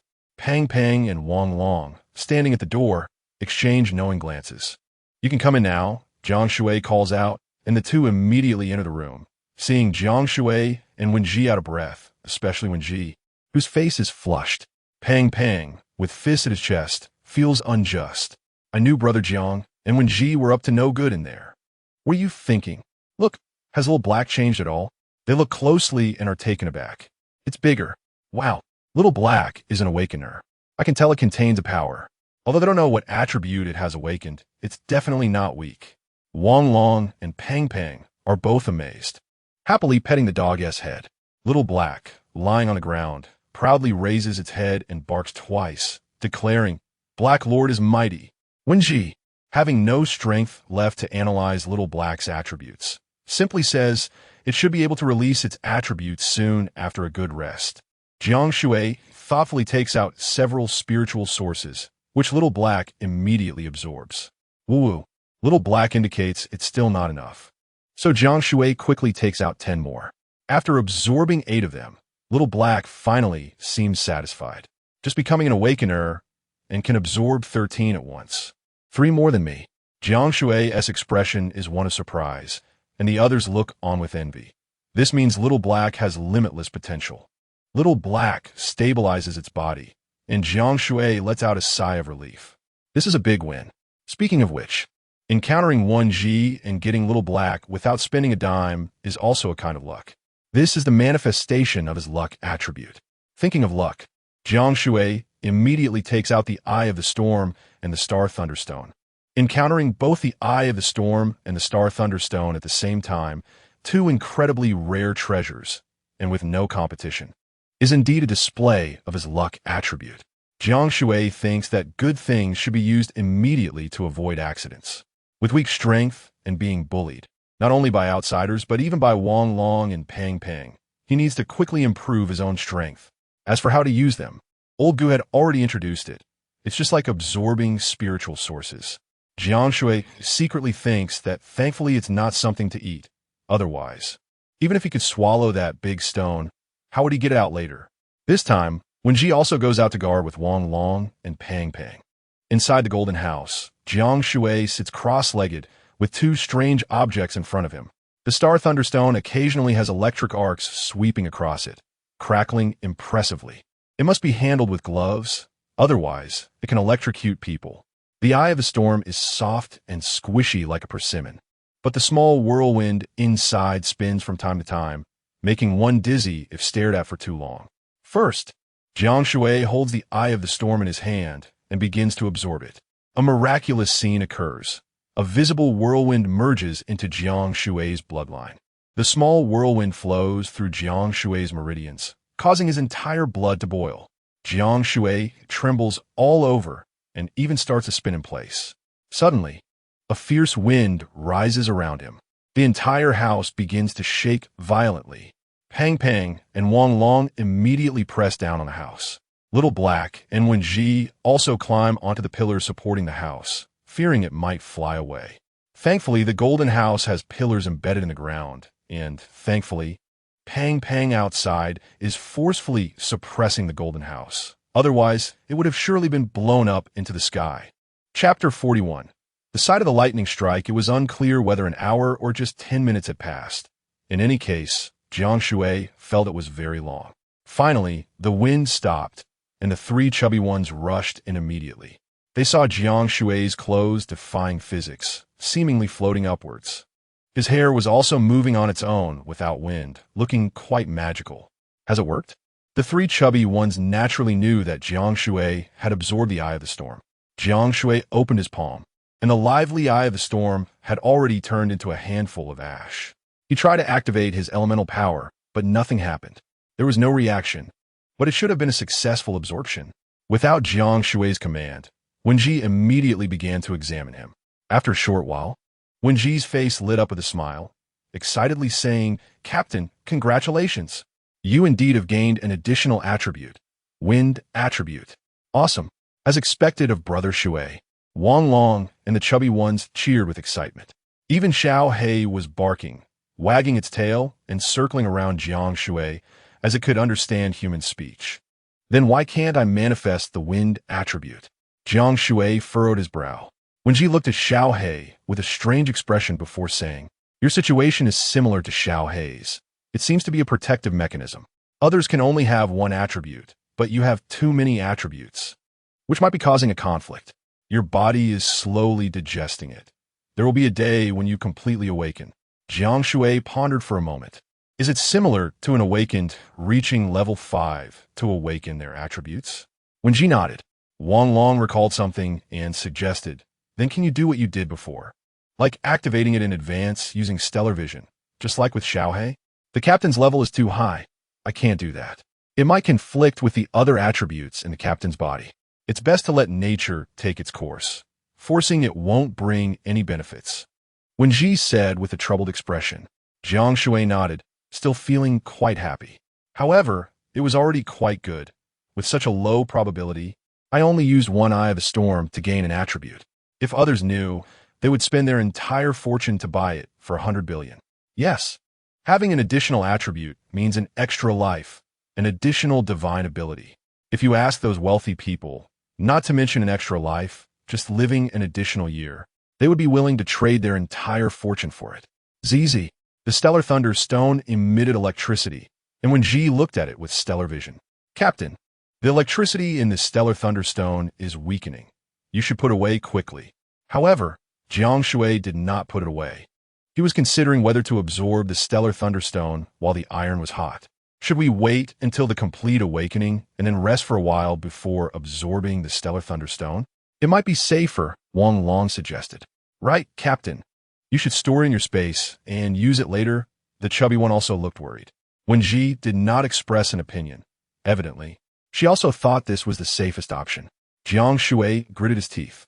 "Damn it. My lucky attribute is nothing to fear. Let's do it." Jiang Shui was not an impatient person, but he really did not want to wait any longer. Besides, losing 1,500 pounds of flour was just a loss. What is meant to be his will come. With prior experience, Wenji and the 3 chubby ones and 1 dog immediately went out to firmly secure the golden house, fearing it would fly away again. Jiang Shui took a deep breath and gulped down an entire bottle of mineral water. He calmed himself, and after stabilizing his breath, he finally took off his gloves and slowly grasped the stellar thunderstone. A current surged, and Jiang Shui's body stiffened suddenly. Fortunately, this electricity wouldn't kill him. Jiang Shui's level 8 robust physical abilities came into play, allowing him to withstand the electricity. Enduring the electric sensation, Jiang Shui began to absorb the stellar thunderstone while trembling. A current shot out from the stellar thunderstone, transforming into a silver dragon that spiraled above Jiang Shui's head. Crackle! A series of electric arcs erupted, and Jiang Shui gladly accepted them, absorbing them into his body. During this time, Jiang Shui endured the electric current, feeling as if he might roll his eyes back. He finally understood why no one had filmed this. With this amount of electricity, the success rate was so low that if someone died, they probably wouldn't have comprehended anything, suffering in vain and wasting money. Rare treasures are not something just anyone can succeed with. Otherwise, they wouldn't be called rare treasures. Suddenly, the stellar thunderstone emitted a powerful current. The crackling sounds were incessant, and a large amount of electricity flowed through Jiang Shui's body into the ground, then touched the golden house. Gold is a conductor, and instantly, the entire house was filled with electricity. Outside, 3 screams rang out, accompanied by dog-esque bark. Jiang Shui himself was also electrified, smoke rising from him, his hair standing on end as he fell flat on the ground. When the electricity from the stellar thunderstone fully merged into Jiang Shui's body, everything finally settled down.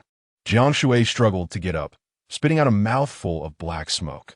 His mouth was dry, and his eyes were filled with stars. "Xiao Long, chubby, you all come in." However, after calling several times, no one responded. Jiang Shui immediately rushed to the door, and when he opened it, he was stunned. Outside, Xiao Hei had its fur standing on end, snorting and clearly not satisfied. Chubby's beard had turned black. Wenji's hair was frizzed and smoking. Wang Long's clothes had numerous holes. It was a scene of a lightning strike.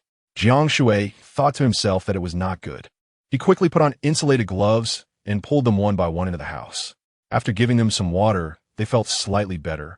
The three chubby ones and one dog moved like robots, walking stiffly. Did you succeed? Don't mind me, how are you all? Jiang Shui took out a fan and frantically fanned them. We're fine. They spoke with a tremble in their voices. Occasionally, small electric arcs danced across their bodies. Wenji, a sweet soft girl, had been electrified into a comical version of a tough girl. After resting for more than half an hour, the four of them finally became completely awake. Each of them had wide eyes, but looked lifeless. The four of them looked at each other, stunned for a moment before suddenly bursting into laughter. We all look like we've been struck by lightning. Look at your hair, all frizzy. You with a painted face still have the nerve to laugh at me. It seems we can't casually make oaths. Being struck by lightning feels really uncomfortable. At this moment, Wenji used stellar vision to check Jiang Shui. You've condensed 2 attributes at your dantian. Well, you should know without me saying that the lightning and wind attributes are also temporarily suppressed by your body's protective mechanism. I finally understand why my body's protective mechanism needs to temporarily suppress attributes. If it weren't for my level 8 body, an ordinary person would have been electrocuted to death long ago, Jiang Shui said, feeling a lingering fear. The comprehension of divine level attributes may make your awakening of attributes slower. That's fine. The seed is already sprouted. Blooming and bearing fruit is just a matter of time. Rushing for quick success is not advisable. Wenji gave Jiang Shui a thumbs up, admiring his steadiness, pondering with her chin resting on her hand. It may also be that your lucky attribute played a role, creating a protective mechanism. Comprehending both wind and lightning attributes consecutively is not something anyone would consider lucky. Xiao Hei beside them snorted, woof. Who said I don't believe it? Jiang Shui let out a long breath and finally laughed heartily. Although the process was a bit arduous, sweet rewards followed bitter hardships. Everyone knew about Jiang Shui's lucky attribute, and now it had played a role, comprehending 2 major attributes simultaneously, which was a huge benefit, and they were all happy for Jiang Shui. The 3 of them forgot about being struck by lightning and were directly elated, dancing with joy.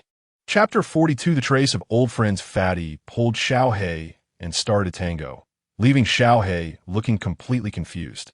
Wang Long and Wenji smiled, revealing 2 rows of pearly white teeth, as if it was not Jiang Shui who had awakened their attributes, but rather them. They were much happier and more excited than Jiang Shui.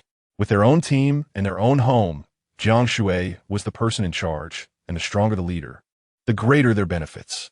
Moreover, Jiang Shui treated them well, fairly, and always repaid kindness and grudges. They had built a strong bond over the time they spent together. In the apocalypse, having a home meant not only preserving oneself, but also having warmth.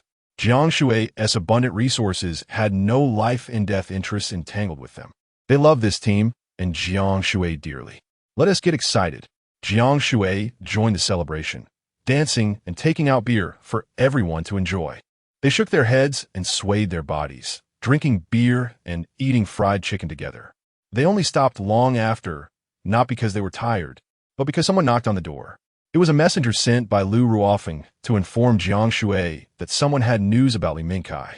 Jiang Shui immediately tidied himself up, changed into a fresh set of clothes, and prepared water for everyone to take a good shower. There were 5 golden houses, each with separate rooms, as well as bathrooms and kitchens. The water was pure mineral water, which would have been fought over outside, valuable yet scarce. The person who claimed to have news about Li Mingkai was a man in his 30s. He looked disheveled and was frail, just an ordinary person. Jiang Shui suspected he was there to scam food and drink. Fortunately, after some questioning, the man accurately provided information that was not on the notice board, confirming that he had indeed seen Li Mingkai. I saw him half a month ago. He was injured all over, but ultimately left. Whether he died somewhere, I don't know. What level was he? I can't tell, but some say he is level 3. He is nearly 2 meters tall, muscular but not overly fat, just very sturdy. Jiang Shui sighed inwardly. He must have suffered quite a bit. The oldly Minkai used to weigh over 200 pounds. Take me to where you last met, the informant said. It was about dozens of miles outside the survivor base. Wang Long, fatty, and the others wanted to accompany Jiang Shui. Although they didn't know Li Minkai, Jiang Shui's search during these days had influenced them, making them determined not to abandon family. I'll just go out for a bit. Besides, my strength is not weaker than yours. You all stay here and rest well. But when Ji insisted on following, I have star vision. I can see many details.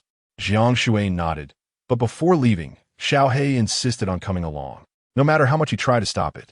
Whether it was afraid of Fatty hugging it to sleep or wanted to go out and have fun. He had just bought the dog, so he needed to establish a bond first. Jiang Shui didn't refuse and set off with the informant. What Jiang Shui didn't know was that every move he made was being watched. The moment he left the survivor base, many people secretly followed him. They appeared to be entering and exiting normally, but they quietly kept their distance, trailing Jiang Shui. This was a dense forest already 30 miles away from the survivor base. The informant pointed nearby and said, "This is it. About half a month ago, I saw him here. His clothes were a bit tattered, and he was driving a big vehicle. I don't know why, but he even got into a fight with someone." "With whom?" "The Qinglong gang, a very powerful team in both the northern and southern districts. They collect protection fees and sometimes act like mercenaries. Ordinary people don't dare to provoke them." Jiang Shui nodded, remembering the name. Scanning the surroundings, despite the trees being withered, there were still small saplings sprouting and thriving. Wen Ji quickly noticed signs of a battle nearby and pointed Jiang Shui to look at the knife marks on the trees. These were clearly from the machete Jiang Shui had given Li Minkai. This kind of straight knife was specially made by Jiang Shui, so he was very familiar with it. There were also tire tracks on the ground, clearly matching those of the vehicle he drove. But after so many days, the vehicle should have run out of fuel. It seemed Li Minkai had managed to gather quite a bit of supplies. Jiang Shui speculated that Li Minkai might have returned to the base or gone to hunt zombies to level up. The last possibility was that he had gone home. The Qinglong gang?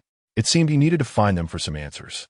Suddenly, Jiang Shui's sixth sense detected danger rapidly approaching from behind. "Here they come. You can test my level 8 strength." He had long anticipated that someone would come looking for trouble, but he didn't expect it to happen so soon. To establish a reputation, one needed both financial power and authority. Slaying those troublemakers would be the best way to earn respect. The informant bent down, waiting for a reward. Jiang Shui casually pulled out a KFC family bucket and handed it to the informant. The informant was ecstatic, dancing with joy. "This is much more expensive than the rice mentioned on the notice. In the apocalypse, not many people kept their promises, especially in the wilderness where one could easily avoid payment. Let us hurry up." Jiang Shui squinted at the distance, sensing that something unexpected was likely to happen next. Thank you. You're the big boss. Keeping your word will definitely bring great fortune." The informant grinned widely, scampering back to spread the word about Jiang Shui's character. Soon, a guy on a bicycle rushed over. Upon closer inspection, it was Zhang Shun. He was a classmate working for Zhu Lei and had helped load the supplies onto the truck. As soon as Zhang Shun appeared, he anxiously rushed to Jiang Shui. "Listen to me. Zhu Lei is planning to cause you trouble.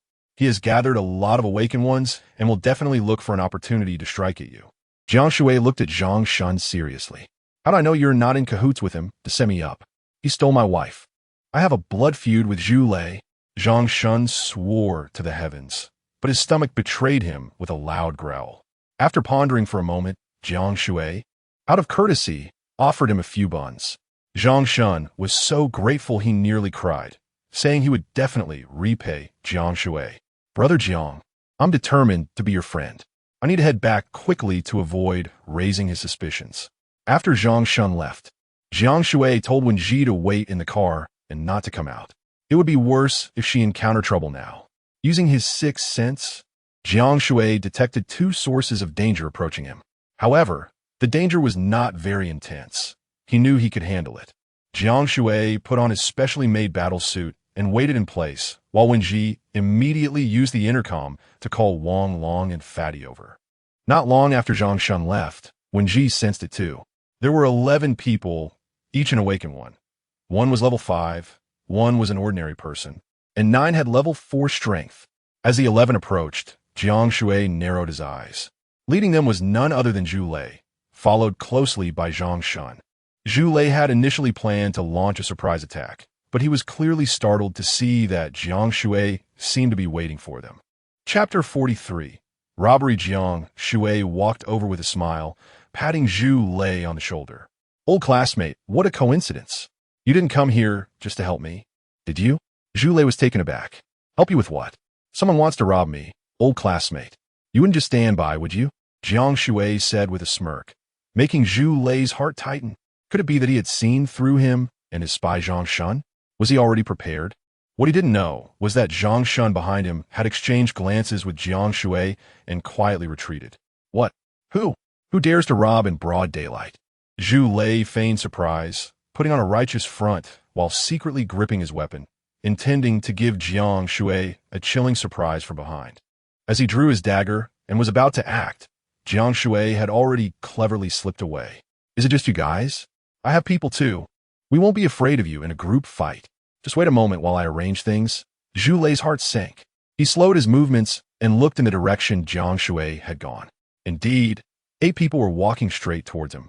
Jiang Shui boldly walked towards them, waving his hand confidently while calling out to Zhu Lei, old classmate, get ready.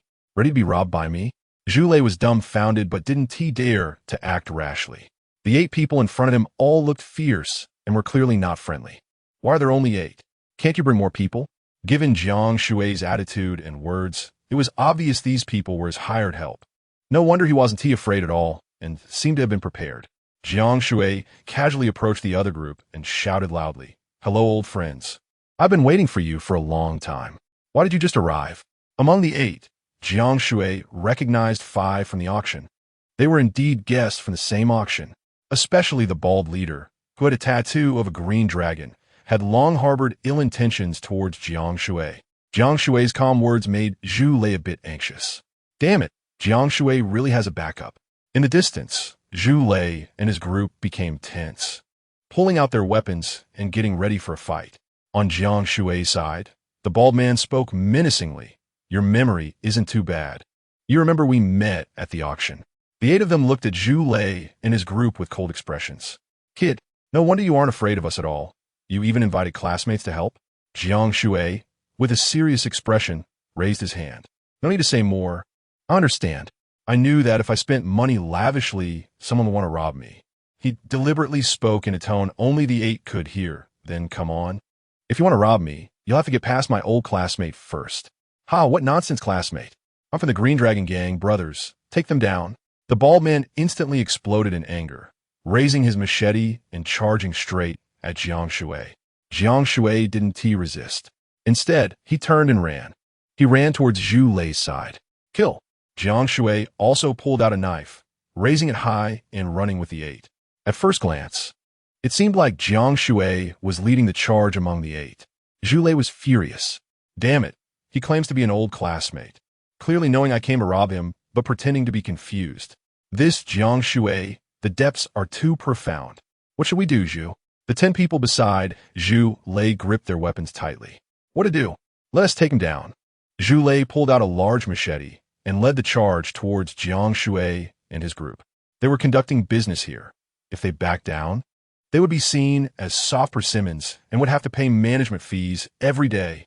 Damn, Jiang Shui's classmates are really loyal. They're genuinely stepping up. Zhu Lei thought, damn it, our Green Dragon Gang can't let them look down on us. Let us take out these classmates first, then grab Jiang Shui and make him kneel and beg for mercy.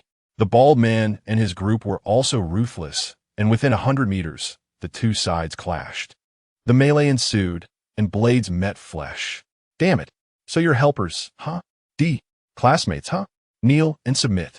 At that moment, the instigator Jiang Shui had already quietly slipped to the side, drinking beer and eating crayfish, hiding in a corner to watch the show. In the car, Wen Ji was initially nervous and worried about Jiang Shui, but now she looked completely baffled. What is going on? Aren't they being attacked from both sides? Why are they fighting each other? Xiao He barked incessantly, feeling a primal urge to rush in and bite as it sensed the humans fighting. Both sides were evenly matched, and people were occasionally injured, but their physiques were extraordinary, so no one was in danger of death, though they all screamed in pain. Jiang Shui, didn't you say there were only Jiang Shui and a woman? How come so many helpers appeared? Zhu Lei and the bald man were awakened, but just 2 months ago, they were ordinary people. In the chaos, they even forgot to use their awakened abilities to attack. It was just a chaotic brawl, because they had absorbed spiritual essence. They were all physically robust and incredibly strong, their fighting causing nearby trees to be kicked down. Bricks and stones were smashed with a single kick. The battle was not something Jiang Shui could participate in. Hiding behind, he was also puzzled and secretly relieved that being a double agent was indeed the right choice. After about 10 minutes of melee, 3 of the bald man's group had already been taken down. Zhu Lei's side had also lost 4. The bald man was ferocious, and ordinary people dared not approach. He heard Zhu Lei's furious shout and directly berated him. What woman? You bastards are Jiang Shui's helpers. Zhu Lei's mind raced, realizing something was wrong. Wait, I'm classmates with Jiang Shui, but I came to rob him. We've met, but we also came to rob him. Both sides were clearly taken aback and immediately halted the battle. How boring. You lot don't even have the strength to fight, yet you dare to impersonate gangsters? Jiang Shui casually tossed aside a beer can, stretched lazily, and walked over confidently with his battle knife resting on his shoulder. Jiang Shui, you're playing us. Zhu Lei's face turned as if he had bumped into the neighbor's old Wang lying with his wife, turning both green and black. Jiang Shui chuckled. Thanks for your hard work, old classmate. Want some crayfish shells? They're very nutritious. He then looked at the bald leader. Green Dragon Gang. How did you come up with such a lame name? At this point, no one needed any explanation. Everyone understood what had happened. This person was truly wicked. The bald man was so furious that he was trembling, and everyone else gritted their teeth, glaring at Jiang Shui, all filled with rage. Jiang Shui didn't say anything further and swung his knife towards Zhu Lei first. Jiang Shui moved quickly, having slain so many zombies. His combat experience and ability were monstrous. Zhu Lei's level was also lower than Jiang Shui's, and after just a few exchanges, he was stabbed in the stomach by Jiang Shui's knife. To everyone's surprise, Zhu Lei's shirt tore open, revealing a bulletproof vest underneath. Zhu Lei was sweating profusely, still shaken. His level 8 strength is too strong. Everyone together. In an instant, the bald man and 4 others, along with Zhu Lei, all attacked Jiang Shui together. Just in time, Jiang Shui hadn't had a satisfying fight in a long time. The indigo knife danced in his hands, creating shadows as he defended. Even when knives struck him, his specially made battle suit easily withstood the blows. The 11-person siege consisted of level 4 fighters, with even some level 5 present. The bald man, who possessed what attributes, also activated his powers, causing nearby wooden objects to fly towards Jiang Shui, smashing down. Whoosh, whoosh, whoosh.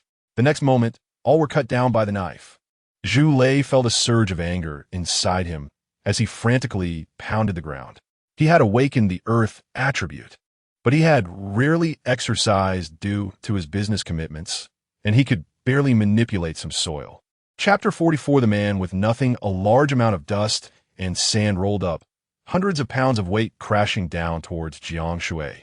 The others, all at level 4, had not awakened any attributes, each wielding machetes to attack Jiang Shui.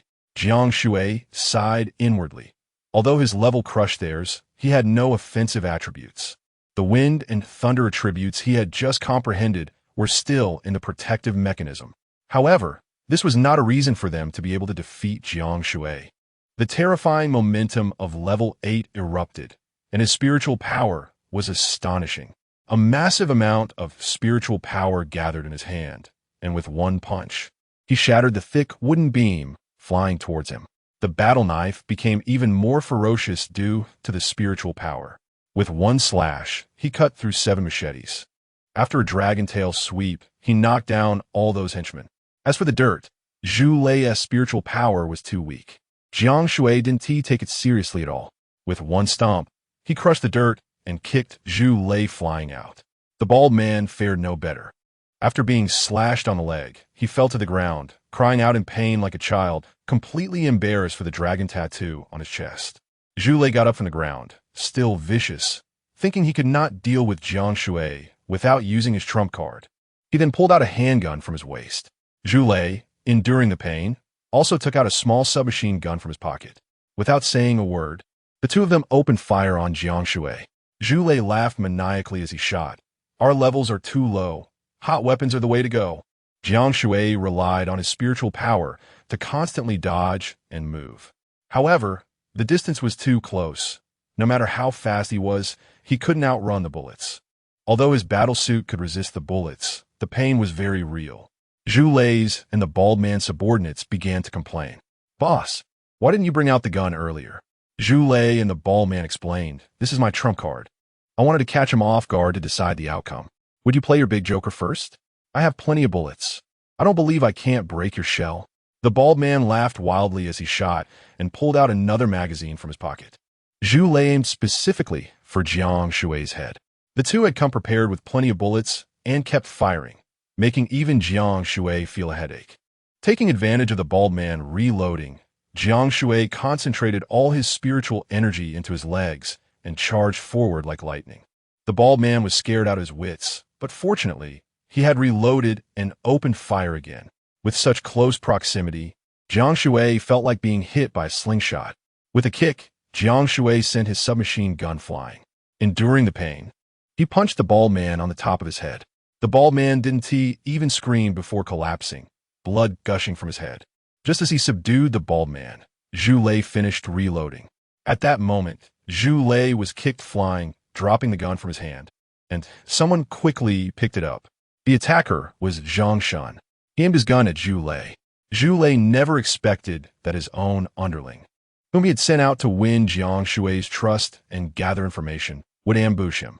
Zhu Lei cautiously said to Zhang Shun, your bulletproof vest can't protect you forever. If you kill Jiang Shui, I'll give your wife back. In Zhu Lei's eyes, everything was a commodity, including his wife. Zhang Shun, upon hearing his wife mentioned, instantly turned ferocious and fell into madness. You all should die. This damned world, these damned people. He crazily pulled the trigger, turning Zhu Lei into a sieve. After firing all his bullets, Zhang Shun continued to pull the trigger, seemingly still unsatisfied. He quickly walked over to the bald man and picked up the submachine gun.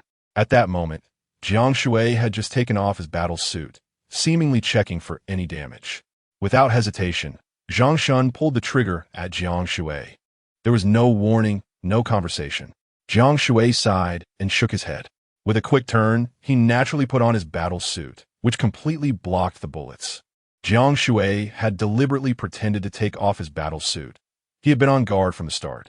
He had suspected Zhang Shun from the beginning. And when Zhang Shun killed Zhu Lei, it was clear he intended to recruit him, but needed to test him first, which had now come true. It seems you really don't want to live. Jiang Shui subdued Zhang Shun in just 3 breaths. Zhang Shun lay on the ground, clearly stunned. He could tell Jiang Shui had predicted his move, and such a smooth reaction was not possible without forethought. How did you know I would kill you? You pretended to take off your battle suit. He shouted angrily, unwilling to accept defeat. You were too anxious. As soon as you informed me, Zhu Lei came immediately. Also, your eyes, your whole demeanor, they're different now. I can sense the immense negative energy you possess. It's a threat. Zhang Shun went crazy, struggling and thrashing on the ground, his eyes filled with bloodshot veins. You all should die. The world should be destroyed. A man with nothing is the most terrifying. He knew that he could have followed Jiang Shui, but he chose the extreme path. He killed Zhu Lei and wanted to kill Jiang Shui as well. He wanted to monopolize everything.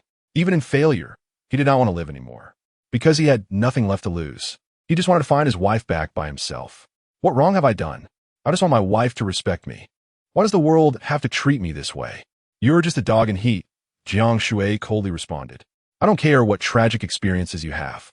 If you want to kill me, then don't expect to live. Jiang Shui picked up the submachine gun and ended it quickly. Jiang Shui knew that as things gradually stabilized in the future, the awakened would definitely oppress ordinary people, and there would be more and more crazed individuals like this. Brother Shui, we're here. A voice came from afar. Pang Pang and Wang Long had arrived. Jiang Shui didn't have time to respond when his sixth sense strongly detected a crisis. He abruptly turned around, and on the other side, a group of bald men appeared in unison. More than 20 bald men, all in suits and sunglasses, wielding submachine guns. This was the entire Qinglong gang from the North District. The leader, with a dragon tattoo from neck to chest, frowned as he looked at the bald man lying in a pool of blood. You called us to rob someone, and you died first. Useless. They had all received the bald man's message and rushed over. They were genuine members of the Qinglong gang. Unlike the bald man's 7 subordinates who were not worthy of joining. They acted in unison, pulling out their guns from a distance without saying a word. They opened fire toward Jiang Shui. This group of people was inhumane. Their evil came from deep within, free from legal restrictions, indulging in slaughter for amusement every day. The sound of gunfire filled the air. Zhulei's subordinates, the bald man's subordinates, not a single one of them managed to crawl out far before being shot dead. Brother Shui, hold on. Wang Long was shot by a machine gun before he could get close. He immediately activated his spiritual power, and his upper body exploded out of his clothes, revealing his indestructible physique. He charged toward Jiang Shui through the hail of bullets. However, all his spiritual power was used to activate his attributes, and he couldn't run fast at all. Pang Pang directly lifted the truck they came in as a shield. The fuel tank was punctured, but unless it caught fire, the truck wouldn't explode. However, it wouldn't block the bullets for long, and Pang Pang picked up large stones to shield against the hail of bullets. The Qinglong gang's firepower was too fierce, with over 20 people each wielding Gatling guns, or AKs, continuously firing. Jiang Shui also felt a headache, even though the battle suit was tough. After the earlier gunfire and now being attacked by so many submachine guns, it showed signs of damage. Kill them. They all must die. Ha ha ha. The Qinglong gang members laughed maniacally, locking onto the trailer within range. Jiang Shui's expression changed drastically. Chapter 45. Thank you. Xiao Haizi, because when Ji and Xiao Haizi were still in the car, the bullets were indiscriminate, and he couldn't stop them in time at such a close distance. The speed of the bullets exceeded 200 meters per second. Don't be fooled by movie protagonists dodging bullets. Even Jiang Shui, at level 8, could only dodge some bullets at close range. As long as they were carbon-based life forms, no matter how skilled they were, they feared a kitchen knife, let alone a machine gun, firing dozens of rounds per second. In an instant, the car was riddled with bullets, the windows shattered, and a large number of bullets surged into the cockpit. Bang! Inside, Wen Ji let out a terrified scream. Woof! A wolf howl came from the car. Then, an unforgettable scene appeared before Jiang Shui's eyes. The entire trailer suddenly levitated, the front of the car turning to face Jiang Shui. Looking inside, Jiang Shui couldn't help but widen his eyes. He saw hundreds of bullets suspended in the air, not moving at all. Below the bullets, Wen Ji was curled up, her face pale with fear. Next to her, Xiao Haizi had a serious expression, his chest puffed out, howling at the moon. Roar! With Xiao Haizi's wolf howl, all the bullets fell to the ground. Although Jiang Shui had guessed what was happening in his heart, he still swallowed hard and couldn't help but ask, "Did you do this, Xiao Haizi?" Xiao Haizi nodded, showing a human-like understanding. A few hours ago, he had eaten some spiritual essence, and now he had finally fully displayed his metallic attribute.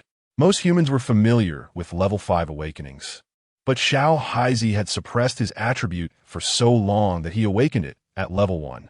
This was a divine-level attribute. He was one of the rare prodigies in history. Understanding everything, Jiang Shui's face was filled with joy. As if to prove himself, Xiao Haizi jumped directly out of the car. At that moment, the people from the Qinglong gang opened fire again. Tot. Without any movement from Xiao Haizi, all the bullets stopped abruptly, hovering in the air just 1 meter away from Jiang Shui.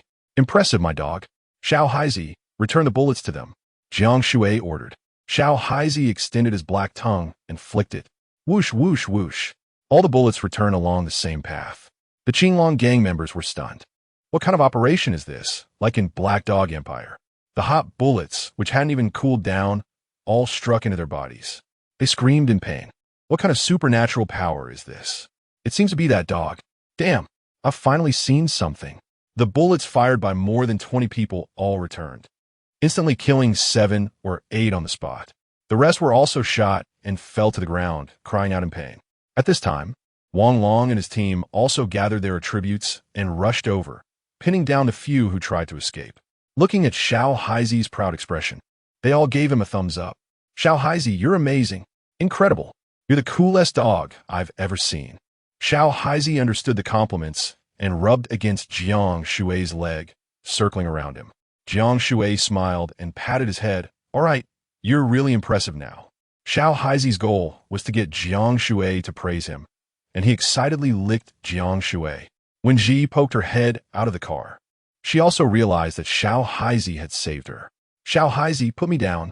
Xiao Haizi, be gentle. The trailer slowly descended. As soon as when Ji got out of the car, she hugged Xiao Haizi tightly. Thank you, Xiao Haizi. Xiao Haizi stretched out his tongue, squinting his eyes, making a smiling face. Then he lifted his head, and all the firearms flew out of the hands of the bald men, hovering in midair, all pointing at them. The Qinglong gang members were cruel, but they were also afraid of death. Thud! One by one, they knelt down on the spot or lay on the ground, banging their heads against the floor towards Xiao Haizi. Spare us, dog lord. Xiao Haizi looked at Jiang Shui, sitting on the ground like a police dog, waiting for orders. Jiang Shui walked in front of the Qinglong gang members, took out a photo, and said coldly, "When did you last see this person? Where did this guy go?" The photo was of Li Mingkai, but Jiang Shui didn't reveal his relationship with Li Mingkai, fearing that these people would harm him and lie out of fear of retaliation. Do you have a grudge against him? Jiang Shui nodded. Big brother. Then we have a common enemy. This guy is tough. We clashed as soon as we met. The leader, named Li Qing, recalled the man who dared to challenge him. This guy is particularly ruthless. He is only level 4, but beat me, a level 6, brutally. Yes, it took several of us to subdue him. Other members chimed in agreement. Jiang Shui's heart trembled, and he asked calmly, "Subdue? Did he die?" No, this guy is really tough. He withstood our attribute attacks and machine gun fire and managed to escape in a trailer. I remember. That trailer looks exactly like yours. A member, desperate to save his life, answered quickly. Why did the conflict happen? What was he doing at the time? Jiang Shui immediately inquired. What else could he be doing? He was working to earn supplies. With his skills, he could have robbed us, so I asked him to join our Qinglong gang, but he flatly refused. He even said he had an older brother. What kind of older brother could compare to our Qinglong gang? Li Qing said disdainfully. Jiang Shui obtained the information he wanted, his voice cold. The older brother he mentioned is me. Li Qing's expression froze, trembling. Aren't you enemies with him, That's a misunderstanding. He is not an idiot. He quickly realized Jiang Shui's intention. If he knew Jiang Shui was that guy's older brother, he wouldn't dare to mention having beaten his little brother. That would be suicidal. Li Qing quickly changed his tone. You'd better not kill me. I have a long go. He is the founder of the Qinglong gang, ruthless and powerful, known throughout the southern district. That being said, we can be friends. I'll buy you drinks, and we can kill and dominate the world together. Wouldn't that be great? Li Qing's mind was quick. He mixed threats with temptations, otherwise he wouldn't have become the leader of the northern district. The Qinglong gang, with its blue dragon and dragon, was not just a name. If it weren't for the awkwardness of calling it Longqing Gang, it would have been renamed. Longo was the real big brother. Jiang Shui saw clearly. The Qinglong gang wasn't like Zhu Lei and Wu Tong, who did business. They wouldn't cooperate for mutual benefit. They were not normal people. This group was bloodthirsty, and Jiang Shui had killed so many of them, they wouldn't let it go. Unless Jiang Shui admitted to being their subordinate, if his strength was equal or greater. The Qinglong gang would never tolerate him. One mountain cannot accommodate 2 tigers. It was either you die or I die. With this thought, Jiang Shui turned around and exchanged a glance with Xiao Haizi. Xiao Haizi instantly understood. The trigger was pulled. Tot. Longo will take revenge for us. Damn you. Li Qing and the others died amidst their curses. They harbored immense resentment, never planning to let Jiang Shui go. Pang Pang and Wang Long skillfully collected all the firearms and knives. Although the trailer had been shot up, thankfully, the engine and fuel tank weren't hit. Jiang Shui drove. Although the front windshield was gone, wearing battle gear, he was not afraid of the wind and quickly took them away from the scene. The smell of blood soon attracted a zombie squirrel and some zombie ants. Chapter 46. You are home. I'm waiting for you. The bodies of Li Qing, Zhu Lei, Jiang Shui, and others were quickly devoured clean. With the windshield gone, everyone sat in the back compartment on the way back. Little Black was surrounded by everyone in the middle, being petted from time to time. Little Black enjoyed it, wagging its tail continuously. Although it looked like a 6-month-old big dog, it was actually only 3 months old and loved interacting with people. I knew it. Your attributes are extraordinary. You are actually a God-class special metal type. Wen Ji said excitedly after observing Little Black closely. Generally, the metal type can only manipulate one specific metal. For example, some can only manipulate iron, while others can only manipulate gold or copper. Little Black is a formidable existence that can manipulate all metals. It awakened its attributes right after reaching level 1 and could even directly manipulate trailer firearms, proving that it far surpassed other awakeners. Little Black barked twice, indicating, "Don't you see who I am? I can even understand human language." It expressed its thoughts, and Wang Long joked, "If Qinghua didn't recruit you, that's their loss." Little Black tilted its head in confusion, not understanding what Qinghua meant. It sounded impressive. There must be a lot of food there, right? Returning to the survivor gathering in the northern district, the car full of bullet holes attracted quite a few glances, but no one was surprised. People die here every day. Fewer are killed by zombies now. Most die of starvation or due to conflicts over resources. Jiang Shui directly took away 2 golden houses without lingering. As their temporary goal had been achieved, and there was no need to stay longer, he needed to go back and check the factory situation. Perhaps Li Minkai had returned. In the factory, in the underground air raid shelter, Ling Baihua was practicing yoga on a mat, occasionally checking the surveillance footage. Since Jiang Shui left, she had been coming to the monitoring room every day, looking at the door. Every day, she anticipated, only to be disappointed again, waking up the next day with full expectations. However, several times at night, she woke up from nightmares, dreaming that Jiang Shui had met with an accident. She was afraid of losing Jiang Shui. In this apocalypse, she had already lost her family, and all she had left was Jiang Shui, with whom she had experienced life and death together. In another room, Li Xiaofei was panting while doing pull-ups. He knew he was not an awakener. He was afraid of being abandoned by Jiang Shui's team, so he worked hard to improve his body, determined to prove to Jiang Shui that he could contribute to the team and would not be a freeloader. Suddenly, Ling Baihua, who had maintained a calm demeanor, showed a rosy blush and jumped up excitedly. "He is coming. He is coming." The surveillance showed a visitor approaching the door from over 100 meters away. Ling Baihua dashed out at a speed of 9.6 seconds per 100 meters and immediately opened 3 security doors. She stood at the entrance, extremely nervous, just as the trailer was arriving. Jiang Shui parked the car at the entrance. Without the windshield, he took off his battle helmet and quietly looked at the graceful girl at the door. The anxious girl at the entrance and the returning man locked eyes. "You are home. I've been waiting for you. Why did you open the door so easily? What if I had been kidnapped by bad guys?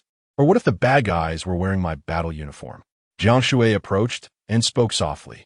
"As long as it's you, I will open the door no matter what happens," Ling Baihua said, suddenly feeling that the atmosphere had turned a bit subtle. A girl saying such things felt like she was waiting for her husband to come home, making her a bit shy. Still 10-year-old Li Xiaofei ran over and tugged at Jiang Shui's hand. "Brother, after you left, Sister Baihua hasn't opened the door even once. She watches the surveillance every day waiting for you." Ling Baihua shot a glare at Li Xiaofei to stop him from continuing. Jiang Shui smiled broadly. "I just left for 6 days. You look like you've aged several years from worrying." "No way." Ling Baihua quickly tidied her appearance. At this moment, Wang Long, chubby, also got out of the car, followed by Wen Ji, who was holding Little Black. "Sister Baihua, I miss you so much." Chubby rushed over, holding hands and exchanging pleasantries like they were good friends. "Hello, long time no see." The usually serious Wang Long also started joking. Returning to the base felt relaxed and joyful. This was truly their home. As soon as Wen Ji saw Ling Baihua, she felt a sense of familiarity. This was the wonderful connection between people. "Hello, I'm a new member. My name is Wen Ji. I've heard a lot about you. You really are a great beauty." Ling Baihua was clearly taken aback upon seeing Wen Ji, then walked over and took her hand.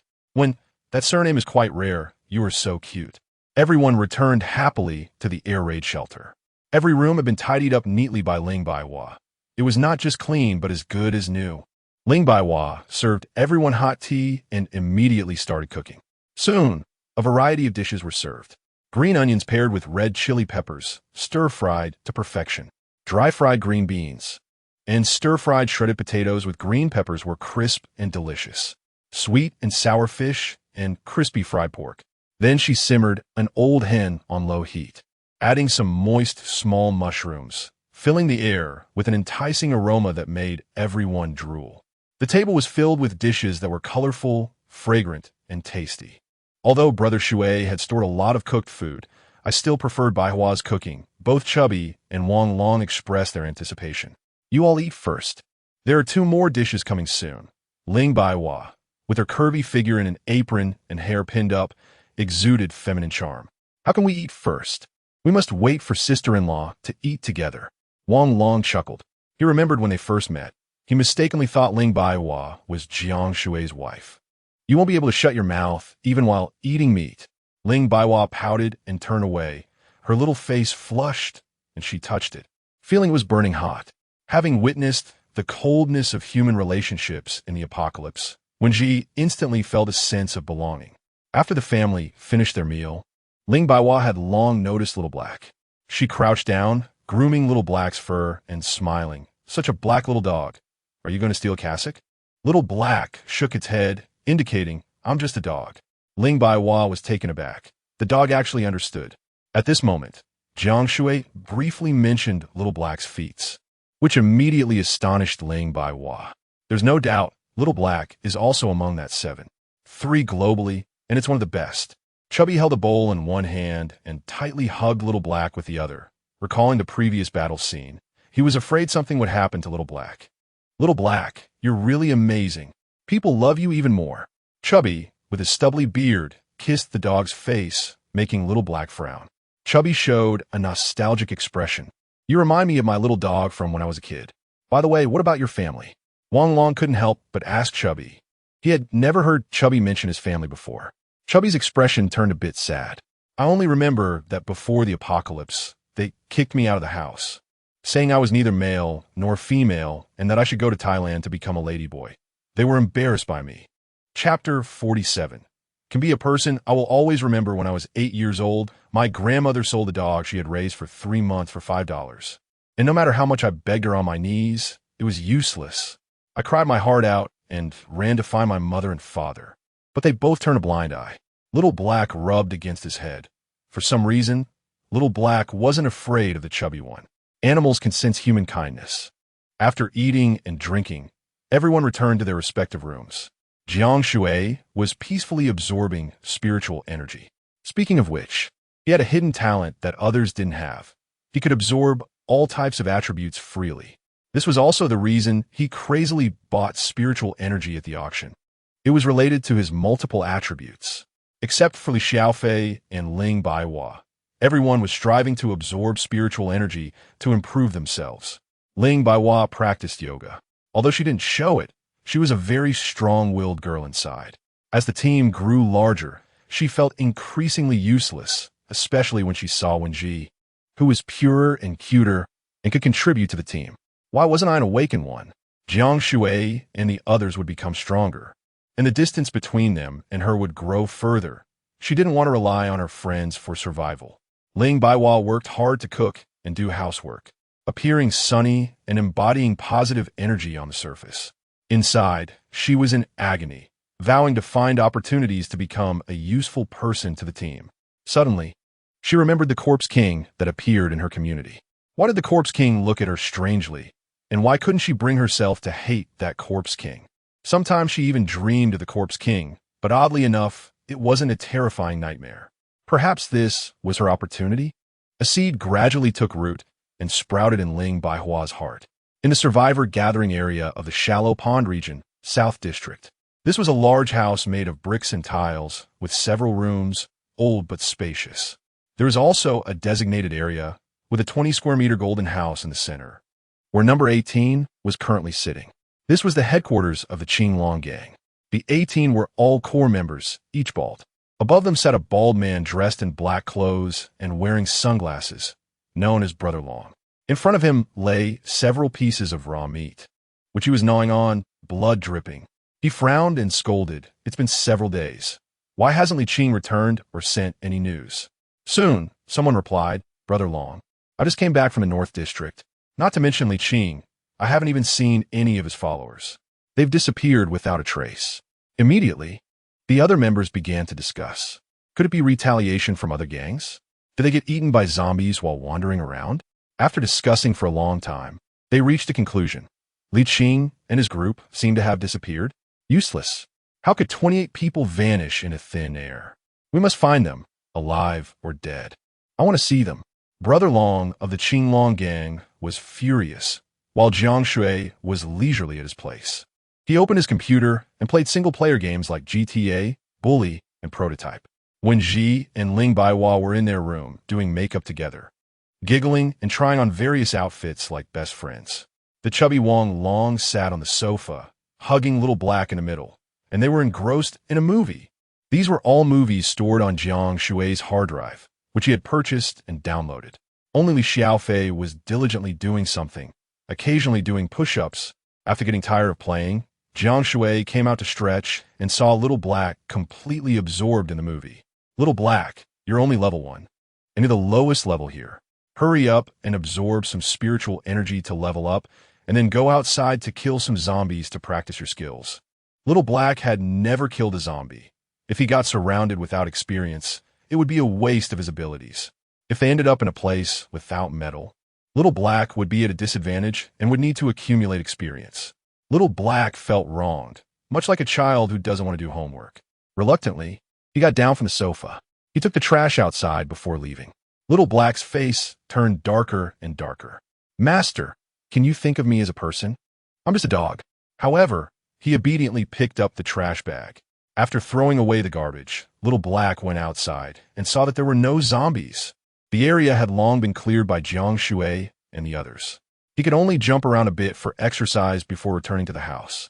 When Jiang Shui saw Little Black return so quickly, he pouted and said, If you could sweep the floor and do laundry, you'd be perfect, Little Black.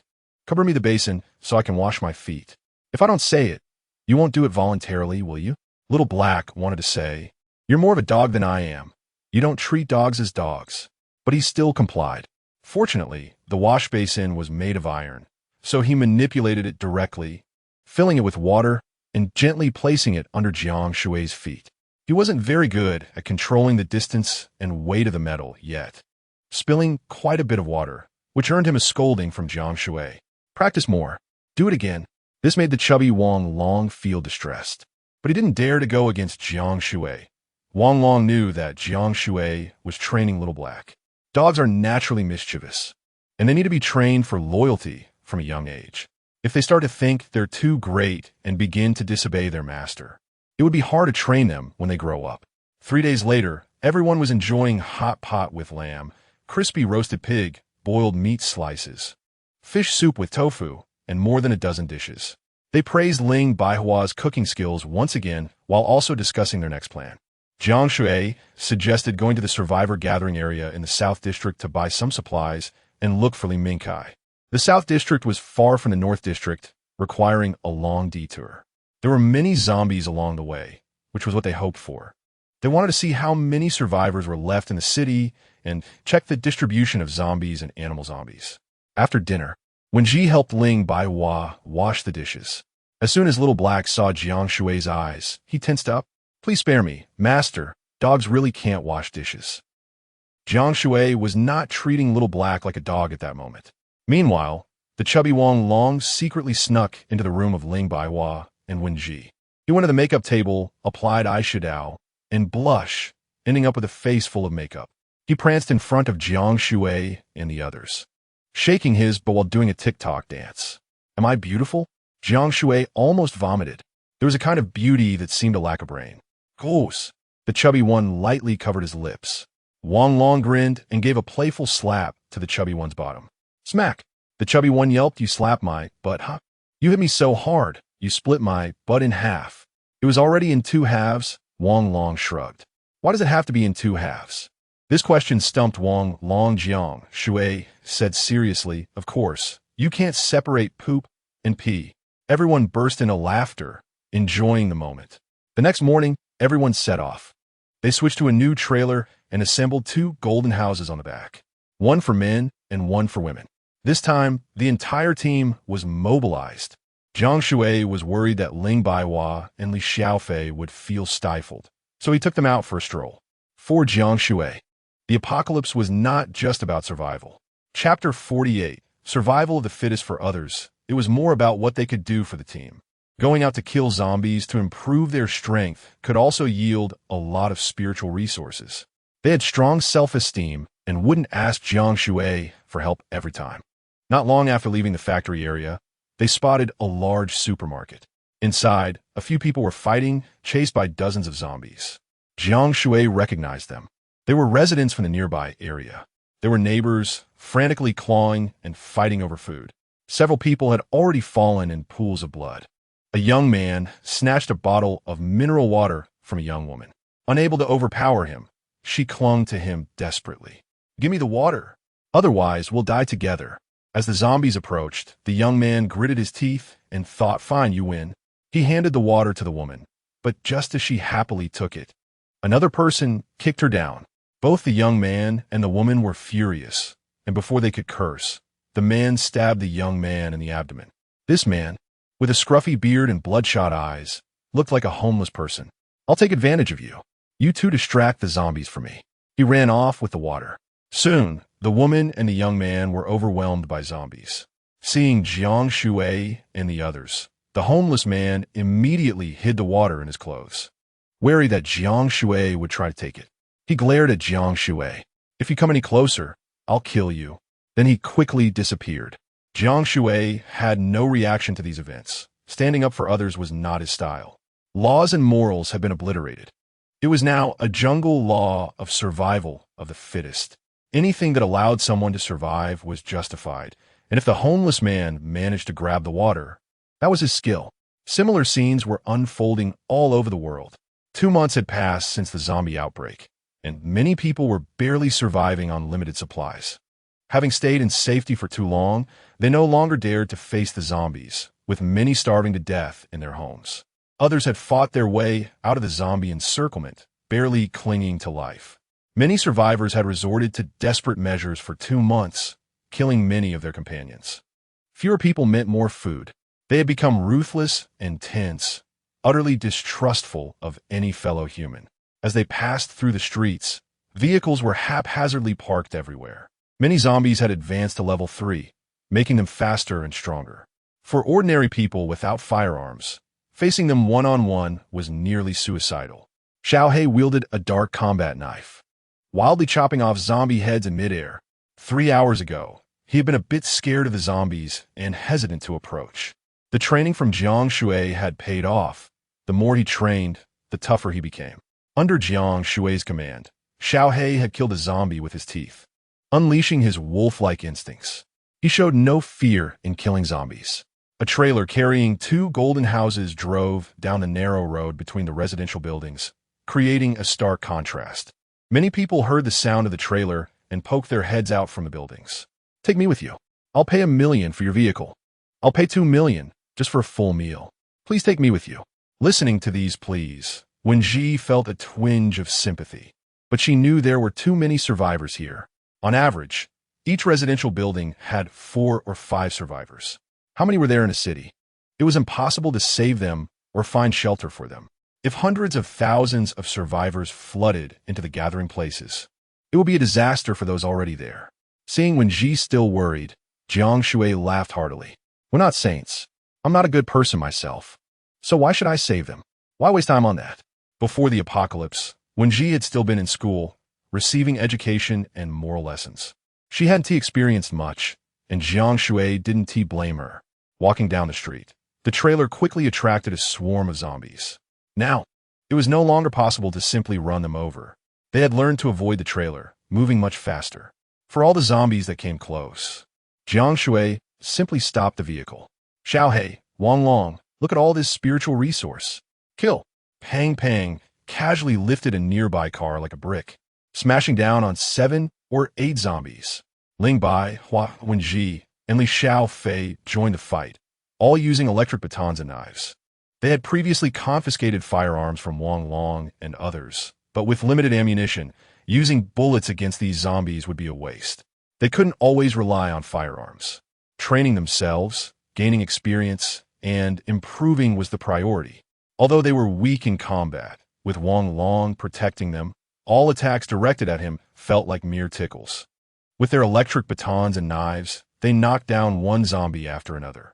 Despite being only 10 years old, Li Xiaofei moved swiftly and agilely, his small muscles well-trained.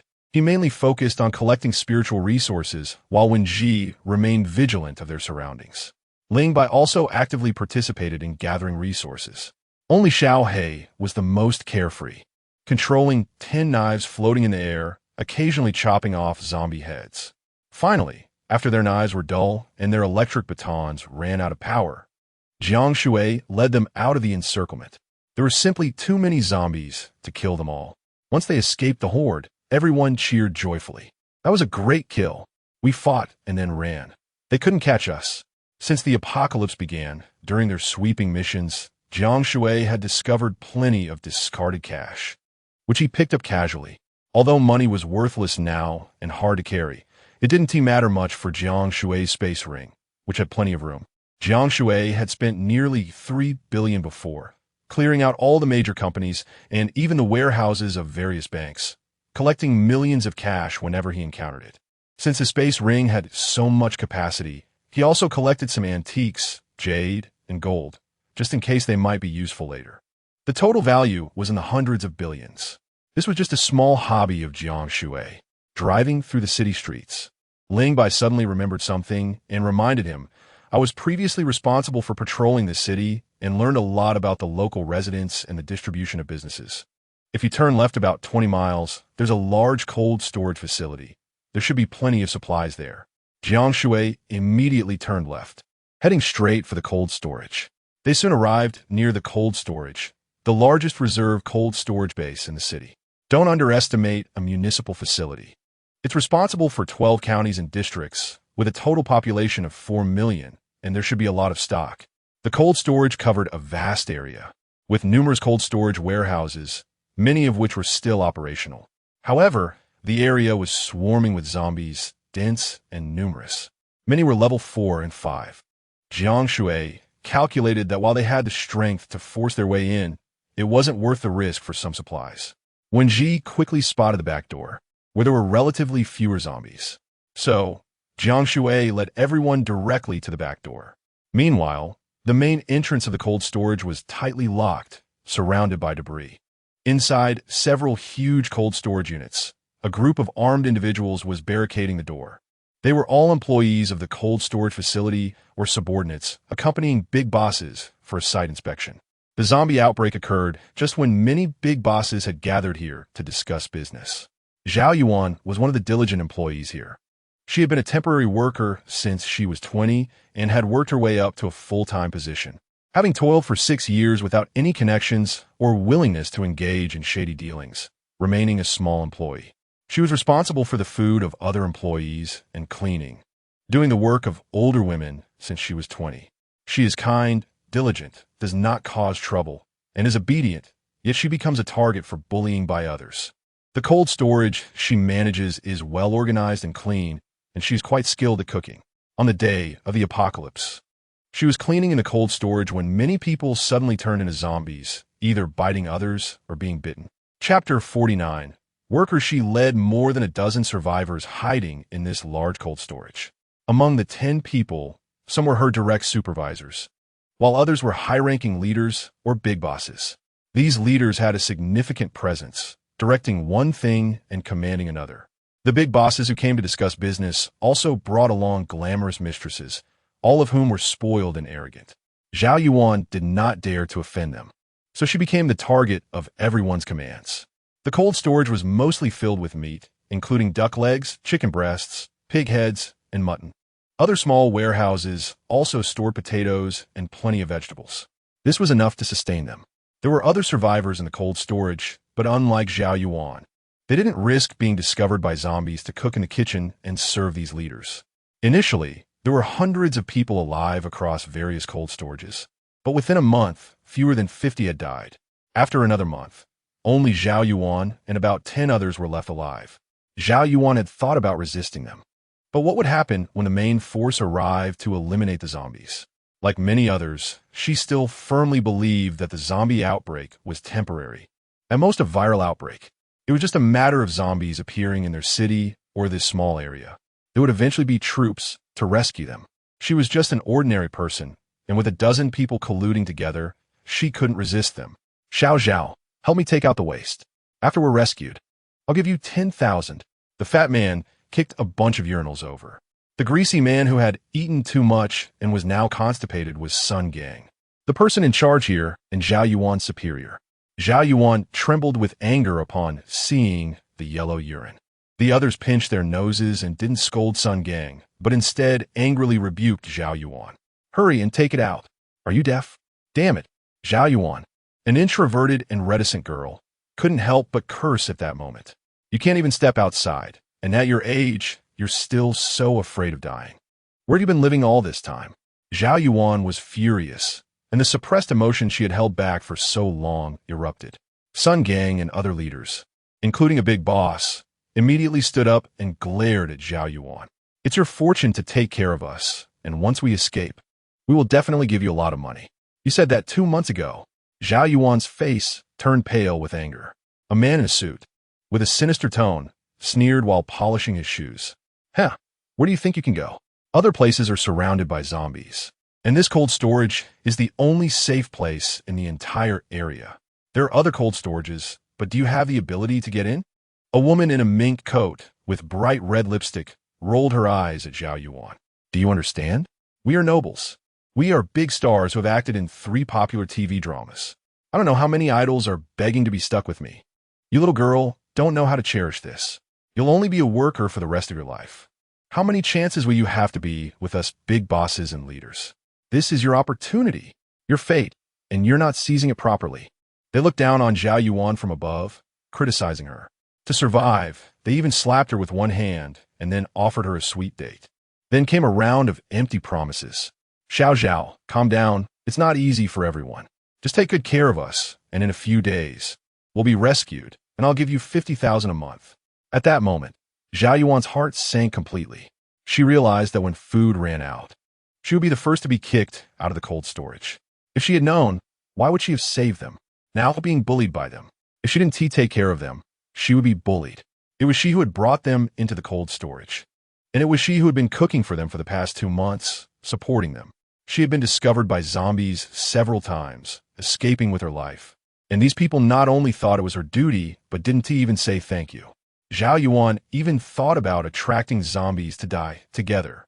However, thinking of her sick parents and how she had endured all these years, she believed that the apocalypse would pass, and everything would get better.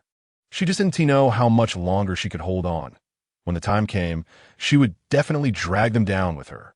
Outside the door, Xiao He wielded a battle knife and instantly decapitated 10 zombies. Pang Pang rolled over a stone block like bowling, knocking down more than a dozen zombies in one go. Li Xiaofei and Ling Baihua quickly collected the spiritual essence into their bags. Bang! Wang Long relied on Jin Gang's indestructibility and smashed through the steel door with a punch. Upon entering, they were greeted with a mountain of duck legs, piled high, easily weighing over 100,000 pounds. Jiang Shui walked over to take a sniff. Fortunately, it hadn't expired. This cold storage still had plenty of power. After saying that, he collected all the duck legs into his mustard ring. Jiang Shui even went to the generator's location and collected it as well. Including this generator, Jiang Shui had now gathered over 20 generators. This was his 23rd warehouse search, which contained 80,000 pounds of chicken legs, 500,000 pounds of potatoes, and 200,000 pounds of frozen pork. He could trade these for supplies instead of eating them. There were also some spoiled beef and a huge pile of pig lungs. Jiang Shui did not collect the spoiled ones. When Ji analyzed, saying there weren't many cold storages left ahead, and once they dealt with the current ones, they would have to leave since they had already attracted around 70 to 80,000 zombies. When they arrived at a well-functioning cold storage, Wang Long was about to smash the steel door with a punch, but when Ji noticed something. "Captain, there are people inside." "Then let me handle it." Pang Pang cheerfully grabbed the doorknob and yanked it hard. Crack! The door was deformed but hadn't opened yet. At that moment, Sun Gang, Zhao Yuan, and the other 10 people in the cold storage were completely stunned. Is it the zombies coming? No, it should be the rescue team finally arriving. Xiao Zhao, check the situation. No matter how Zhao Yuan refused, they pushed her to the front. Just then, the entire steel door suddenly floated up, as Xiao He manipulated the steel door in conjunction with Pang Pang, lifting it completely away. When they saw Jiang Shui, Wen Ji, Ling Baihua, and others, the initial fear immediately turned into joy. Why did you only just arrive? We're finally saved. They cheered and pushed Zhao Yuan aside, rushing towards their lifeline. The little star mistress even opened her collar to reveal her sexy chest, walking gracefully like a catwalk model. Her face was devoid of makeup, but it had to be said that as a star, she still had some charm. Have all the zombies been wiped out now? Why is my phone not getting a signal? I can't receive any news from the outside. They all asked questions at once, and Jiang Shui frowned. Haven't you been outside at all? They nodded. Jiang Shui and the others exchanged glances. You guys really have been surviving. Chapter 50. Because your ugly Ling Baihua looked at the messy frozen room and couldn't help but ask, how did you survive without going out? It's not like there weren't any waiters. This Zhao was responsible for our meals, and I've lost weight from hunger. The man in the suit casually said. Enough about her. How do we get out of here? Are we taking a tank? Sun Gang had an excited look on his face, thinking Jiang Shui was part of the national military. Especially seeing Ling Baihua in police uniform excited him even more. As for the fact that Jiang Shui specifically had Ling Baihua wear the police uniform, well, those who understood knew the reason. Waiter? At that moment, Zhao Yuan timidly walked over. Hello, thank you. Jiang Shui nodded at Zhao Yuan as a greeting. However, the term waiter made Jiang Shui and the others uncomfortable. It wasn't that the title was problematic, but they had taken care of you two for 2 months. And you still called her a waiter? Did you think the apocalypse was temporary? Jiang Shui scoffed, and Wang Long and the others immediately started chattering. The world had long been destroyed. They were holding onto a sliver of hope. Sun Gang still wouldn't believe it, thinking other countries could send reinforcements. How could these zombies withstand planes and cannons? What if all the people operating the planes and cannons had turned into zombies? Not only humans, but the number of animals on Earth was also staggering. They had mutated as well. There were less than 1 in 10 humans left. This was the real apocalypse. Beyond human rescue, Jiang Shui directly pulled them out to see for themselves. Zombies surrounded the city. The world had fallen. The scene was chaotic and devastated everywhere. In the distance, a large group of zombies was eyeing them hungrily. The zombies at the entrance had been killed, clearly by Jiang Shui and the others. No matter what, Sun Gang and the others had to get out first. They had been used to living well by currying favor with their subordinates, and they had long had enough of staying cooped up here. You're the leader, right? I'm an official. If you save me, I can arrange a position for you in the relevant department. Once Sun Gang spoke up, the others quickly reacted. I'm a big boss. If you save me, I'll give you 100,000 a month. I'm a big star. Have you seen the movie I acted in? I'm the main character. Save me first, and I'll repay you well. She even threw him a flirtatious look. Everyone turned their gaze to Jiang Shui, as he was the one who made the decisions. I'm not a good person or savior. As for your leadership halo, your star or boss status, it's nothing. Jiang Shui's words made their faces stiffen. After all these years, who dared to speak to them like that? Especially since Jiang Shui was just a young kid, making them very uncomfortable. You little comrade, you're getting cocky, aren't you? The man in the suit immediately pointed at Jiang Shui's nose, wanting to come over and teach him a lesson. However, before he could take a step forward, he found himself suspended in mid-air. His belt buckle and watch were made of gold. It was Xiao He who acted. The others were dumbfounded. Being seasoned veterans, they quickly put on smiles. No, it's a misunderstanding. What misunderstanding? He curses at me, and he has to pay the price. Kill him, Jiang Shui said lightly, and Wang Long stepped forward without saying a word, his fist like a diamond, smashing straight through the suited man. Even though he was a big shot in the political and business circles, He had never seen someone strike so ruthlessly. They realized that Jiang Shui, who seemed refined and gentle, was actually a ruthless character. To save you, you have to join our team. If you want to join our team, what abilities do you have? Seeing that a few people were talking about giving money and such, Jiang Shui was too lazy to respond and directly pulled out a few spirit sources. If you can absorb it, you're an extraordinary awakener. Give it a try. The big star and the big leaders looked puzzled and dare not touch it. Many people knew about the spirit sources, but there were also quite a few, like Zhao Yuan, who had been hiding and didn't know about this good thing at all. Just try it. Stop talking so much. Ling Baihua scolded. The few were scared and quickly tried one by one. Everyone failed, with only Sun Gang successfully absorbing the spirit source, showing how low the chances of awakening were. As Sun Gang thought of Jiang Shui and the others, with their movie-like abilities, he couldn't help but laugh heartily. I knew I was the chosen one. I'm destined to be extraordinary. I'm an awakener. Ha ha ha. He seemed to fantasize about his miraculous powers, thinking they would definitely recruit him. Then, using his political skills, he would conquer Jiang Shui and the others. You can't. However, Jiang Shui directly poured cold water on him. Why? The stronger you are, the more benefits you can bring to the team. Don't you understand this as a leader? According to his shrewdness, he wouldn't offend Jiang Shui in such a situation. However, he was already so enraged that he was rambling. Why? Why should I? Sun Gang shouted angrily. Because you're ugly. I can't stand the sight of you. Sun Gang was left speechless. He still thought he was the chosen one, unique in the world. Jiang Shui casually shattered his grand dream. Get out of the way. Don't block the road. Jiang Shui casually slapped Sun Gang down to the ground, and the others immediately made way. Jiang Shui walked straight toward Zhao Yuan. You can join us. We'll provide food and shelter. Are you willing? Zhao Yuan was taken aback. Can I? I'm not an awakener. Jiang Shui shrugged. If I say you can, then you can. At that moment, Sun Gang got up from the ground and angrily scolded Jiang Shui. You dare hit me? Wait until I go out and find someone to kill you. I have people above me. You're dead. Without Jiang Shui saying a word, Wang Long immediately stepped forward with a cold expression. You still think the outside world is prosperous? Waiting for the apocalypse to end? Let me tell you, your whole family has perished and the apocalypse won't end. With a kick, he knocked Sun Gang unconscious, not forgetting to spit on him. I hate ungrateful people the most. Jiang Shui looked at the frightened Zhao Yuan. Your job is to take care of our meals. From now on, you'll assist her, responsible for taking care of the base. Jiang Shui glanced at Ling Baihua, who immediately came over and took Zhao Yuan's hand. I suggest you agree. Zhao Yuan was still very scared, but seeing those ungrateful people being beaten, she felt a sense of satisfaction.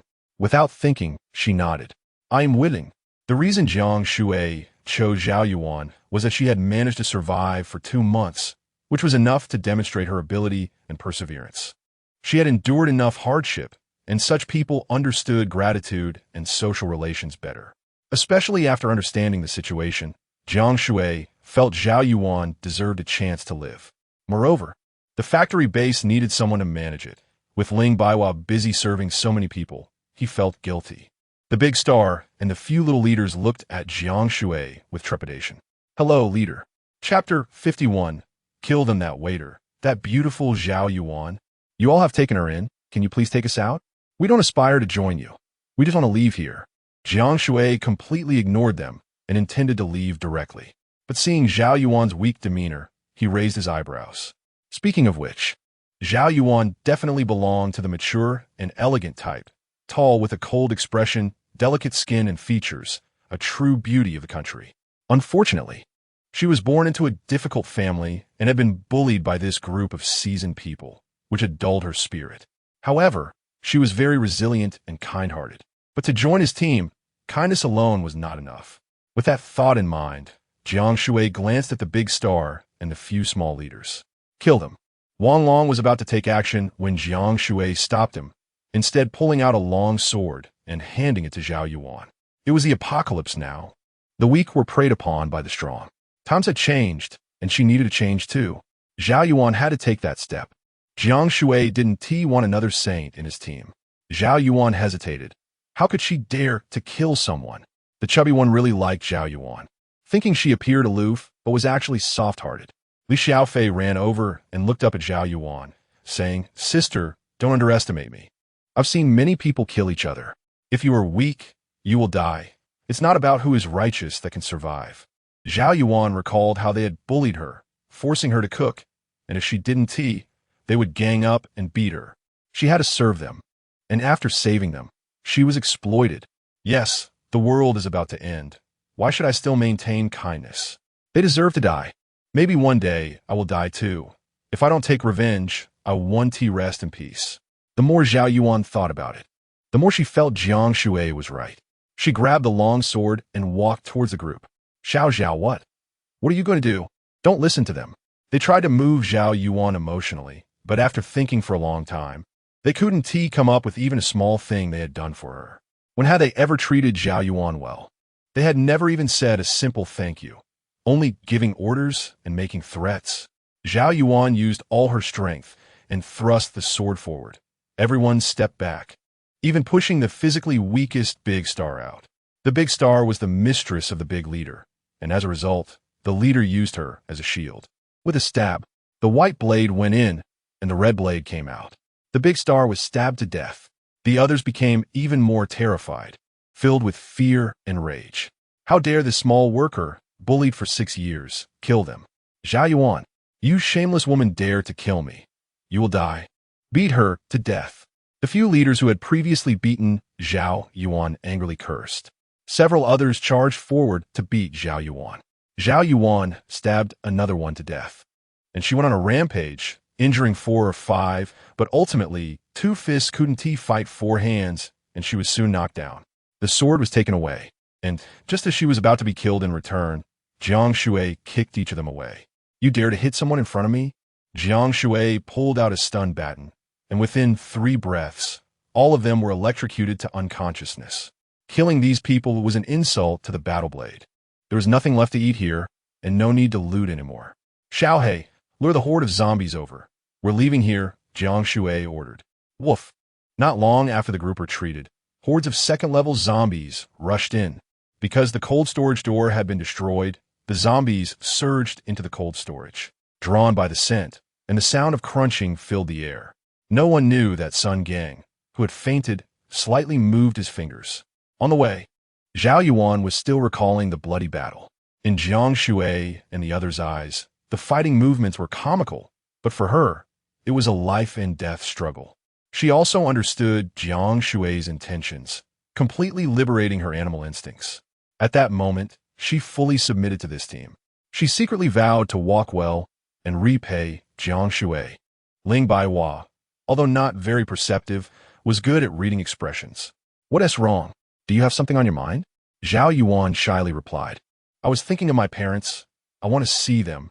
In fact, she thought of her parents day and night. They were her motivation to survive. But since Jiang Shui had just saved her, she felt embarrassed to bring it up. Where's your home? Jiang Shui's question was not open to debate. Zhao Yuan gave an address. We're going to the survivor gathering place in the southern district. It just happens to be on the way. Jiang Shui agreed. Zhao Yuan was moved to tears, believing Jiang Shui was intentionally taking her there. Her father was disabled, and her mother had heart problems. She excelled in her studies, but had to drop out to care for her parents. Zhao Yuan was sensible and responsible, supporting her family all these years. She didn't dare to date, fearing others would look down on her. In fact, those colleagues and leaders were only after her looks and physique, knowing her family situation, and wanted to toy with her. They would never marry a burden. Zhao Yuan was well aware of their thoughts. At 26, she still hadn't been in a relationship.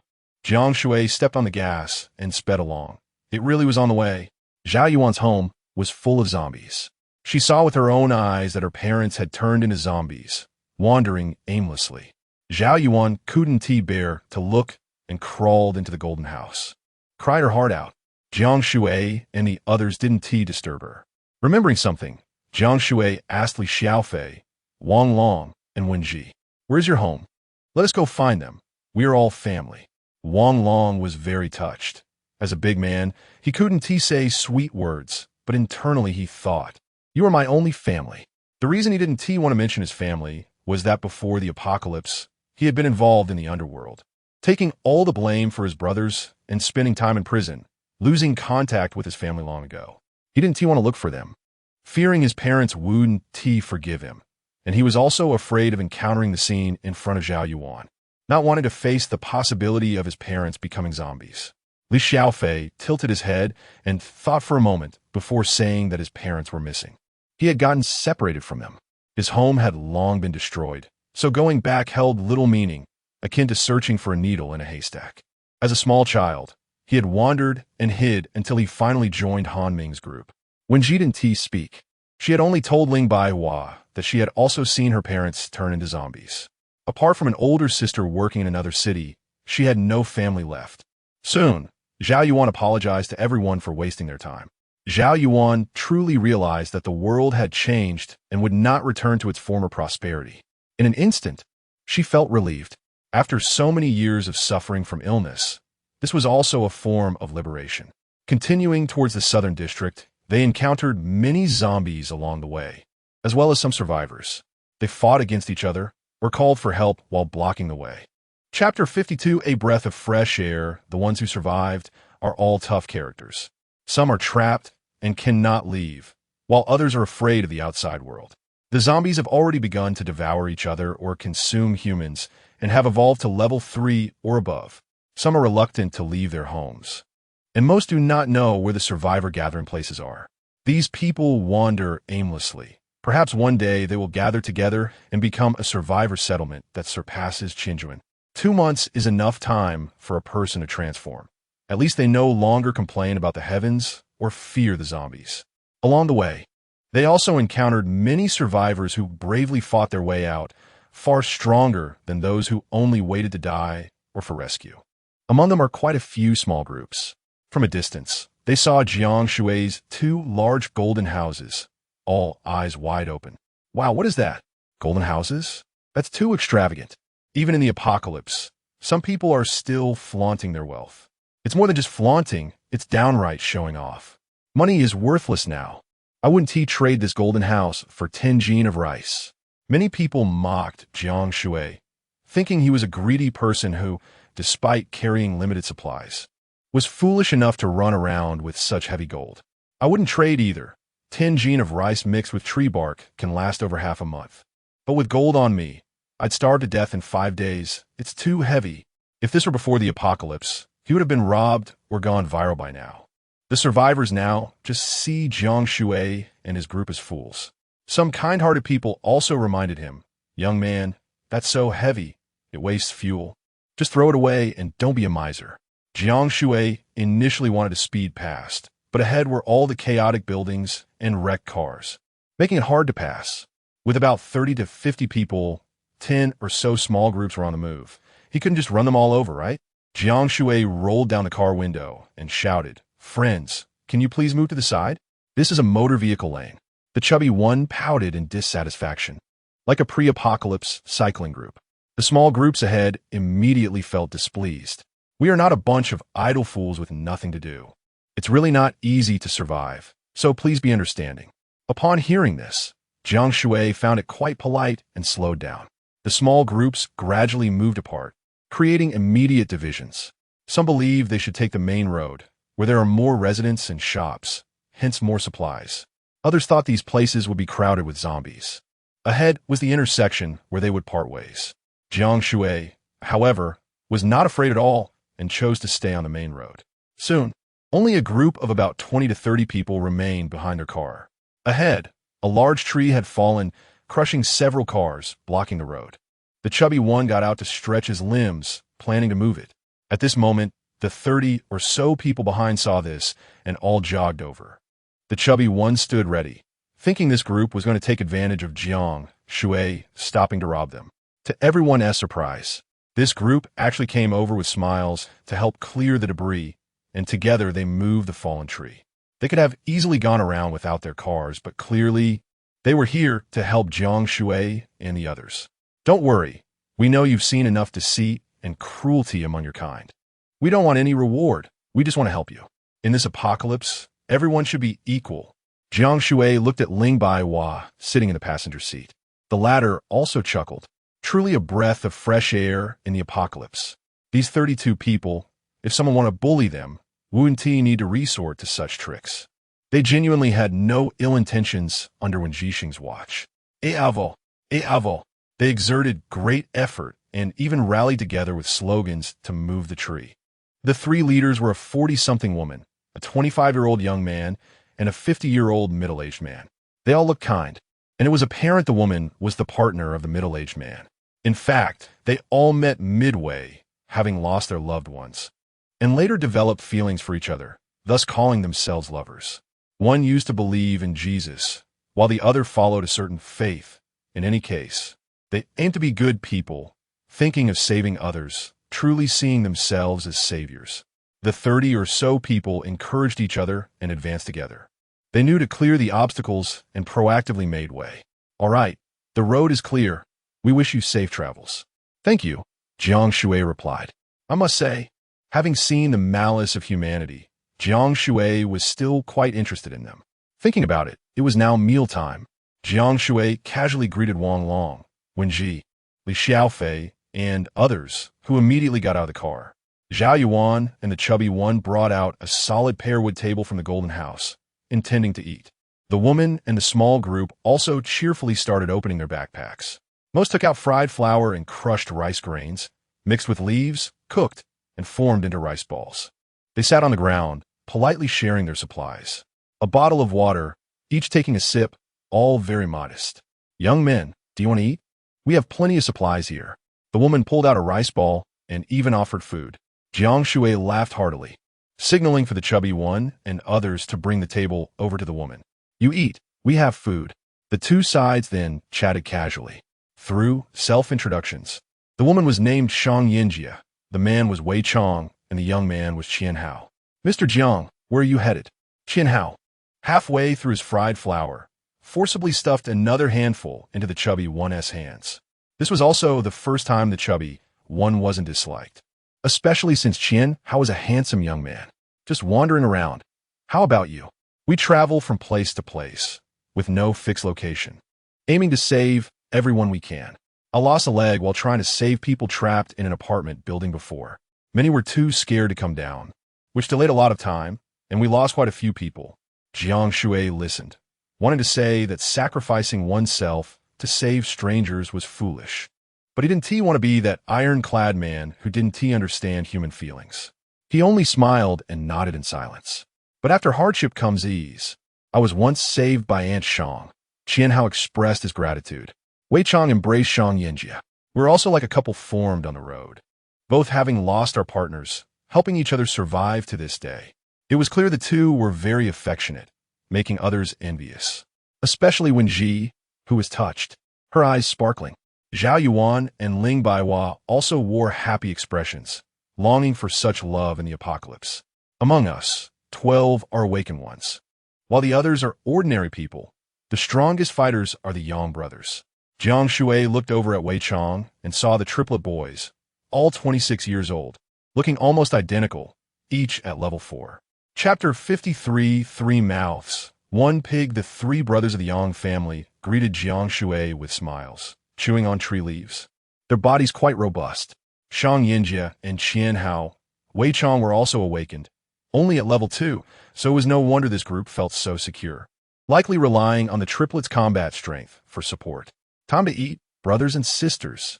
At this moment, Li Xiaofei and Zhao Yuan came over together with their lunch. There were plump, delicious steam buns that the chubby one loved and white rice that Ling Baihua liked. The main dish was a crispy, roast suckling pig, along with stir-fried eggs with wood-ear mushrooms, braised goose with chicken, fried little eels, fried pork scraps with bok choy, a plate of peanuts, 3 bottles of cola, and 1 bottle of milk tea, a simple lunch. Even a black dog had a special golden plate containing an entire roast suckling pig. What a divine lunch. Even the dog eats better than us. When this was brought out, more than 30 people were instantly stunned. The stir-fried flour and tree leaves in their hands suddenly lost their appeal. Zhao Yuan, although aware that Jiang Shui was rich, never expected him to be this extravagant. Are we being too outrageous? No, is it not enough? Do you like sea cucumbers and abalone? We don't like them, so we didn't take them out. Jiang Shui then pulled out 3 large Australian abalones. Zhao Yuan was taken aback, hurriedly waving her hands. No, no. Li Xiaofei, next to her, laughed. We often eat like this. You'll get used to it slowly. Hanging out with Brother Jiang, you don't have to worry about food and drink. Zhao Yuan obediently served everyone napkins, as it was her responsibility, vowing in her heart to do her best in return. Shang Yinjia listened to the words wealthy beyond reason and felt like she was going crazy. They swallowed hard, but none of them were greedy. Even if they were, they suppressed it forcefully. They simply turned away and focused on eating the cooked wild grass. Shang Yinjia looked at Jiang Shui in surprise and envy. Mr. Jiang, leading the team to have such a lavish lunch, was truly one of a kind in the world. Impressive. Wei Chong swallowed hard and gave a thumbs up. This meal of yours is worth at least 3 million. That's just how prices are now. Qianhao's eyes had never left the crispy roast suckling pig. Jiang Shui took a bite of the pig's nose in surprise. Have you all been to the survivor gathering place in Qianjuan? Yes, the prices there are too high. We just stopped to rest and replenish supplies before setting off again. Wow. Actively leaving the gathering place to save people, really considering yourself a savior. Although Jiang Shui was not that kind of person, he didn't team mind and even immediately sent over the badly gnawed roast pig. Eat big. Don't be polite. Ling Baiwa and the others finished eating, and with Jiang Shui's encouragement, they quickly passed over the remaining rice and buns. Shang Yinjia and the others were extremely grateful, but directly refused. To be able to eat such a meal worth millions is definitely not easy. We can't take what we haven't earned. Our conscience wouldn't allow it. Wei Chong suppressed his impulse and also refused. In fact, prices had risen again. Such a meal of freshly prepared delicacies was worth at least 5 million, and that was still something hard to come by. In their eyes, Jiang Shui was still young, and this was the most precious lunch, rare to be taken out. If Shang Yinjia and the others knew that Jiang Shui ate like this every meal, they probably would have exploded with envy. Jiang Shui looked at Ling Baiwa and the others. Are you full? Full, Brother Jiang. The chubby one patted his big belly, his mouth dripping with grease. Then let us throw away the leftovers. Okay. Li Xiaofei immediately planned to throw away the leftovers. And more than 30 people almost spoke in unison. Don't. What a waste. Jiang Shui shrugged nonchalantly. If you don't eat it, I personally don't like leftovers, so it can only be thrown away. Ling Baiwa advised, you guys eat. Brother Jiang is already full. This. Shang Yinjia and the others exchanged glances and finally relented, agreeing to save the leftover food for later, mixing it with wild grass to eat slowly. Even the greasy table was wiped clean with rice balls. The crowd treated the leftovers like divine food, but waited quietly, not fighting or rushing, gradually distributing them in order. Eating the leftovers brought them closer together. In the apocalypse, this was worth millions. They were very grateful to Jiang Shui and chatted freely. You were just walking on the motor vehicle lane. Now where is there a motor vehicle lane? Huh, better than walking on the small road. Wei Chong laughed. I'm very rule-abiding. Even in the apocalypse, I still obey traffic lights. Really? You're amazing. Ah, you're really something. Wang Long almost blurted out a curse. The little black dog next to them was still gnawing on a pig's trotter. Upon hearing this, its ears perked up in surprise. The little black dog had an impressive appetite, 3 bites for a whole pig. This wasn't he all. He had eaten hundreds of spiritual sources in the past few days and had already advanced to level 2. But he needed several times more spiritual sources than others to level up. Most people really couldn't afford to raise him. They chatted merrily, laughing heartily, making the best of a tough situation. Where are you going? South District. They had been to Qianjuan, and Jiang Shui didn't hide it. We're also going to South District. Can we join up? Qianhao immediately became excited. Jiang Shui was about to refuse. After all, they weren't on the same path. Just chatting would be fine. Why should they have to know each other? Suddenly, a scream rang out. Looking closely, a woman among the 30 suddenly got knocked to the ground by a shadow. It was a wildcat zombie, not large in size, but with incredibly fast biting strength and speed. They couldn't react at all. This zombie cat was at least level 3, but could crush level 4 awakened. Its eyeballs had popped out of their sockets, its body covered in black blood, with large patches of rotting skin, looking extremely creepy. Ugh! With one bite, it severed the person's neck, and the zombie cat let out a roar. More than a dozen zombie cats appeared, And that wasn't all. Even a level 4 zombie came. Although zombies and zombie cats would consume each other, they preferred humans. It was already very dangerous on the main road. And with so many people gathered, the strong scent and heat would surely attract zombies. The crowd was instantly frightened and scattered, but they were all pounced on by other zombies. A level 4 zombie aimed to bite Wenji, who closed her eyes in fear as it was about to pounce down. Whoosh! The indigo battle knife sliced through the level 4 zombie, and Jiang Shui gripped the battle knife. Kill! With that one word, the little black dog stopped gnawing on the pig's trotter, raised its head, and let out a roar, instantly sending 3 cars soaring into the air, directly crashing into a zombie cat. Wow wow. Woof woof. Cats and dogs were natural enemies, not pets. They fought each other fiercely. Wang Long swung a big stick madly, while Ling Baihua handed Zhao Yuan an electric baton, and they joined the battle. Chapter 54. Then you can die slowly unless absolutely necessary. Ling Baihua would not use firearms. The guns were all obtained from Yang Wei and Zhu Lei of the Qinglong gang. With only a few dozen bullets left, she didn't use them continuously. Training herself, accumulating experience, and improving her abilities were the most important things. Li Xiaofei also held an electric baton, moving agilely, still collecting spiritual essence in safety. Others were not as calm as Jiang Shui's team. They were happily eating when suddenly they were attacked. Turning around, a group of zombies charged at them from behind, scaring them out of their wits. To be honest, they were not good people either. Their hearts were not like Shan Yinjie's, as they just wanted to follow the large group to survive. These zombies and zombie cats had obviously eaten a lot of people and zombies, moving quickly, and many were bitten in the sudden attack. However, the combined number of zombies and zombie cats was only about 70 or 80. Jiang Shui was completely unafraid and quickly killed them all. Unfortunately, the zombie cats were too fast, always striking at the neck. Even Qian Hao and Wei Chong were bitten, covered in blood, but fortunately, they were awakened ones and still held on. But this meant they would turn into zombies within 10 days with no cure.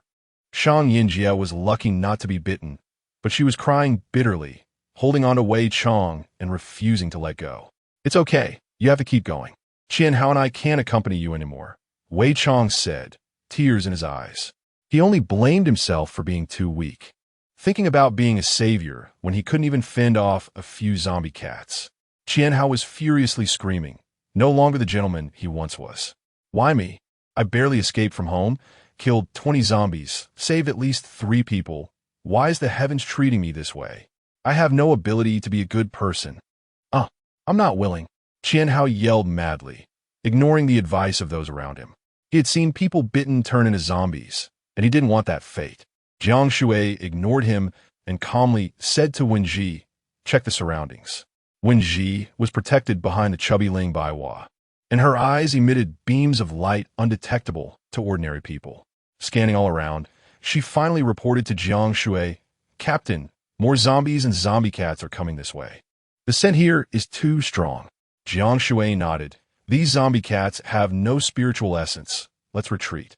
The group witnessed the capabilities of Jiang Shui and his team, realizing that although their team was large, compared to them, they were truly as scattered sand. They were usually polite and orderly, but when danger struck, they each fled without any strategy. Li Xiaofei collected spiritual essence, flipping through a dozen of them, and finally found the spiritual essence of a zombie cat, excitedly gathering it up to give to Jiang Shui. Jiang Shui was ready to retreat. There were only 9 survivors left. They all planned to follow Jiang Shui. As Jiang Shui really intended to leave, he turned back and frowned slightly. It wasn't just Shang Yinjie who had lost her partner. There was also a 17-year-old girl whose boyfriend had been bitten, and he was just an ordinary person. In 10 minutes, he would turn into a zombie. But the girl was crying heart-wrenchingly, holding on to her man and refusing to let go. At that age, everything revolved around love. It wasn't just a love-struck brain, but in their view, love was greater than life itself. The love that parents could not stop would not last 3 days. Without love, living had no meaning. When Ji walked over and crouched down to comfort the girl, he is already dead. He will soon become a zombie. He wouldn't want you to be hurt by him. The girl pushed Wenji away, crying heartbreakingly and angrily rebuking her. I won't leave. Wenji was also very angry. They were of the same age, and she felt empathy, but she was also furious. It's not just your boyfriend who died. Everyone is sad. Look at Qinhao. He is also lying on the ground in despair. It's most important to let go of these emotions and live well. However, the girl was already in despair, tightly hugging her boyfriend's corpse. What you lost is just life. What I lost is love. Wenji wanted to say more, but Jiang Shui directly pulled her over. Very well, then you can stay here and die slowly. Jiang Shui turned and left. At such a time, still clinging to emotions and family ties, if they died, it would be deserved. Survival of the fittest was the law of nature. If one could not adapt to society, they would be eliminated. And it was even more so now. Many survivors felt pity for the girl and spontaneously surrounded her, wanting to protect her. They thought the girl was just suffering a blow and that they should gentlemanly protect her. Even Ling Baihua was speechless. You can be sad and not do anything? You want to be sad and have others protect you, to accompany you to the grave? This group of people were also emotional beings. Knowing a horde of zombies was approaching, they still wanted to protect such a girl? They could have looked at the other victims who had died tragically or the injured ones writhing on the ground. Qianhao was still holding on, but no one cared about them. Ling Baihua couldn't help but complain. You care for the girl in sadness, even at the cost of your lives. Honest people, those who protected you will die in vain. And you don't even have a thank you. Before leaving, Jiang Shui still planned to take Shang Yinjie away from danger. Such a person was truly good and beautiful, not a disguise. They should not die. Shang Yinjie was supporting Wei Chong to leave. However, Wei Chong firmly disagreed. I will only drag you down. I don't want to become a zombie, with that ugly face as your last impression of me.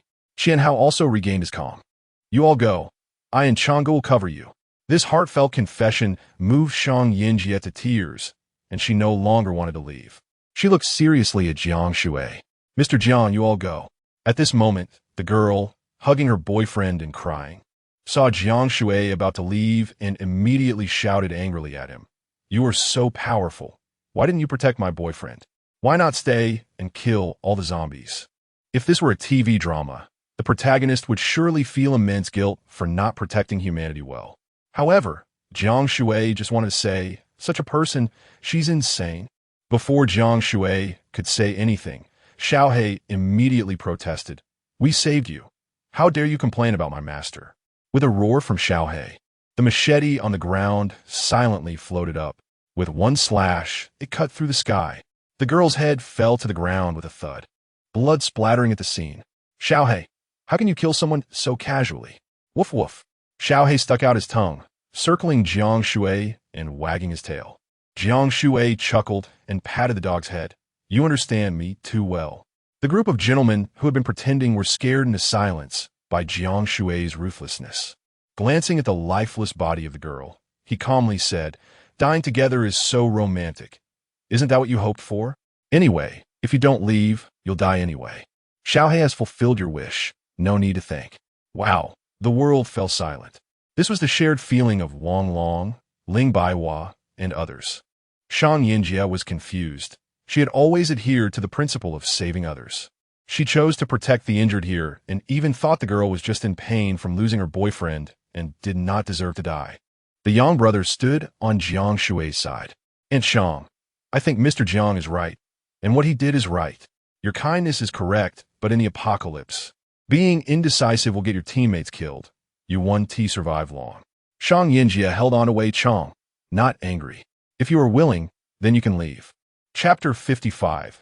The virgin bitch can't survive. The three brothers of the Yang family immediately bowed deeply at the same time. Then, without looking back, they approached Jiang Shui. Mr. Jiang, can we join you? We promise to eat less and work more, to be your enforcers. We brothers value strength above all and admire powerful figures like you. We would love to learn your methods. The three were very sincere. Jiang Shui waved his hand and looked at Ling Baihua, Wang Long, and others. What do you think? Can these three join us? It's up to you to decide, but I think it's fine. It's nice to have a few more quiet enforcers, Wang Long agreed. The others nodded as well. Jiang Shui turned to the three brothers. All right, join me as our guard team. Thank you.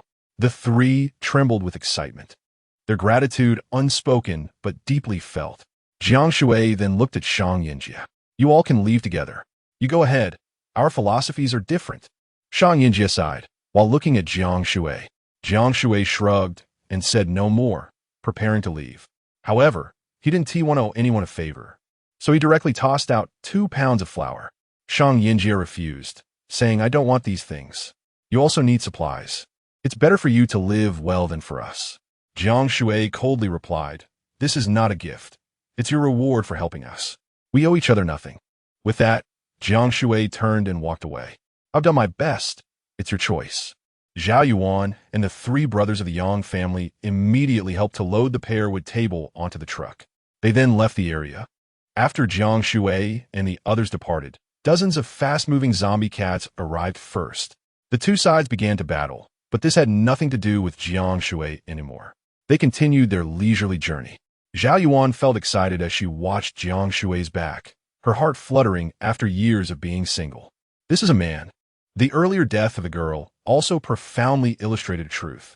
The virgin bitch can't survive. Zhao Yuan and the 3 brothers of the Yang family thoroughly understood Jiang Shui's nature. Besides Jiang Shui's absolute strength, they chose to join because of it. In the pre-apocalyptic world, it may not align with human sentiments, but now, only such a nature can allow one to survive proudly in the apocalypse. 2 hours later, due to obstacles on the road, either zombies blocking the way or debris, the truck wasn't moving very fast. A girl's scream suddenly rang out ahead. No, no. Upon closer inspection, there was a man and 2 women confronting each other. A lecherous middle-aged man with a rat-like face was menacingly holding a stick. Both Jiang Shui and Ling Baiwa were taken aback. They recognized this guy. He was the lecherous man with the surname Go. He was glaring fiercely at the girl in front of him. If you make me comfortable, how about I protect you? The woman, appearing to be in her 20s and covered in dirt, refused to yield. Go to hell. The girl turned to run, but the lecherous man caught up and knocked her to the ground with a stick. He climbed on top of her and slapped her twice. The girl cried out in pain. Submit to me. Did you hear that? Slap, slap. After 4 or 5 slaps, the woman finally succumbed. With a sobbing voice, she said, I'm willing. Just don't hit me anymore. The lecherous man then laughed lewdly and began to take off his clothes. Beside him was another ugly woman in her 40s, clearly another one who had submitted to the lecherous man. Ling Baiwa watched, gritting her teeth, ready to charge forward with her electric baton. But Jiang Shui held her back. Just wait and see. The lecherous man is done for. Not long after Jiang Shui spoke. While the lecherous man was distracted by taking off his pants, the girl suddenly pulled out a sharp knife from her pocket. With one swift motion, she plunged it deep into the lecherous man's chest. His thick clothing might have been able to withstand a small knife, but now that he was completely exposed, the knife pierced directly into his heart. You bastard. The lecherous man's voice grew weaker until he breathed his last. The girl pushed him off her, and the woman in her 40s was clearly terrified. She angrily scolded the girl. You killed him. Who will protect me now? The girl wiped the blood from her body and took the lecherous man's backpack and stick. That's your problem, not mine. She turned to leave, casting a deep glance at Jiang Shui as she passed by. Once the girl was far away, the older woman noticed Jiang Shui's large truck, fixed her makeup, and walked over, swaying her hips. Young man, can you give this sister a ride? However, Jiang Shui didn't even glance at her, pressing the gas and driving away, leaving the woman in a cloud of dust. Young man doesn't understand the charm of a middle-aged woman. By the time Jiang Shui had moved far ahead, they encountered some level 4 zombies. Wang Long wanted to jump down and fight. The 3 brothers of the Yang family requested, Brother Wang, we are the guard team. Let's take action. Yeah, we need to do something. The 3 brothers wanted to show off, and Wang Long gladly gave them the opportunity. The 3 were triplets, and their movements were perfectly synchronized. They worked together seamlessly. In a 3-on-3 situation, no one could match their coordination. Each of them wielded a red tassel spear made of pure iron. With one thrust, they pierced the necks of zombies or completely punctured their skulls. They had previously been part of a martial arts team, and their moves were sharp. While these techniques might have seemed performative when they were ordinary people, now that their strength and speed had reached such levels, these moves were amplified to a terrifying extent. The triplets vigorously danced with their long spears, creating a dazzling display while landing fatal blows. Soon, the zombies were all dispatched. Not bad. Jiang Shui clapped his hands cheerfully, and the others joined in. Even Xiao He raised his front paws. The Yang family brothers scratched their heads shyly. Whatever you need, just say the word, and we brothers will take the lead. The three spoke in unison, their responses perfectly synchronized. Pang Pang couldn't help but ask, why have three identical people been born? Li Xiaofeng, Gaimding. I have the same question. The others burst into laughter. The triplets also laughed along. On this journey, they moved slowly but managed to kill quite a few zombies and gather some supplies. Jiang Shui instructed everyone to begin absorbing spiritual essence to level up. He had nearly finished absorbing the various spiritual essences he bought at the Northern District auction. He couldn't help but marvel at how much he had consumed. From a Northern District until now, he had absorbed over 10,000 spiritual essences obtained through trading supplies. Fortunately, his level had already reached 9. At this moment, Jiang Shui could clearly feel his formidable strength and the abundance of spiritual energy. However, to advance further, he would need several times more spiritual essence than before. Finally, everyone arrived at the Southern District. It was built on a plateau slightly higher than the surrounding plains.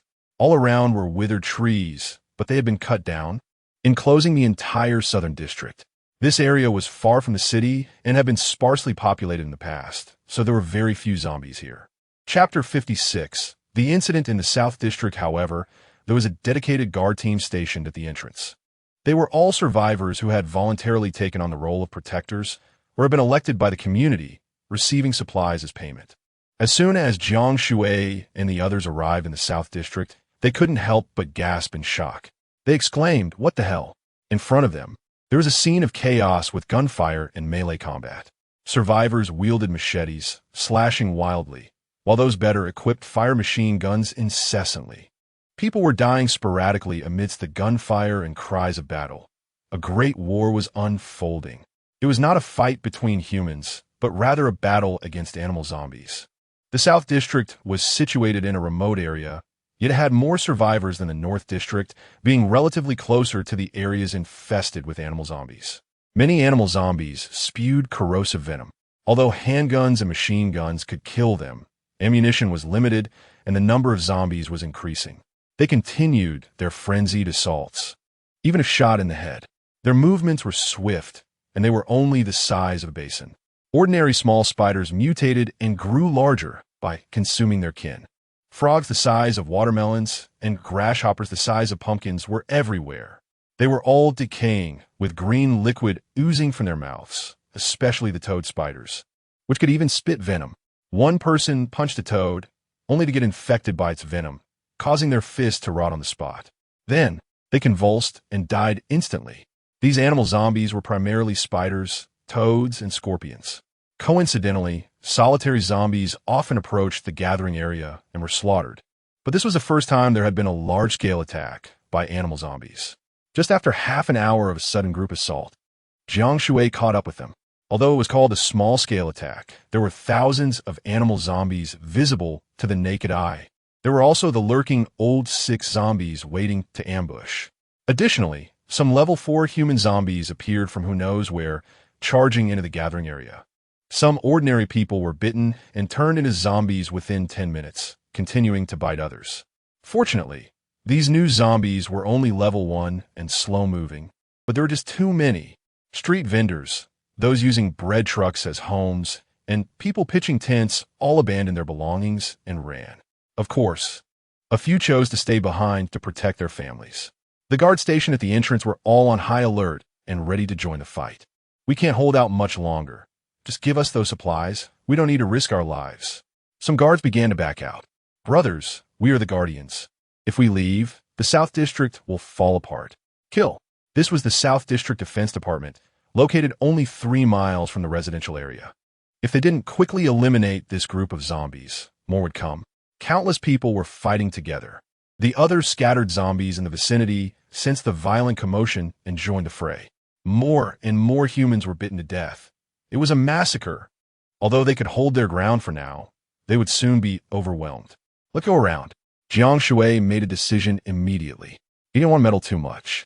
Just as they set off, a loud thud echoed. Dozens of basin-sized spiders jumped onto the vehicle, slamming against the windshield. Feeling the vibrations on the roof, Jiang Shui sighed. It seemed these creatures didn't want them to leave. Jiang Shui wanted to escape, but the target of the trailer, the golden house, was too large and quickly became swarmed by the zombie toads. Countless animal zombies were attacking Jiang Bai and the others. The golden house was rattling from the collisions. Jiang Shui turned to Wang Long and the others, deciding whether to abandon the vehicle or wipe them all out. Jiang Ge, you give the orders. Seeing the fighting spirit in everyone's eyes, Jiang Shui drew his combat knife. Let's kill them quickly. If we don't eliminate the zombies, the South District will gradually fall apart, losing another temporary human gathering place. Jiang Shui gave the command, and everyone was ready to fight with all their might. Xiao He charged in front. He naturally enjoyed dealing with these animals. One swipe sent a toad flying. However, his level was too low. The dozen or so toads were all level 3 and quickly surrounded him. More spiders kept coming. Croak! The toads puffed up, their eyeballs drooping, exuding a terrifying decaying odor. As they lunged at Xiao He, bang! A loud crash sounded as the entire trailer fell, crushing 4 or 5 animal zombies. Jiang Shui frowned. Xiao He, don't use our trailer. How will we drive if you break it? Xiao He nodded and began to pilot a nearby RV that belonged to someone else, smashing it down onto the surrounding zombies. Meanwhile, inside the RV was a person, a lazy old 6 who never did anything, just waiting to pick up the scraps and relying on others for help. He was the first to step forward when there was food and the first to hide when danger approached, refusing to come out. This time, he encountered Xiao He and was out of luck. What the hell? How did I get dragged out from this shabby car? He had chosen an inconspicuous old vehicle to hide in, never expecting to become a human bomb. He felt like he was on a roller coaster, being tossed around until he quickly passed out from the bumps. Zhao Yuan, Wen Ji, and Li Xiaofei had the lowest combat power. They were only responsible for taking care of the members' daily needs, cleaning the battlefield, and collecting spirit sources. So they clustered together to fight side by side. The Yang brothers primarily protected them. Wang Long and Pang Pang were a tank and a damage dealer, respectively. One could withstand any venom or attack, while the other ripped apart a giant spider like it was a basin. Pang Pang, while tearing apart zombies, muttered, "Wah, I'm most afraid of zombies." The more he killed, the louder he cried, feeling wronged. Good grief, you're the one killing them, yet you're the one crying, as if you're the one getting beaten. Jiang Shui slashed a spider with his knife, but countless grasshoppers jumped onto him, making it hard to swing his long knife. He clenched his fist, releasing his terrifying level 9 spiritual power. Boom! It was like a powerful shockwave burst forth, instantly annihilating 100 grasshopper zombies. Level 9 spiritual power was truly terrifying. Wen Ji sighed. If he awakened a wind and thunder attribute, he would truly be a god of war. Everyone was fighting fiercely, boosting their combat power while consuming spiritual energy, allowing them to absorb spirit sources faster and improve more quickly. They all conserved their strength, not exhausting themselves before considering retreat, always leaving at least 10% of their stamina and spiritual energy, not fighting to the finish. Jiang Shui reminded them. Got it. Thank for your concern, Jiang Ge. As they continued to slash, the previously one-sided situation immediately reversed. The captain of the guard team, named Liang Qingshan, was a level 6 awakener. Seeing Jiang Shui and the others join in, he immediately expressed his gratitude excitedly. Brothers, thank you. Chapter 57. Strange opening method. Jiang Shui was straightforward. You've helped us a lot. So isn't there any benefit for you? There must be. The entire Southern District will remember your names. I want you to be examples for everyone, so that those cowards who only know how to run can see what a hero really is. Wait, is there any tangible reward? Enough of that, brother. Let's kill them all first, or there will only be more. Liang Qingshan immediately changed the topic. This person had a strong sense of justice. Otherwise, he wouldn't have volunteered to be the guardian captain. He wasn't greedy and didn't have much in terms of supplies. But he was genuinely grateful to Jiang Shui and the others, considering them heroes who were saving humanity. In fact, Jiang Shui just wanted to say that they had wanted to leave, but ended up surrounded by zombies, and they were just collecting some animal spirit sources on the side. The battlefield reached a fever pitch, and Wang Long suddenly noticed some new animal zombies.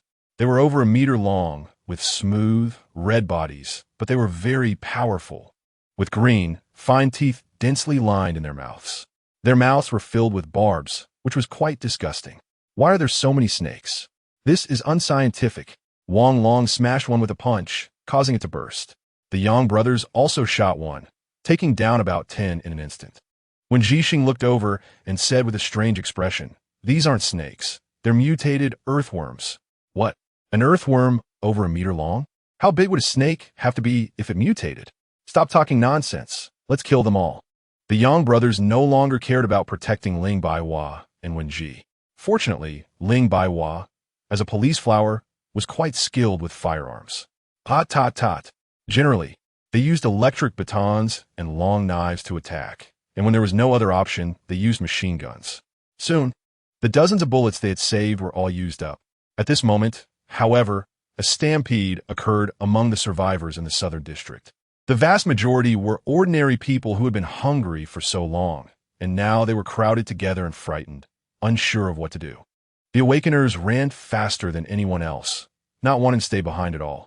In fact, if they stayed and fought together, they would definitely win. But it was hard to say how many would die. At this point, it didn't matter who was right or wrong. In the face of fear, anyone who ran slowly would become food. On the battlefield, the zombie earthworms shot out of the ground like swords, heading straight for Wang Long's throat. Clang! Wang Long's neck turned golden and directly shattered the earthworm. Before he could feel proud, more earthworms suddenly emerged from under his feet, wrapping around him like vines. The more he struggled, the tighter they bound him. His indestructible body was rendered useless. These zombie earthworms were like rubber bands. No matter how he struggled, he couldn't break free. Indestructible bodies were afraid of hard steel, but were no match for this kind of soft sword. Soon, he was exhausted and completely entangled by the mass of earthworms. Just as he was about to suffocate, a surge of immense spiritual power that made him tremble struck him. When he opened his eyes, he saw all the earthworms were shattered. It was Jiang Shui who had slapped him on the back. The 9th level powerful spiritual power amazed Wang Long. As expected of Brother Jiang, no attributes needed, just pure spiritual power is terrifying. Stop being so dramatic. Go stand with Fatty. I've developed a new set of tactics, and Fatty will tell you. After Jiang Shui said this, he went over to Ling Baihua, whose electric baton had run out of power. Jiang Shui casually tossed her 10 more and hugged her into the car. Try to stay inside. Ling Baihua's little face turned red. Zhao Yuan and Wenji looked on enviously, their eyes sparkling. So romantic, too bad it's not me. Wang Long, confused, approached Fatty. Brother Jiang said he told you a new tactic? Fatty nodded. Quick, unleash your indestructible form. Wang Long didn't think much and directly transformed into an indestructible little golden figure. The next moment, Fatty bent down, grabbed his ankle, and with a sudden lift, turned Wang Long upside down. Fatty held on to him as if he were a rigid little golden statue, the oversized kind. He swung him around. Whoa, are you using me like a brick? Wang Long was dumbfounded. Fatty seemed to have discovered a new world and was having a blast. With tremendous strength, he used Wang Long to smash the zombies. Smash! The zombies' heads were crushed like watermelons. Zombie spiders and grasshoppers were smashed to bits. The more Fatty smashed, the more excited he became, finding a strange way to fight. Ahaha! So satisfying. Wang Long became a weapon, and with a swing, Fatty knocked down 3 zombie frogs at once. He slammed Wang Long's feet hard against the ground. Bam! Instantly, a bunch of zombie earthworms were flattened. Wang Long was dizzy from being swung around. Hey, Fatty, take it easy, that's my head. Ouch, you hit my... I swear. Wang Long cursed. Fatty, looking shy, said, is this really okay? Our relationship hasn't reached that level yet, has it? Put me down. Wang Long shouted to Jiang Shui, Brother Jiang. Look at this fat idiot. He is swinging me around like a toy. You two make a great team. You'll take down hundreds of zombies in no time. Exactly. Fatty laughed, and Ling Baihua and the others couldn't help but smile. Liang Qingshan, who was busy slaying zombies with the guard team, also laughed heartily. He gave a thumbs up to Wang Long and Fatty. Brothers, your attributes are really impressive. Other guard team members also chimed in. Amazing. Your captain knows how to pair up. Everyone joined in slaying the zombies. Though the animal zombies were agile and small, making them harder to kill, their bodies were quite fragile. It was effortless to chop them down. In no time, the ground was littered with severed limbs and broken bodies. The zombies were held back, and the fleeing survivors suffered very few casualties. When they turned back, they saw the guard team and Jiang Shui, Wang Long, and the Yang brothers fighting. Especially that little black dog, which was bravely slaying zombies, making them feel ashamed. That dog is stronger than us. They understand what it means to help each other. We, our kind, are still scheming against each other. Don't we feel ashamed? And someone is carrying the burden for us. We can't leave. This is our hard-earned home. Where else can we go? Wandering alone will surely make us someone else's meal. It's better to stay and fight to the death. Help has arrived. If we run, the southern district will really be scattered. The Battle of Jiang Shui, Liang Qingshan, and others also ignited the fighting spirit of the survivors in the southern district. They had worked hard to establish a base, wandering for so long, and finally settling down. No one wanted to be displaced again. Whether ordinary people or awakeners, they all picked up their weapons and fought to the death against the animal zombies. Thousands of people returned to slay the zombies. Even with another 1,000 zombies coming in, it was still not enough to kill. People suffered hundreds of casualties, but one after another, they joined the fight. Half an hour later, all the zombies within a 5-mile radius were completely exterminated. Chapter 58. Famous. The crowd cheered with joy. They buried the fallen, without tombstones, their names unknown. But everyone remembered that they sacrificed themselves to protect the settlement. The deceased received bows of respect, while the survivors were celebrated and adored. Everyone remembered Jiang Shui and his team of 10. Liang Qingshan led the thousands of people, tightly grasping Jiang Shui's hand. Thank you, Mr. Jiang Shui, and your team.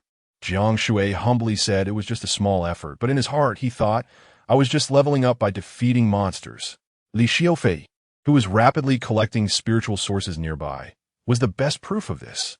However, the crowd thought differently. They crazily shouted Jiang Shui's name. Long live Mr. Jiang Shui. Long live the team. You are the best. The adoration of the crowd made Jiang Shui feel like a superstar at a concert. Nevertheless, he quickly pulled away the indulged fat when Ji and others. Let's go and handle serious business. The 10 soon disappeared among the crowd, while their names were forever etched in the hearts of the surviving people. Liang Qingshan had a kind and gentle smile. The waves of the Yangtze River pushed the waves ahead. This young man has a sense of justice and boundless potential. Then, they personally carved the achievements of Jiang Shui's team into stone and placed it at the entrance so that all passers-by could see it. This was to encourage more people to protect their homes and to express gratitude to Jiang Shui and his team. While they were cleaning the battlefield, Jiang Shui and the others had already arrived at the bustling marketplace in the center of the settlement. Ling Baihua curiously observed everything. Since the apocalypse, this is the first time I've seen so many people. This market is really lively. Compared to the devastation outside, it felt like a dream. Humans are social animals, quickly gathering together for support. It's instinctual to seek fortune and avoid misfortune in the face of disaster. Wow, that looks really delicious. How much is it? Ling Baihua pointed at a small figure made of dough, unable to help but ask. We only exchange for rice or spiritual sources. If you want to use money, it's 100,000 a pound. This startled Ling Baihua. The dough figure was edible, but it was too expensive. Fortunately, Jiang Shui and Wen Ji explained the current prices to her, and she adapted. Let's go find an advertising rental spot and put up information to finally Minkai. After walking for a while, Jiang Shui bought Ling Baihua quite a few fresh items. Just as they were about to leave the market, a group of 3 to 5 people appeared in front of them, all looking fierce, with the leader sporting a bald head. Upon seeing them, Jiang Shui recognized them immediately. They were from the Qinglong gang. He had killed the second-in-command, Li Qing, in the northern district and wiped out all the members of the Qinglong gang. This southern district was the headquarters of the Qinglong gang. This group probably still didn't know that he had annihilated their northern branch. It was time to collect protection fees. The bald leader wielding an iron rod, was collecting protection fees. Many vendors chose to pay a pound of rice to avoid trouble. However, quite a few tough men directly refused. The bald man frowned. "I'm not asking for your money. I'm taking your money to do your business. If you pay the protection fee, our Qinglong gang will protect you." Immediately, someone retorted, "What is the Qinglong gang? Where were you when the zombies attacked? If anyone deserves it, it's Jiang Shui's team." "Exactly. Half an hour ago, Jiang Shui's team saved us." These people only knew from reports that Jiang Shui's team and Liang Qingshan had defended against the zombie attack and saved them. It had only been half an hour, so no one had actually seen Jiang Shui. "No, we won't give you anything for the guards." The crowd nodded in agreement. Ling Baiwa smiled at Jiang Shui. "We become famous." Jiang Shui shrugged. "What good is fame? Having resources and strength is what truly matters." The bald man was immediately furious. "Who is Jiang Shui? I've never even heard of him. Does he dare to compete with our Qinglong gang for territory?" He immediately started to beat up the small business owner who refused to pay protection fees. As a result, he was surrounded and attacked by the crowd. Inciting public anger is unwise and the most foolish behavior. The bald man understood this well. He remembered Jiang Shui's name and the appearance of the boss. Planning to take revenge that night, they ran away in disgrace, prompting cheers from the crowd. Ling Baiwa thought to herself, even though these people had experienced hardship, they still had some conscience. Those who gather firewood should not be left out in the cold. Jiang Shui, however, calmly replied, "I think they mainly just didn't want to pay the protection fee." Ling Baiwa was taken aback. "Ha, that's true. If you stood up and said you were Jiang Shui, no one would pay you." After Jiang Shui hung up the photo of Li Mingkai, unexpectedly, someone quickly approached. "You're looking for someone named Li Mingkai? I know him. He's an ordinary person, with pointed ears and a monkey-like face. He often mingles in the crowd." "How do you know it's him? If you're making things up, I'll make you suffer." Jiang Shui's aura surged, and his ninth-level powerful spiritual energy frightened the man into submission. "Boss, I wouldn't dare lie. The reason I recognized him immediately is that someone else is also looking for him." "Who? Where's that person?" Jiang Shui was suddenly alert. "I think his last name is Wu, and he's also an awakened. He is very fierce and likes to bully people. We can't enter that circle." "Then where does he usually hang out or live?" Jiang Shui asked coldly. "It's at the auction or among the wealthy. Today is the auction, so he will definitely go." Providing just a surname and a region wasn't worth much. Without more information, Jiang Shui tossed him 2 pounds of rice. The man, who initially thought he wouldn't get a dime, was immediately excited and eagerly nodded and bowed to Jiang Shui. Thank you. This big mouth would definitely spread Jiang Shui's good name outside. The advertising spot owner, seeing how straightforward and trustworthy Jiang Shui was, couldn't help but smile. If everyone were as trustworthy as you, how wonderful the world would be. Following the experience from the Northern District, Jiang Shui was quickly led by the owner to the wealthy district, where the auction was also held. Instead of searching aimlessly, Jiang Shui planned to buy spiritual sources.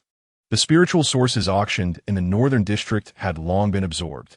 Ling Baiwa and the others had never been to an auction, and they were all excited to participate and see.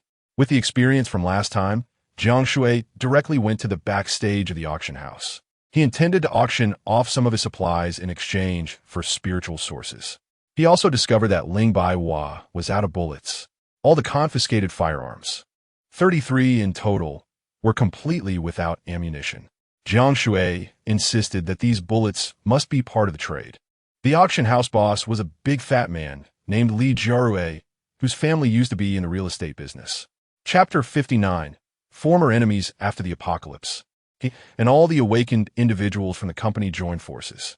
They eventually established an auction house, starting a new venture with the large pile of gold they had accumulated. These people were born to do business. Even in the apocalypse, they immediately resumed their previous company operations as long as their basic needs were met. However, the real estate market had completely collapsed, so they shifted their focus to commodities, realizing that simply setting up stalls and shops earned them too little. Li Jure listened with disdain as Jiang Shui proposed trading bullets and firearms for spiritual resources. When Jiang Shui brought out roasted ducks, whole lambs, over 100 pounds of loaches, various roasted suckling pigs, and hundreds of pounds of fish and pork, Li Jiarui immediately treated Jiang Shui and his companions as honored guests, welcoming them warmly. These fish and meats were incredibly fresh, almost impossible to find now. Jiang Shui specifically requested that they only accept spiritual resources instead of rice, and that the meat could only be traded for bullets. Under Ling Baihua's request, he even listed a variety of bullet models. These were all from the firearms they had surrendered. The auction house owner found it troublesome, but when Jiang Shui offered to pay the extra amount with equivalent rice, Li Jiarui gladly accepted. With so many rare delicacies, selling them through their auction house would undoubtedly raise their profile and attract more customers. Jiang Shui took out various items, signed a contract, and after a brief discussion, they came to an agreement. There wasn't much to discuss, just a 10% commission on the auction proceeds. And they would still have to pay some goods, even if the items didn't sell. Jiang Shui then took everyone to the auction venue. Li Jiarui had even set up a VIP luxury suite for them. This auction house was much larger than the one in the North District, with more people and wealthier clientele. Nearly 300 individuals surrounded them, all awakened ones. As a participant in the auction, Xiao He felt uncomfortable walking back and forth in the suite. He remembered how he had been passed over several times in the North District, almost ending up as dog meat hot pot if it weren't for Jiang Shui buying him. He was extremely grateful to Jiang Shui and regarded him as a parental figure. Pang Pang, who adored Xiao He, hugged him and showered him with kisses, prompting Xiao He to struggle free. At that moment, the auction was about to begin, and he stepped out of the suite, pacing back and forth. Unable to contain himself, Xiao He let out a loud howl, drawing the attention of many. What a strong and robust dog. After the apocalypse, he hadn't seen any normal cats or dogs. Such pure breeds were extremely rare even before the end times. Many people couldn't help but praise him, while others criticized sarcastically. Many people starve to death every day, and you still have the mood to raise a dog. What's it to you? If you have the guts, eat your own food. Did our Xiao He eat your family's rice? Zhao Yuan coldly glared at the crowd and gently hugged Xiao He to prevent him from running off. Standing up, her tall figure and almost perfect appearance, combined with a cold and unapproachable aura, made many people stare at her. A beauty, a cold goddess, a supermodel. To meet such a perfect beauty in the apocalypse was a rare treat. Zhao Yuan coldly retorted, "Your mother is even more beautiful. Go find her." Having witnessed the harsh realities of life before the apocalypse, she was now focused solely on staying by Jiang Shui's side. This team gave her a sense of family. It wasn't just about repaying kindness. She loved the team too much to let anyone separate her from them. A few guys attempted to flirt with her, but were coldly rejected by Zhao Yuan. At that moment, a sarcastic voice rang out, "Why not just kill it for hot pot? I'll offer 100 pounds of rice." Jiang Shui immediately felt a sense of familiarity as he stepped out of the suite. Upon closer inspection, he couldn't help but scoff. It was Wu Daong. Although this guy had shaved his head, his appearance, voice, and the smug look on his face were unmistakable. He was the former team leader from Jiang Shui's factory. Jiang Shui suddenly realized that the other person searching for Li Mingkai was indeed Wu Daong. They had often clashed, and it was clear he had joined the Qinglong gang. Wu Daong was clearly seeking revenge on Li Mingkai.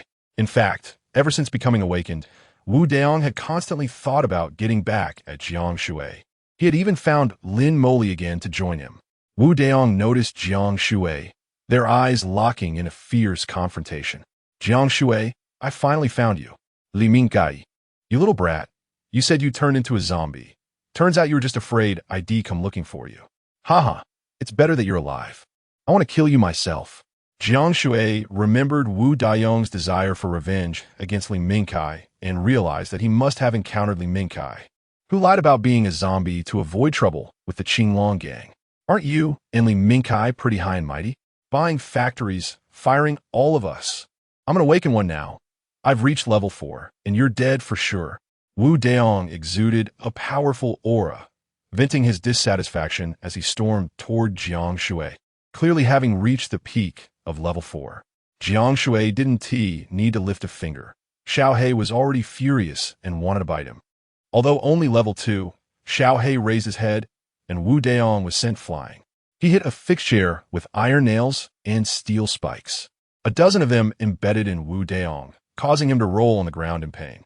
He finally managed to get up, surrounded by 7 or 8 lackeys who rushed to support him. "Kill Jiang Shui for me." As the lackeys were about to act, a middle-aged man in the center of the auction hall shouted angrily, "Fighting is not allowed in any gathering place. Otherwise, you'll be rejected by everyone. Even if you're the Dragon Brother, you still need to respect our auction house." In an instant, 18 guardians of the auction house appeared, each wielding machine guns and having reached level 5. Wu Daong immediately wilted. At that moment, Wang Long and the others also appeared, their murderous gazes fixed on Wu Daong. "Brother Jiang, should I twist his head off right now?" Pang Pang and the Yang brothers had already drawn their weapons, waiting for Jiang Shui's command to strike. Jiang Shui glanced at the machine guns in the auction hall and shook his head. "Our auction items haven't started yet. Let him live a few more minutes." Hearing the title Dragon Brother made Jiang Shui think of Li Qing and the others he had wiped out in the North District. For some reason, he felt a subtle sense of unease, as if something had been triggered. The mention of Dragon Brother piqued his interest, and he felt that one day he would surely meet him. He couldn't explain why, but it felt like an inexplicable connection. Jiang Shui resolved that after the auction, he would definitely go meet this so-called Dragon Brother. Wu Daong, no longer daring to act recklessly, still looked down on Wang Long and the others, directly throwing out a harsh remark. "What use is it for you guys to be tough? You need to have connections to survive. I'm a member of the Qinglong gang." Chapter 60. Divine Delicacies. He turned around and returned to the private room. Soon, the auction began, and a pile of supplies or gasoline attracted everyone to scramble for them. 100 level 5 spirit sources. Starting bid 1,000 pounds of rice. "I bid 1,002. I bid 1,003. Wu Daong shouted loudly. Jiang Shui directly spoke up. 2,000. Everyone was stunned. 2,002. 2,008. Jiang Shui casually called out. Wu Daong gritted his teeth in anger. He was there to buy spirit sources for Longue, and although he had brought a lot of supplies, if he spent too much and couldn't buy the quantity specified by Longue, he would be in big trouble when he returned. Just wait. Once you leave the gathering place, these things you bought will still belong to me." Wu Daong made a harsh remark and stopped bidding. Immediately, no one else raised their bid, and Jiang Shui successfully secured the item. For the next items, Jiang Shui continued to only buy spirit sources. The prices he offered far exceeded those of the other bidders, and Wu Daong wanted to raise the bid against Jiang Shui but was mercilessly crushed by him. Soon, Jiang Shui was grinning at the successful bids. Next up was commissioned by a big boss, 3 authentic roasted suckling pigs and 18 roasted ducks. As the staff solemnly brought the food onto the stage, the cloth was lifted and suddenly a fragrant aroma wafted through the air. The entire venue was overwhelmed by the scent, many closing their eyes in enjoyment, saliva dripping down their chests without their knowledge. Heavens, what divine delicacy is this? So fragrant. It's not even spoiled. It looks freshly made. My God, let me have a bite. I die happily. Everyone was in a frenzy, all drooling. Seeing that the atmosphere was right, the auction host laughed heartily. The starting price for level 3 or above spirit sources is 200. The audience immediately grew puzzled. Why not according to the weight of rice? The host cheerfully explained that this big boss only wanted spirit sources or firearms, bullets, and if not, gold would do. Everything else was not needed. Everyone understood. As this divine food was being auctioned, it was clear this big boss was not short of supplies. Previously, there had been auctions where spirit sources were used as currency. Many people began to raise their bids. I bid 350 level 3 spirit sources.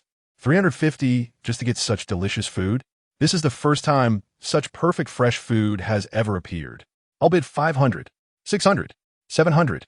The guests were bidding frantically, and Jiang Shui was grinning broadly from the sidelines. The higher it sold, the more profit he made. I bid 1,000. Wu Daong rushed out shouting, "This is for Longue. I am from the Qinglong gang. No one can compete with me." Wu Daong was determined. I bid 100 pounds of gold, plus 200 level 4 spirit sources. Seeing Wu Daong raising the price crazily, Jiang Shui chuckled and even intercepted him. "Wu Daong, what a coincidence. I want to eat too." I bid 1,005. Jiang Shui said lightly, his eyes filled with disdain. Everyone was watching the joke. knowing the feud between Jiang Shui and Wu Daong, enjoying the spectacle. P.S. really wealthy. ISNT he from the Qinglong gang? The Qinglong gang ISNT as rich as him. Hearing these discussions, Wu Daong turned red with anger, like a furious bull. Jiang Shui, are you deliberately making things difficult for me? Can I really keep letting you suppress me? Where do I put the name of the Qinglong gang? Wu Daong clearly made up his mind. Directly speaking, 200 pounds of gold, plus 200 level 4 spirit sources. Jiang Shui shrugged, indicating he would let him have it, saying he was impressive. Wu Daong was smug, thinking Jiang Shui was afraid, not knowing Jiang Shui's words had multiplied the price 3 to 5 times. Jiang Shui wouldn't raise the bid aggressively anymore. What if Wu Daong decided not to buy? That would ruin everything. The next water resources were also auctioned off by Jiang Shui, buying water for 300, directly exchanging it for 26 pounds of gold. Crazy bidding, crazy buying. Jiang Shui was smiling ear to ear. Next was a diesel generator, equipped with 30 liters of diesel. Starting bid, 500 pounds of rice. Mobile gaming consoles and computers remained the most beloved items, but since most power stations were abandoned, generators were less appealing to ordinary people compared to food. However, for these wealthy individuals, it was still something desirable. Someone immediately started bidding wildly. Wu Daong went straight to 800 pounds. Just as Wu Daong was about to secure it, Jiang Shui spoke up, 1,000 pounds. Wu Daong immediately got angry. 1,200 pounds. Jiang Shui continued to raise the bid to 1,300 pounds. He had plenty of generators as bracelet, and didn't he need this one? He just wanted to mess with Wu Daong. Wu Daong represented the Qinglong gang, but he also understood that this generator was only worth about 800 pounds at most, and now it was severely overpriced. However, he chuckled. 1,500 pounds. Every time before this, Jiang Shui had bought it. He thought Jiang Shui must want it badly, so he aimed to trick Jiang Shui this time. Jiang Shui didn't even think. 1,800 pounds. The crowd was already in an uproar. These two were at loggerheads. Neither would yield to the other. This wasn't just a matter of value. It was about face. Wu Daong sneered inwardly. I'll trick you. He then continued to raise the bid, 2,000 pounds. He thought Jiang Shui would continue bidding, and even the host was grinning widely, but Jiang Shui stopped talking. Wu Daong suddenly panicked. Why aren't you bidding? Jiang Shui smiled. Since you need it so much, I'll let you have it. Wu Daong's face darkened. He had intended to trick Jiang Shui, but ended up being played instead. At that moment, he wanted to say he bid wrong. He didn't want it. But seeing the host's grim face and the dark gun muzzles of the 18 bodyguards around, he swallowed his words. Congratulations, Mr. Wu, 2,000 sold. The host's gavel fell, and Wu Daong turned pale. Didn't he know how to explain it to Long Ge? Then he caught a glimpse of Jiang Shui's smug grin and suddenly understood. Damn it, you tricked me. I tricked you. Jiang Shui chuckled. Wu Daong was so furious, he almost exploded, but felt helpless, just wanting the auction to end quickly so he could gather the Qinglong gang to kill Jiang Shui. Wu Daong was spitting blood from being tricked by Jiang Shui. But in reality, this was also Jiang Shui's authentic roasted duck. The next auction item was 3 authentic roasted whole lambs, crispy on the outside and tender on the inside. Again, no rice, just spirit sources. The next auction was for 200 pounds of lamb meat. They only wanted bullets, and the bullet types included 89 heavy machine gun. Meterjevich. The host listed a whole bunch of bullets, and someone indeed started bidding.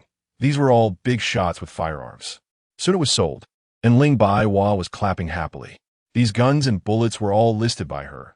With bullets, those firearms could finally be put to use, and she no longer needed others to protect her in Li Xiaofei Zhao Yuan. Chapter 61 Old Accounts next. 300 pounds of pork were auctioned off. Still only for bullets or equivalent firearms. Firearms are rare in the strictly controlled domestic market. So many people risk going abroad to find them, especially survivors at the borders, bringing goods back to auction in exchange for food. Wu Daong was the first to bid. He had all these supplies. It was simply tailor-made for him. The firearms that Jiang Shui confiscated were all from the Qinglong gang in the northern district. They all used the same weapons, and the Qinglong gang's firearms came from abroad. Most importantly, the bullets Jiang Shui needed were all available. They were originally the Qinglong gang's firearms. Wu Daong bid proudly and provocatively looked at Jiang Shui. Why aren't you bidding? No bullets, no firearms, right? Huh. Jiang Shui shrugged and remained silent, but inside he was laughing. Welcome to send me bullets. Clearly, the auction house was very competent, catering to Jiang Shui's need for bullets, and they brought out several models of machine guns, even flamethrowers. Everyone was frantically competing to buy. However, Jiang Shui was determined to obtain these. Wu Daong didn't need firearms and couldn't tell whether Jiang Shui truly wanted them or was trying to trick him. So he dared not raise his bid. As a result, Jiang Shui purchased the flamethrower, AK Gatling, and other hot weapons at a very low price. Although each gun was equipped with 100 bullets, it was more than enough. Then the host solemnly brought a tray to the stage. The next auction item was a rare treasure, worthless to us awakeners, but a top treasure for ordinary people. When a tray was opened, there was a small, bright red fruit that looked somewhat withered. It resembled a fig, but the red color and aura were all too familiar to everyone present. It was the red mist that fell on the day of the apocalypse. This was a mutated fruit produced during the red mist's arrival, with a chance to turn ordinary people into awakeners. The host's words shocked everyone. Ling Baihua was especially excited, tightly holding Jiang Shui's hand. Zhao Yuan and Li Xiaofei were also filled with desire. But when they saw Ling Baihua, they all chose to remain silent. Ling Baihua took great care of them and was undoubtedly a core member of the team. Whether she could awaken would have a huge impact on the entire group. They would not compete for it, nor did they have the qualifications. It rightly belonged to Ling Baihua, as they knew Jiang Shui would definitely bid for her. Even at any cost, Jiang Shui looked at the bright red fruit, his eyes flashing with light. He instinctively turned around and met Ling Baihua's gaze, everything unspoken. Awakening fruit. Starting bid of 1,500 pounds of rice. With his previous experience purchasing the Eye of the Storm and Star Thunderstone, Jiang Shui immediately inquired, "What is the chance?" The host hesitated but smiled. "A 10% chance." As soon as he finished speaking, the crowd stirred. "So low. Does that mean you need to find 10 to be sure?" When Jixing looked at the fruit and whispered, "It's even worse than the Eye of Thunder. The chance is at most no more than 5%. Ling Baihua looked a bit disappointed. Jiang Shui, however, tightened her hand. "Since such a thing exists, then we have a chance. If one doesn't work, then 10. If that doesn't work, then 1,000. There will surely be a day of success. 1,500 pounds for an ordinary person to become an awakener is too expensive for awakeners, but for ordinary people is priceless, even with just a single-digit chance. 1,600 pounds. 1,800 pounds. Many of these people had relatives or friends who shared hardships. Many wealthy individuals had surviving relatives or friends. Who could refuse someone close to them becoming an awakener? They were willing to pay this price. 2,000. 2,003. The price quickly reached 5,000 pounds of rice. 5,000 pounds. Can no one outbid this, Mr. Wu? The host guided them gently. Wu Daong was determined to win. This was something that the Qinglong gang's long ago specifically wanted, or else he wouldn't have saved money earlier. His goal was to secure this awakening fruit. At this point, no one else was calling out bids. Just when everyone thought the matter was settled, a calm voice rang out. 8,000 pounds. Jiang Shui stepped out of the private room, and it was his bid. What the hell? He directly raised it by 3,000 pounds. Wu Daong's expression turned ugly as he glared at Jiang Shui fiercely. Jiang Shui remained calm. What's wrong? Want to raise the bid? Then I'll bid 10,000 pounds. If 10,000 isn't enough, then 20,000. I must say, Jiang Shui's bid stunned everyone. The host, accustomed to storms, was left with his mouth agape. Wu Daong's face twitched. He went back to his seat without saying a word. It wasn't that he didn't want to raise the price. He truly didn't have the authority to bid higher. Buying it for 8,000 would get him killed by Longo on the spot. To trick Jiang Shui? What if this kid, like last time, didn't raise the bid? Wouldn't he become a fool again? As the auction concluded, all the bidders began transactions, one after another. Jiang Shui was invited to a separate VIP room. South District boss Li Zhurwei personally brought the ledger to reconcile with Jiang Shui, whether in gold or spiritual sources. Converted to rice, Jiang Shui spent a total of 30,000 pounds. The various materials Jiang Shui sold, converted to rice, amounted to about 70,000 pounds. Thus, Jiang Shui made a profit of over 40,000 pounds, while Li Jiarui made a quick 7,000 pounds of rice, equivalent to his week's worth of auctions. Li Jiarui and Jiang Shui happily shook hands, sealing the deal. Jiang Shui now had a total of 3,000 rounds of various types of bullets, 1 flamethrower, 12 machine guns, 1 awakening fruit, and 3,000 spiritual sources ranging from level 4 to 6. As soon as he exited the auction house, 12 people were waiting for Jiang Shui at the door. "You're out? Take a look at who this is. I specifically brought him over." In front of Wu Daong stood a scruffy, ragged middle-aged man. Jiang Shui focused and suddenly remembered. This person is none other than Chun Chun. If I remember correctly, you still owe Chun Chun 10 million. It's only right to repay your debts, so pay up, Wu Daong said triumphantly. Chun Chun, the factory's boss, was taken over by Jiang Shui for 100,000, and Jiang Shui had given him a check to be redeemed 10 days later. Wu Daong was an employee of Chun Chun, who was now just an ordinary person and could barely survive in the apocalypse. Wu Daong forcibly kept Chun Chun as a servant to satisfy his perverse psychology, often beating and bullying him. Chun Chun was on the verge of death, starving and emaciated, with wounds all over his body, and one of his eyes had been beaten blind. All of this was the doing of Wu Daong, a petty tyrant. Chun Chun was pushed over by Wu Daong. With trembling hands, Chun Chun took out a check from his pocket. It was the 10 million check personally signed by Jiang Shui, with the bank seal of President Liu. Jiang Shui, you should cash it now, right? Chapter 62. Integrity 10 million, when converted to today's prices, is equivalent to 100 gene of pork. I'll give you 100 gene of pork. Jiang Shui did not expect Chun Chun to still be alive, and he did not intend to default on the debt. This amount of money was worth less than a few cents to him now. However, he did not immediately cash it out. If I give it to you, it will definitely be taken by Wu Daong. If I don't give it to you, it feels like I've lost my credibility. What do you think we should do? Jiang Shui smiled at Chun Chun. Chun Chun sighed deeply, trembling all over. He had long thought about his fate. After all, once Wu Daong had used him, it would be the end of him. Over the past 3 months, he had been tortured beyond bearing. His wife, daughter, parents, and brothers were all gone, and he no longer wanted to live. He suddenly fixed his gaze on Wu Daong. Although I, Chun Chun, am an ordinary person, I still have integrity. You robbed me of my assets, killed my wife, and now you want me to help you deal with Jiang Shui? Ha! I know that even if Jiang Shui cashes my 10 million check, it will ultimately fall into your hands. So what do you want to do? Wu Daong looked at Chun Chun mockingly. Chun Chun suddenly walked over to Jiang Shui and handed him the crumpled check. The 10 million check you owe me is based on the prices before the apocalypse. Converted, it's now worth 100 billion. I want nothing. I want to use this check to exchange for Wu Daong's life. Kill him, and our debt will be cleared. Chun Chun's eyes were bloodshot as he screamed with all his might. Jiang Shui took the check and tucked it into his pocket. All right, deal. Damn you, traitor. In an instant, Chun Chun suddenly felt a sharp pain in his chest. Wu Daong had punched him in the chest, his arm infused with spiritual power, creating a hole. Chun Chun did not show fear. Instead, a faint smile appeared on his lips as he fell straight down. His eyes were filled with relief.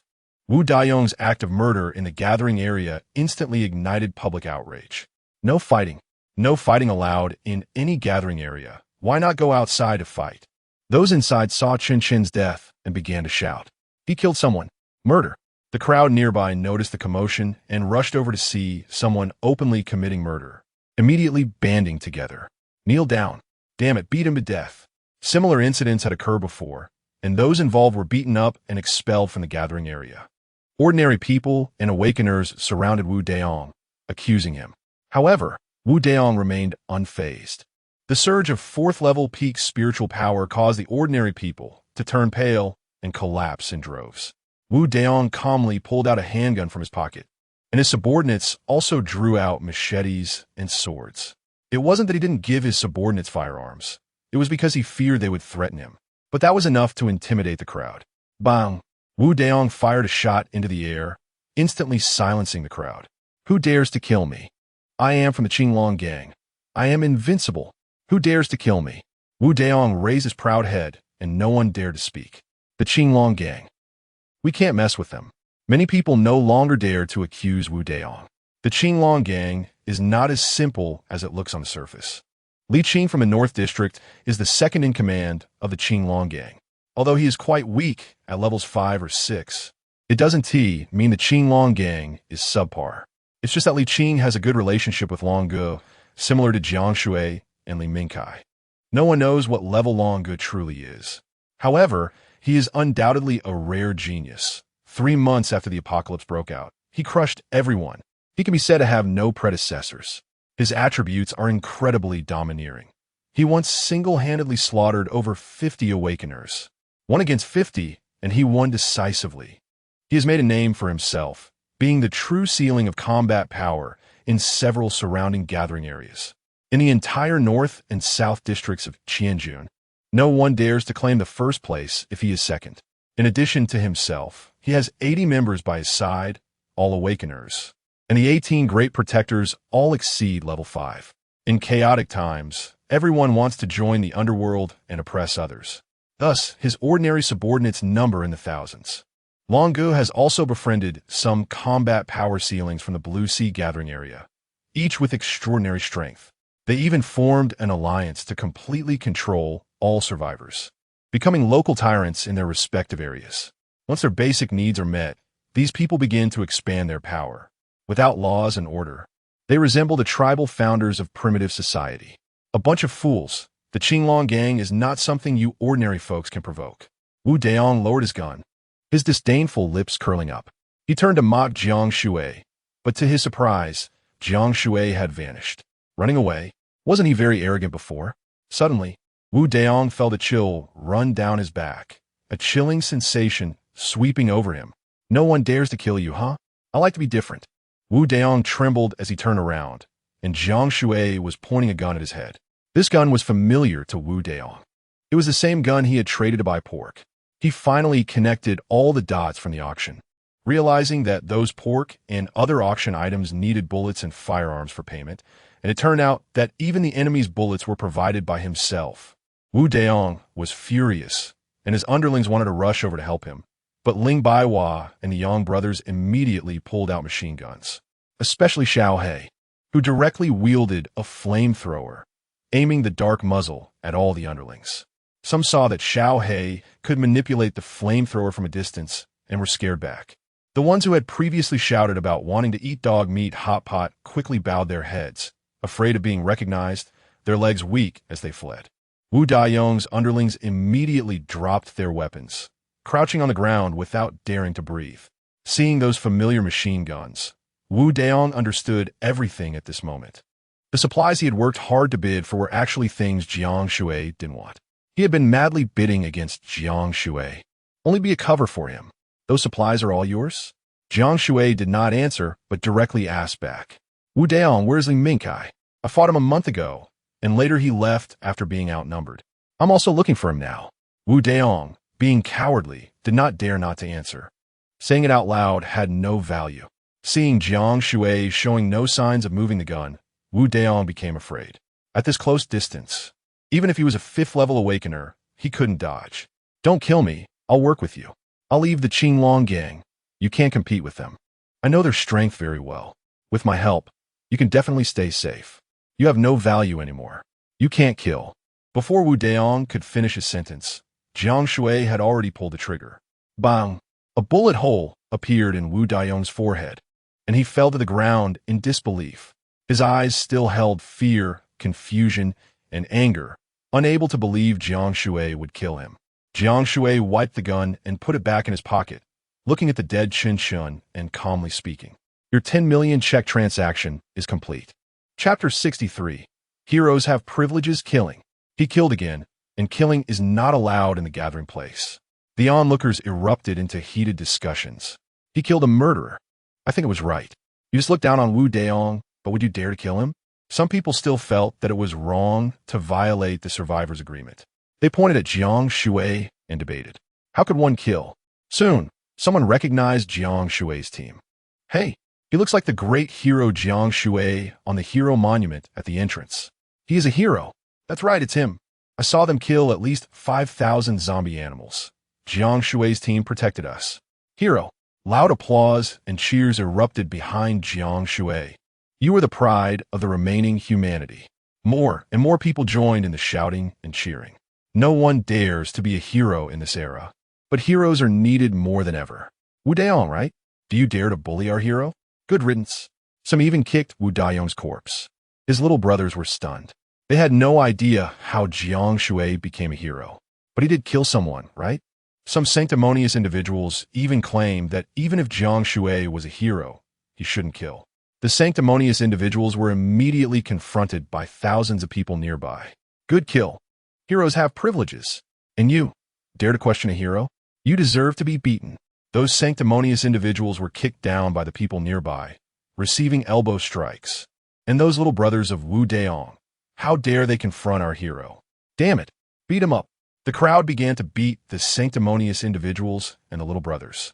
At this time, the protagonist Jiang Shui had already turned and left, followed closely by Wang Longling and Ling Baihua. Those who saw Jiang Shui leave all wanted to join his team. They knelt before Jiang Shui. Hero, let's follow you. But Jiang Shui coldly replied, our team does not recruit trash. Get lost. Jiang Shui never regarded himself as a hero, nor did he care about any image issues. This doused the self-righteous crowd with a bucket of cold water. Many wanted to stick around for a better life, thinking that with Jiang Shui as their big support, they could do whatever they wanted. However, they were ruthlessly rejected by Jiang Shui, yet they did not feel discouraged. Instead, they couldn't help but exclaim, is this Jiang Shui's team? Worse than the bad guys. After Jiang Shui and the others left, the discussions among the crowd continued. I know him. He is a trustworthy person. He posted advertisements for renting and seeking people, and even though I didn't provide him with any useful information, he directly rewarded me. This is the man I mentioned to Jiang Shui, who was also looking for Li Mingkai. I also know him. I came from the North District, and he actually gave me supplies more precious than rice. He could have easily cheated me or killed me. There are too few trustworthy people in this apocalypse. This is the homeless man from the North District. The crowd knows that such people love to speak ill of others. Many people recognize them. This was also the first time they heard a homeless man actively praise someone. Everyone was influenced by Jiang Shui, even this homeless man. A petty person who resented the world spoke for Jiang Shui. One can imagine how perfect Jiang Shui's character must be. Jiang Shui is like a god sent to save us. Jiang Shui is the true pioneer and leader of the apocalypse, both character and strength. News about Jiang Shui spread instantly. Moreover, it became more and more exaggerated. Some even said Jiang Shui is a high-ranking leader of the country. Then it got even more absurd, claiming he is a savior sent by heaven. In short, Jiang Shui's team is made up of great people. In the most remote corner of the South District, Pang Pang and the three Yang brothers were temporarily stationed with their golden house. Inside, Ling Baihua was organizing the auction proceeds, categorizing all the bullets, and thoughtfully labeling each type of bullet. Before the apocalypse, gun control was extremely strict, so it wasn't like in foreign countries where every household had a gun. It was still very difficult to obtain these, and they were quite expensive. For ordinary people, this was their strongest means of self-defense, and even awakened ones posed a significant threat. Guns are not as simple as they appear on TV. It's not just about pulling the trigger. Each type of gun, the matching bullet size, etc., has requirements, such as jamming. Many people wouldn't know how to handle it. There are many models of guns, and it is quite complicated, but for Ling Baihua, it was like a pencil case. Ling Baihua personally explained the firearms to Jiang Shui, Wen Ji, and everyone else. It took a full hour to finish. After Wen Ji, Wang Long, and others went out, Jiang Shui walked in. Ling Baihua was still busy organizing the firearms. Wait a moment. I'm sorting the bullets by type and labeling them with names and corresponding gun models. Once I'm done, I'll go cook. Let Zhao Yuan start first, and I'll help right after. Jiang Shui smiled and walked to her side, taking her hand. No need to rush. First eat this. Jiang Shui's other hand produced a bright red fruit, which was the awakening fruit bought at the auction. I hope to become an awakened one, so I can be by your side and no longer be a burden to you. This was her most genuine thought. Silly, you're never a burden to me. Eat up, eat a lot. Ling Baihua suddenly threw herself into Jiang Shui's arms. She cried. Jiang Shui personally protected Ling Baihua. Ling Baihua took a deep breath, did a set of yoga, and finally calmed down. She picked up the fruit and started eating it eagerly. It really tastes like figs, sweet and juicy. Do you want to have a taste? Ling Baihua happily offered it. Jiang Shui rolled his eyes at her. Stop teasing. Just eat it all. At the door, Wen Ji and Zhao Yuan had their arms crossed in front of their chests, wearing warm smiles. Wang Long, Pang Pang, and others stood guard around the golden house, alert. Just when Jiang Shui and Wen Ji, Wang Long, and others were anxiously waiting for a miracle to happen, the Qinglong Gang's headquarters was bustling. At the main seat, the founder of the Qinglong Gang, Long Gu, whose real name was Yi Tianlong, a genius and a strong man. Although they were all bald, he was different. A palm-sized purple-blue dragon was tattooed on his bare head. Yi Tianlong had a sharp expression, holding a roasted leg of lamb in his hand. The other 18 guardians were drooling, but they could only wait for Long Gu to finish before they could pick up the leftovers. This whole roasted lamb was sent over by Wu Daong at the auction. Long Gu, you have to make a decision for us. We collect protection fees, but we're refused. The other party is backing. It seems to be from the escort team. Useless if you can't collect, just kill them. Do I need to teach you this? The guys who were scared off by Jiang Shui earlier didn't dare to provoke Yi Tianlong and immediately retreated. Soon after, a group of beaten-up little brothers walked in. These were Wu Daong's subordinates, bruised and battered from being beaten by the crowd. As soon as they entered, they cried out about Jiang Shui's wickedness. Long Gu, you must make a decision for us. Our brother Wu was beaten to death. Chapter 64. Killing at the door, and that group of obnoxious people actually colluded with that guy to bully us. Brother Long, you must avenge Brother Wu. Yi Tianlong's face was grim. It didn't matter that a younger brother's younger brother was killed, but Wu Daong was a member he valued highly, and the other party knew that person. He was counting on them to help him find that person. Useless. You can't even protect your big brother. What are you living for? Yi Tianlong put down the leg of lamb and waved his hand. A powerful and fierce aura surged forth. The weeping younger brothers were instantly crushed. Strangely, there was no blood on the ground. Those shattered flesh and bones had all turned into porcelain-like objects. Then, they cracked and scattered all over the place. The bodies looked like broken vases, a sight too gruesome to behold. Soon, some younger brothers came up to clean up the mess. Only then did Yi Tianlong scan the area. This person either needs to be recruited or die. What is this person's name? What forces do they have? Are they from outside? Yi Tianlong took a casual bite of the leg of lamb. The other younger brothers quickly knelt on the ground to report. It seems to be called Jiang Shui, and he came from outside. The previous group of obnoxious people refusing to pay protection fees was also relying on this Jiang Shui. According to the investigation, he just arrived in the southern district today and had killed thousands of zombies with Liang Qingshan. He has become a hero protecting the southern district. I see him as just a jumping clown. The younger brother responsible for intelligence had a disdainful expression. We have encountered such tough opponents before, and they were all eliminated. However, upon hearing the name Jiang Shui, Yi Tianlong's face changed dramatically. His twisted expression looked almost like a roar. Immediately, check it out for me. We must find Jiang Shui's temporary residence. Once found, report back immediately.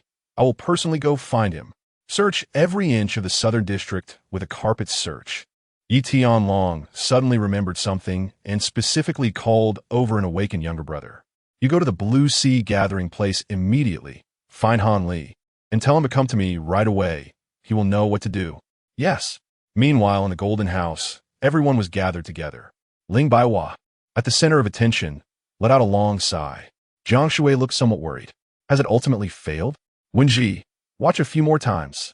Wen Ji used the star vision technique multiple times to check, but finally looked somewhat dejected. Sigh, the probability of 3 to 5% is too low. Ling Baihua smiled bitterly, filled with self-reproach. I can feel it myself. We failed and wasted so many resources. That little bit of resources doesn't mean anything. It's nothing to worry about. We can always find more later. Since we have this kind of thing, we will surely succeed one day. Jiang Shui's consolation made everyone nod in agreement. It's okay, Sister Baihua. You will definitely succeed. Ling Baihua smiled in response to each of them. But internally, she felt quite uncomfortable. She didn't have Jiang Shui's lucky attributes. Failure is, after all, normal. Ling Baihua became more determined in her thoughts, and, thinking of something, changed the subject. Let us not talk about this anymore. We indirectly obstructed the Qinglong gang from collecting protection fees and publicly killed Wu Daong. They definitely let it go easily. Jiang Shui nodded, knowing that the Qinglong gang members outside were investigating him. The Qinglong gang will soon find us. They will definitely come looking for trouble. Zhao Yuan was somewhat worried. Leader Jiang, how about we leave first and ambush them? Yes, guerrilla warfare. Take them out one by one. Wen Ji also suggested. Ling Baihua looked at Jiang Shui without speaking. She believed he had his own plans. Jiang Shui thought for a moment and ultimately made a decision. Rather than being plotted against, it's better to strike while they are unprepared and go straight to their door to eliminate them. Wait for you to come looking for trouble? Not happening. This time, we will attack the Qinglong gang's stronghold without needing any reconnaissance. Therefore, Wen Ji, Ling Baihua, Li Xiaofei, and Zhao Yuan wouldn't be able to help if they went and might even become a burden. Thus, Jiang Shui's idea was to leave them behind. Of course, he also left behind quite a few firearms for their self-defense. Li Xiaofei was the first to stand up in disagreement. Brother, I want to help you kill people. I have a gun. I can help you collect spiritual resources. Jiang Shui patted his head. Silly child, there are no spiritual resources to collect there. I will definitely come back safe. Right now, we need to catch them off guard, and even if we can't win, escaping will be very simple. Ling Baihua pulled Li Xiaofei back. It's okay, Xiaofei. Each of us has our own responsibilities. Now, let's just stay here and cook. Waiting for Brother Jiang to come back? Okay? All right. Li Xiaofei hung his head, somewhat disappointed. Zhao Yuan also followed Jiang Shui's arrangements as the big leader. If Jiang Shui didn't speak, she would listen to Ling Baihua. The three brothers of the Yang family, Wang Long, the chubby Xiao He, Wen Ji, and Jiang Shui, all received their firearms and ammunition under Ling Baihua's introduction. Ling Baihua even personally demonstrated the usage and characteristics of all the firearms. She had experience in this from police academy and possessed extremely detailed professional knowledge. 10 minutes later, Jiang Shui led them out. Zhao Yuan, Wen Ji, Li Xiaofei, and Ling Baihua remained here. On the surface, Ling Baihua arranged everything obediently and maturely, always providing positive energy to everyone. But internally, she felt somewhat distressed. No matter when, she felt like a burden. If faced with a strong enemy, if they came to capture her to threaten Jiang Shui, she might even become Jiang Shui's weak point. She tossed and turned every day, fearing that she would become a burden. Meanwhile, at the Qinglong gang headquarters, Yi Tianlong had stopped eating the roasted lamb and was continuously issuing orders to find Jiang Shui. The 18 guardians had never seen Yi Tianlong so agitated. Brother Long, the one suspected of killing second brother, is this Jiang Shui, right? Li Qing and second brother, along with more than 20 brothers, have disappeared, although there is no trace. They learned through the Northern District auction that second brother had his eyes on this Jiang Shui, but Jiang Shui also disappeared on the same day. He even came back once, and witnesses claimed that his truck was full of bullets. This Jiang Shui definitely doesn't have the ability to kill second brother, but he can't be unrelated. Others began to discuss, speculating on Brother Long's thoughts. Yi Tianlong remained silent, and someone immediately stood up. Brother Long, I request to personally go capture him. Let me go. Many people began to ask for orders. Yi Tianlong took a deep breath for a long time before calming down. I don't know him, but one day we will meet. It's fate, just like he killed my second brother. Everything is predestined. Everyone was puzzled by Yi Tianlong's words and fell silent. Just then, a commotion came from outside the door, accompanied by cries and pleas for mercy. Brothers, since it's boring guarding the door, let us beat them up to relieve our boredom. Chapter 65, just here to exterminate the family, please spare me. I'm just here to pick up leftovers. A few little brothers guarding the door were lazily surrounding a young man and beating him up. Their usual entertainment was to violently assault others, even if the other party had paid protection fees. Suddenly, the little brothers sensed something, stopped beating, and looked up to see several people standing at the door, clearly not friendly. Jiang Shui had a gun slung over his shoulder, followed by Wang Long and others, each holding a submachine gun. The little brothers immediately became alert, pointing at Jiang Shui and angrily shouting, "Who are you? You're not allowed to step within 10 meters." Jiang Shui ignored him and continued striding toward the door. "What are you doing at our Qinglong gang?" Jiang Shui smiled faintly. "Nothing much, just here to exterminate the family." Then, with one hand, Jiang Shui pressed down on his gun and unleashed a barrage of gunfire. Wang Long and the others also put away their cold weapons and stood alongside Jiang Shui, opening fire, especially Wang Long, who looked fierce, wielding a flamethrower, directly turning them into charcoal. Even the door was burned black. Little Black was even more excited, barking happily. 5 AKs floated above its head. The guard were all shot dead. The bullied young man took off running. He was ecstatic, shouting as he ran, "The Qinglong gang is being exterminated. Ha ha ha! Brothers, come and see. Someone is acting for heaven's justice." Many nearby people surged over, and upon seeing Jiang Shui's team, each one seemed to be energized, shouting madly, "They are our heroes. They protected us and are now punishing evil. I would even lick their shoes. So great. At first, I thought you were just bragging about Jiang Shui's team, but it turns out they are real gods." Jiang Shui shook his head, indicating that he wasn't any savior, just seeking revenge and exterminating a family. "So don't think too much about it, okay?" Jiang Shui arrived at the front door, looked at the door riddled with bullet holes, and kicked it in. Inside, 8 main roads crisscrossed, and many Qinglong gang members were rushing over. But they were all in small groups, one coming in, one dying. A dozen people appeared, brandishing submachine guns.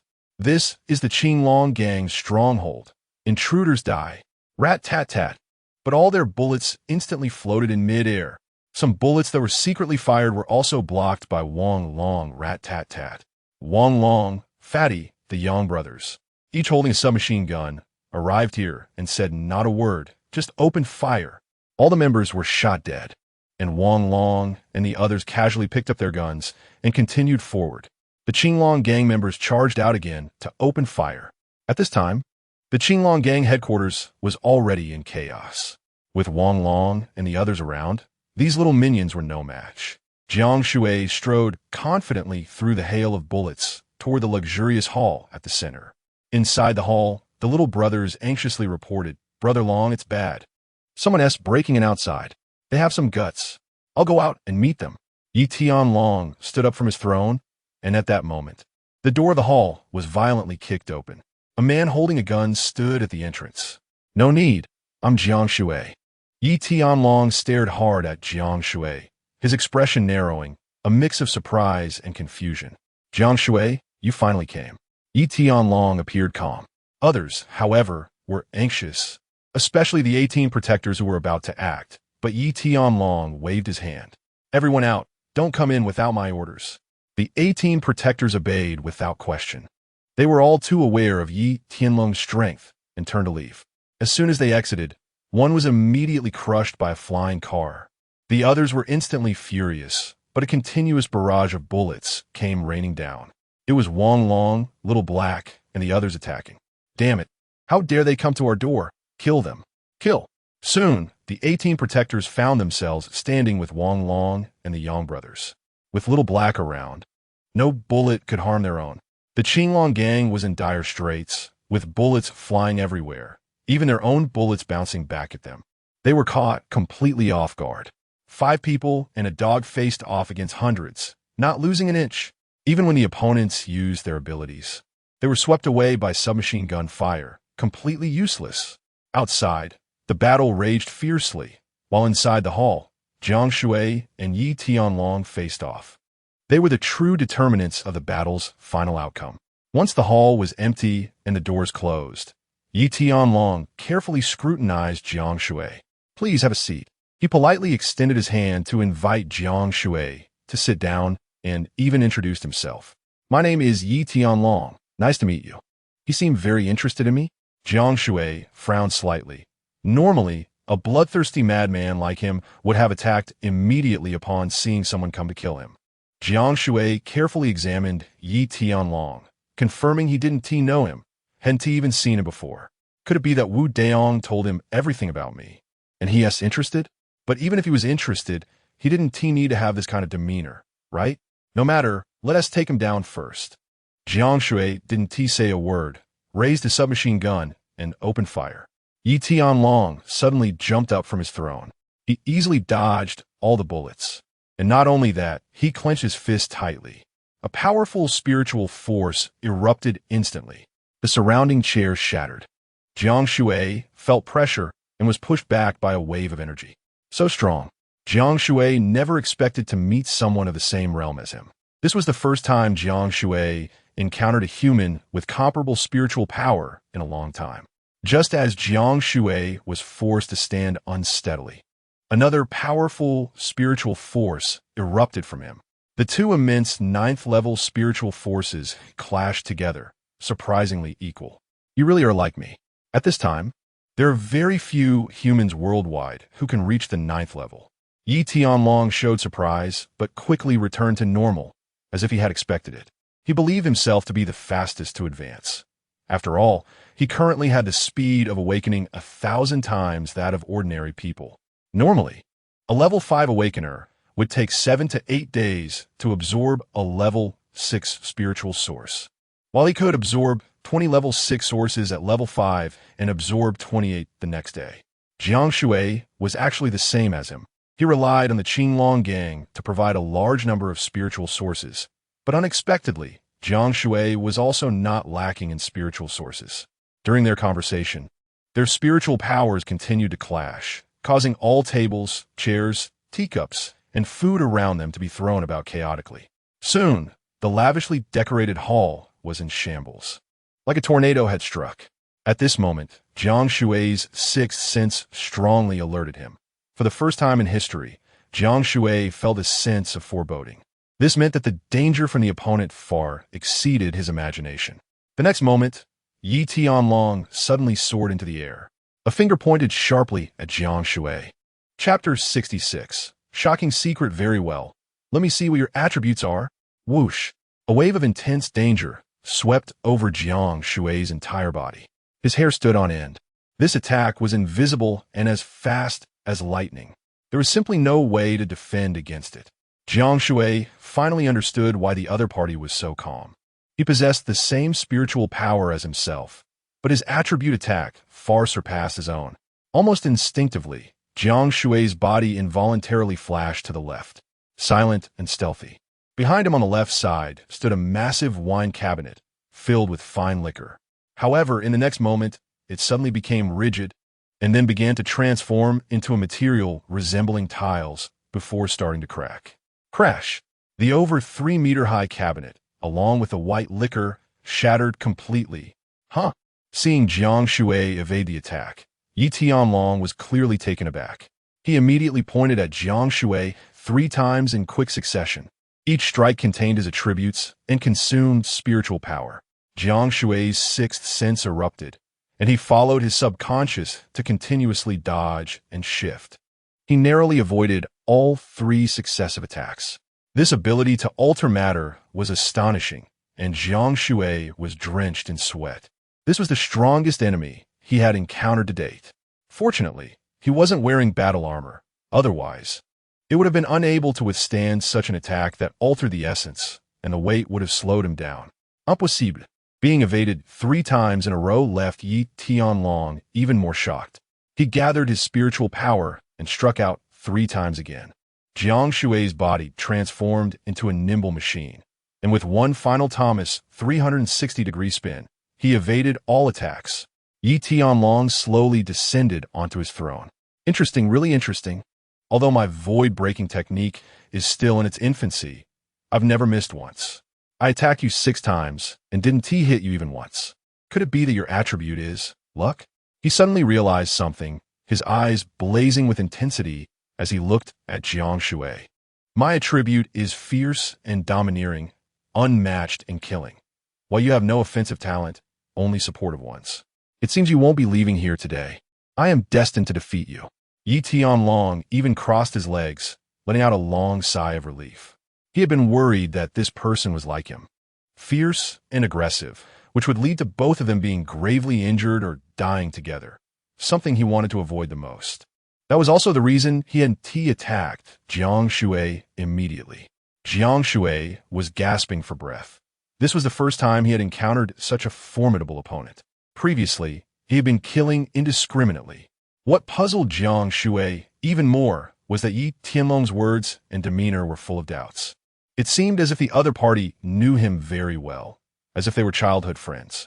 Why did he say those strange things? Did he know about the apocalypse before it came? Did he also realize that I am just like him?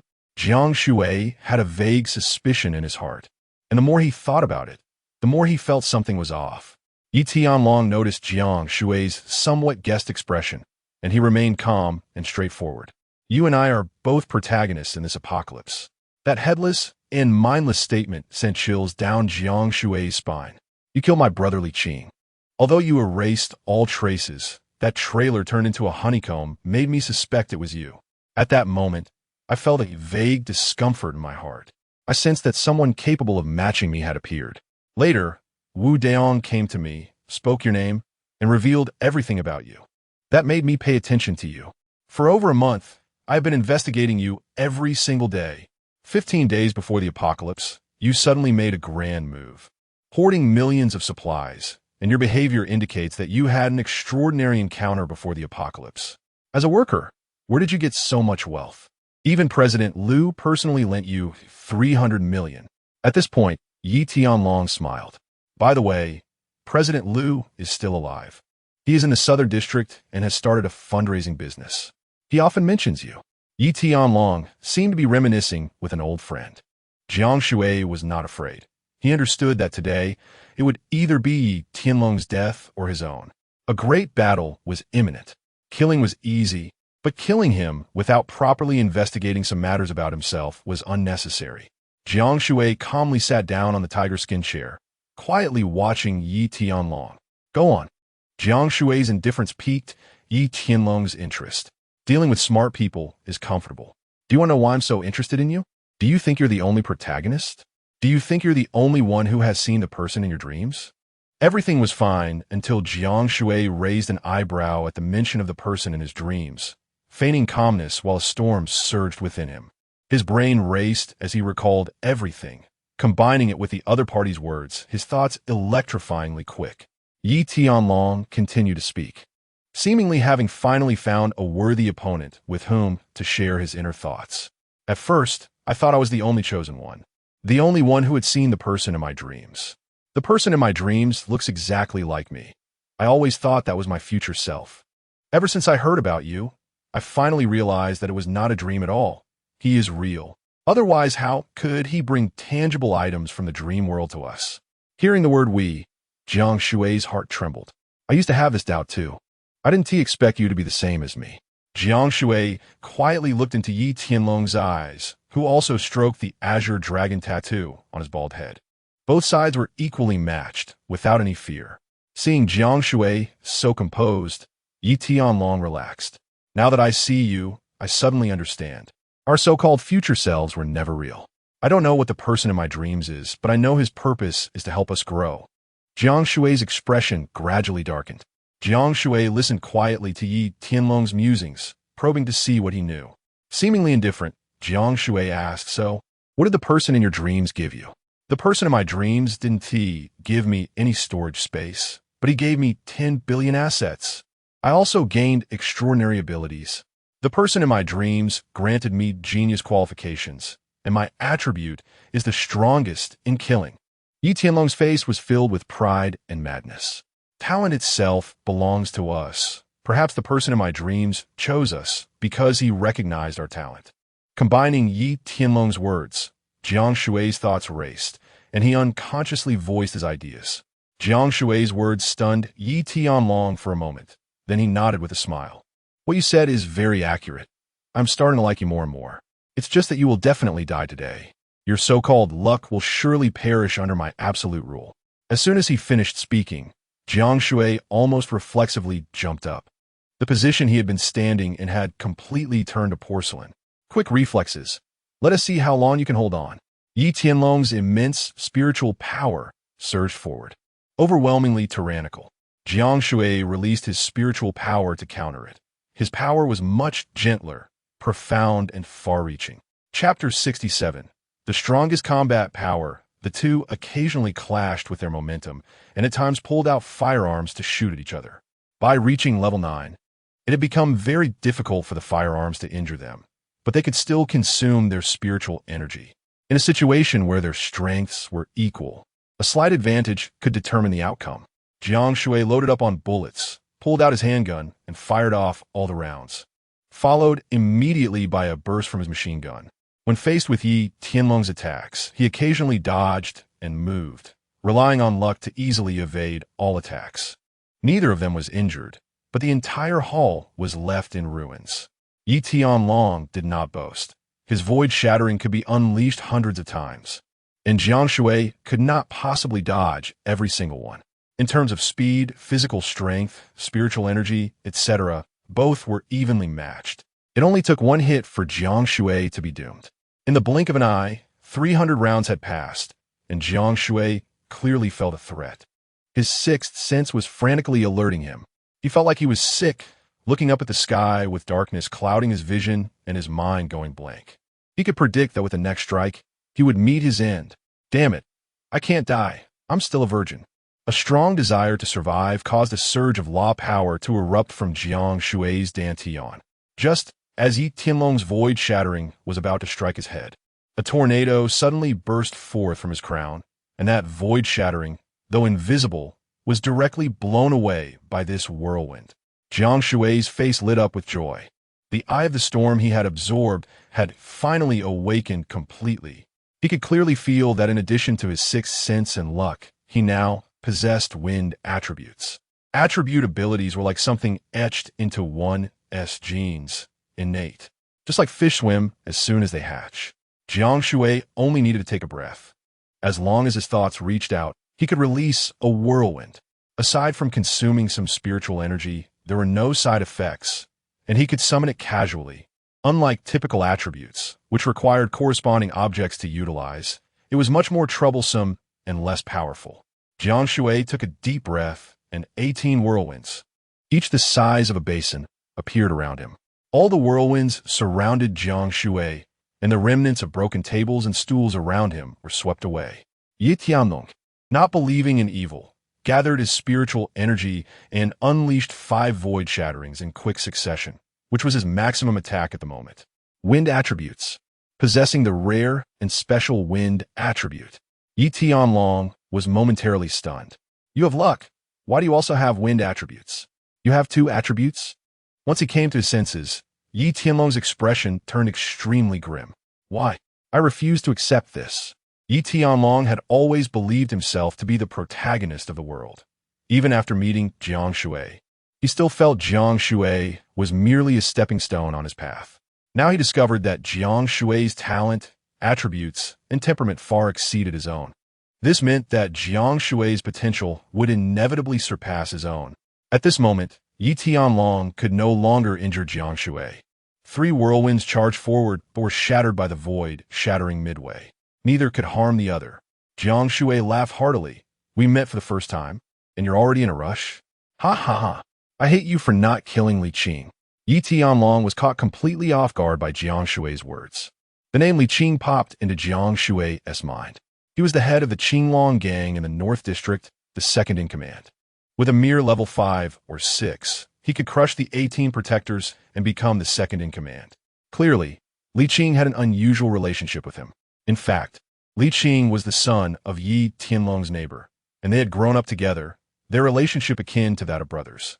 Don't you have such friends? Just like that Li Mingkai you're desperately searching for. You can relate to my feelings.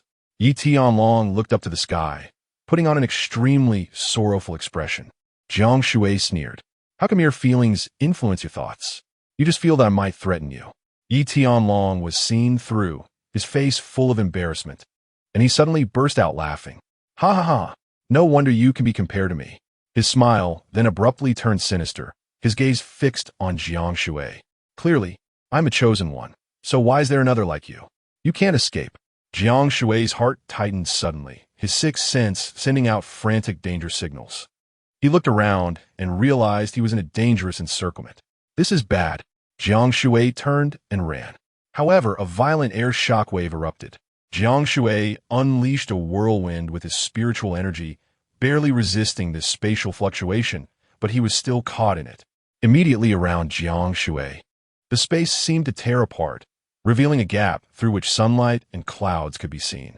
Four people emerged from the space, and the gap disappeared. You finally arrived. It seems the setup I laid out has indeed come into play. Yi Tianlong laughed heartily upon seeing the four. Brother Long, don't say that. As soon as you sent someone to notify me, I immediately went to find Black Tiger and the others, using my spatial attribute to rush over without delay. The speaker was a young man in his 20s, with a refined and elegant appearance that, while not outstanding, gave off a very comfortable vibe. He was Han Li from the Blue Sea Gathering Place.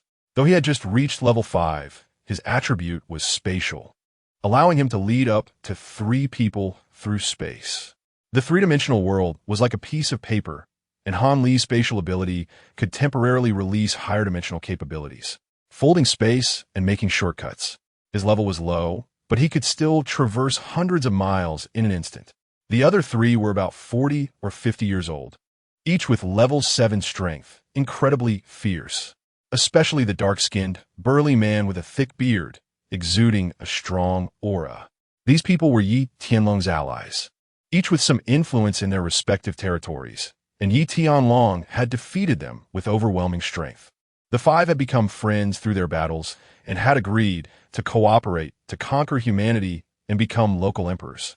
The 4 surrounded Jiang Shui. Jiang Shui's face darkened. Knowing that with Han Li present, he couldn't escape. Who are you? Jiang Shui deliberately delayed for time, quietly pulling out his battle suit. I am a number 1 combat power in the North District, Wang Defa. I am a combat sealing Black Tiger from the Blue Sea Gathering Place. Iam Mahuagul. If you dare to cause trouble for our brother Long, you're seeking death. Han Li was quite polite. Are you? Imifan. You must be the Jiang Shui who has been worrying brother Long for the past couple of months, right? Interestingly, these people had some connections with Jiang Shui. The level 5 and 6 spiritual sources he had acquired from auctions in the North and South districts were over 90% obtained through their commissions. They could be said to have facilitated Jiang Shui's rapid advancement. Enough talk, let us go. Jiang Shui had already donned his battle suit, and without further ado, he pulled out his gun and unleashed a barrage.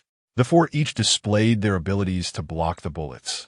And upon seeing Jiang Shui daring to strike first amidst the encirclement, they each pulled out their guns and fired back at him. Jiang Shui's battle suit directly withstood all the bullets. Han Li bolted immediately. He had no combat ability at all and was just a runner. Chapter 68. 1 against 4. Han Li was cunning. He wouldn't participate in the battle unless absolutely necessary. After sending people over, he directly hid to the side to watch the excitement. The Black Tiger was a common wood attribute, but his spiritual power was immense. With a wave of his hand, all the tables and chairs in the room, primarily made of wood, floated in the air to block all the bullets. Mahuagua unleashed 4 iron rods, aiming to smash directly into Jiang Shui's head. These 4 iron rods contained his terrifying 7th-level spiritual power, enough to easily manipulate an iron house. And the fusion of all spiritual attributes into these rods indicated their tremendous lethality. Mahuagua could only control the metal attribute of iron, and his level far exceeded that of other awakened ones of the same attribute. On the other side, Wang Defa surprisingly emitted shockwaves. His attribute allowed him to use air to create shockwaves, rippling like a lake's surface. It was he who prevented Jiang Shui's escape when he first appeared.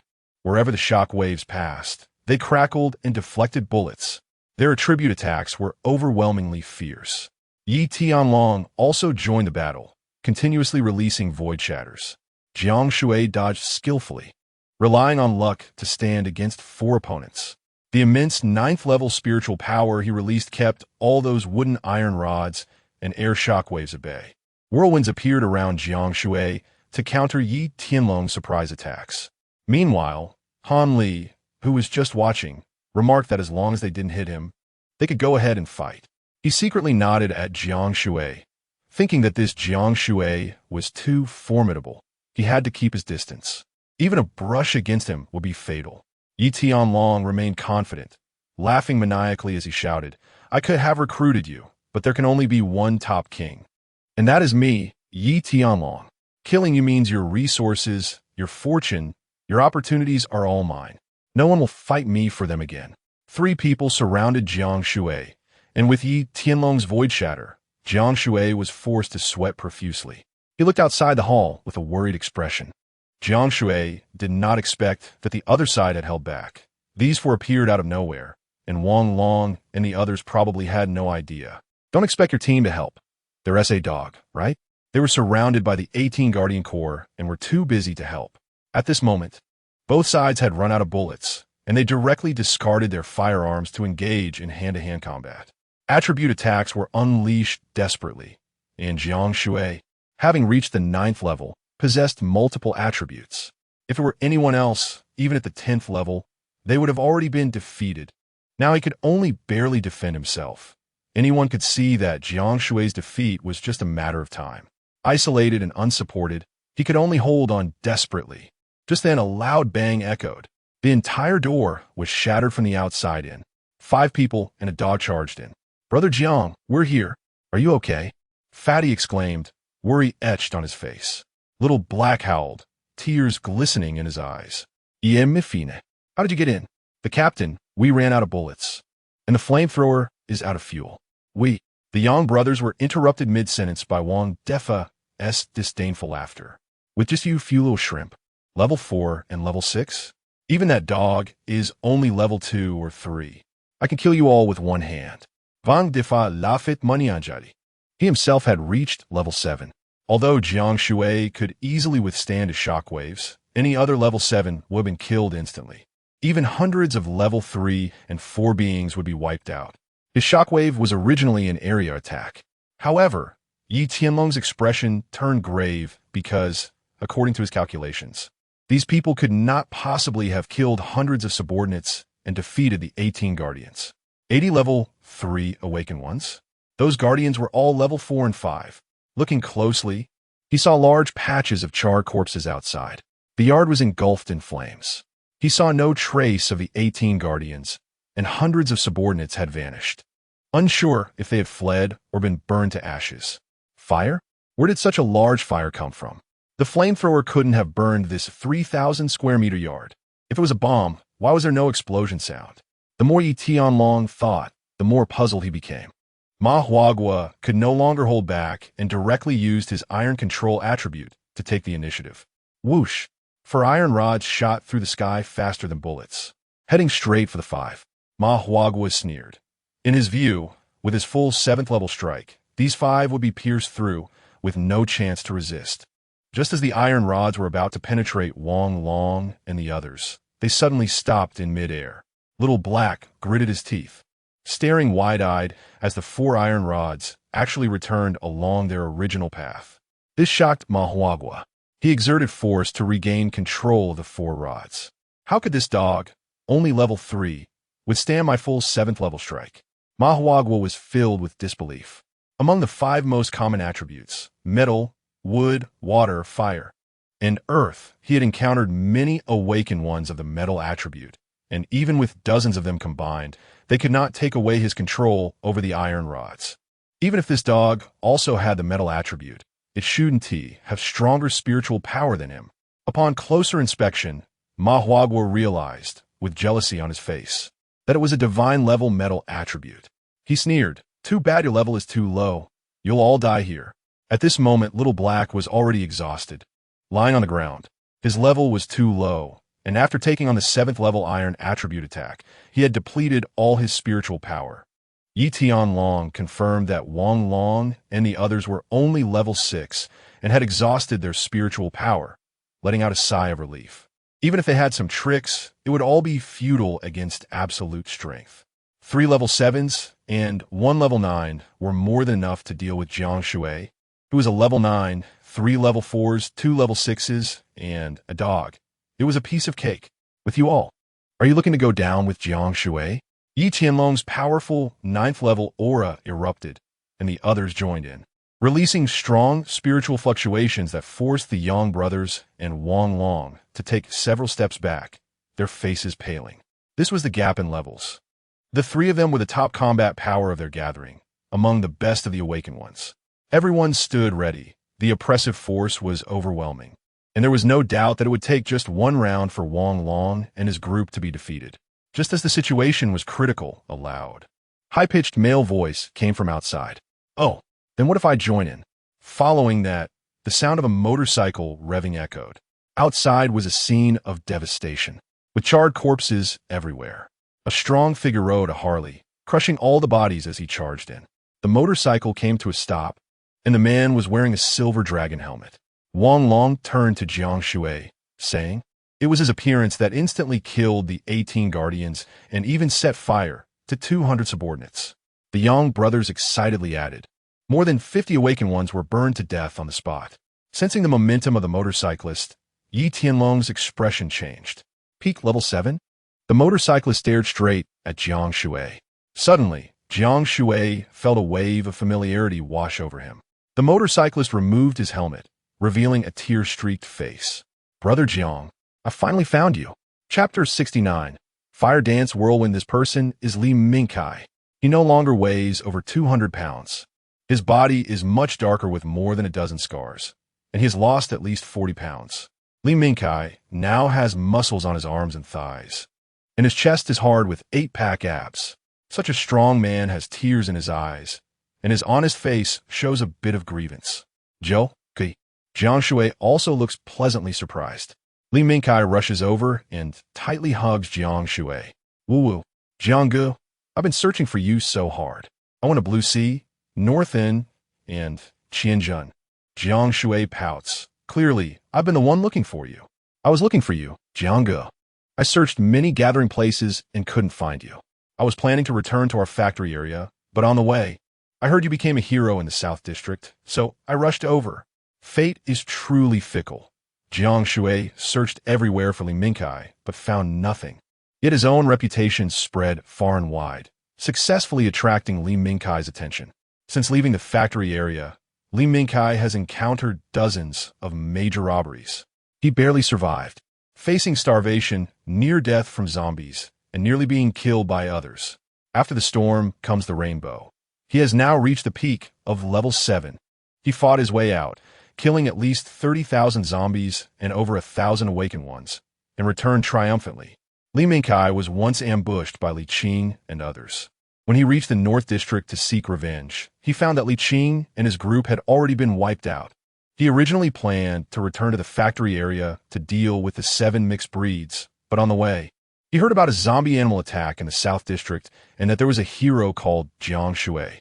He immediately rushed over, discovered the monument commemorating Jiang Shui's deeds, and spoke with Liang Qingshan, finally confirming Jiang Shui's identity. After entering the South District, he struggled to find him but heard about a young man being bullied by the Qinglong gang, who was spreading the word that Jiang Shui would take action against the gang. He rushed over as soon as he could. Upon seeing the Qinglong gang bullying Wang Long and the other 5, and even a little black dog, his anger flared up, and he swept through the entire Qinglong gang with overwhelming power. Yi Tianlong's face was somewhat grim as he restrained his impulse and addressed Li Mingkai. "Brother, since ancient times, the strong have ruled the world. Join us, and I will share half of my territory with you." Why bother with Jiang Shui? Li Mingkai was not polite at all. Cursing at Yi Tianlong, "I'll join you, mother. This is my Jiang, who has saved my life countless times. We've worked, eaten, slept, and fought together. What are you even worth?" After finishing, Li Mingkai suddenly clenched his fist, releasing his powerful level 7 spiritual energy, and in the next moment, his whole body was engulfed in flames. His upper body's clothes were completely torn apart. At this moment, he was wrapped in flames, which were his attribute. The fire would not harm him at all. Even his 8-pack abs were ablaze. Jiang Shui looked closely and found that a fierce, burning flame was tattooed on his back. A full-back tattoo that was incredibly imposing. "When did you get that tattoo? And a full-back one at that?" Li Mingkai scratched his head in embarrassment. "This appeared when I awakened my attribute. My back hurt like it was being torn for 7 days and nights, and then this tattoo came to be. The rarest fire attribute. Hei's expression changed. He was of the wood attribute and feared fire the most. Kill. Ye Tianlong commanded. And the three top combatants joined forces with him to unleash their strongest attack. Jiang Shui looked at Li Mingkai and had an idea. Great, Jiao. Okay, you try to unleash your big fire, and I'll lend you a hand. I'll give you the east wind.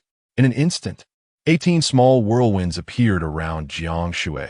But that wasn't all. All the whirlwinds began to merge, ultimately forming a hurricane over 5 meters high and more than a meter wide.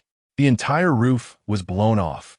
The fierce wind howled, mixed with debris from the building, and shattered bricks and tiles surged wildly. With just a glance, Li Mingkai understood Jiang Shui's intention. He shouted, "Fire dance." This was the name Li Mingkai gave to his flames. Instantly, the great fire spread, with flames reaching over 10 meters high, straight up into the sky. Outside, people only saw a huge fireball erupting from the Qinglong gang headquarters. Damn, what a huge fire. It even had a shape. This was released by an awakened one.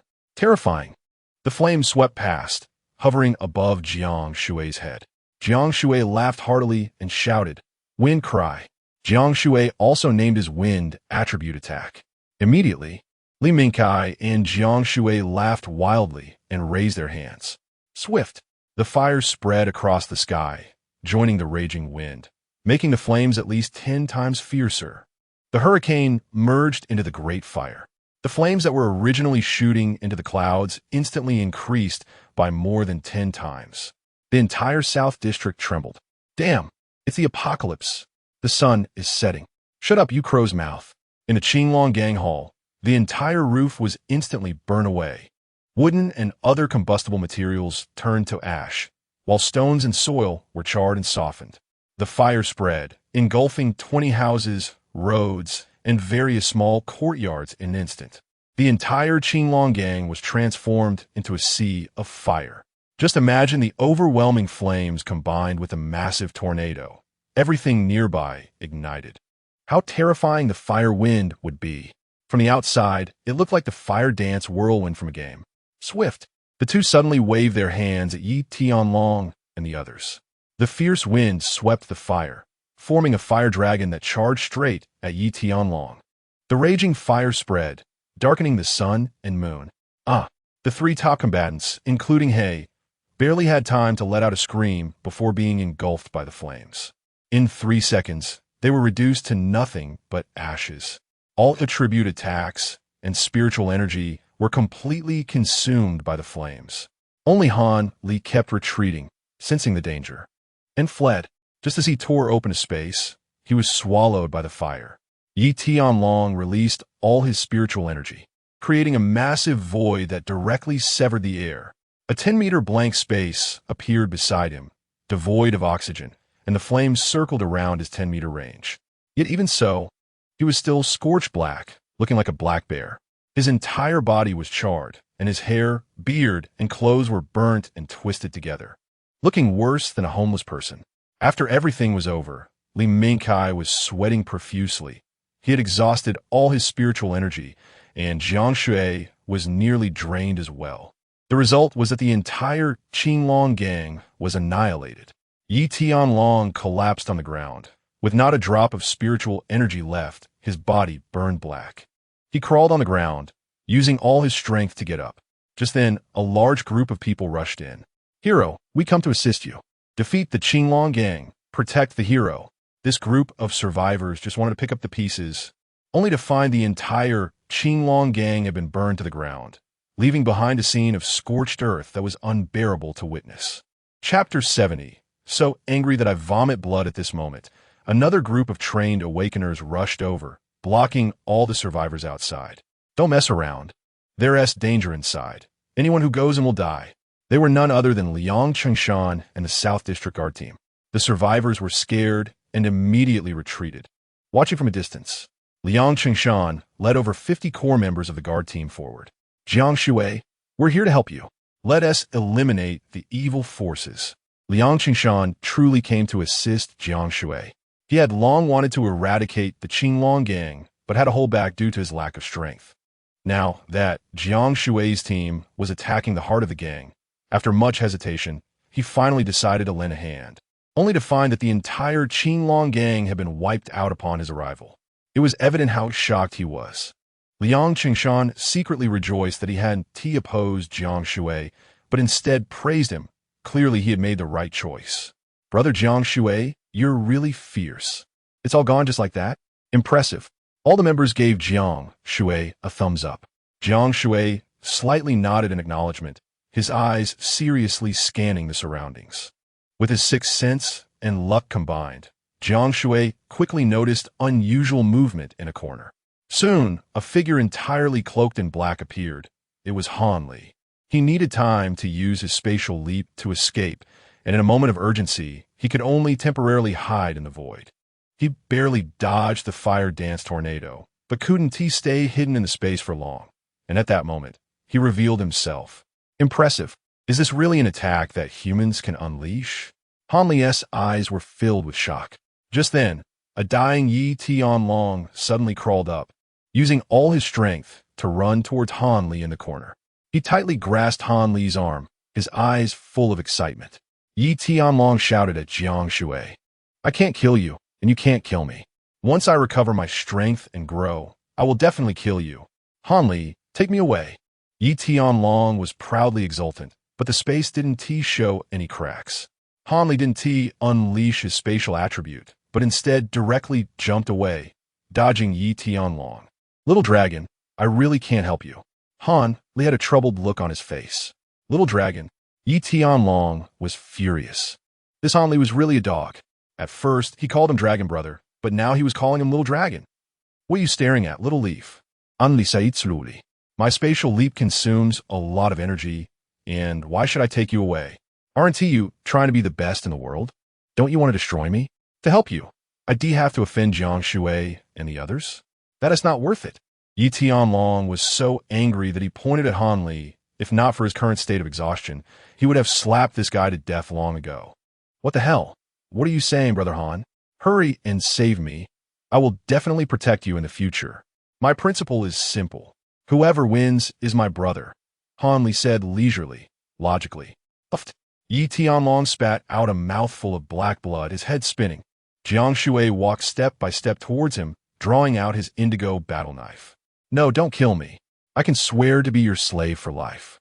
As long as you don't kill me, I'll do anything. Yi Tianlong was scared, no longer the arrogance he had before. Do you deserve the tattoo on your head? Jiang Shui chuckled. I said I came to wipe out your gang. Having one person alive doesn't count as wiping it out. Yi Tianlong's face was full of unwillingness, but he was already helpless. And Jiang Shui slashed him down with one stroke. Han Li swallowed, looking at Jiang Shui, who appeared gentle and refined, yet was ruthless. He silently thought, Yi Tianlong, don't blame me when you become a ghost. It was he who killed you. When Jiang Shui looked at Han Li, he smiled and began to get closer. Brother Jiang, Boss Shui. Look, isn't this a coincidence? I quite like dealing with strong people. Clearly, you are that kind of person. Jiang Shui remained silent, carrying the blood-dripping battle knife. His gaze narrowed as he stared at Han Li, making Han Li's smile stiffen. He gripped his hands tightly, ready to run at any sign of trouble. Jiang Shui's gaze was icy and piercing, and Han Li felt like he was being targeted by a fierce tiger. He was sweating profusely and could hardly hold on. Finally, Jiang Shui smiled, revealing 2 rows of white teeth. Anli gupat uryadli explaining. Donte misundarstan. I'm just a runner. You can think of me as a delivery guy. It was Yi Tianlong who forced me to come here. I didn't even lift a finger. Wang Long, Pang Pang, and the Yang brothers had already made preparations, at Jiang Shui's command. They were ready to kill Han Li. Jiang Shui was also secretly pondering. Such a person prioritizes benefits, and his character is quite straightforward, but he is definitely not suitable to keep around. His abilities are quite special, and the key is that it would be very difficult for Jiang Shui to kill him. Han Li had maintained neutrality from the beginning and had never attacked him. It might be better to be friends rather than enemies. Generally, friends are about mutual use and exchange of benefits. Perhaps one day, he could be useful. You go your way. We'll keep in touch if there is something. And if not, Let us not disturb each other. Yes, yes, yes, Brother Jiang is right. If you need anything, contact me. I must help. Han Li awkwardly laughed and breathed a sigh of relief. He had no real strength apart from running everywhere. It was like establishing a mutual relationship. He had to cling to the strong to survive. Then I'll take my leave first. We'll be in touch. The spatial leap appeared, and he stepped into the space and disappeared. You are the heroes of humanity, finally eradicating these evil forces. Liang Chengshan let out a sigh of relief. Jiang Shui's expression was calm, but he silently shook his head. With the Qinglong gang gone, more Qinglong gangs would emerge. In chaotic times, heroes arise, and new strong individuals will always appear. Without restrictions, they will naturally think of dominating their own territory. As long as they don't oppress others and don't go too far, it's fine. Brother Jiang, if you want to take their place, I'll be the first to support you. Liang Qingshan nodded and walked over to shake hands with Jiang Shui. Wang Long, the Yang brothers, and others immediately surrounded Jiang Shui on high alert. Liang Qingshan and his team were here to help. But what if they turned against them? What if they were here to reap the benefits? Now, both Jiang Shui and Li Mingkai were in a weakened state. Liang Qingshan saw this situation and felt envious. Having a group of incredibly strong brothers who dare to contribute in times of crisis, even dying would be worth it. In fact, if it were someone else who wiped out the Qinglong gang, he would really reap the benefits. But people like this value fame and fortune above all else. Since Jiang Shui had become a hero, he would never kill a hero because he wanted to be a hero himself. As a youth, he had a dream of being a hero after watching martial arts films. After the apocalypse broke out, he killed zombies and protected the masses, which was also the reason for his rapid advancement. Just when Liang Qingshan didn't know how to express his friendliness, a noisy sound came from outside. Girls, it's very dangerous inside. Don't go. It was Ling Baihua, Wen Ji, and Zhao Yuan, along with Li Xiaofei, rushing over. They noticed the great fire rising here and rushed over without hesitation. Chapter 71. The ordinary can't afford them, ignoring the spectators' advice. They charged in with machine guns, their faces full of sorrow. They were determined to die with Jiang Shui, no matter what. Upon seeing Jiang Shui and the others, Ling Baihua burst into tears. She had been comforting Li Xiaofei and the others, but now she couldn't hold on any longer and collapsed into Jiang Shui's embrace, sobbing. It's okay. Aren't we all fine? Jiang Shui gently patted her shoulder to comfort her. It took a while for her to regain her composure. Ling Baihua was taken aback when she saw Li Mingkai. Li Mingkai. The latter laughed heartily. Police flower, long time no see. Long time no see. Ling Baihua wiped her tears and smiled brightly. Liang Qingshan, noticing the mood, cupped his fist. I want to spoil the fun here. You all enjoy your reunion. I assure you, no outsiders will disturb you. Liang Qingshan left with the guards, first dispersing the crowd and assigning someone to guard the area. In fact, there wasn't much to guard. The courtyard, over 3 meters high, had been burned down to less than a meter, and inside there was nothing but charred remains. Jiang Shui took out a large trailer from the mustard seed bracelet and set in front, then retrieved a golden house. Everyone entered the house, sitting on cushions or lying on the sofa. Li Mingkai remembered something and went outside to grab 2 large bags from his motorcycle, pouring them out onto the ground. A large pile of spirit sources appeared. There were over 200 of level 1, 200 of level 2, about 50 of level 3, around 70 of level 4, and 7 or 8 of level 5. These are the spirit sources I gathered. Everyone hurry and absorb them. It's a bit limited. Hope you understand. In Li Mingkai's view, this was enough for everyone to absorb, as a normal level 5 awakener could only absorb 1 or 2 level 4 spirit sources a day. His rapid advancement was all due to his reckless slaughter of zombies, allowing him to absorb faster than others. Wang Long and the others were already exhausted, their physical and spiritual energy drained. Then I won't be polite. Wang Long cupped his fist while absorbing the spirit sources. Brother Shui always mentions you. We've been searching for your whereabouts in many places. I've been looking for him too. Wow, you guys are really playing hide and seek with friends. Huh? Li Mingkai scratched his head, feeling embarrassed. Everyone burst into laughter. Soon, all the spirit sources were consumed. Xiao He had nearly finished half of them. Jiang Shui and Li Mingkai had only absorbed 7 or 8 each. Li Mingkai got up, put on his helmet, and was about to go out for more spirit sources. Jiang Shui stopped him. There's enough spirit sources. I have some here. Everyone present knew Jiang Shui possessed a storage space, so there was no need to hide it. He directly took out a large pile of spirit sources. Li Mingkai was stunned. Just from a rough glance, there were about 50,000 level 1 and 2 sources, 20,000 of level 3, and combined level 4 and 5 sources, there were about 10,000. There were also over 1,000 level 6 spirit sources. Eat a lot, and if it's not enough, there's more. Jiang Shui casually absorbed over 30 level 6 spirit sources.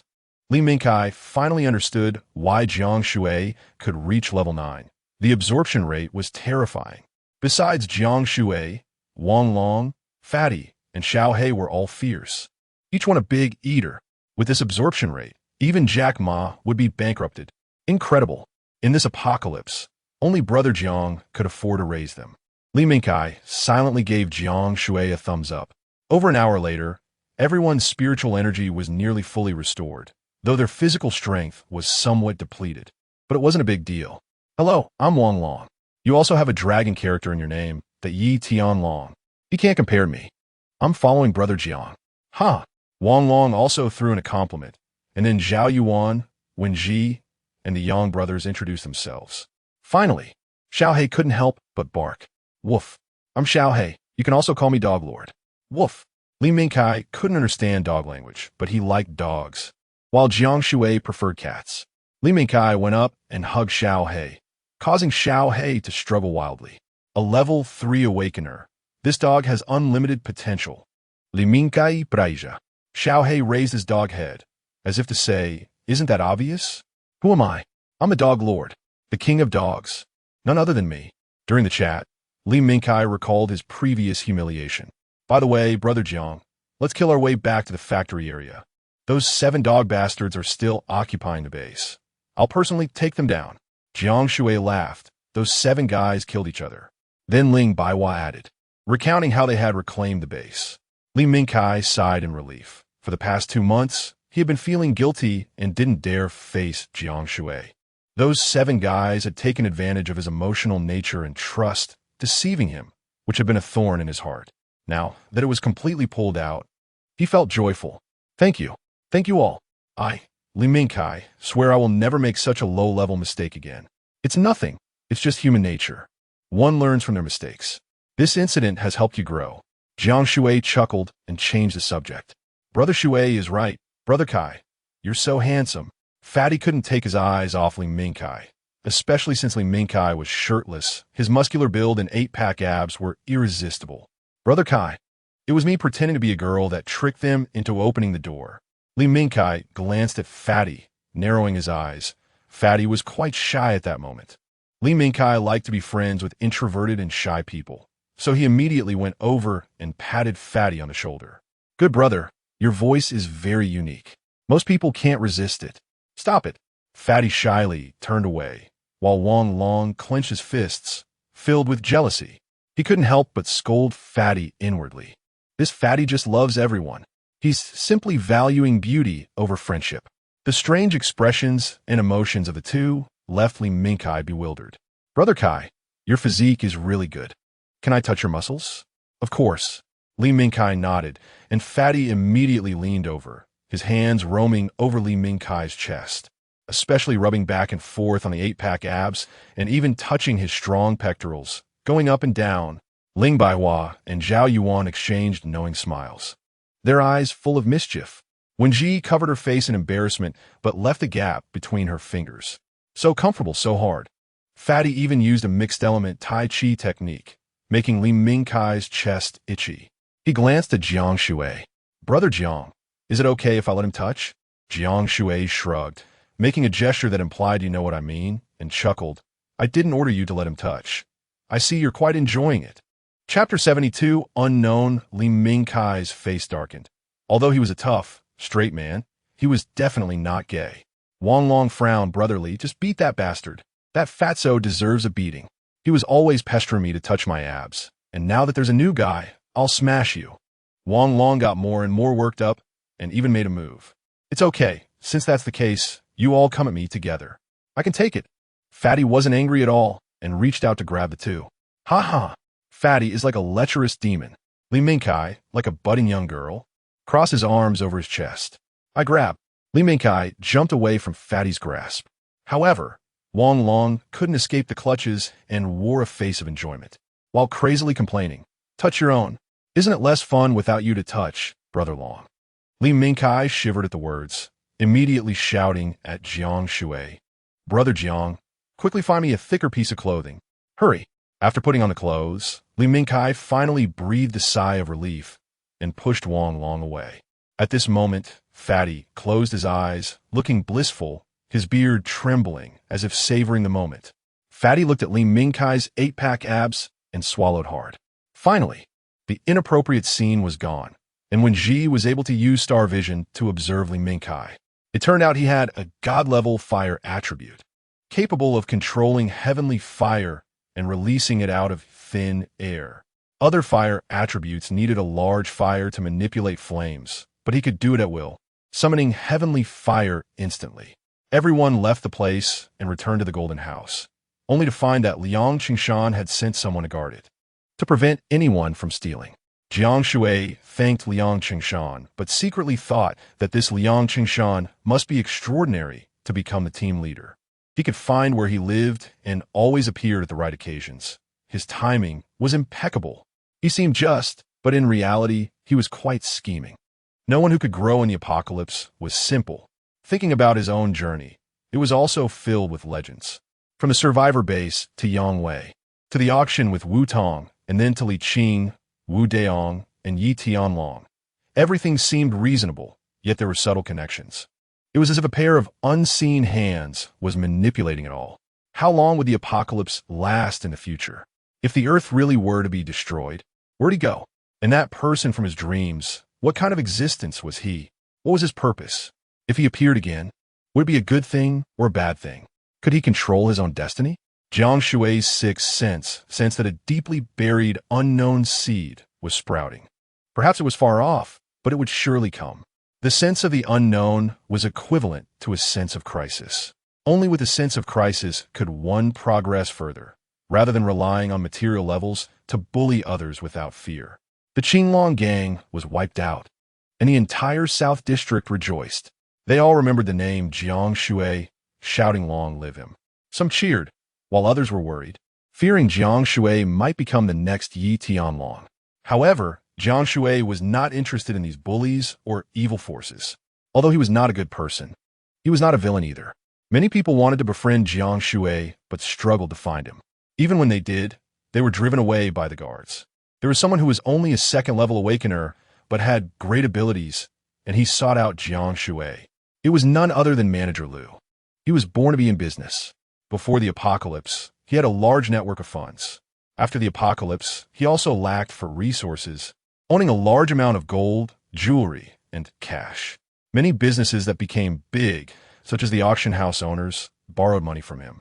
Logically, in the apocalypse, with over 90% of the global population starving, he could still do business and raise funds. His business acumen was simply remarkable. Even Yi Tianlong admired him and was willing to cooperate with him, which showed that Manager Lu's methods were extraordinary.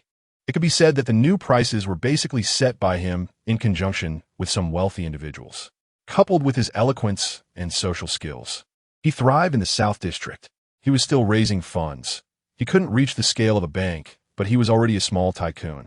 It's worth mentioning that he held significant shares in both the North and South District auction houses, essentially being a behind-the-scenes boss.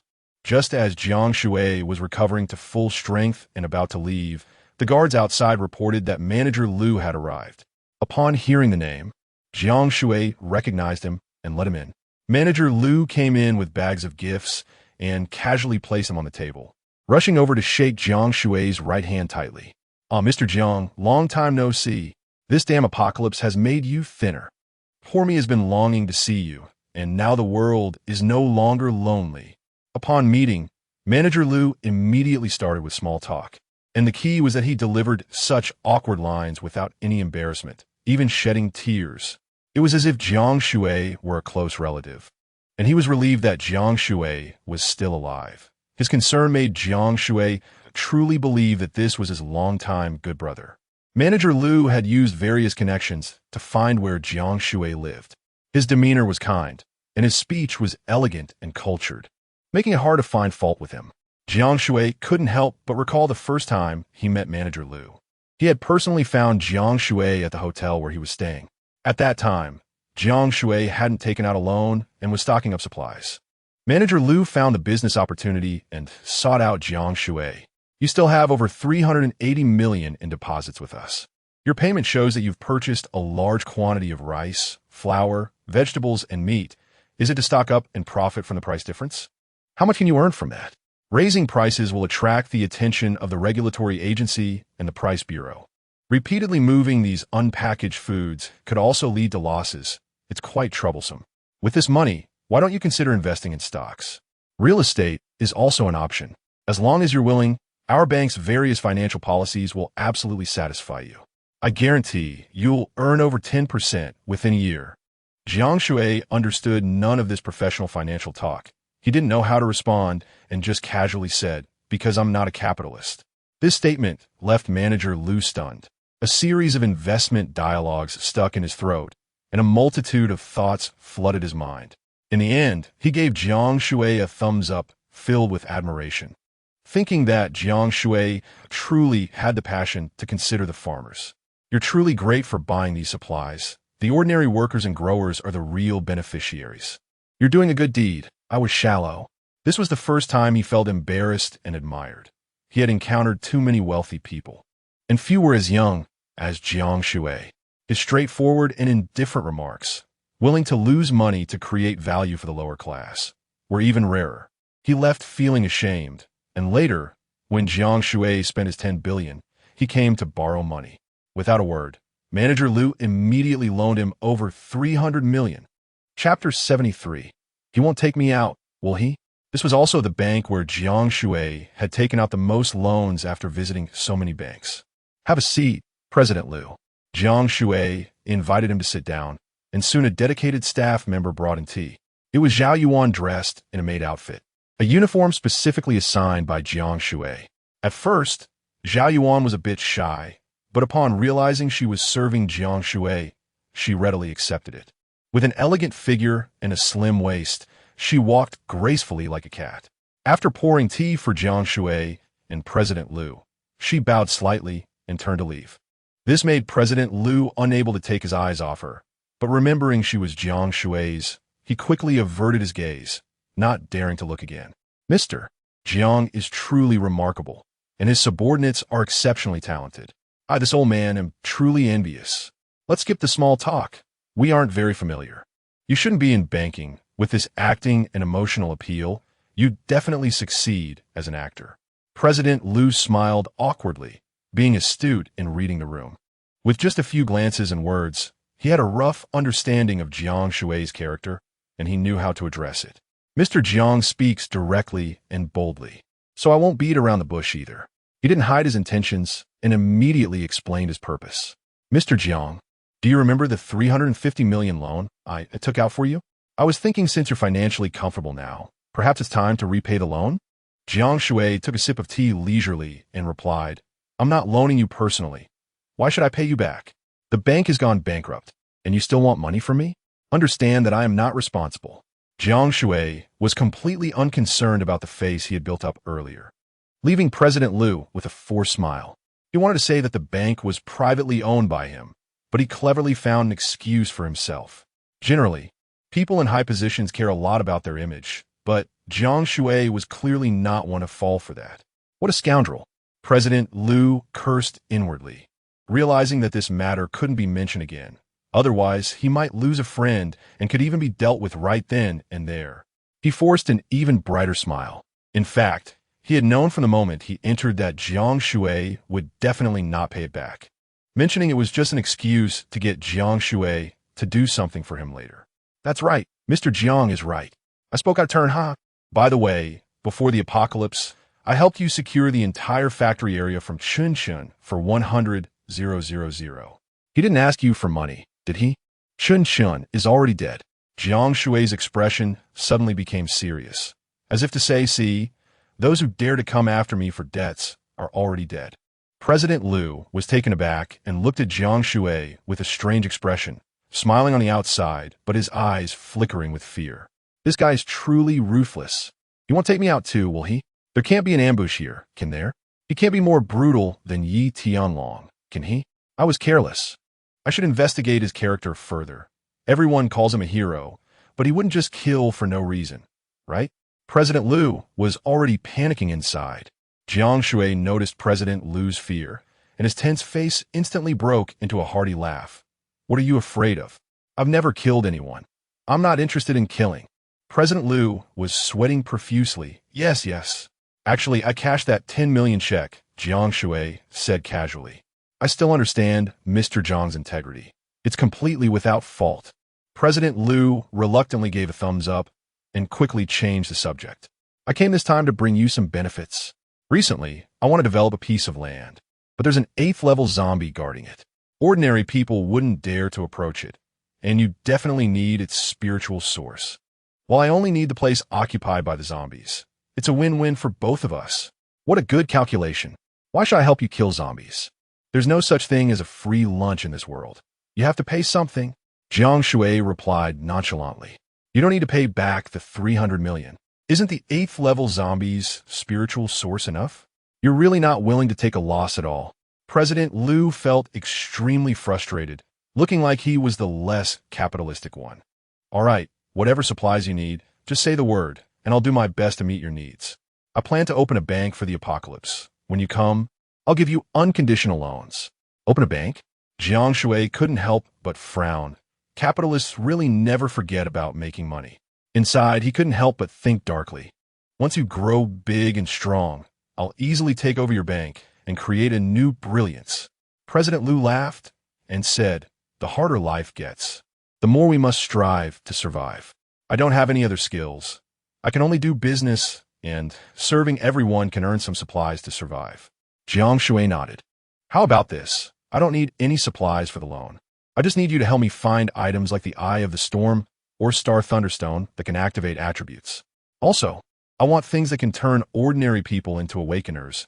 Of course, I'll pay for them, no matter the price. Just help me find them and keep them aside if you come across them. As an investor behind the auction, President Liu naturally knew that Jiang Shui had previously bought these items. He immediately patted his chest and guaranteed, I'll make sure to find them for you. Even if they're in the sky, I'll pluck them down for you. Even if a 10th level big shot wants to buy them, I'll set them aside for you first. The two sides reached an agreement. President Liu had already informed Jiang Shui of the location and other details, and Jiang Shui promised to clear the land in 3 days. Before leaving, President Liu thought of how he had guaranteed Jiang Shui's purchase of the factory area, recalled giving him a loan, and felt like he should have slapped himself hard for initially thinking Jiang Shui was some good-natured person. Driving a trailer was too conspicuous, especially since many people recognized his trailer and the iconic Golden House. Jiang Shui had just bought 2 heavy-duty trucks. These 2 trucks were not as long as the trailer, but could fit the Golden House with more power and flexibility. The front of the truck was also specially reinforced to deal with zombies. The glass, fuel tank, and other parts were professionally modified. There were talents in this area, even after the apocalypse. The vehicles were now worthless, as there were plenty on the streets for anyone to drive. But finding fuel was too difficult. The price of 100 liters of gasoline equated to that of an undamaged luxury car. While everyone was still worshipping Jiang Shui's team as heroes, bowing near the trucks, they had already left the area empty. Jiang Shui and Li Mingkai each drove a truck, swaggering out of the southern district. Due to the special glass, they could see outside clearly, but the outside couldn't see the inside, and it was also bulletproof. Jiang Shui's deeds were becoming more and more exaggerated, especially the fire from the fire dance whirlwind that shot into the sky, causing some people to start stirring trouble. Many people, dazed from hunger, began to see Jiang Shui as a god descending to earth, praying continuously. 50 meters away from the truck, many had already set up 3 incense sticks, kneeling at Jiang Shui's direction. Some even molded clay figures. They burned a pile of gold ingots on the ground. Many people acted this way. In times of fear without faith, or when only thinking about getting something for nothing. They didn't seek solutions, but instead began to indulge in superstition. Li Mingkai was laughing uncontrollably. Brother Jiang, they worship you like a god, since there are no offerings. They resort to this, haha. If they had a bit of money, they'd probably build a temple for you and create a golden statue, right? Ha! Ling Baihua and the others couldn't help but cover their mouths and chuckle. What a talent. Jiang Shui's face turned dark. They can't afford to eat. Where do they get the money for incense? Are they crazy? Is this some Qingming festival? I'm not dead yet. He pressed the accelerator and crushed all the long incense. Gold ingots and paper money beneath the wheels. This left the group of believers dumbfounded, quickly kneeling down to apologize and pointing at the truck, shouting, "How dare you? Oh no! How dare you insult the god Jiang Shui? This is an angel sent by heaven. Kneel down and repent." Chapter 74. Come on, beasts. Please forgive us, Lord Jiang Shui, and bless us with food and drink. This group of guys who can't even afford a meal are starving to the bone, kneeling on the ground in fear and repentance. What they don't know is that the deity in their hearts has long departed. More than 100 miles away in the southern district of Tianjin, Jiang Shui led everyone to stop the car. This is the location of the level 8 zombies that Director Liu mentioned. Looking ahead, they were deeper into the jungle, surrounded by rugged rocks. With few people around, zombies were extremely rare. This area is located on a plateau, with small valleys and mounds below. Zombies generally fall and rarely get back up. They rely on instinct, so this land is far from zombies, with a large flat area above. The slope below makes it difficult for ordinary zombies to climb up. Plus, being remote, it's easy to defend but hard to attack, making a great place after the apocalypse. No wonder Director Liu chose this as the base for the construction bank. Without Jiang Shui's orders, Wenji had already begun to scan the surroundings. There were a large number of zombies, including zombie animals, but no level 8 zombies were found. Jiang Shui nodded. To evolve to level 8, they had clearly consumed a large amount of zombies and developed some intelligence, so they must be hiding. What to do? Jiang Shui pulled out a large iron rod and smiled wickedly. Create a commotion and start smashing. A large tree was smashed down by Pong Pong's punch. A little squirrel living above cursed and ran away with a pine cone.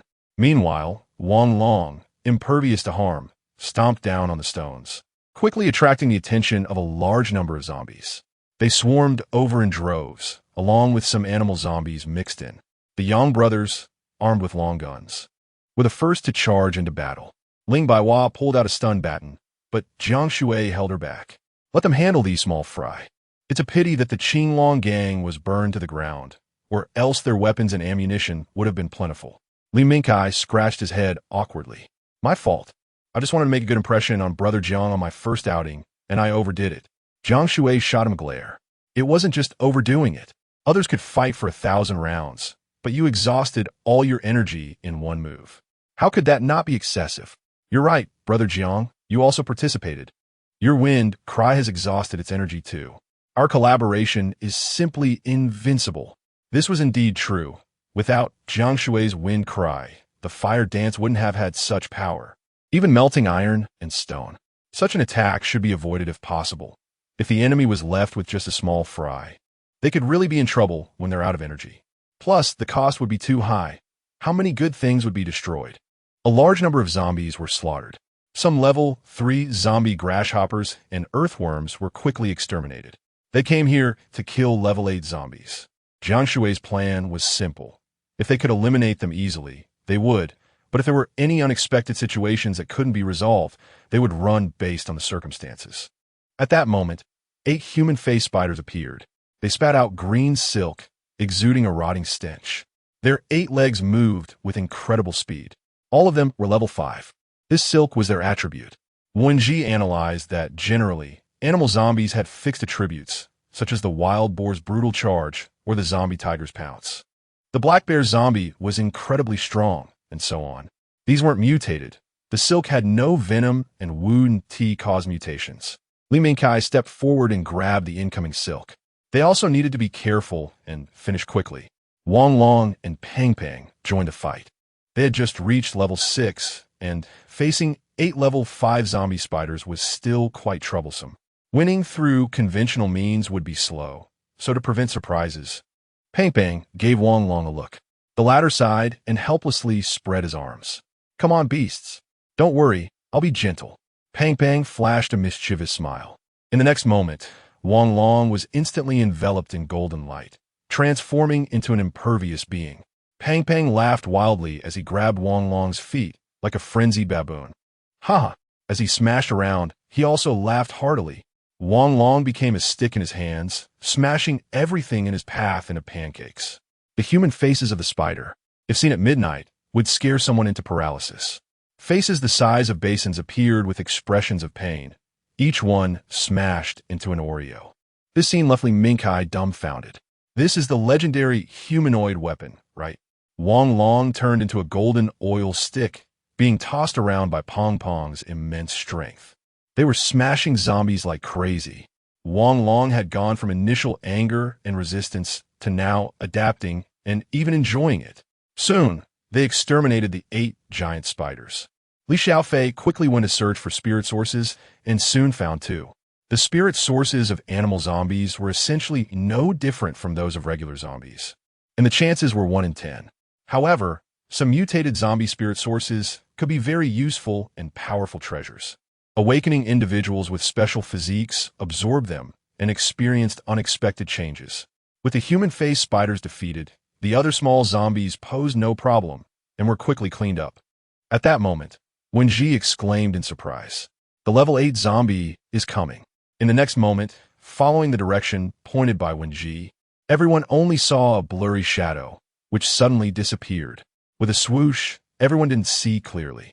Was there just a big black rat that passed by? Just as the words fell, a tremendous force slammed into them. Pang Pang felt darkness in front of him, and he was knocked to the ground. All alert, Jiang Shui shouted angrily, directly handing his battle suit to Ling Baihua. The Yang brothers stood in front of Zhao Yuan and Li Xiaofei. Jiang Shui waved his hand, battle knife in hand. Wang Long pulled Pang Pang up from the ground. What the heck? An invincible whirlwind. Luckily, it was Pang Pang who got hit. If it were someone else, they might have been knocked away or smashed to pieces. It seemed it targeted the fattest one first, as the animal instinct is to take out the strongest opponent first. Perhaps it thought Pang Pang was the most delicious. Whoosh! That dark shadow charged again at high speed, but this time it was headed toward Zhao Yuan. The Yang brothers attacked together, but were directly knocked away. Their hands went numb, their long guns fell, and they were covered in blood, lying on the ground in pain. Gaga! The shadow let out a strange laugh. Woof, woof, woof. Xiao He howled madly, controlling dozens of knives in front of him. In the next moment, the shadow did not charge at Xiao He, but again rushed toward Zhao Yuan. Zhao Yuan's pretty face turned pale with fear. Looking for death, Jiang Shui shouted angrily, unleashing a powerful level 9 aura. The shadow was frozen in midair, suddenly shaken apart. Just as the shadow was about to continue fleeing, a whirlwind appeared out of nowhere, wrapping it entirely. It stumbled, crashing into a dead tree before finally stopping. As everyone looked closer, they couldn't help but exclaim, "This is..." Chapter 75. The wonderful feeling of detachment.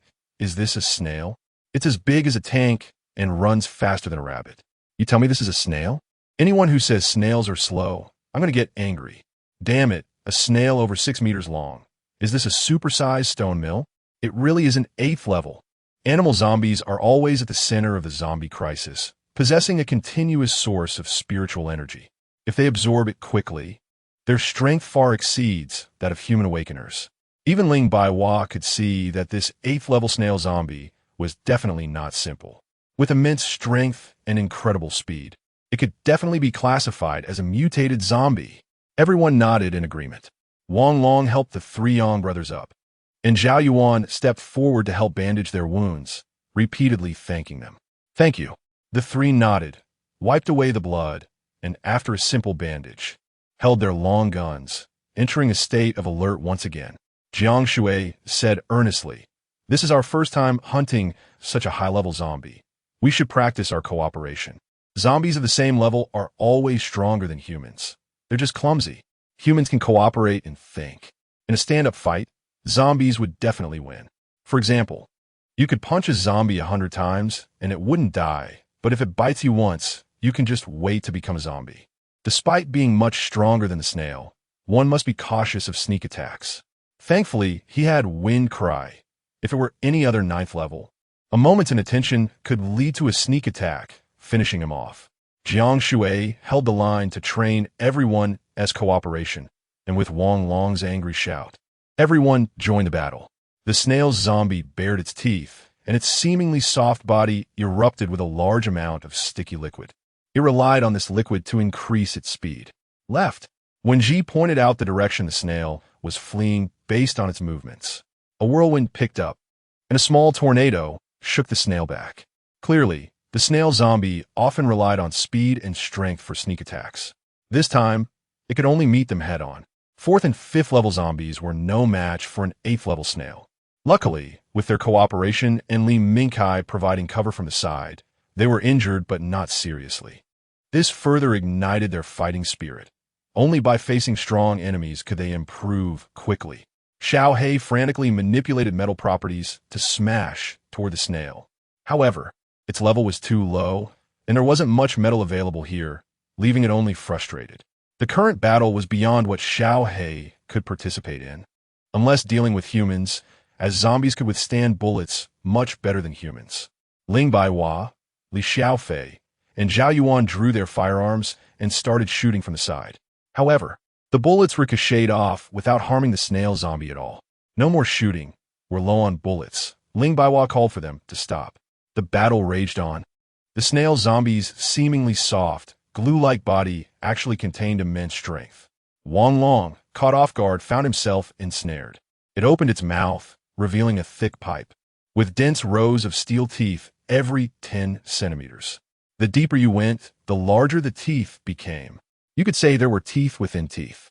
Any object swallowed would be crushed like a grinder, layer by layer, combined with the squeezing pressure of Python. Wang Long was a tough character, and the crunching noises echoed as he was bitten. Wang Long, your big head is really hard. Pang Pang teased from the side. Quick, pull me out. Wang Long's face turned red. Pang Pang's large hand yanked him out, and this strange feeling of detachment caused the snail to spray a sticky white foam. Li Mingkai suddenly clenched his fist, and a large fireball ignited. Upon seeing this, the mutated snail actually showed a fearful expression and started to flee like an animal. This was Jiang Shui's first time seeing a zombie that actively fled. He secretly sent a whirlwind over. This time, the snail zombie was serious and quickly dodged. Li Mingkai immediately unleashed a large fireball. However, the snail, like a racing car, glided out of the firestorm. The speed of the snail was absurdly fast, even faster than a rabbit. It's going to run, Wen Ji exclaimed, sensing the snail gathering a large amount of spiritual energy and preparing to escape. A mutated snail really couldn't be dealt with easily. Snail, huh? Jiang Shui repeated the word snail and chuckled. Then, he pulled out 1,000 gene of salt from his mustard seed ring and began to sprinkle it liberally. This salt, worth 200,000 per gene, was casually tossed around. Instantly, the area within 100 meters was covered in salt particles. As soon as the snail touched these salt particles, its speed came to a halt, and it immediately curled up. It made a painful expression. Jiang Shui laughed heartily. It really works. Even as a zombie, it still fears salt. Saying this, he sprinkled more salt. If the survivors saw this, they would kneel down to lick it. Even wealthy would feel pained. This was simply wasteful. However, this wasn't the end. Jiang Shui pulled out 3,000 gene more and distributed it to everyone, encouraging them to smash as much as they could. Soon, the snail zombie's foam was all salted out. Its entire body shriveled up, gradually becoming dry. Without moisture, its speed plummeted. The snail couldn't run away and simply withdrew its entire body into its shell. Wow, this snail had it good in the apocalypse. It even had a house. Of course, it had a house, a car, and strength, with beautiful women crazily wanting to marry it. The snail stopped moving, and everyone breathed a sigh of relief, starting to joke and relax. You bump into us. Let us see you bump into this. The three An brothers went up and shot 3 times, stabbing fiercely at its rear. However, they couldn't penetrate it at all. Ready. Pang Pang smiled mysteriously at Wang Long. What? Wang Long just realized what was happening when Pang Pang lifted him like a brick and smashed him down. Bang, bang, duong. However, sparks were flying, and the snail shell didn't budge. You really think we can't do anything about you? Jiang Shui grinned and looked at Li Mingkai. Li Mingkai shrugged and stepped forward knowingly. If we can't hit it, then we burn it. Any carbon-based creature fears fire. Fire can consume all materials on Earth. Moreover, this is heavenly fire, even more powerful. Li Mingkai unleashed his fire dance, engulfing the snail in flames. At first, it held up, but as the flames grew stronger and burned longer, the zombie snail felt like a kettle on the stove. Before long, it was boiling. It emitted a painful whistle. At this moment, Xiaohei stepped forward, barking wildly. In Wenji's analysis, she was astonished to find that Xiaohei seemed to understand the snail's words. Thus, Xiaohei translated the zombie snail's speech, and Wenji translated Xiaohei's words. Woof, eek, eek, gaga, woof. Xiaohei said this snail was begging for mercy, stating that there were billions of zombies, and it was 1 in a million to become a mutated one. It didn't want to die. It also said that if given some time, it could learn human language and had great potential for growth. How is this possible? Everyone found it hard to believe.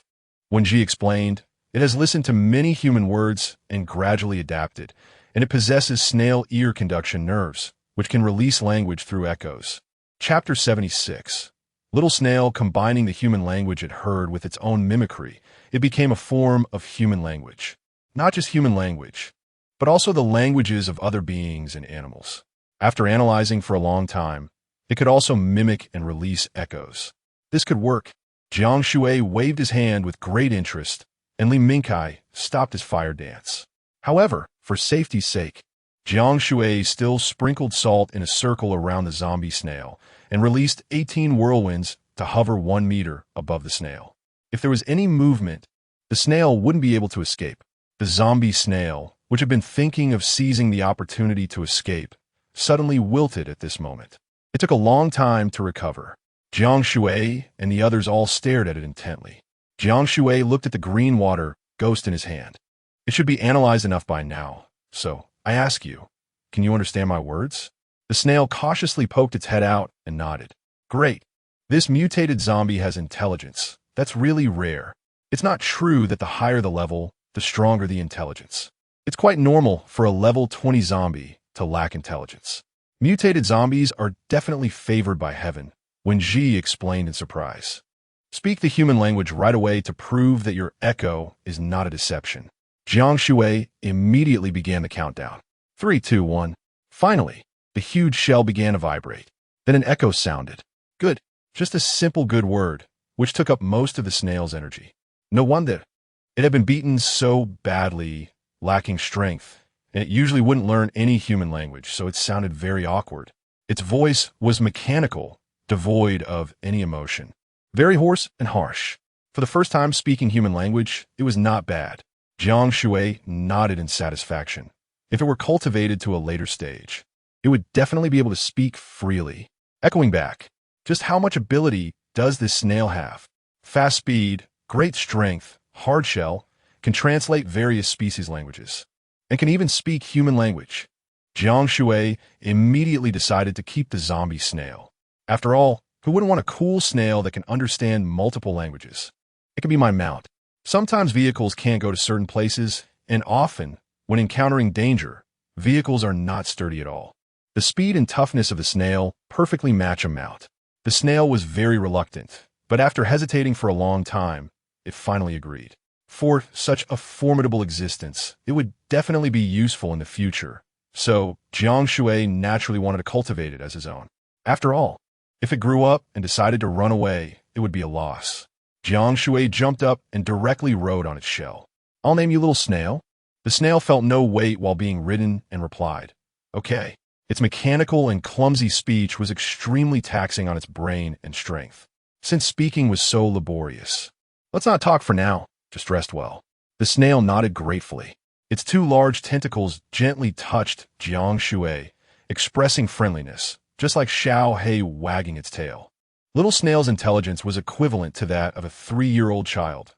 Give it a sweet date, and it would be under pressure. Jiang Shui's expression turned serious. I'm of a higher level than you. To be honest, I will impose on you in the future. I haven't killed you, I have shown you kindness, so you don't need to harbor hatred towards me. Little Snail immediately nodded repeatedly. Follow me, and you will have no worries about food and clothing. Whatever blood and flesh or spiritual sources, I will provide plenty. Jiang Shui immediately took out hundreds of spiritual sources, and Little Snail gratefully began absorbing them. Speaking of which, Little Snail had a trace of intelligence, with an IQ equivalent to that of a small dog or cat. When there was food, it immediately forgot about its past. Its mind was extremely simple, just like a little pet. Being in the initial stage, like a little puppy, now was the best time to tame it.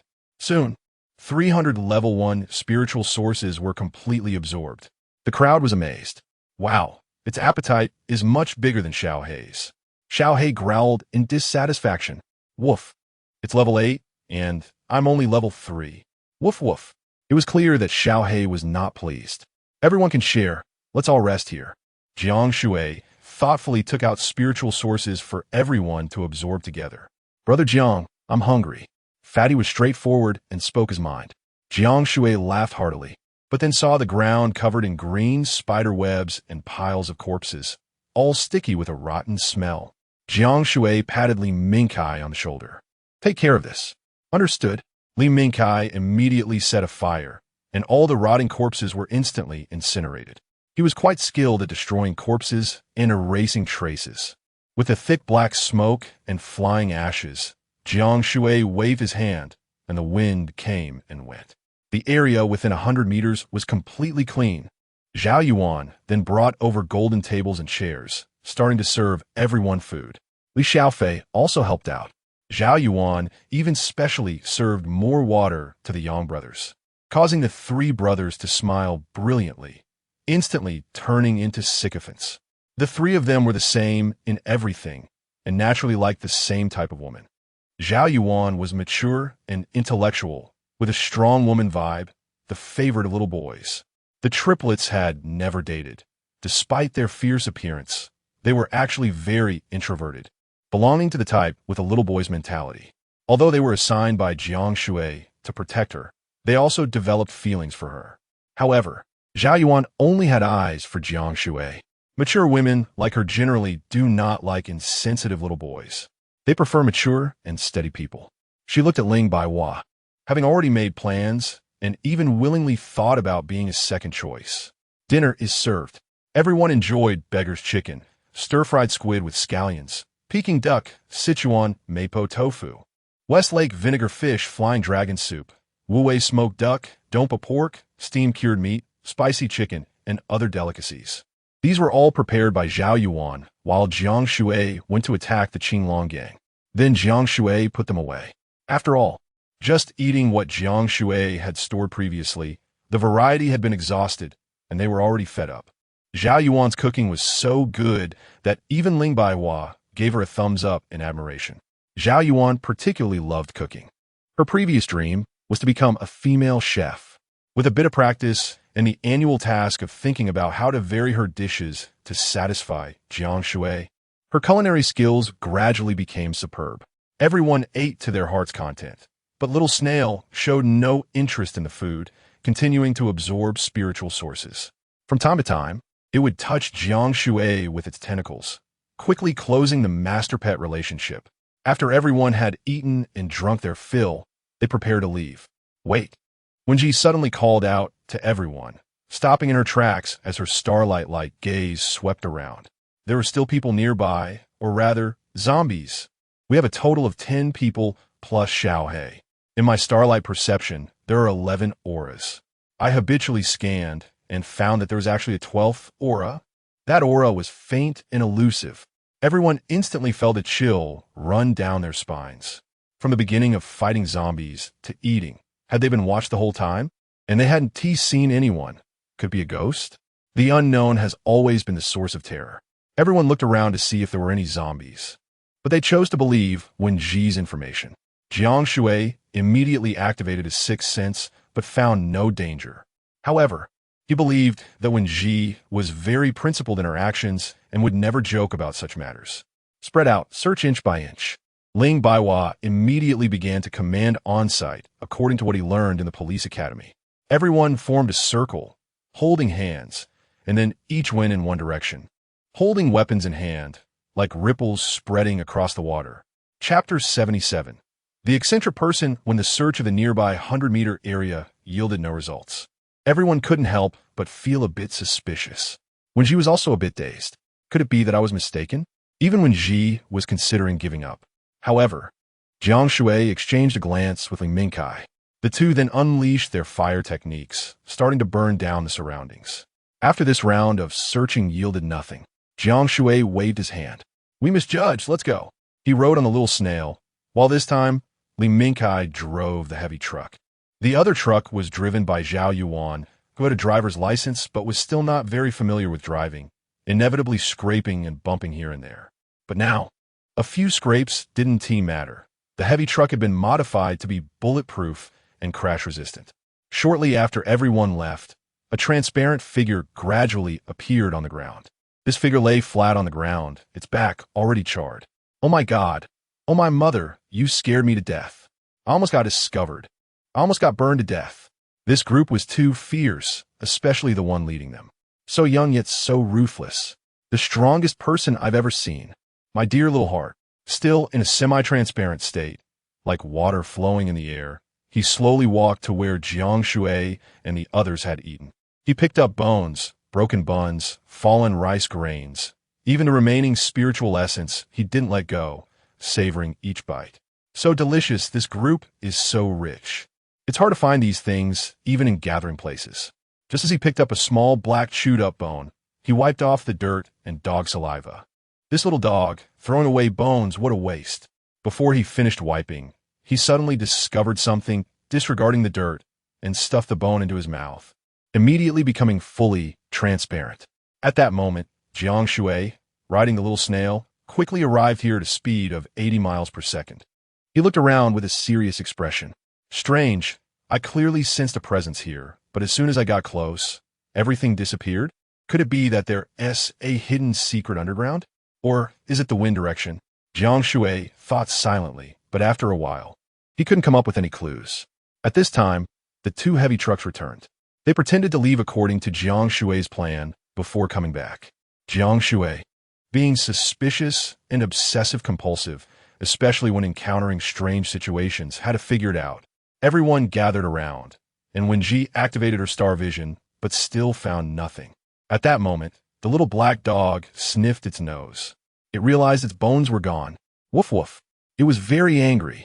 It hadn't finished eating, and Jiang Shui had pulled them away. So, of course, it wanted to find something to eat first. Soon, little black's nose caught a scent, and it started barking at a certain empty space. Don't go crazy, little black. Let us go. Li Mingkai felt a bit disappointed, thinking he must have misseen something. However, little black was very unconvinced and barked a few times, causing a heavy truck to float up and smash towards that empty space. No, don't. At that moment, a soft voice echoed, like a ghostly wail heard at midnight.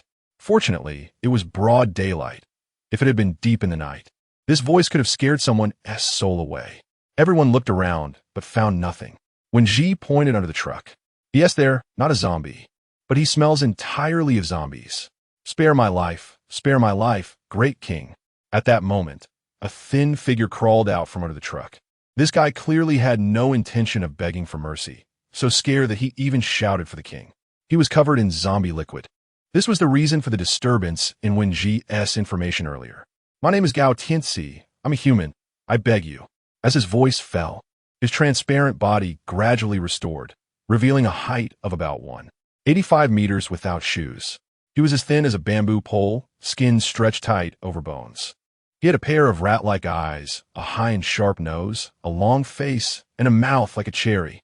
His features were peculiar, resembling a child who had randomly pieced together a face.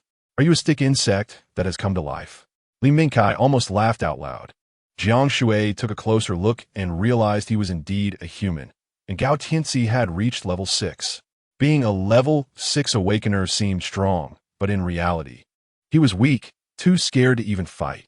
He just hid away, scavenging the leftovers of others, fearing to confront zombies, yet having a human scent. So he smeared himself with zombie blood every day. Don't be fooled by the fact that he was already level 6 when he saw a level 1 zombie. He would hide if he could, and if exposed, he would run away. He absolutely would not confront zombies head-on. In his philosophy, if he didn't get into danger, there wouldn't be danger. Even if a level 1 zombie killed him, the benefit wouldn't be great. If bitten, he would ascend to heaven right there. So Gao Tianxi's principle was, if I can hide, I will hide. If I can run, I will run. Goodness, you could survive better than Hanli from next door. You two should form a duo. Jiang Shui laughed heartily, and Gao Tianxi's expression became serious. I've heard of Senior Hanli. I've always looked up to him as my role model. I wanted to join him, but I was afraid he would suddenly kill me. I'm scared. Why would he kill you for no reason? To kill and seize treasures, you have to have treasures. You have no oil or water. Your value is 0. Gao Tianxi said earnestly. What if he likes men?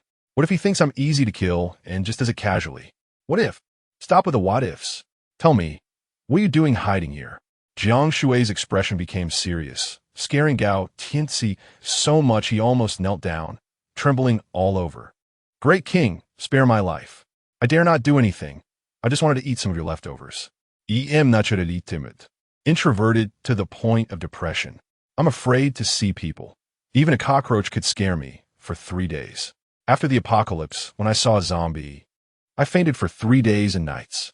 He lamented. It's all my fault for being too greedy, eating the bones, and getting so close that I was discovered by the dog's nose. Previously, he was discovered by Wenji because he was too greedy and drooled all over the place, which was sensed. Later, when Jiang Shui and the others conducted a thorough search, his invisibility attribute, combined with his survival skills, allowed him to evade all detection. Several times they almost found him, but he didn't just stand still. He kept flipping around, cleverly dodging here and there, rolling into the areas Jiang Shui had already searched multiple times to avoid disaster. He was really good at hiding and had an invisibility ability, making him very hard to detect. Your attribute is actually invisibility? Do you have no other thoughts? Like hiding and stabbing people. If you had a dagger and acted like a sneak, hiding in the dark waiting for an opponent to be arrogant and careless, you could stab him directly. Wouldn't you take off? I dare not. I really dare not. Jiang Shui could see that this kind of cowardice was not something that could be faked. Chapter 78 Old 6 in this situation. There's no need to pretend to be timid. It's important to show loyalty if you don't want to be killed. Obviously, Gao Tianxi had no intention of killing Jiang Shui. Otherwise, he wouldn't have escaped Jiang Shui's sixth sense. He just wanted to survive and pick up some scraps to eat. What's the principle behind your color change? Ling Baiwa couldn't help but ask. My principle of attributes is very simple, just like a chameleon. I can turn green when I touch something green. Of course, chameleons can't control it, but I can control what color I want to change into. Moreover, as long as I touch the air, I can become invisible. This is something no color-changing species can do. Gao Tianxi, the chameleon man, thought he had heard that somewhere before. The Yang brothers fell in a thought. Their memories were strong, and they had been to many places with Shang Yinjia, having visited almost all major survivor gathering spots, so they had naturally seen a lot. Does anyone know my name? I've been hiding for so long. You must be mistaken. The Yang brothers nodded. It was likely they had really remembered wrong. Gao Tianxi's eyes darted around as he recalled Jiang Shui's boldness when eating earlier. He immediately knelt before Jiang Shui. Big brother, look, you've taken a little snail. So take me in too. I eat very little. Jiang Shui rested his chin on his hand, deep in thought. You can only turn invisible and can't do anything else. You wouldn't even dare to confront a level 1 zombie. What good are you if you just eat and do nothing? If I could turn invisible, that would be different. But for us, you being able to turn invisible makes you a liability. What if you get bored and decide to sneak up on us while we're sleeping or unguarded? What would we do? Jiang Shui's deadly 3 questions made Gao Tianxi panic and start explaining. You're overthinking it. I've never killed anyone, not even an ant. I don't kill, and I'm squeamish about blood. All right, I agree to let you join. Jiang Shui nodded, and this made Gao Tianxi so excited that he jumped up, his mouth stretching into a wide grin. However, Jiang Shui remained silent, raising his knife and moving close to him, gesturing near his neck. Don't kill me. Jiang Shui suddenly swung the knife down. Gao Tianxi was so scared that he fainted. When he opened his eyes, His face was splashed with cold water. He scrambled around in a panic. Am I dead? Where's this? Please, no ghosts. I'm afraid of ghosts. Jiang Shui chuckled. If you're dead, then you're a ghost. Why are you afraid of ghosts? Right? Then I'm also afraid of the dark. Gao Tianxi started crying.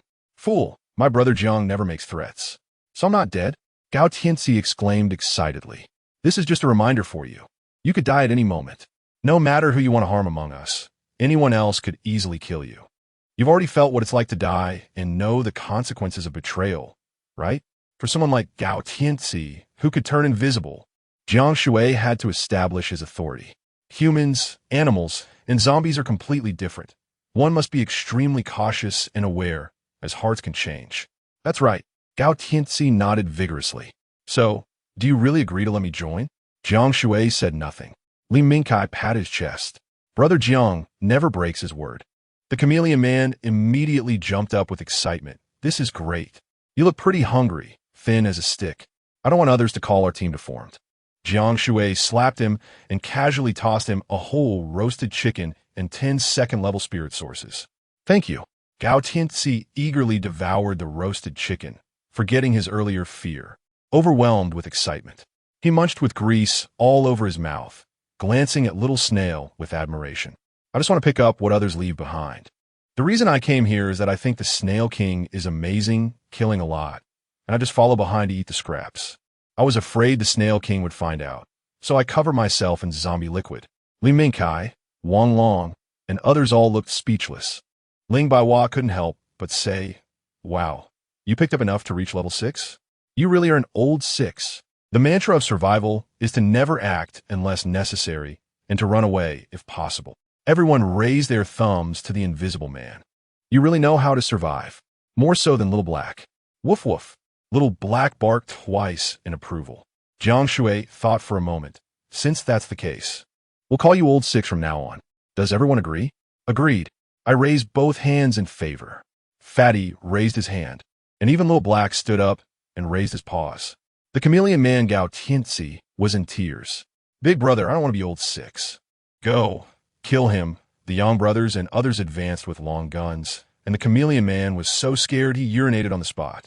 I am Old 6. I am Old 6. He was timid, more scared than a 5-year-old child. Hello, Old 6. Everyone, hello, I am Gao Old 6. Huh. An hour later, Manager Liu led hundreds of employees to this location.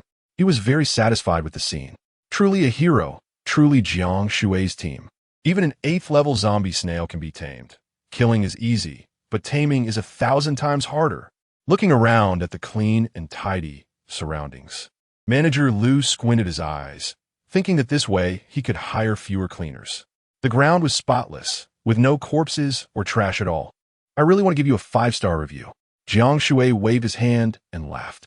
Are you really planning to open a bank here? This place is isolated, making it easy to be robbed by bad people. I understand this logic too. I will wait for the right opportunity to open it. Zhao Yuan couldn't help but ask. The southern and northern districts, any gathering place with crowds is the best location. Why choose here? Yes. Why can't you just open a bank directly in the southern or northern districts? Others wondered why go through all this trouble outside when there are ready-made options. Manager Liu suddenly lowered his voice and whispered, First, you can see that this place is located in the center of 2 major gathering areas, far from zombies, easy to defend and hard to attack. I want to say much in gratitude. Beyond the conditions you set, I'll tell you a shocking secret.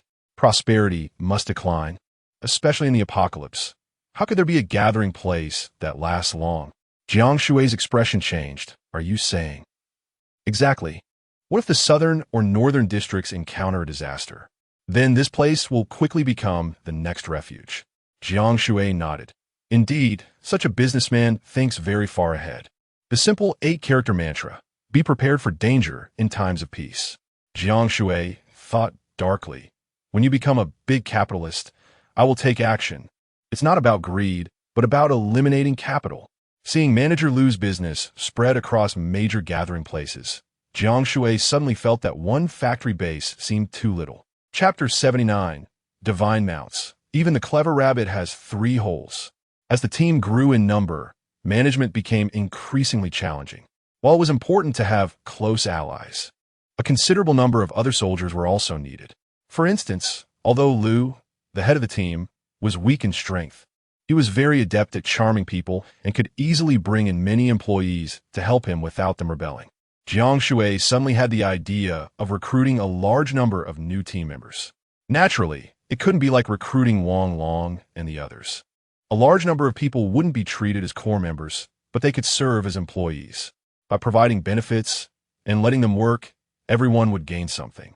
Of course, with so many people, he couldn't manage everything by himself. Fortunately, Wang Long was a big brother in the underworld, and the others were all outstanding individuals. They could each manage their own subordinates. Jiang Shui secretly entertained this idea in his heart.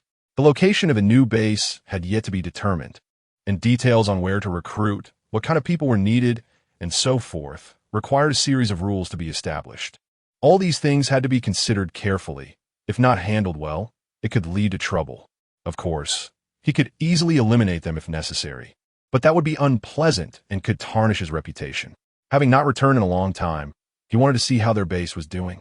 After some thought, Jiang Shui finally proposed this, and everyone agreed.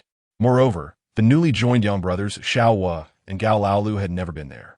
He remembered they had prepared before leaving, and there were no zombies around, so it should still be safe, barring any accidents. Li Mingkai had worked in the factory area for a long time and had personally supervised the construction of the underground caverns. Later, he had been driven out of the factory area, making him the one who wanted to return and take a look the most. On this day, the worshippers in the southern district suddenly noticed that their deity had vanished, along with the sacred trailer. Everyone felt spiritually empty, but soon a charlatan said that Jiang Shui had gone to other places to save the suffering masses. Otherwise, how could he have disappeared without a trace? How could he be unwilling to meet them? The so-called deity was one that showed its face but not its tail. Everyone continued to worship devoutly, believing there would be a reward. This group of people started burning incense and kneeling again, fervently and crazily. At this moment, their deity was all geared up and heading towards the factory area. Jiang Shui and the others were in a heavy truck, and even Liang Qingshan and the others had no idea where Jiang Shui had gone. Employees certainly couldn't be chosen from these superstitious folks. After speeding 30 miles, they gradually distanced themselves from humanity, where hardly any survivors could be seen, only a sea of zombies. The dark mass forced Jiang Shui to take a detour. It wasn't that they couldn't fight back. There were just too many, and there was no need to kill these small zombies. Jiang Shui gradually understood what Lu, the head of the team, had said. The gathering place would eventually be disbanded, but disbanding would inevitably lead to reorganization. Simply building a bank without humans and resources would not attract zombies or people. Once everything calmed down, Lu had plenty of ways to rebuild the gathering place centered around the bank. After all, that location was too good. Outside, a large number of zombies swarmed like locusts, following Jiang Shui's heavy truck. As a result, they were crushed along the way. Some tough ones were instantly slain by Xiao He, Wang Long, and the others. They were full of fighting spirit, but without Jiang Shui's orders, they would not recklessly get out of the vehicle to fight. Rules could not be broken. Once broken, there would be countless more violations. When they were recruited, Jiang Shui had clearly told them to adhere to their own rules. Jiang Shui rode on Xiai Oval, like a deity sitting atop a massive disc. It was much more imposing than any car. Those riding donkeys or horses were no match for Jiang Shui's zombie snail. They were like lifting tofu with a hemp rope. Nonsense. Xiao charged forward, refusing to yield to anyone.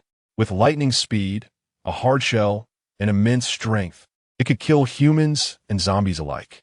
Although traveling 100 kilometers consumed a lot of spiritual resources, what set Xiao apart from other zombies was that it needed to replenish water to relieve the mucus secreted from its body. The water it required couldn't just be any water. It had to be rootless water. Of course, Jiang Shui had stored billions of water resources, with all kinds of water quality. Although Xiao was not human and did not understand love, hatred, or grievances, it was precisely because of this that it treated those who were good to it well. It was as loyal as a little dog. Throughout the journey, Jiang Shui fed it, controlling it and the two gradually communicated, with it fully obeying Jiang Shui's commands. They crushed zombies together, which also drew them closer. This made Xiao He envious, and he immediately got out of the car to race against Xiaowa.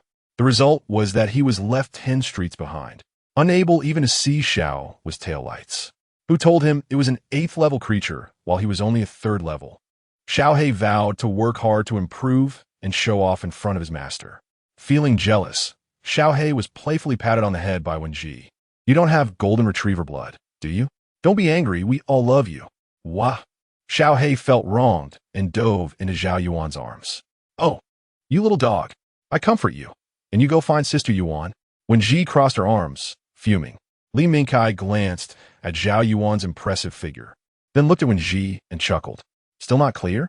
A massive swarm of zombies stood dumbfounded, and as soon as they saw Jiang Shui's vehicle, they immediately chased after it. They didn't care what kind of object it was. As long as it moved and emitted heat, it was their food. In an instant, a dark mass of zombies charged forward, causing one to feel a prickling sensation on their scalp. Many survivors were discovered by the zombies and tragically devoured.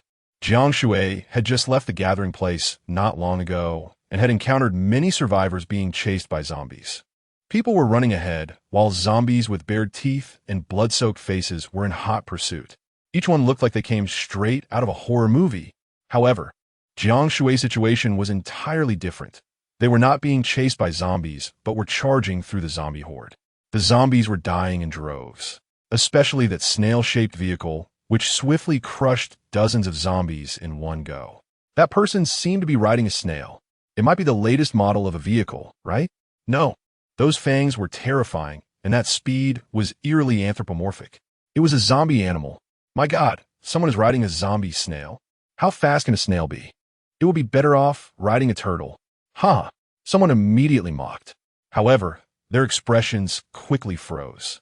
Xiao zoomed past, ripping their clothes apart. That speed was astonishing. What the hell? This is a snail. It runs faster than your mom's cheetah. Oh my God, never have I seen a snail faster than a high-speed train. Big boss, you're so awesome. Take us with you. Along the way, Jiang Shui encountered too many survivors scattered here and there.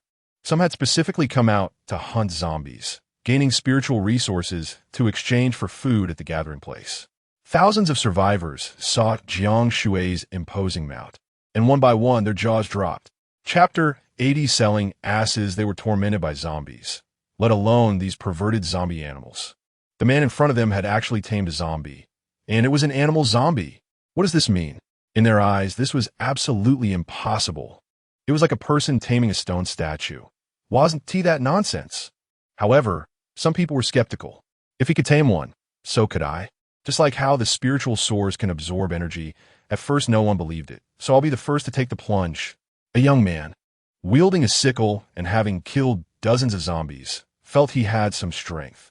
He sheathed his sickle and finally locked onto a target. I'll pick an easy zombie to test the waters. Saying this, the young man stood in front of a 2nd-level zombie. He tidied his clothes, cleared his throat, and politely started a conversation with the zombie. Hello, Mr. Zombie. Crack. Before he could finish, the zombie bit his neck clean off, blood spraying 3 meters high. Idiot. Jiang Shui couldn't help but laugh and curse. Mr. Zombie, so gentlemanly.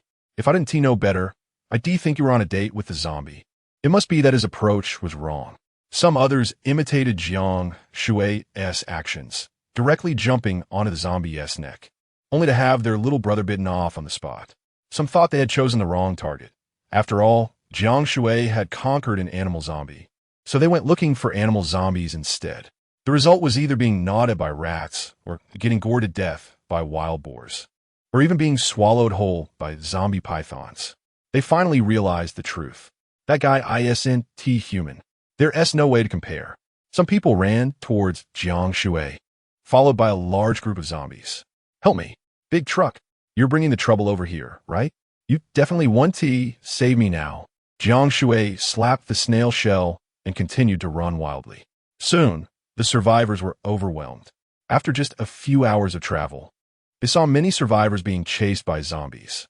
Those who ran slowly and didn't prepare an escape route were bitten to death, while those who survived managed to acquire some supplies. Everyone was struggling to survive in the apocalypse. Many cursed Jiang Shui for having supplies, yet refusing to save them. Clearly there's room in the vehicle. You see someone dying and do nothing to help. Are you even human? Jiang Shui simply responded indifferently. Am I familiar with you? Why should I save you? Why should I give you my supplies? The survivors were left speechless and were soon swallowed by the horde of zombies. After half an hour of travel, they encountered another unfortunate soul who had been discovered by zombies. I haven't eaten in 3 days. I just came out looking for food and ran into zombies. My luck really sucks. The moment the man saw Jiang Shui, he immediately grabbed onto a lifeline. Please save me. I know it's hard for everyone right now. If you save me, I'll work like a horse for you. Jiang Shui looked the man over carefully and shook his head. You look so pathetic and have no skills. Our team doesn't recruit useless people. F you. As soon as he finished cursing, he was pounced on and devoured by the zombies. After bypassing the group of zombies, there were significantly fewer ahead. Finally, they passed through 3 urban areas and 2 county areas, just over 100 miles to the factory area. Here, the number of zombies was clearly much lower, all thanks to Jiang Shui's mass extermination during the first month of the outbreak. Otherwise, this place would also be an ocean of zombies. Just after turning a corner, about 10 people blocked Jiang Shui's truck. Because there were too many broken cars in the way, Jiang Shui and the others didn't rush in. Wow, is that a snail? Is that a snail vehicle or a realistic zombie? So cool. Did it come from Halloween abroad? At first, they didn't realize this was a zombie animal. They glanced and then shifted their gaze away. They had their eyes on the golden house on Jiang Shui's heavy truck. Their noses were sharper than dogs, able to smell even a hint of oil and blood.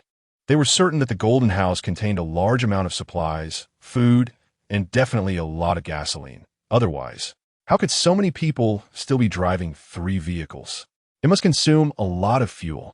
The front of the truck was covered in green liquid, obviously having come from afar, having killed many zombies. Heavy truck, golden house, beautiful men and women, food and drink in abundance. This was exactly the kind of supplies they wanted. As soon as the truck stopped, more than 10 people surrounded it. What? Are you going to rob us?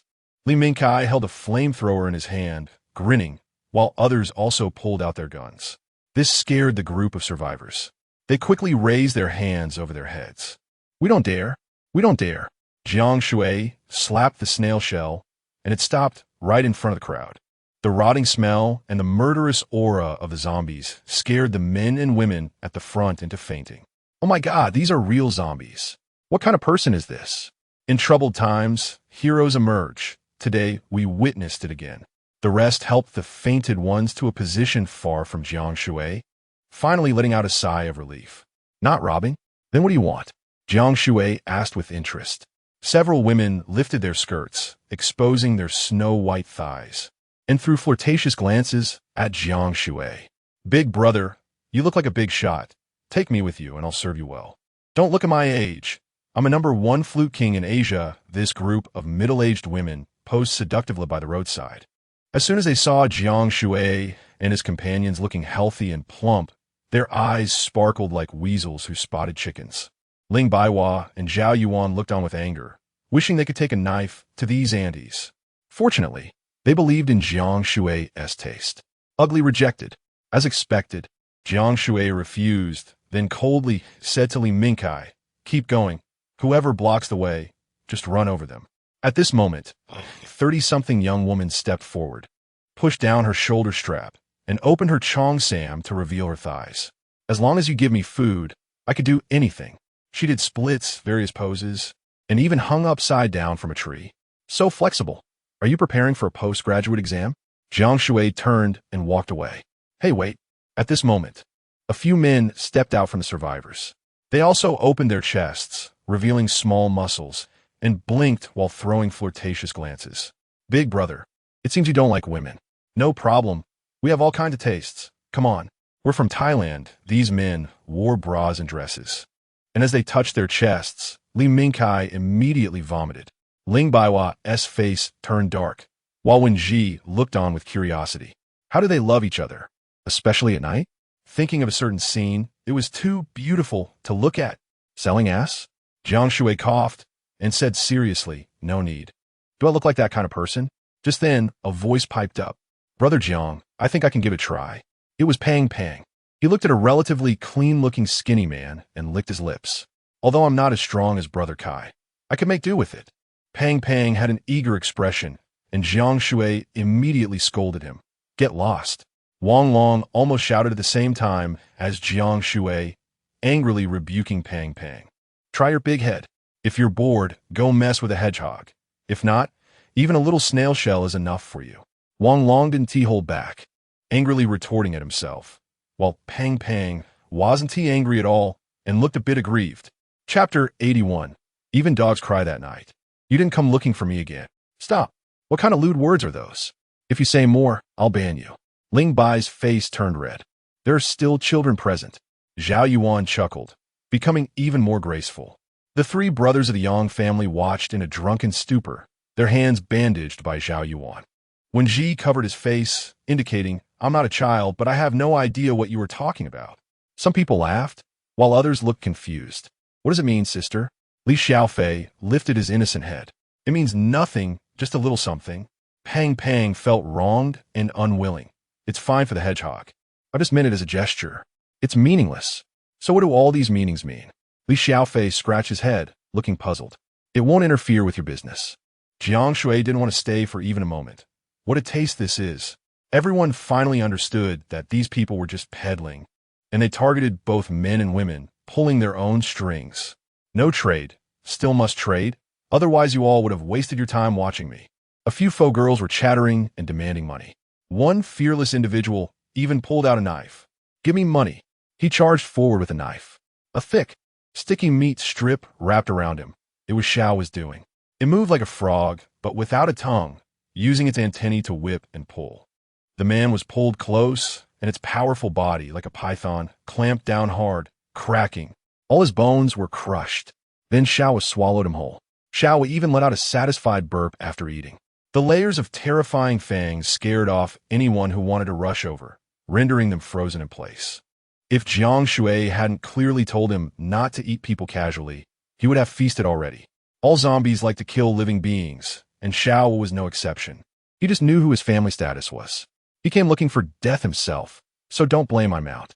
As soon as Jiang Shui finished speaking, the group immediately fled. "Eating people. Sorry, we don't know him well. Don't be fooled by their laziness. They ran faster than rabbits." The flock of falling stones scattered. Others saw Xiao would eat a person and were so scared that their legs turned to jelly, while Pang Pang looked hungry. Checking the time, it was meal time, so they decided to eat first before hitting the road. There were no zombies here, but who knows what lay ahead. There might not be time to eat then.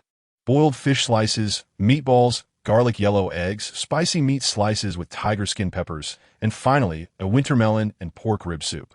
With Jiang Shui's call to start, everyone happily dug in. "This soup is good. This piece of meat is crispy and tasty."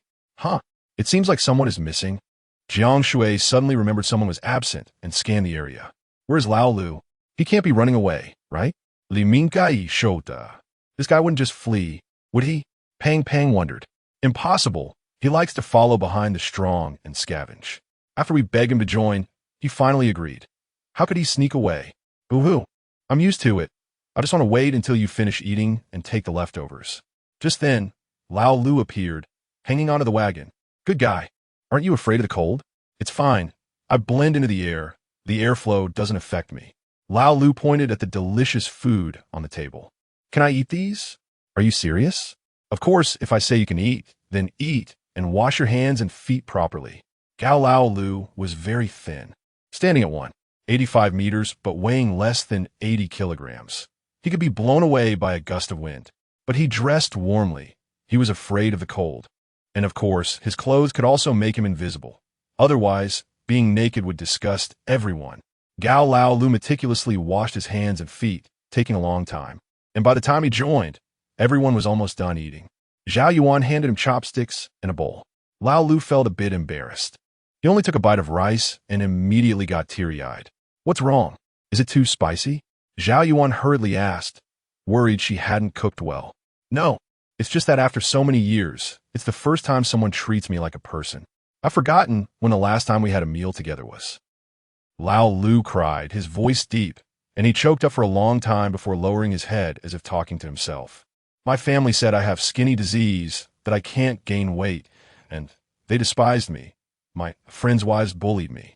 I hid in a little black room every day, too scared to go out. Everyone thought I was dead. In fact, I had only gone out once in 8 years, and that was because I got seriously ill, and the ambulance took me away. It cost my family a lot of money, and my parents wanted nothing to do with me anymore. They kicked me out of the house. I went out to work, but no one wanted me. They were afraid I'd die from overwork. I'm too thin.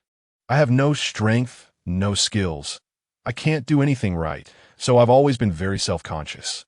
Until the apocalypse, I unexpectedly developed invisibility. I thank heaven, believing it was a response to my prayers. I still hide every day, being a true, transparent person. Eat your meal and stop with the sob stories. Jiang Shui scolded, but still personally picked up a piece of lean meat for him. A big piece. Lao Lu gratefully stood up, wiped his tears, and took a bite while still crying. So delicious. Too bad it's ginger. Everyone burst into laughter. Jiang Shui had previously raided a warehouse and collected a lot of ginger to avoid waste.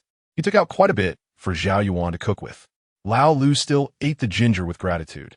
After everyone finished eating, they didn't hurry. Lao Lu was still enjoying his meal. Moreover, he ate differently from others. He cleaned his plate completely, licking it cleaner than a new bowl. That guy would swallow any bone he could chew. Don't be fooled by his thinness. He ate quite a lot.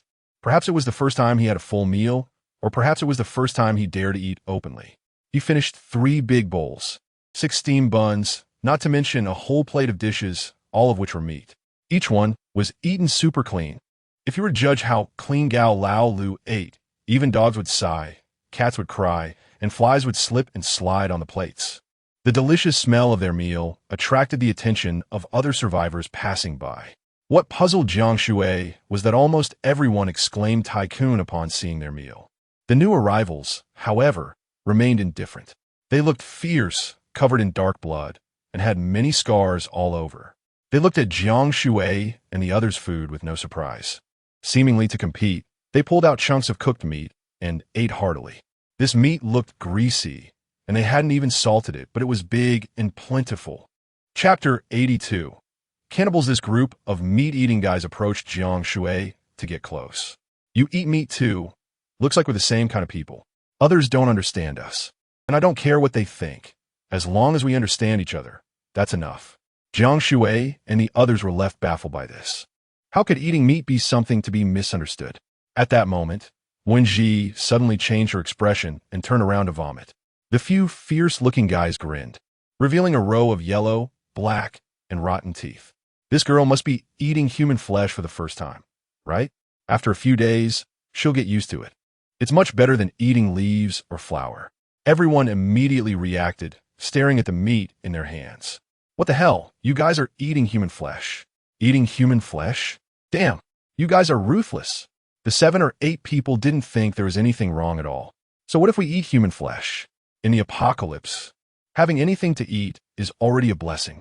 We never bully the weak, nor do we kill people for no reason. We just help collect the corpses after people die. It's better for us to eat them than for zombies to eat them, right? Yes, we're just collecting corpses. In this apocalypse, we're doing good deeds. We don't eat just any dead person.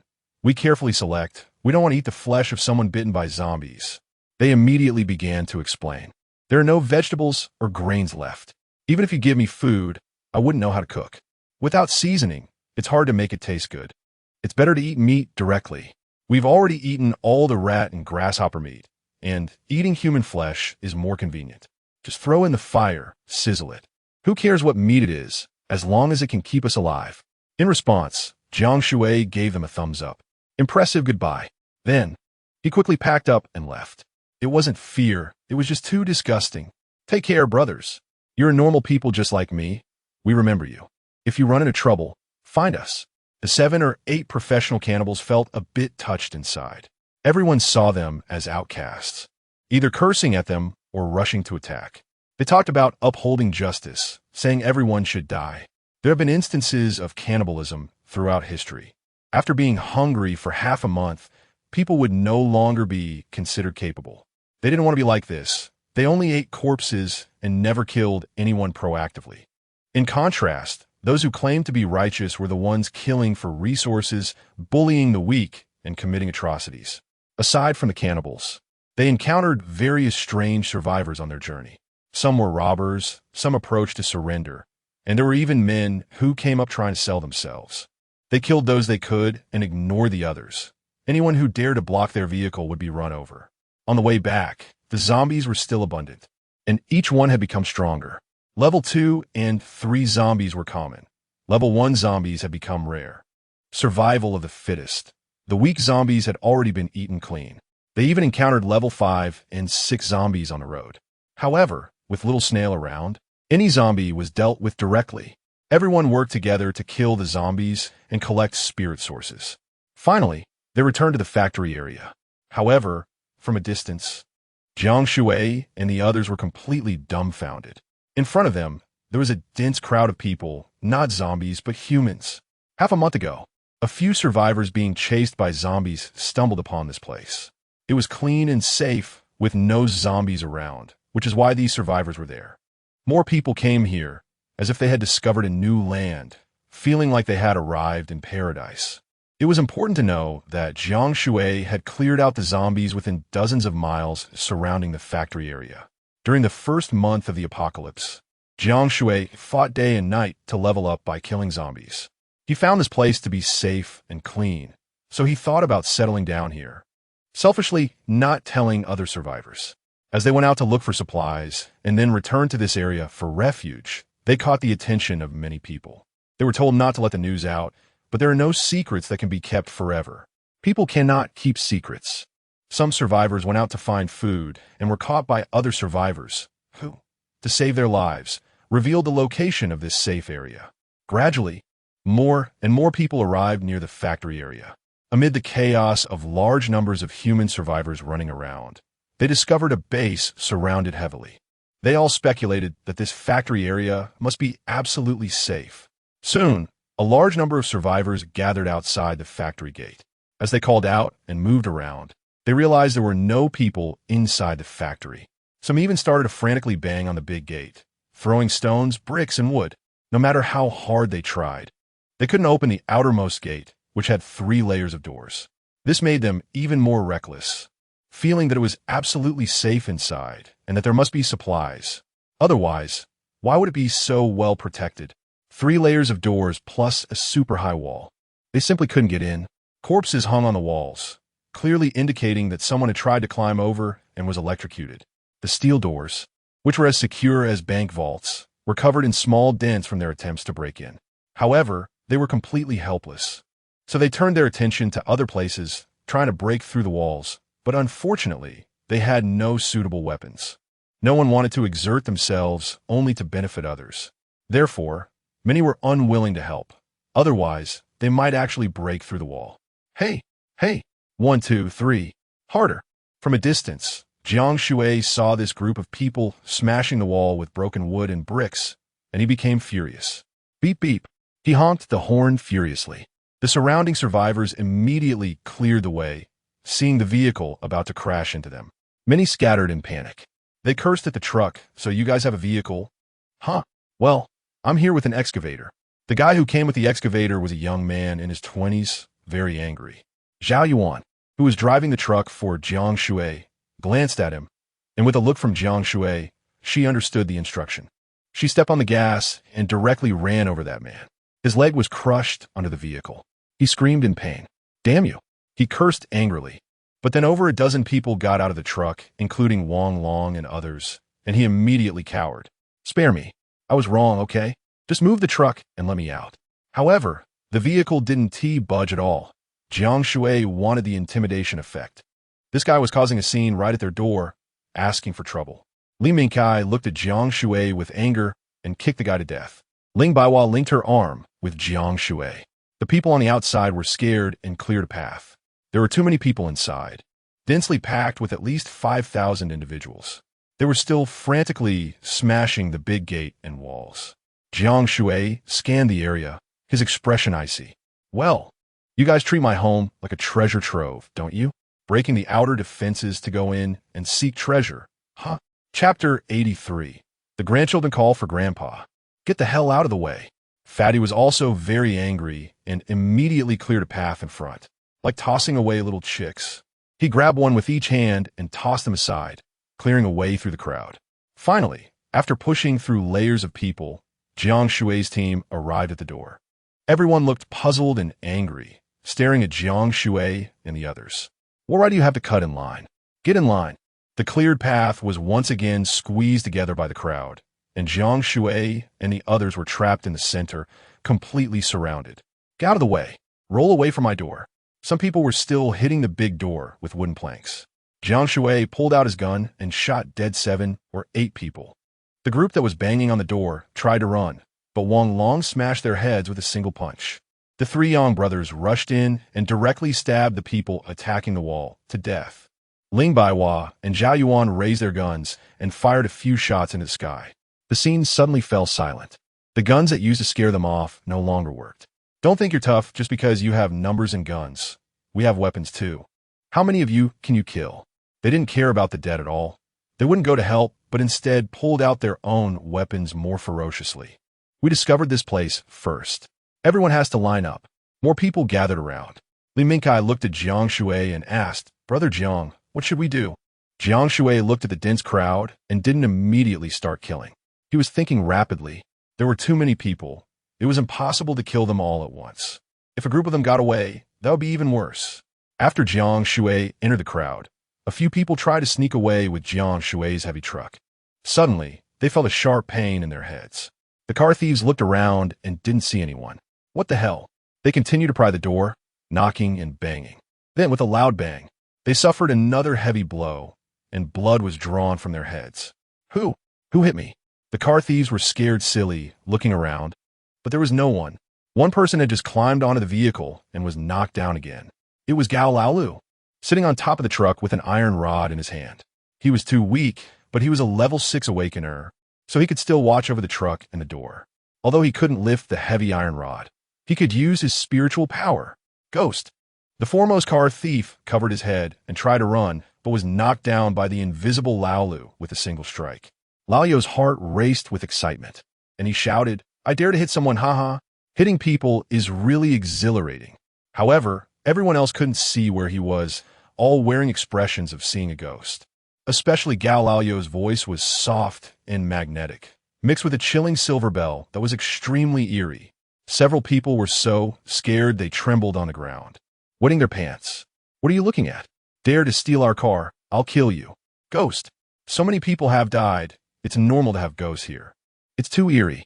This car is too sinister. Let's go. Others nearby, thinking the same, were so scared they fled. They no longer dared to try to steal the truck. At this moment, Jiang Shui's factory base was about to become a new gathering place. There were no zombies here, and with a safe fortress at the center, everyone was envious and wanted to claim it for themselves. Looking at so many people, Jiang Shui thought of testing them to filter out some employees. He calmed himself down, put away his gun, and changed to a smiling face, waving to the crowd. Everyone, step aside and watch me perform. I can open this door directly. Jiang Shui gestured, making a motion like a series of Bagua palm strikes. The crowd suddenly didn't rush forward and began to mock Jiang Shui. We've been attacking for 7 or 8 days with no progress. You think you could just open it? The wall is almost breached. If everyone worked together without selfishness, it would have been broken long ago. Even so, it definitely takes more than one person. At least a level 10 strongman is needed. Where's there a level 10? At most, there are level 7 or 8. A bald, greasy, middle-aged man scoffed at Jiang Shui. If you open it, I'll kneel down and call you Grandpa. Jiang Shui closed his eyes and began to channel energy. Open sesame. However, the door didn't budge, which drew disdain from the crowd, and many started to ridicule him. Haha, I believe your nonsense. If you can open the door, we'll all call you Grandpa. The next second, Jiang Shui casually waved his hand and returned it to his pocket, actually pressing the remote control hidden in his palm. The door immediately opened. The crowd surged in like a tide. Jiang Shui remained calm and told Li Mingkai and the others beside him, wait for my command. Anyone who comes in, kill them all. Li Mingkai and the others then realized that Jiang Shui was using the strategy of closing the door to hit the dog, as there were too many dogs. And it was inevitable that some would scatter. Luring them in would allow him to control whether to kill or conquer them later. If this group of people escaped, they would spread rumors outside. Since there was already animosity, they couldn't let them go. There are thieves for 1,000 days, but no defenses for 1,000 days. 5,000 or 6,000 people bearing grudges against you. You can't remember every face. What if one day they come looking for revenge? An ambush could be unavoidable. Inside the factory, every warehouse and every bomb shelter had more secure steel doors that were not easily accessible. The crowd searched for food, but found nothing. The warehouse doors were still sealed, making them furious as they pounded their chests in frustration. Why are there so many doors? Jiang Shui directly stood on the central platform. Li Mingkai and the others quietly took positions in various directions. Jiang Shui cleared his throat and took out a loudspeaker from his wristband. Everyone look over here. Grandpa has opened the door. Grandchildren, call me Grandpa. The sound attracted everyone's attention, and they all turned to look. Their faces flushed with anger. And they couldn't possibly call him Grandpa. They were all older, and Jiang Shui was only about 20. They couldn't bring themselves to say it. Some even began to feel humiliated and angry. What the hell, you little brat? Looking for death. We were joking. Just as they were cursing, a clear and unique voice rang out. Grandpa. However, someone actually shouted Grandpa. Jiang Shui looked and saw a 7-year-old girl, despite being dirty all over. Her cute pigtails and big, bright eyes made her look like a little angel. When Jiang Shui looked over, the little girl innocently tilted her head and smiled at him. Jiang Shui immediately smiled back. Among these people, there were indeed some who didn't deserve to die. It was this grandpa that made Jiang Shui hesitate to kill everyone immediately. He planned to filter out some people to serve as employees, and they had to be truly loyal and courageous individuals. Jiang Shui held the loudspeaker and shouted seriously, I don't care where you come from. This is my base. They finally realized that Jiang Shui was the owner of this factory base, and that he had foolishly let them in, which was like inviting wolves into the house. Chapter 84. Like attracts like, but this wall and door will eventually be breached. Is Jiang Shui going to use diplomacy before force? I'll say this once. Anyone who wants to leave can roll out right now. I one team make it hard for you. This sentence can allow those without malicious intent to leave, and those who go out can be kept as employees. It's not easy to survive in this apocalypse until now. Who would easily give up such a good place? Many people wanted to leave, but were stopped by those around them. The little girl was one of them. Dad, Mom, let us go. That grandpa seems angry. As a result, the little girl was slapped in the face. Get lost. If we kill him, this place will be ours. What does a little brat know? Do what I say. Wait, you call him Grandpa? Does that mean I'm a son now? Slap. Slap. The little girl was slapped twice more. She tried hard not to cry, bravely lowering her head. Why should we leave? Just because you opened the door, it belongs to you? We're not leaving. Everyone pointed at Jiang Shui. Don't mind him. Since we're in, this place is ours. Whoever gets it first gets to keep it. I spotted those warehouses in the east first. Then they're yours, but the warehouses in the south are mine. This group of people began to divide the factory resources like wolves. Jiang Shui shouted into a loudspeaker. Damn it, I spent a fortune to buy this, I built it. Stocked it, and when you didn't come, I was busy. Now that it's done, you say a few moralistic words, and it's yours? They sneered, pretending to be righteous. What's yours and mine? This is the world's property. We can share it. You can live here too. Jiang Shui was so angry, he almost laughed. You're really generous. Of course, in a harmonious society, humanity should love one another. They spoke with great righteousness. Jiang Shui didn't respond. Instead, he waved his hand, and instantly, Li Mingkai and the others understood, pulling out their weapons. Little Snail quickly crawled up to the platform, and Jiang Shui patted its tentacles. When he lifted his head, his expression suddenly turned icy. Anyone who doesn't want to die, kneel over there. Jiang Shui specifically glanced at the little girl, who immediately crawled away obediently to hide in a corner. Jiang Shui's words shocked everyone, and they soon began to mock him. Just you? Brothers, he has a zombie snail with him. Like attracts like, just looking at him. He is not a good person.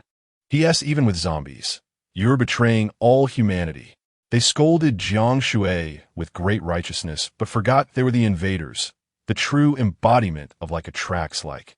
The usually obedient when Ji couldn't help but curse. Damn it, moral coercion is one thing, but this hat is too heavy. Jiang Shui laughed, a villainous laugh. So what if I associate with them? What if I'm a bad guy? They thought Jiang Shui would explain, but as they continued to slander him, this one sentence left them speechless. Like President Liu, he wanted to recruit a batch of employees to filter some from this group. However, this group was seeking death. Jiang Shui had given them 2 chances already, but there wouldn't be a third. Jiang Shui was very angry. The consequences would be severe. Little snail, kill them all. If even one survives, you'll starve for a day. Kill. Wang Long kicked one person, piercing through their chest.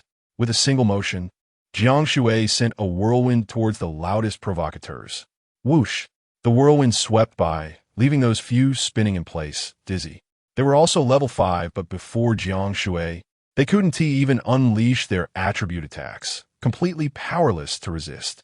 Just as they were about to say something about him bullying others with his strength, they found their trachea cut off. In the next moment, a bloodstain appeared on their necks, and a dozen heads rolled simultaneously. Only then did their bodies fall straight back.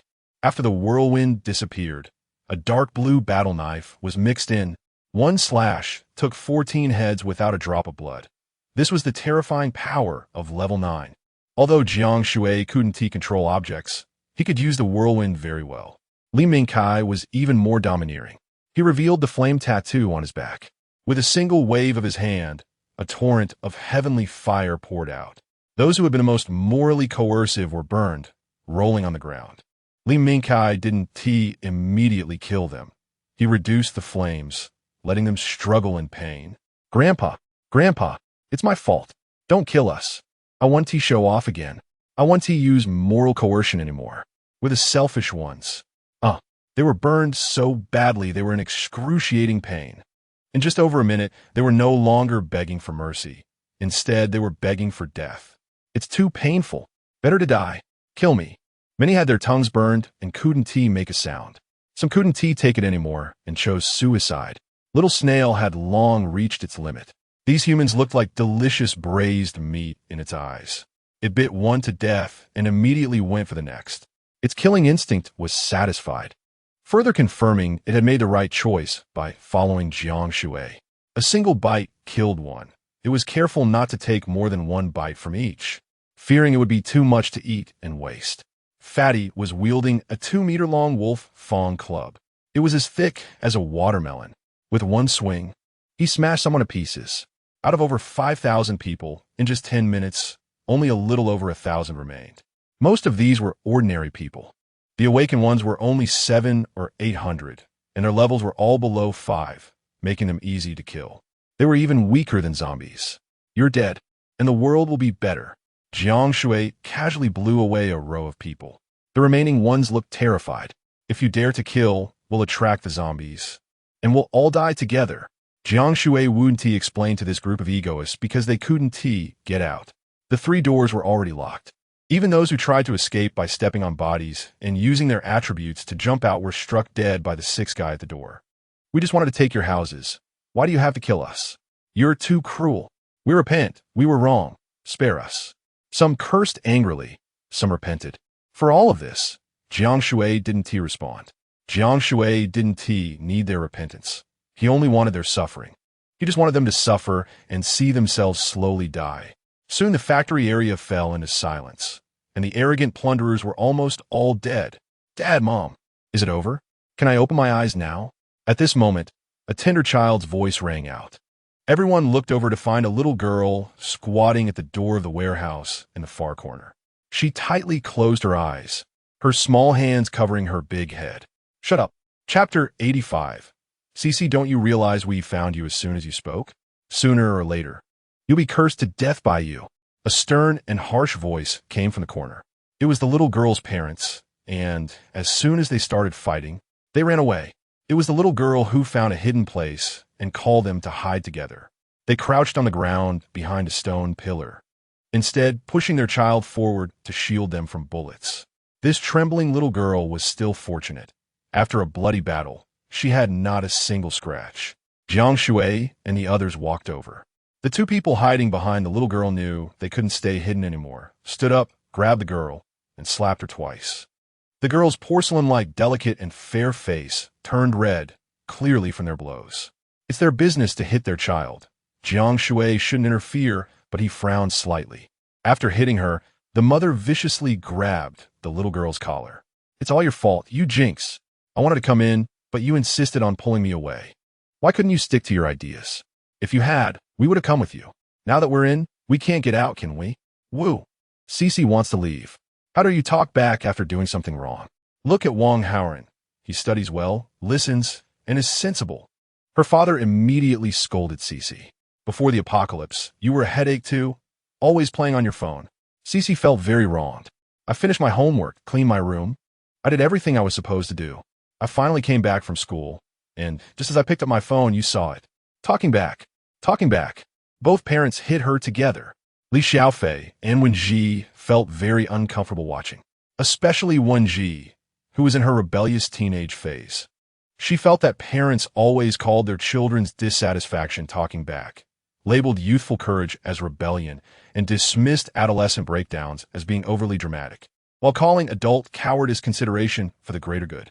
Today's children hate one word used to describe them: sensible. The little girl was only 7, but stubbornly lifted her head, believing she was not wrong. She wanted to resist, but because they were her parents, she did not. She did not submit. She just passively endured the beating. She didn't like her parents, but without them, who did she have? The man's hand, raised high, was suddenly grabbed. The woman immediately took the girl in her arms. Stop. Don't come over, or I'll kill her. The woman tightened her grip on the girl's neck. Wow, here comes the classic hostage situation again. What is the point of taking your own child hostage? What kind of operation is this? The plot seems a bit off. Still, as I said, what does your child have to do with me? If you want to kill her, just do it. Jiang Shui's words stunned the couple. In that case, if you let us go, you could do whatever you want. This child is precious. You can take her as a child bride, or just kill her and eat her. If I hadn't found some food these days and ended up here, I would have cooked her already. The man, seemingly gentle and wearing gold-rimmed glasses, was actually ruthless. The woman was equally despicable, which made Jiang Shui very annoyed. No, Mommy, don't leave Cece behind. Cece wants to have a mommy and daddy. Cece, not understanding these matters, thought she was about to lose her parents. Her stubborn little face could no longer hold back, and she cried on the spot. After being beaten for so long without crying, now you cry. You little brat, if you were a boy, it would be much better. We wouldn't have to run around. It's all because of you that your grandparents refused to transfer the house. Jinx! They continued to curse, and the little girl's neck was turning red from being choked. Jiang Shui directly spoke up. Let her go. Give me custody, and you can leave. Really? Jiang Shui raised an eyebrow, and the couple released the girl, immediately nodding and bowing as they rushed out the door. At that moment, the door opened. They were grinning widely. Daddy, Mommy, don't leave Cece behind. Cece will be good and help you find food, pick mushrooms. Cece cried as she ran toward them, but she was caught in Ling Baihua's arms. Cece, dear, they are no longer your parents. From now on, we are your family. Wen Ji, Li Xiaofei, and Zhao Yuan immediately came over and gave Cece a piece of chocolate. But Cece did not take it. She foolishly stared at the shadow of her parents leaving, not knowing what to think. Cece's parents ran to the door, still excitedly whispering, This girl has some use. They like her. In a few days, we can come back for some food, and they will definitely compromise. Huh, I was thinking the same.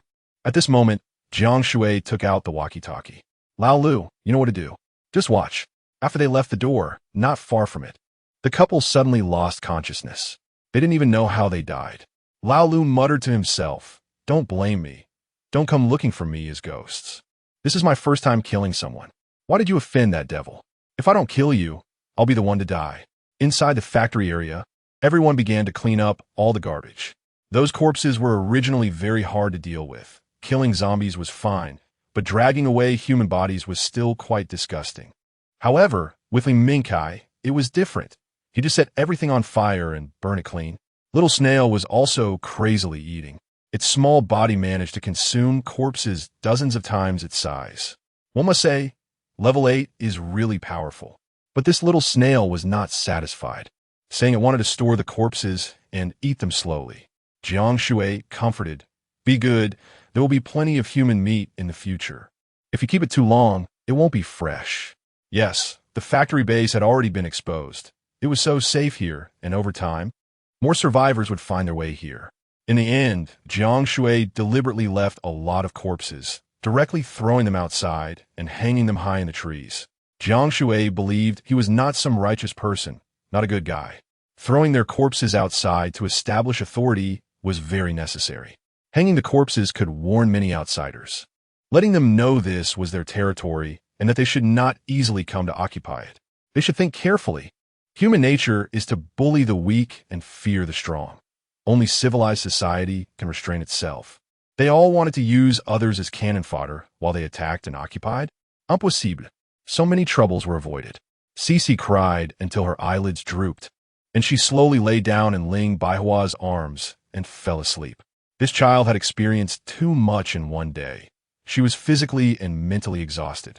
Once the factory area was cleaned up, Jiang Shui opened the door to the air raid shelter. Everyone stepped in, curiously examining everything, the layout, decoration, size, and so on, which piqued their interest immensely. Chapter 86. The Dream of Ling Baihua. There are many rooms in the air raid shelter, stretching throughout the underground factory area. Thanks to professional maintenance and expansion, it is fully equipped with daily necessities, food, even computer power generators, and so on. Each designated living room has air conditioning and is a single room decorated warmly, giving a sense of an illusion before the apocalypse. Everyone excitedly returned to their own exclusive rooms. Xiao was arranged to be at the door position. Xiao didn't like staying in sealed spaces. It preferred to roam around the factory area. So a golden house was specially set up for it, right next to the 3 large steel gates. Lao Lu's room was right next to Pang Pang's. However, Lao Lu often went invisible, and no one knew where he lived. In any case, he liked to hide in corners that ordinary people wouldn't notice.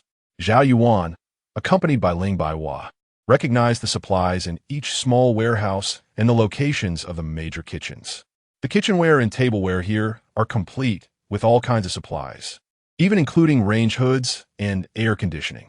She loved this exquisite kitchen so much. She had always had a dream of becoming a chef, and now it was realized here. The factory area had regained its former tranquility. With Xiao at the entrance, it was excited to greet anyone who came. In the dark, Lao Lu was lurking, always on guard. Everyone was tired from the journey and fell into a deep sleep. Cece was the first to wake up. She had slept for a full 13 hours. It was because she had been too exhausted before. This was the first time in 3 years that she woke up naturally.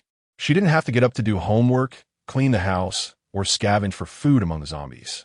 She always understood her responsibilities and proactively helped her parents find water sources, mushrooms, and wild vegetables. She had even quietly crawled around the zombies to search for supplies. Since she was small and quick, she had survived many near-death experiences. She was supporting 2 adults by herself. When the little girl woke up, she looked around the room in terror. This was the small golden house that Wen Ji and Li Xiaofei had thoughtfully built for her. The golden house was pink, chosen by Pang Pang and Wen Ji. The decoration was childish, a haphazardly arranged children's room by Li Xiaofei and Wen Ji. Cece had no mood to pay attention to these details. She curled up in a corner of the room, hugging her knees. Her mind was blank. She hadn't even dreamed. The events of yesterday felt like they happened a long time ago, as if the dizziness had passed. Suddenly, she remembered that her parents had left her, and tears began to well up in her eyes. Just then, Cece smelled a delicious meat aroma. Soon after, she heard Zhao Yuan's voice. "It's time to eat." Quickly, Pang Pang and the others responded, laughing as they approached. Hearing the footsteps getting closer made Cece even more nervous. "Dinner's ready." The door of the golden house swung open. Zhao Yuan walked in, wrapped in a scarf, her hair tied up, looking like a real housewife, but with a unique charm. "Cece, it's time to eat." "Huh? I'm not hungry." However, her stomach betrayed her and grumbled loudly. Zhao Yuan smiled and pulled her out.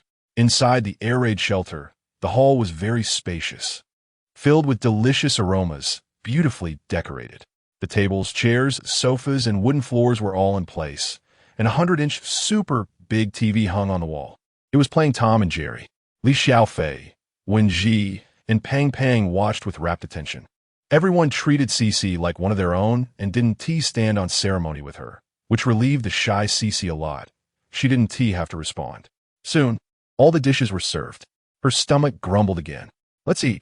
Jiang Shui was the first to pick up his chopsticks, and the others began to dig into their favorite dishes without hesitation.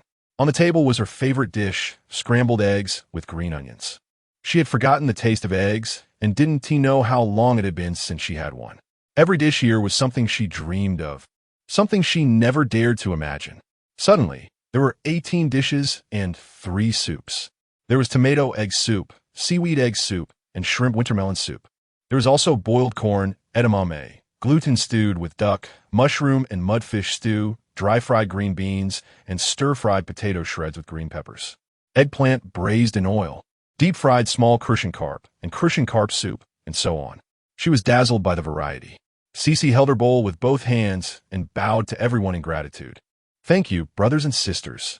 You don't need to be so polite when eating at home, Jiang Shui said, waving his hand from the main seat. With a serious expression, he frightened her into sitting down quickly, anxious and not moving her chopsticks. She thought about waiting until everyone was full before she ate, so she wouldn't be looked down upon. Eat. Jiang Shui laughed heartily. It was still Wen Ji who helped her pick up food before she dared to eat, as she had always been too shy to do so. Everyone took turns serving her a dish, and she was so touched that tears almost fell into her bowl. After all, she was still a little girl, and her mind was quickly diverted. Eat, it's all yours. She hid the rice in her clothes, subconsciously wanting to save some for her parents, but then remembered that her parents had left her. I'll eat it next time when I'm hungry. It's better to be prepared. She cleverly resolved the awkwardness. Cece was very hungry, but ate gracefully. Her small belly was already filled, and at this moment, she had eaten until she was round and full. She had overeaten, and it was hard to digest. Zhao Yuan was satisfied to see her eating so heartily, but still gently reminded her. Cece shyly said, I want to eat until I'm full. This way, I can endure hunger for a long time. She was a child who had never lived a good life. This meal would be something Cece remembered for a lifetime.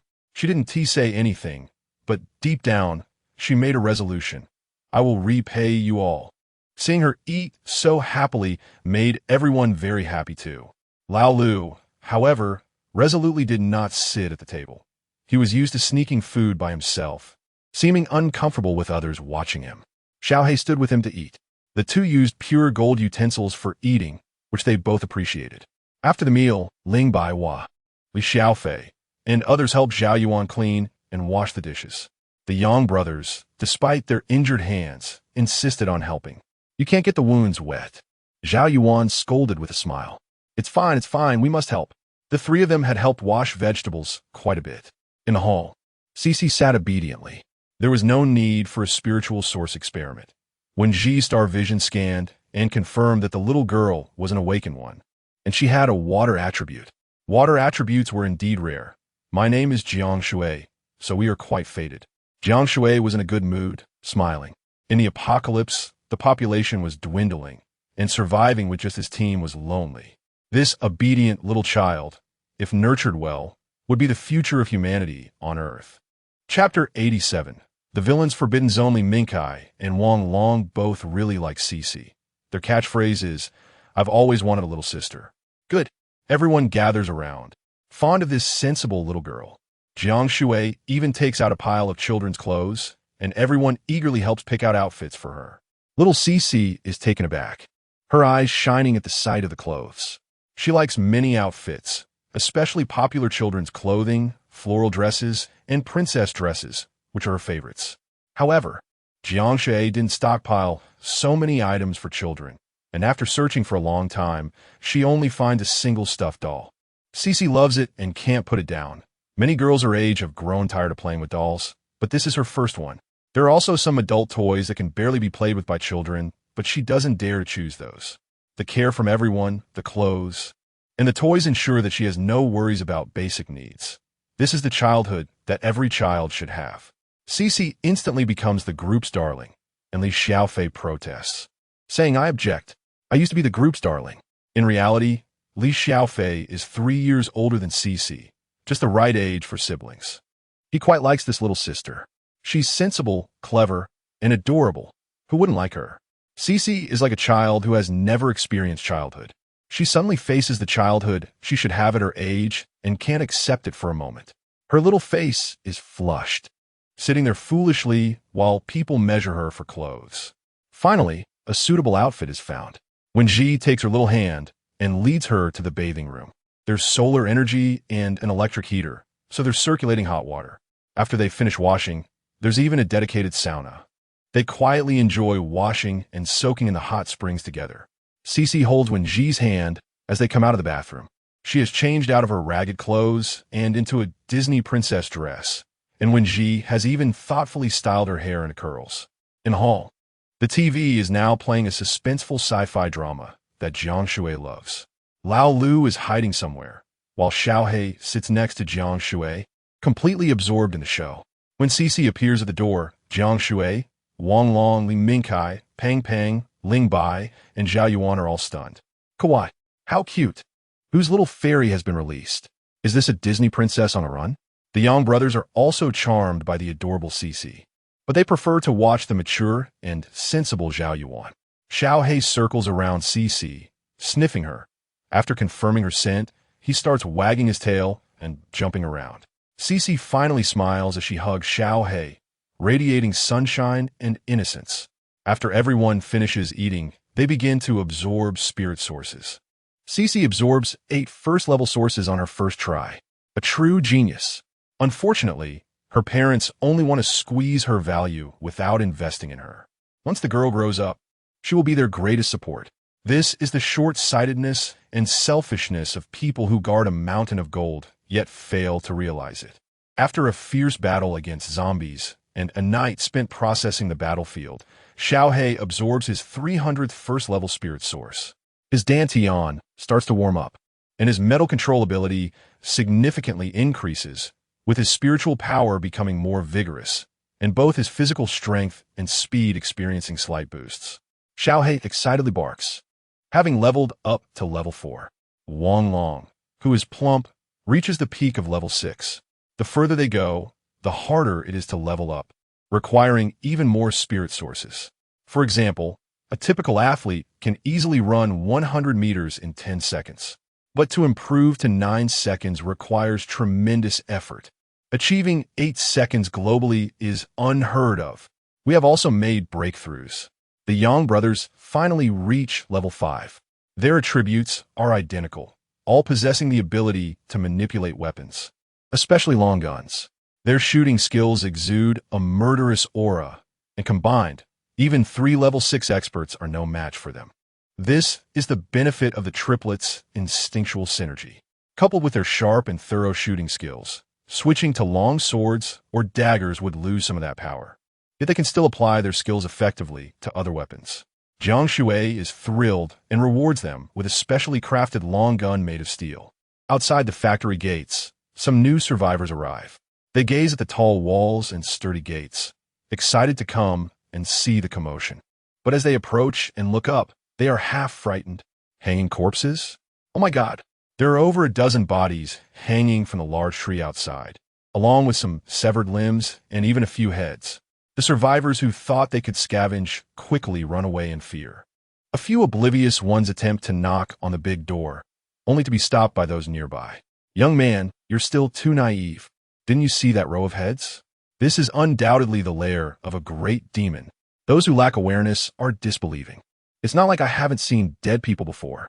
The others immediately pull him aside and whisper cautiously, "Are you stupid? Haven't you seen the blockbuster movies?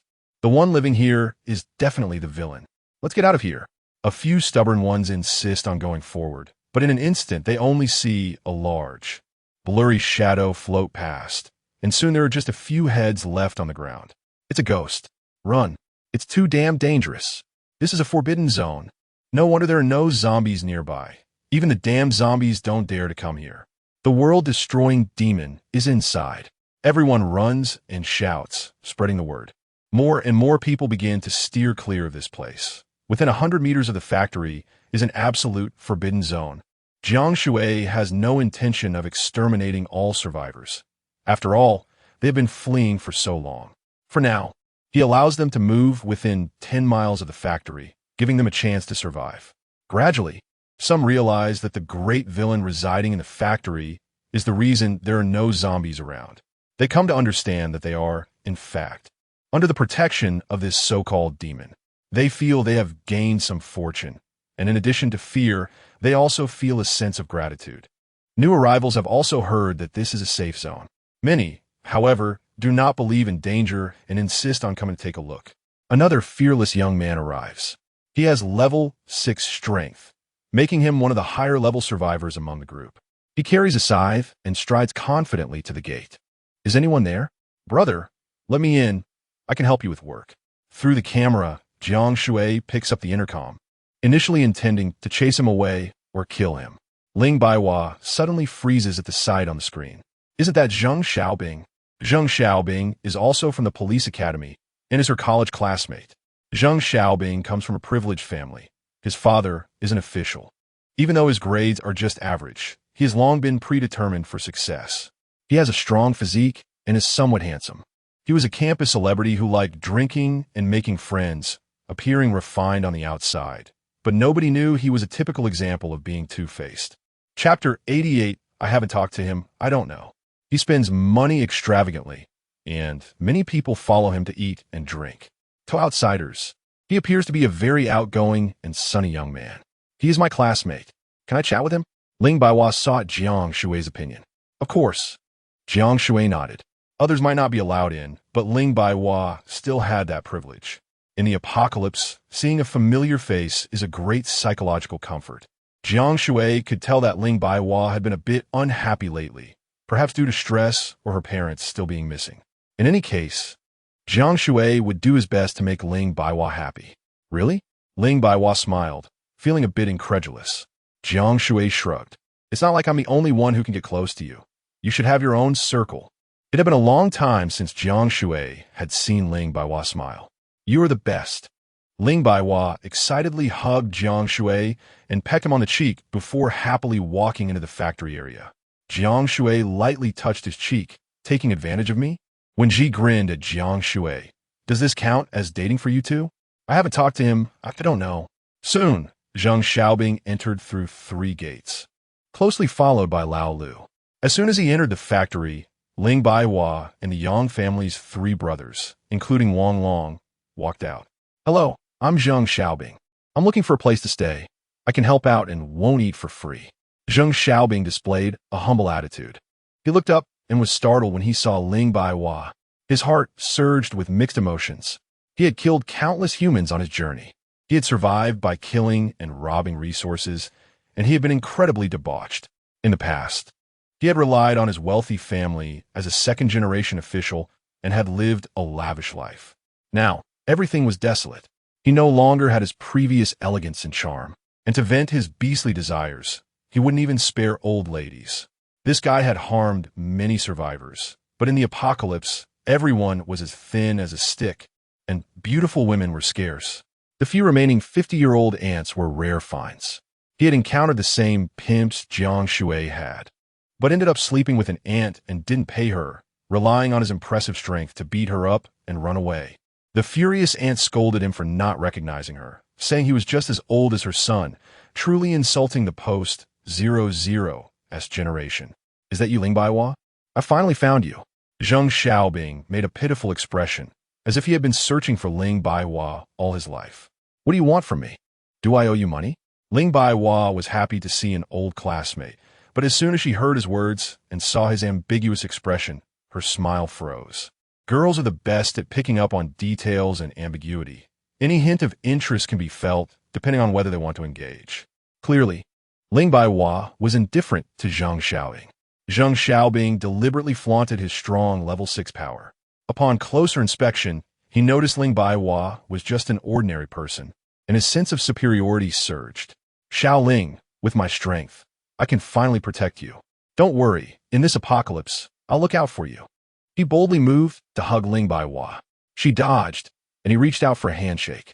Suddenly, A large black dog sprang out, startling him, and he jumped 3 meters into the air, nearly fainting. The big black dog bared its teeth and stared at him, ready to charge and bite him. What a big dog! He instantly became furious and suddenly thought that he hadn't eaten meat in a long time. Wasn't this dog here to deliver food to him? He wanted to use his sickle to kill the dog. Such a fat dog. He hadn't seen one in ages. Killing it would surely taste delicious. Just as he raised the sickle, it flew out of his hand. It's a property dog. For the first time, Jiang Shui was bullied by a dog. Just as he was about to curse, he remembered Ling Baihua was still nearby. He immediately acted like a gentleman, casually looking at Ling Baihua. Xiaoling, are you okay? Are you hurt? Are you hungry? Is this your place?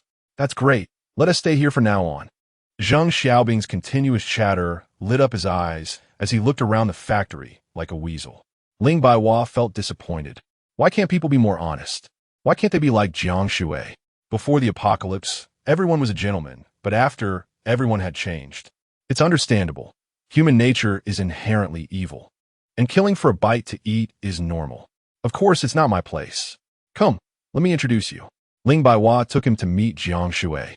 Jiang Shui specifically met him outside the factory and didn't he even let him enter the air raid shelter. Fortunately, there was plenty of open space outside the factory and many warehouses. They randomly chose the nearest one, which was fully equipped with tables and chairs. Jiang Shui kept talking, trying to get close. When they entered the room and saw Jiang Shui and the others sitting in a row, he was taken aback. This is Jiang Shui, the owner here.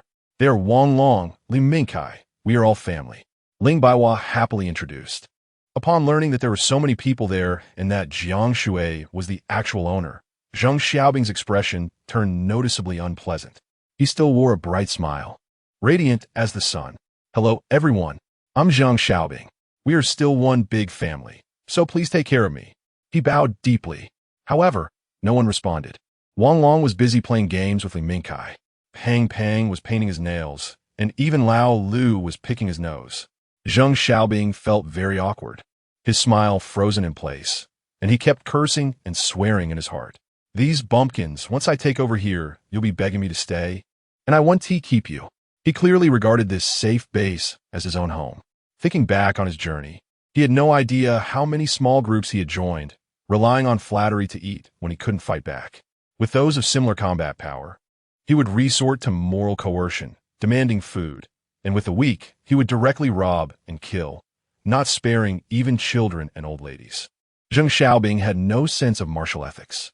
To ease the awkwardness, he gritted his teeth and took off the travel bag he had been carrying. He looked inside at a piece of cured meat and a spoiled roast chicken, ultimately choosing a small bag of bread. As he pulled it out, his face immediately lit up. Bread was a rare commodity. Every time he brought out food, even the most stubborn survivors would give him face and rush over for bread. This is bread. However, everyone remained unmoved, and even Pang, who glanced at the bread, nearly vomited. Clearly, the bread was expired and it started to emit a smell. Even the little black dog shook its head at it. Jiang Shui swallowed hard, reluctant to eat. Seeing the disgusted looks from everyone, he felt extremely displeased. Chapter 89. Toxic Farts. I endured the pain of giving these people food, and they still don't appreciate it? Were those expressions? Have you ever eaten bread? It's obvious you all are poor. Are you dumbfounded by the sight of bread? He was drooling, but turned his head away in pain and handed it to Ling Baihua. Out of politeness, Ling Baihua accepted it. Seeing her indifferent expression, Jiang Shui felt insulted and couldn't help but complain internally. Why pretend to be a lady? It's just bread. I'll show you I can't conquer you. He gritted his teeth and pulled out a large bag of bread and 7 or 8 rice balls from his pocket. These rice balls were made from leftover rice mixed with wild vegetables, sprinkled with some salt and soy sauce. This is the most common food for survivors at the moment. Eat up. It's hard to find good food in the apocalypse. People are fighting over this outside. You must be hungry, right? Ling Baihua took it symbolically, took a small bite of bread, and the taste was so sour she nearly vomited. She was used to eating lavish meals, while other survivors would have wolfed it down already. Seeing Ling Baihua eat, he finally smiled. I told you, these people are starving to death but still pretend to be polite and refined. Just watch me conquer you. Saying this, he confidently pulled out a bottle of Wangleji, but it was filled with river water. "Little Ling, don't be polite, drink some water." He glanced at the others, especially Jiang Shui, who was frowning, while the others looked at the river water with confusion. From his experience, he instantly understood everything. It turned out they couldn't even afford river water. They were all poor. Zheng Xiaobing felt proud. Jiang Shui was panicking, unable to produce any water, fearing that I might have too many supplies and others would come to me. Thinking of this, he took out several bottles of murky river water and shared them with Wang Long, Li Mingkai, and others. A lot of water has been contaminated by microbial zombies, and there isn't much drinkable water left. This is all rainwater. Everyone should drink some. Just as Zhao Yuan opened the cap, her hand suddenly shook, and the bottle fell to the ground. Water spilled everywhere, and Zheng Xiaobing's face immediately changed. "That is a week's worth of water. I gathered it with so much difficulty. Do you know how many people I killed to get it?" Zhao Yuan pointed at the water on the ground. "There are tadpoles." "Wow, is that bubble tea?" The Yang brothers were furious, throwing their water on the ground, grabbing their weapons to confront him. The others followed suit, causing all the water to spill everywhere, and Zheng Xiaobing was in tears. He knelt on the ground, heart bleeding. "What is wrong with the tadpoles?" "That's protein." He stood up to scold Wang Long and the others. But upon sensing, he discovered that Wang Long was actually a chubby level 6 peak. Tarek was wearing a smile. "It's okay. It's just water. No need to get angry." He carefully observed everyone. When Ji was also at level 3, and the Yang brothers were at level 5. If Little Snail were awake in another warehouse, he would have been scared to death. Fortunately, when he looked at Jiang Shui and Li Mingkai, he found he couldn't sense them at all, thinking they were ordinary people. Therefore, Zheng Xiaobing intentionally did not give Jiang Shui and Li Mingkai any. "Oh, sorry, little Jiang, I ran out of water. Look at this mess." Jiang Shui shrugged. "Have you finished eating and drinking? Then let us eat."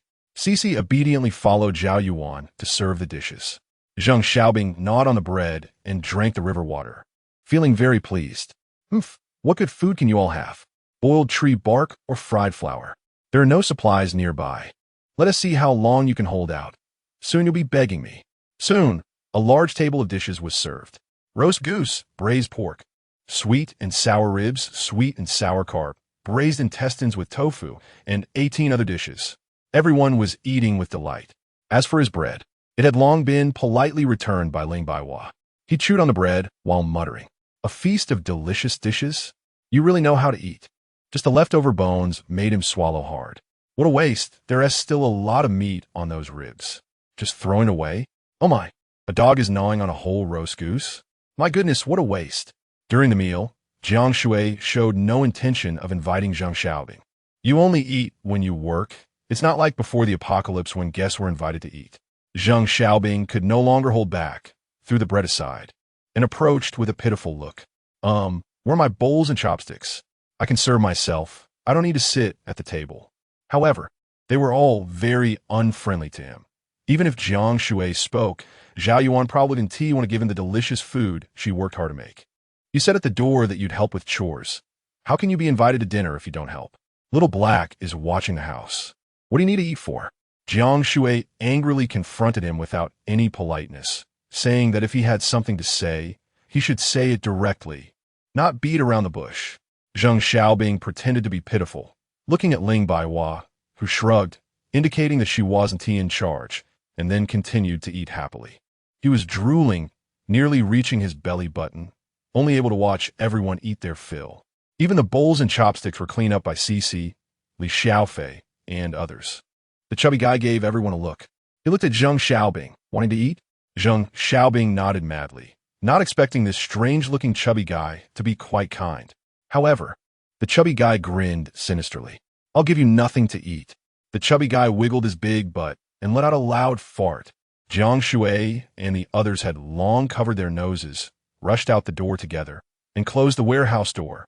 "Damn, the fart is toxic. Let me out." Soon, the warehouse fell silent.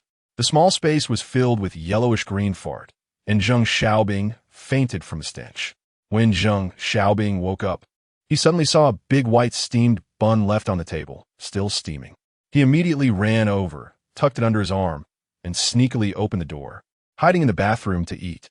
He swaggered out of the bathroom, But he didn't know that a figure was slowly emerging from the toilet bowl. It was Gao Lao Lu. This guy is even grosser than me, eating in the bathroom and adding sauce. As soon as he returned to the factory area, he found Jiang Shui and the others setting up a table with fresh and fragrant tea. There were also some desserts after the meal. Are you guys kidding me? Luckily, I have good luck. He laughed heartily, seemingly forgiving the previous stinky fart. However, no one paid him any attention. Everyone was lazily basking in the sun after the meal. He rudely walked over, picked up a piece of cake, and ate it. He ate casually, treating this place as his own home. When he wanted to take more, Jiang Shui fixed his gaze on him. He'll let you eat. It's just a small cake. Why be so stingy? Zheng Xiaobing smiled. Chapter 90. Special preferences. He still wanted to reach out, but Jiang Shui slapped his hand away, leaving the back of his hand red. Zheng Xiaobing yelped in pain, about to explode in anger, but when he saw Jiang Shui's unfriendly gaze, he swallowed his words of accusation. Did you take my steam bun? Jiang Shui asked sternly. I didn't tea, Zheng Xiaobing replied. Seeing the unfriendly looks from everyone, he glanced at Ling Baihua and eventually shrugged nonchalantly. I did take it, but it's not worth much. I thought you guys had leftovers. Jiang Shui's expression turned cold. Whether it's worth anything or not, if you want it, just tell me. I can give it to you. But you can't just take things because even a single grain of rice is still mine. Zheng Xiaobing initially didn't care. But upon hearing this, he immediately reacted like a dog whose tail had been stepped on, blurting out, it's just a steamed bun. You guys eat so well. You would miss one bun, right? Isn't that a bit pathetic? This kind of person felt proud of taking something from others, thinking it was his own ability, believing everyone else was foolish. Little did he know that others were just turning a blind eye, and he showed no gratitude, looking down on them instead. Zheng Xiaobing was a typical egoist, always thinking of ways to take advantage of others. If you took something from him and asked for it back, he would immediately get angry, saying it was just a trivial item and that you were stingy. If you took even a dime from him, he would get furious. A piece of pastry, a steam bun, get it back to me. Jiang Shui extended his hand to demand. Come on, it's just a worthless thing, Zheng Xiaobing replied. That is still mine. You're so stingy. I'll give it back to you. Zheng Xiaobing threw 20 yuan on the ground, acting like he was above everyone else. Looking down on the poor, it was as if Jiang Shui owed him money. His expression even showed disdain for Jiang Shui. Jiang Shui walked over and slapped him hard across the face. Wang Long, Pang Pang, and others could no longer hold back. 7 or 8 people rushed over and started kicking him. Paying back debts is only right. Isn't it reasonable for my brother Jiang to ask for the steam bun back? You throw down 20 yuan, who are you insulting? Especially the Yang family brothers. They immediately pinned him to the ground and slapped him fiercely. Stop. I was wrong. I repent. I'll give you everything. He pulled out his prized collection of roasted chicken and cured meat from his bag. However, even the dogs turned their noses up at it, and even Lao Lu found it repulsive. Zheng Xiaobing knelt on the ground, begging for mercy. In front of 2 level 6 peak fighters, he didn't dare act recklessly. Finally, Jiang Shui waved his hand, and he stopped getting beaten. If it weren't for not wanting to kill him in front of Ling Baihua, this guy would have been dead already. Zheng Xiaobing immediately felt grateful and went to the bathroom to wash his face. Ling Baihua, filled with apologies, said, I'll make him leave right away. I didn't expect my classmate to turn out like this after the apocalypse. People can be so multifaceted. They always change. You decide for yourself. Jiang Shui shrugged, respecting Ling Baihua's choice. Zheng Xiaobing hid in the bathroom, cursing under his breath. Damn it. That bitch didn't help me when I was getting beaten. Still a classmate. I'll get back at them sooner or later. He pulled out some gauze and wiped the dirt off himself. Just as he exited the bathroom, he saw Ling Baihua standing not far away with a black dog squatting beside her. Zheng Xiaobing immediately switched to a smiling face. Xiaoling, I'm fine. Don't worry. Ling Baihua coldly snorted, her expression unchanged. You should leave. Come with me, or let's South take this place together. I can't sense Jiang Shui's level, which means he is just an ordinary person. Why are you following someone like him? I'm a level 6 powerhouse. I've comprehended attributes. I can manipulate wood. Zheng Xiaobing tried to act like he was thinking about the big picture, saying that if it weren't for her face, he would have already manipulated wood to kill them all. You, as a non-awakened person, probably don't know how strong I am. Jiang Shui was quite arrogant. Reaching level 6 made him stand out among human survivors. Didn't he know how many zombies he had killed or how much supplies he had stolen to barely reach level 6? Among those people, he had slaughtered survivor groups of 30 to 50 just to seize their resources and spiritual sources. He always pretended to be righteous, only thinking about pleasing Ling Baihua because, in his impression, she was a beauty who hated evil, or else she wouldn't have insisted on becoming a police officer. Jiang Shui clearly wasn't listening. His eyes darted around as he began to incite rebellion. Let us go together. That Zhao Yuan is too smart. We can't persuade her. So let us trick Wen Ji away first. Glancing at the black dog, eyeing him greedily, he suddenly had an idea. And this dog isn't bad. Let help us catch zombies. If we're in a dire situation, we can kill it and have a dog meat feast. You're not really that compassionate, are you? It's normal to eat dogs in the apocalypse. Ling Baihua said coldly. Do you know why you can't feel that the earth is round while standing on it? Why? Why suddenly say this? Jiang Shui was taken aback. Because the earth is too big, just like Brother Jiang. How can you see how much he crushes you thousands of times when you're just sitting in a well? And your so-called ability to manipulate wood? I've seen too many people who are stronger than you who have been killed by Jiang Shui. What is there to be proud of? After saying this, Ling Baihua slapped him across the face. Jiang Shui couldn't believe it. It took him a moment to react. So what? You're just a materialistic woman. Following the rich? We're classmates and from the same hometown. We should help each other in the apocalypse. We're definitely a beautiful couple, and just because he is strong, you want to abandon me. You're just a gold digger. Jiang Shui had nothing to say. His face changed faster than a performeress. Woof woof. Damn it, I can't even stand a dog. Typical guy, I've seen enough. I can't take it anymore. My master doesn't allow it, but I have to bite you. The black dog rushed over and bit into him, tearing off a large chunk of flesh. Jiang Shui screamed in pain. The commotion immediately attracted Jiang Shui and the others. What happened? Ling Baihua pointed at Jiang Shui. He wants me to abandon you and go with him. Huh, he really has eaten too much shit. Jiang Shui's face darkened. I never speak ill of others. It's only Ling Baihua here. She is framing me. I can testify. You're disgusting and very bad. At this moment, an invisible figure gradually became visible. It was Gao Laolu. Jiang Shui's face turned pale with fear. Damn it, you pervert. You can even become invisible? So you've been watching me the whole time? Did you see what I did in the bathroom? I'm doomed. My special preferences have been exposed. Jiang Shui was embarrassed to the extreme. Jiang Shui and Ling Baihua exchanged glances and immediately gave the order. Kill him. Chapter 91. Full of green tea bitches, everyone suddenly surrounded Jiang Shui. Facing the crowd, he directly pulled out another sickle. What is wrong with cursing you a couple of times? You want to kill me? You're just a monster. Jiang Shui pointed at the heads hanging outside. You just realized that? Jiang Shui knew he was definitely no match for them, yet he still struggled. You won't give me face? At least consider Ling Baihua's face and let me go. Ling Baihua shot him a glance and coldly said, No need to give me face. Just kill him right now. Want to kill me? I'll at least take a few down with me. Jiang Shui sprinted towards Li Xiaofei and Cici, intending to take the children hostage first. However, he had no chance at all. Swoosh! Little Snail appeared, moving as fast as lightning. It had been resting in the warehouse and was finally comfortable enough to wake up. As soon as it came out, it heard Ling Baihua say she wanted to kill someone.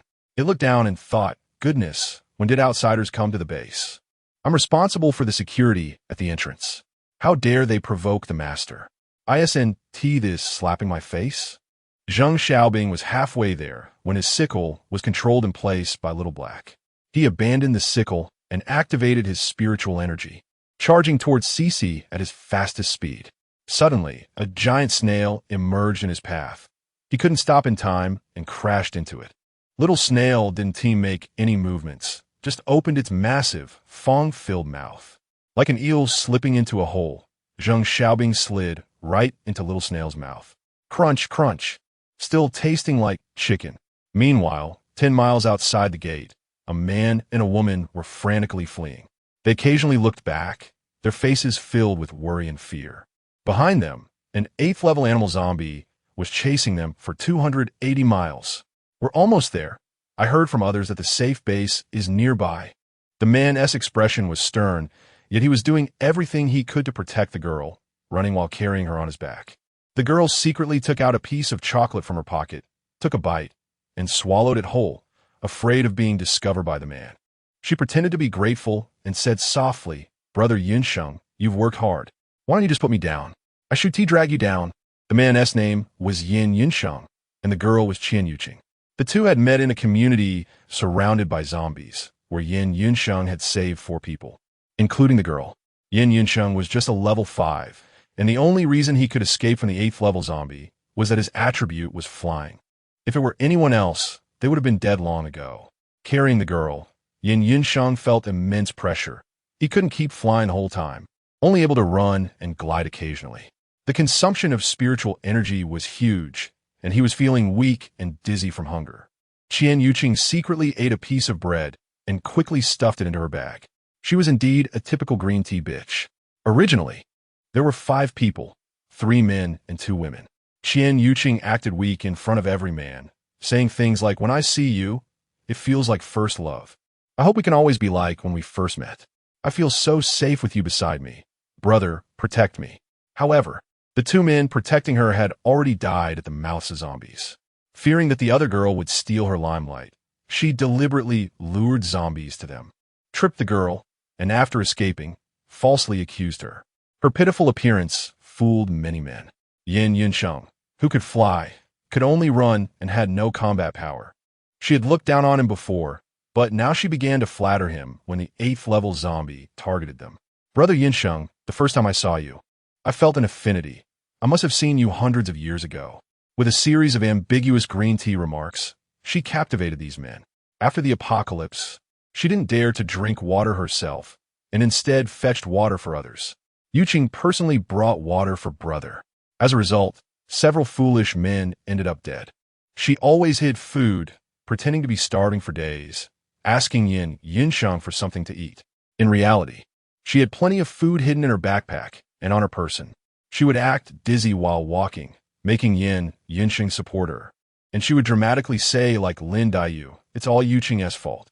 I'm too hungry to walk, dragging you down, brother. Just go on without me. Let me die here." However, Yin Yunsheng hadn't eaten for 3 days and still gave her the last remaining bun. Using all his strength to hover in the air, he finally saw the safe base that other survivors had mentioned. Inside the base, Jiang Shui had dealt with Zheng Xiaobing and was planning to return to the air raid shelter to absorb spiritual energy to level up. Suddenly, he sensed something and looked towards the wall. "Here we go. Yuqing, hold on tight." Suddenly, a buzzing sound was heard, and the 2 of them inexplicably flew into the air. Others jumped up or used their spiritual attributes combined with physical support to momentarily lift off. But these 2 flew directly and took off like helicopters without needing a runway.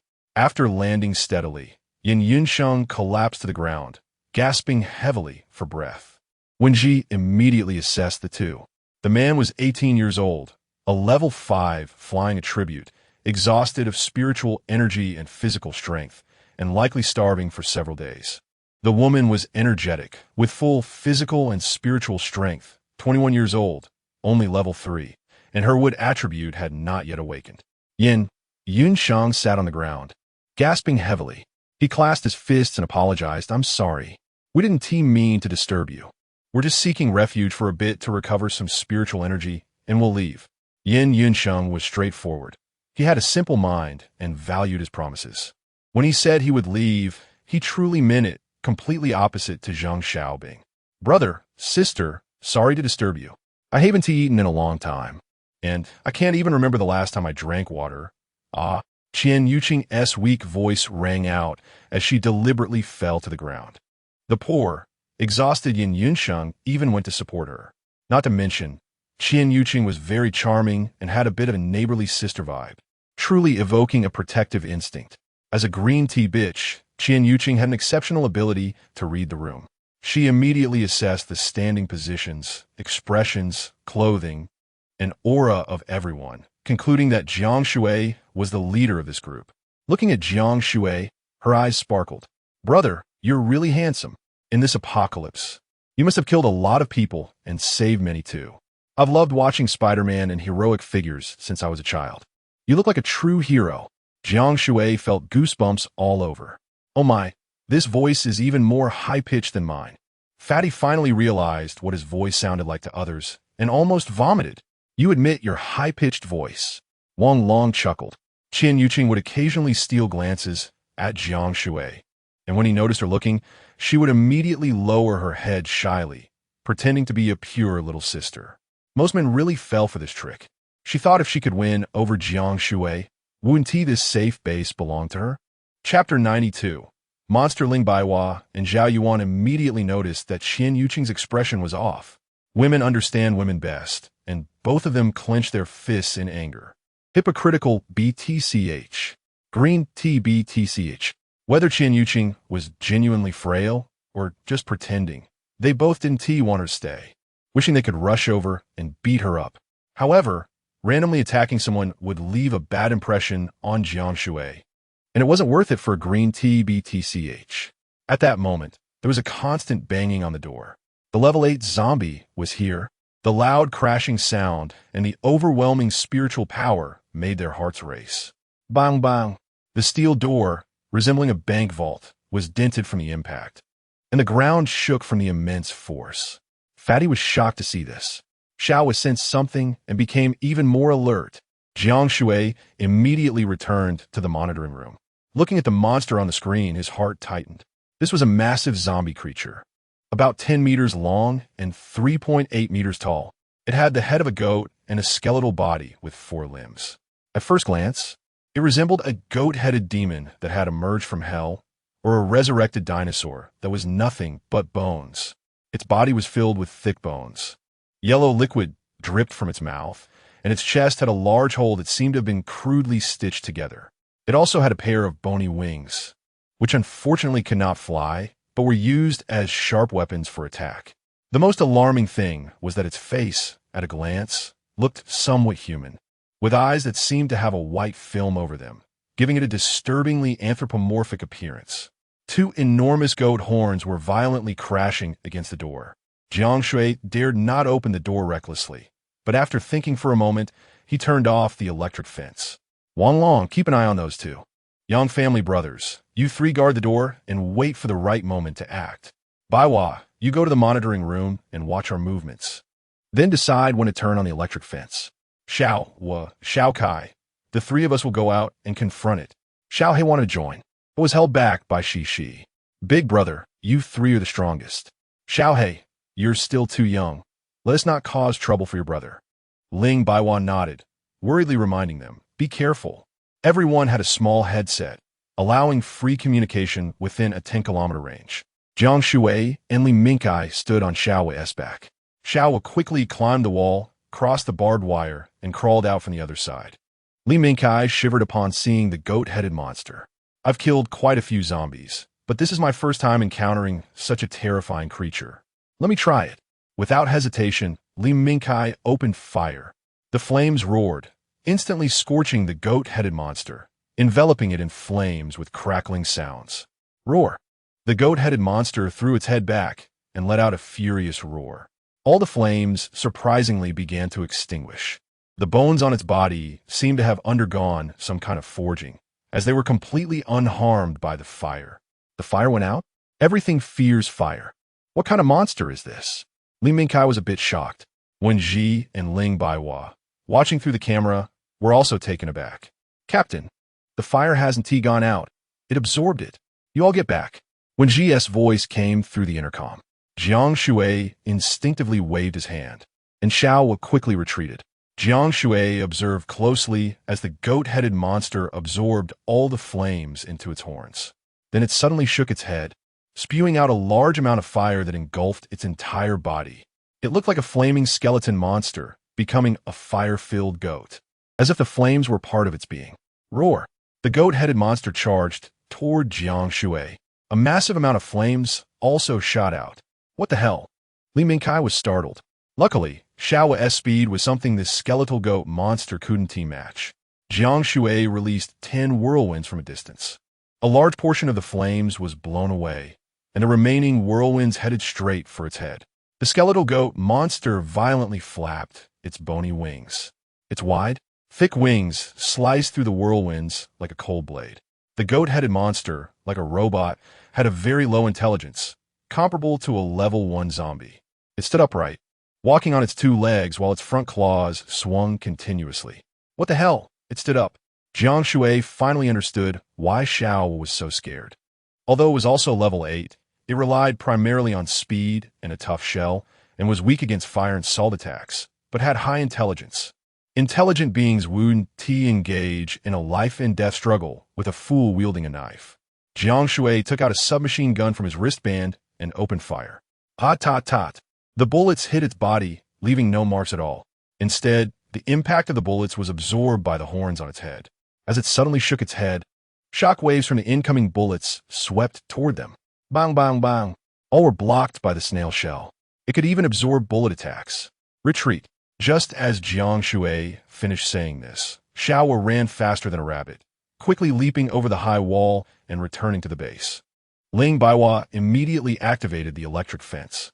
As soon as the goat-headed monster touched the wall without the flames and bullets, a powerful current surged toward it. It jolted back in surprise, confused and frozen in place, not knowing what to do. Back inside the base, Jiang Shui couldn't help but sigh. Truly, there are all kinds of monsters. In the future, even more bizarre and powerful zombies will emerge. When Ji analyzed while looking at the screen, its intelligence can be considered 0. It seems to have been stunned by the electricity. Although its body was unharmed, its brain was muddled from the shock. The stronger the attack it encounters, the stronger it becomes. It's nearly impervious to blades and guns, and it doesn't fear the elements. Only attacks like heavenly lightning or ice-based space rips might be able to harm it. This goat zombie monster may not be fast, but its strength and spiritual power far exceed Xiao Wei's. Moreover, it has no weaknesses. It isn't afraid of fire at all. The whirlwinds that hit it didn't cause any damage. Blades, guns, sticks, cold weapons, or hot weapons hitting it were all blocked by its bony structure.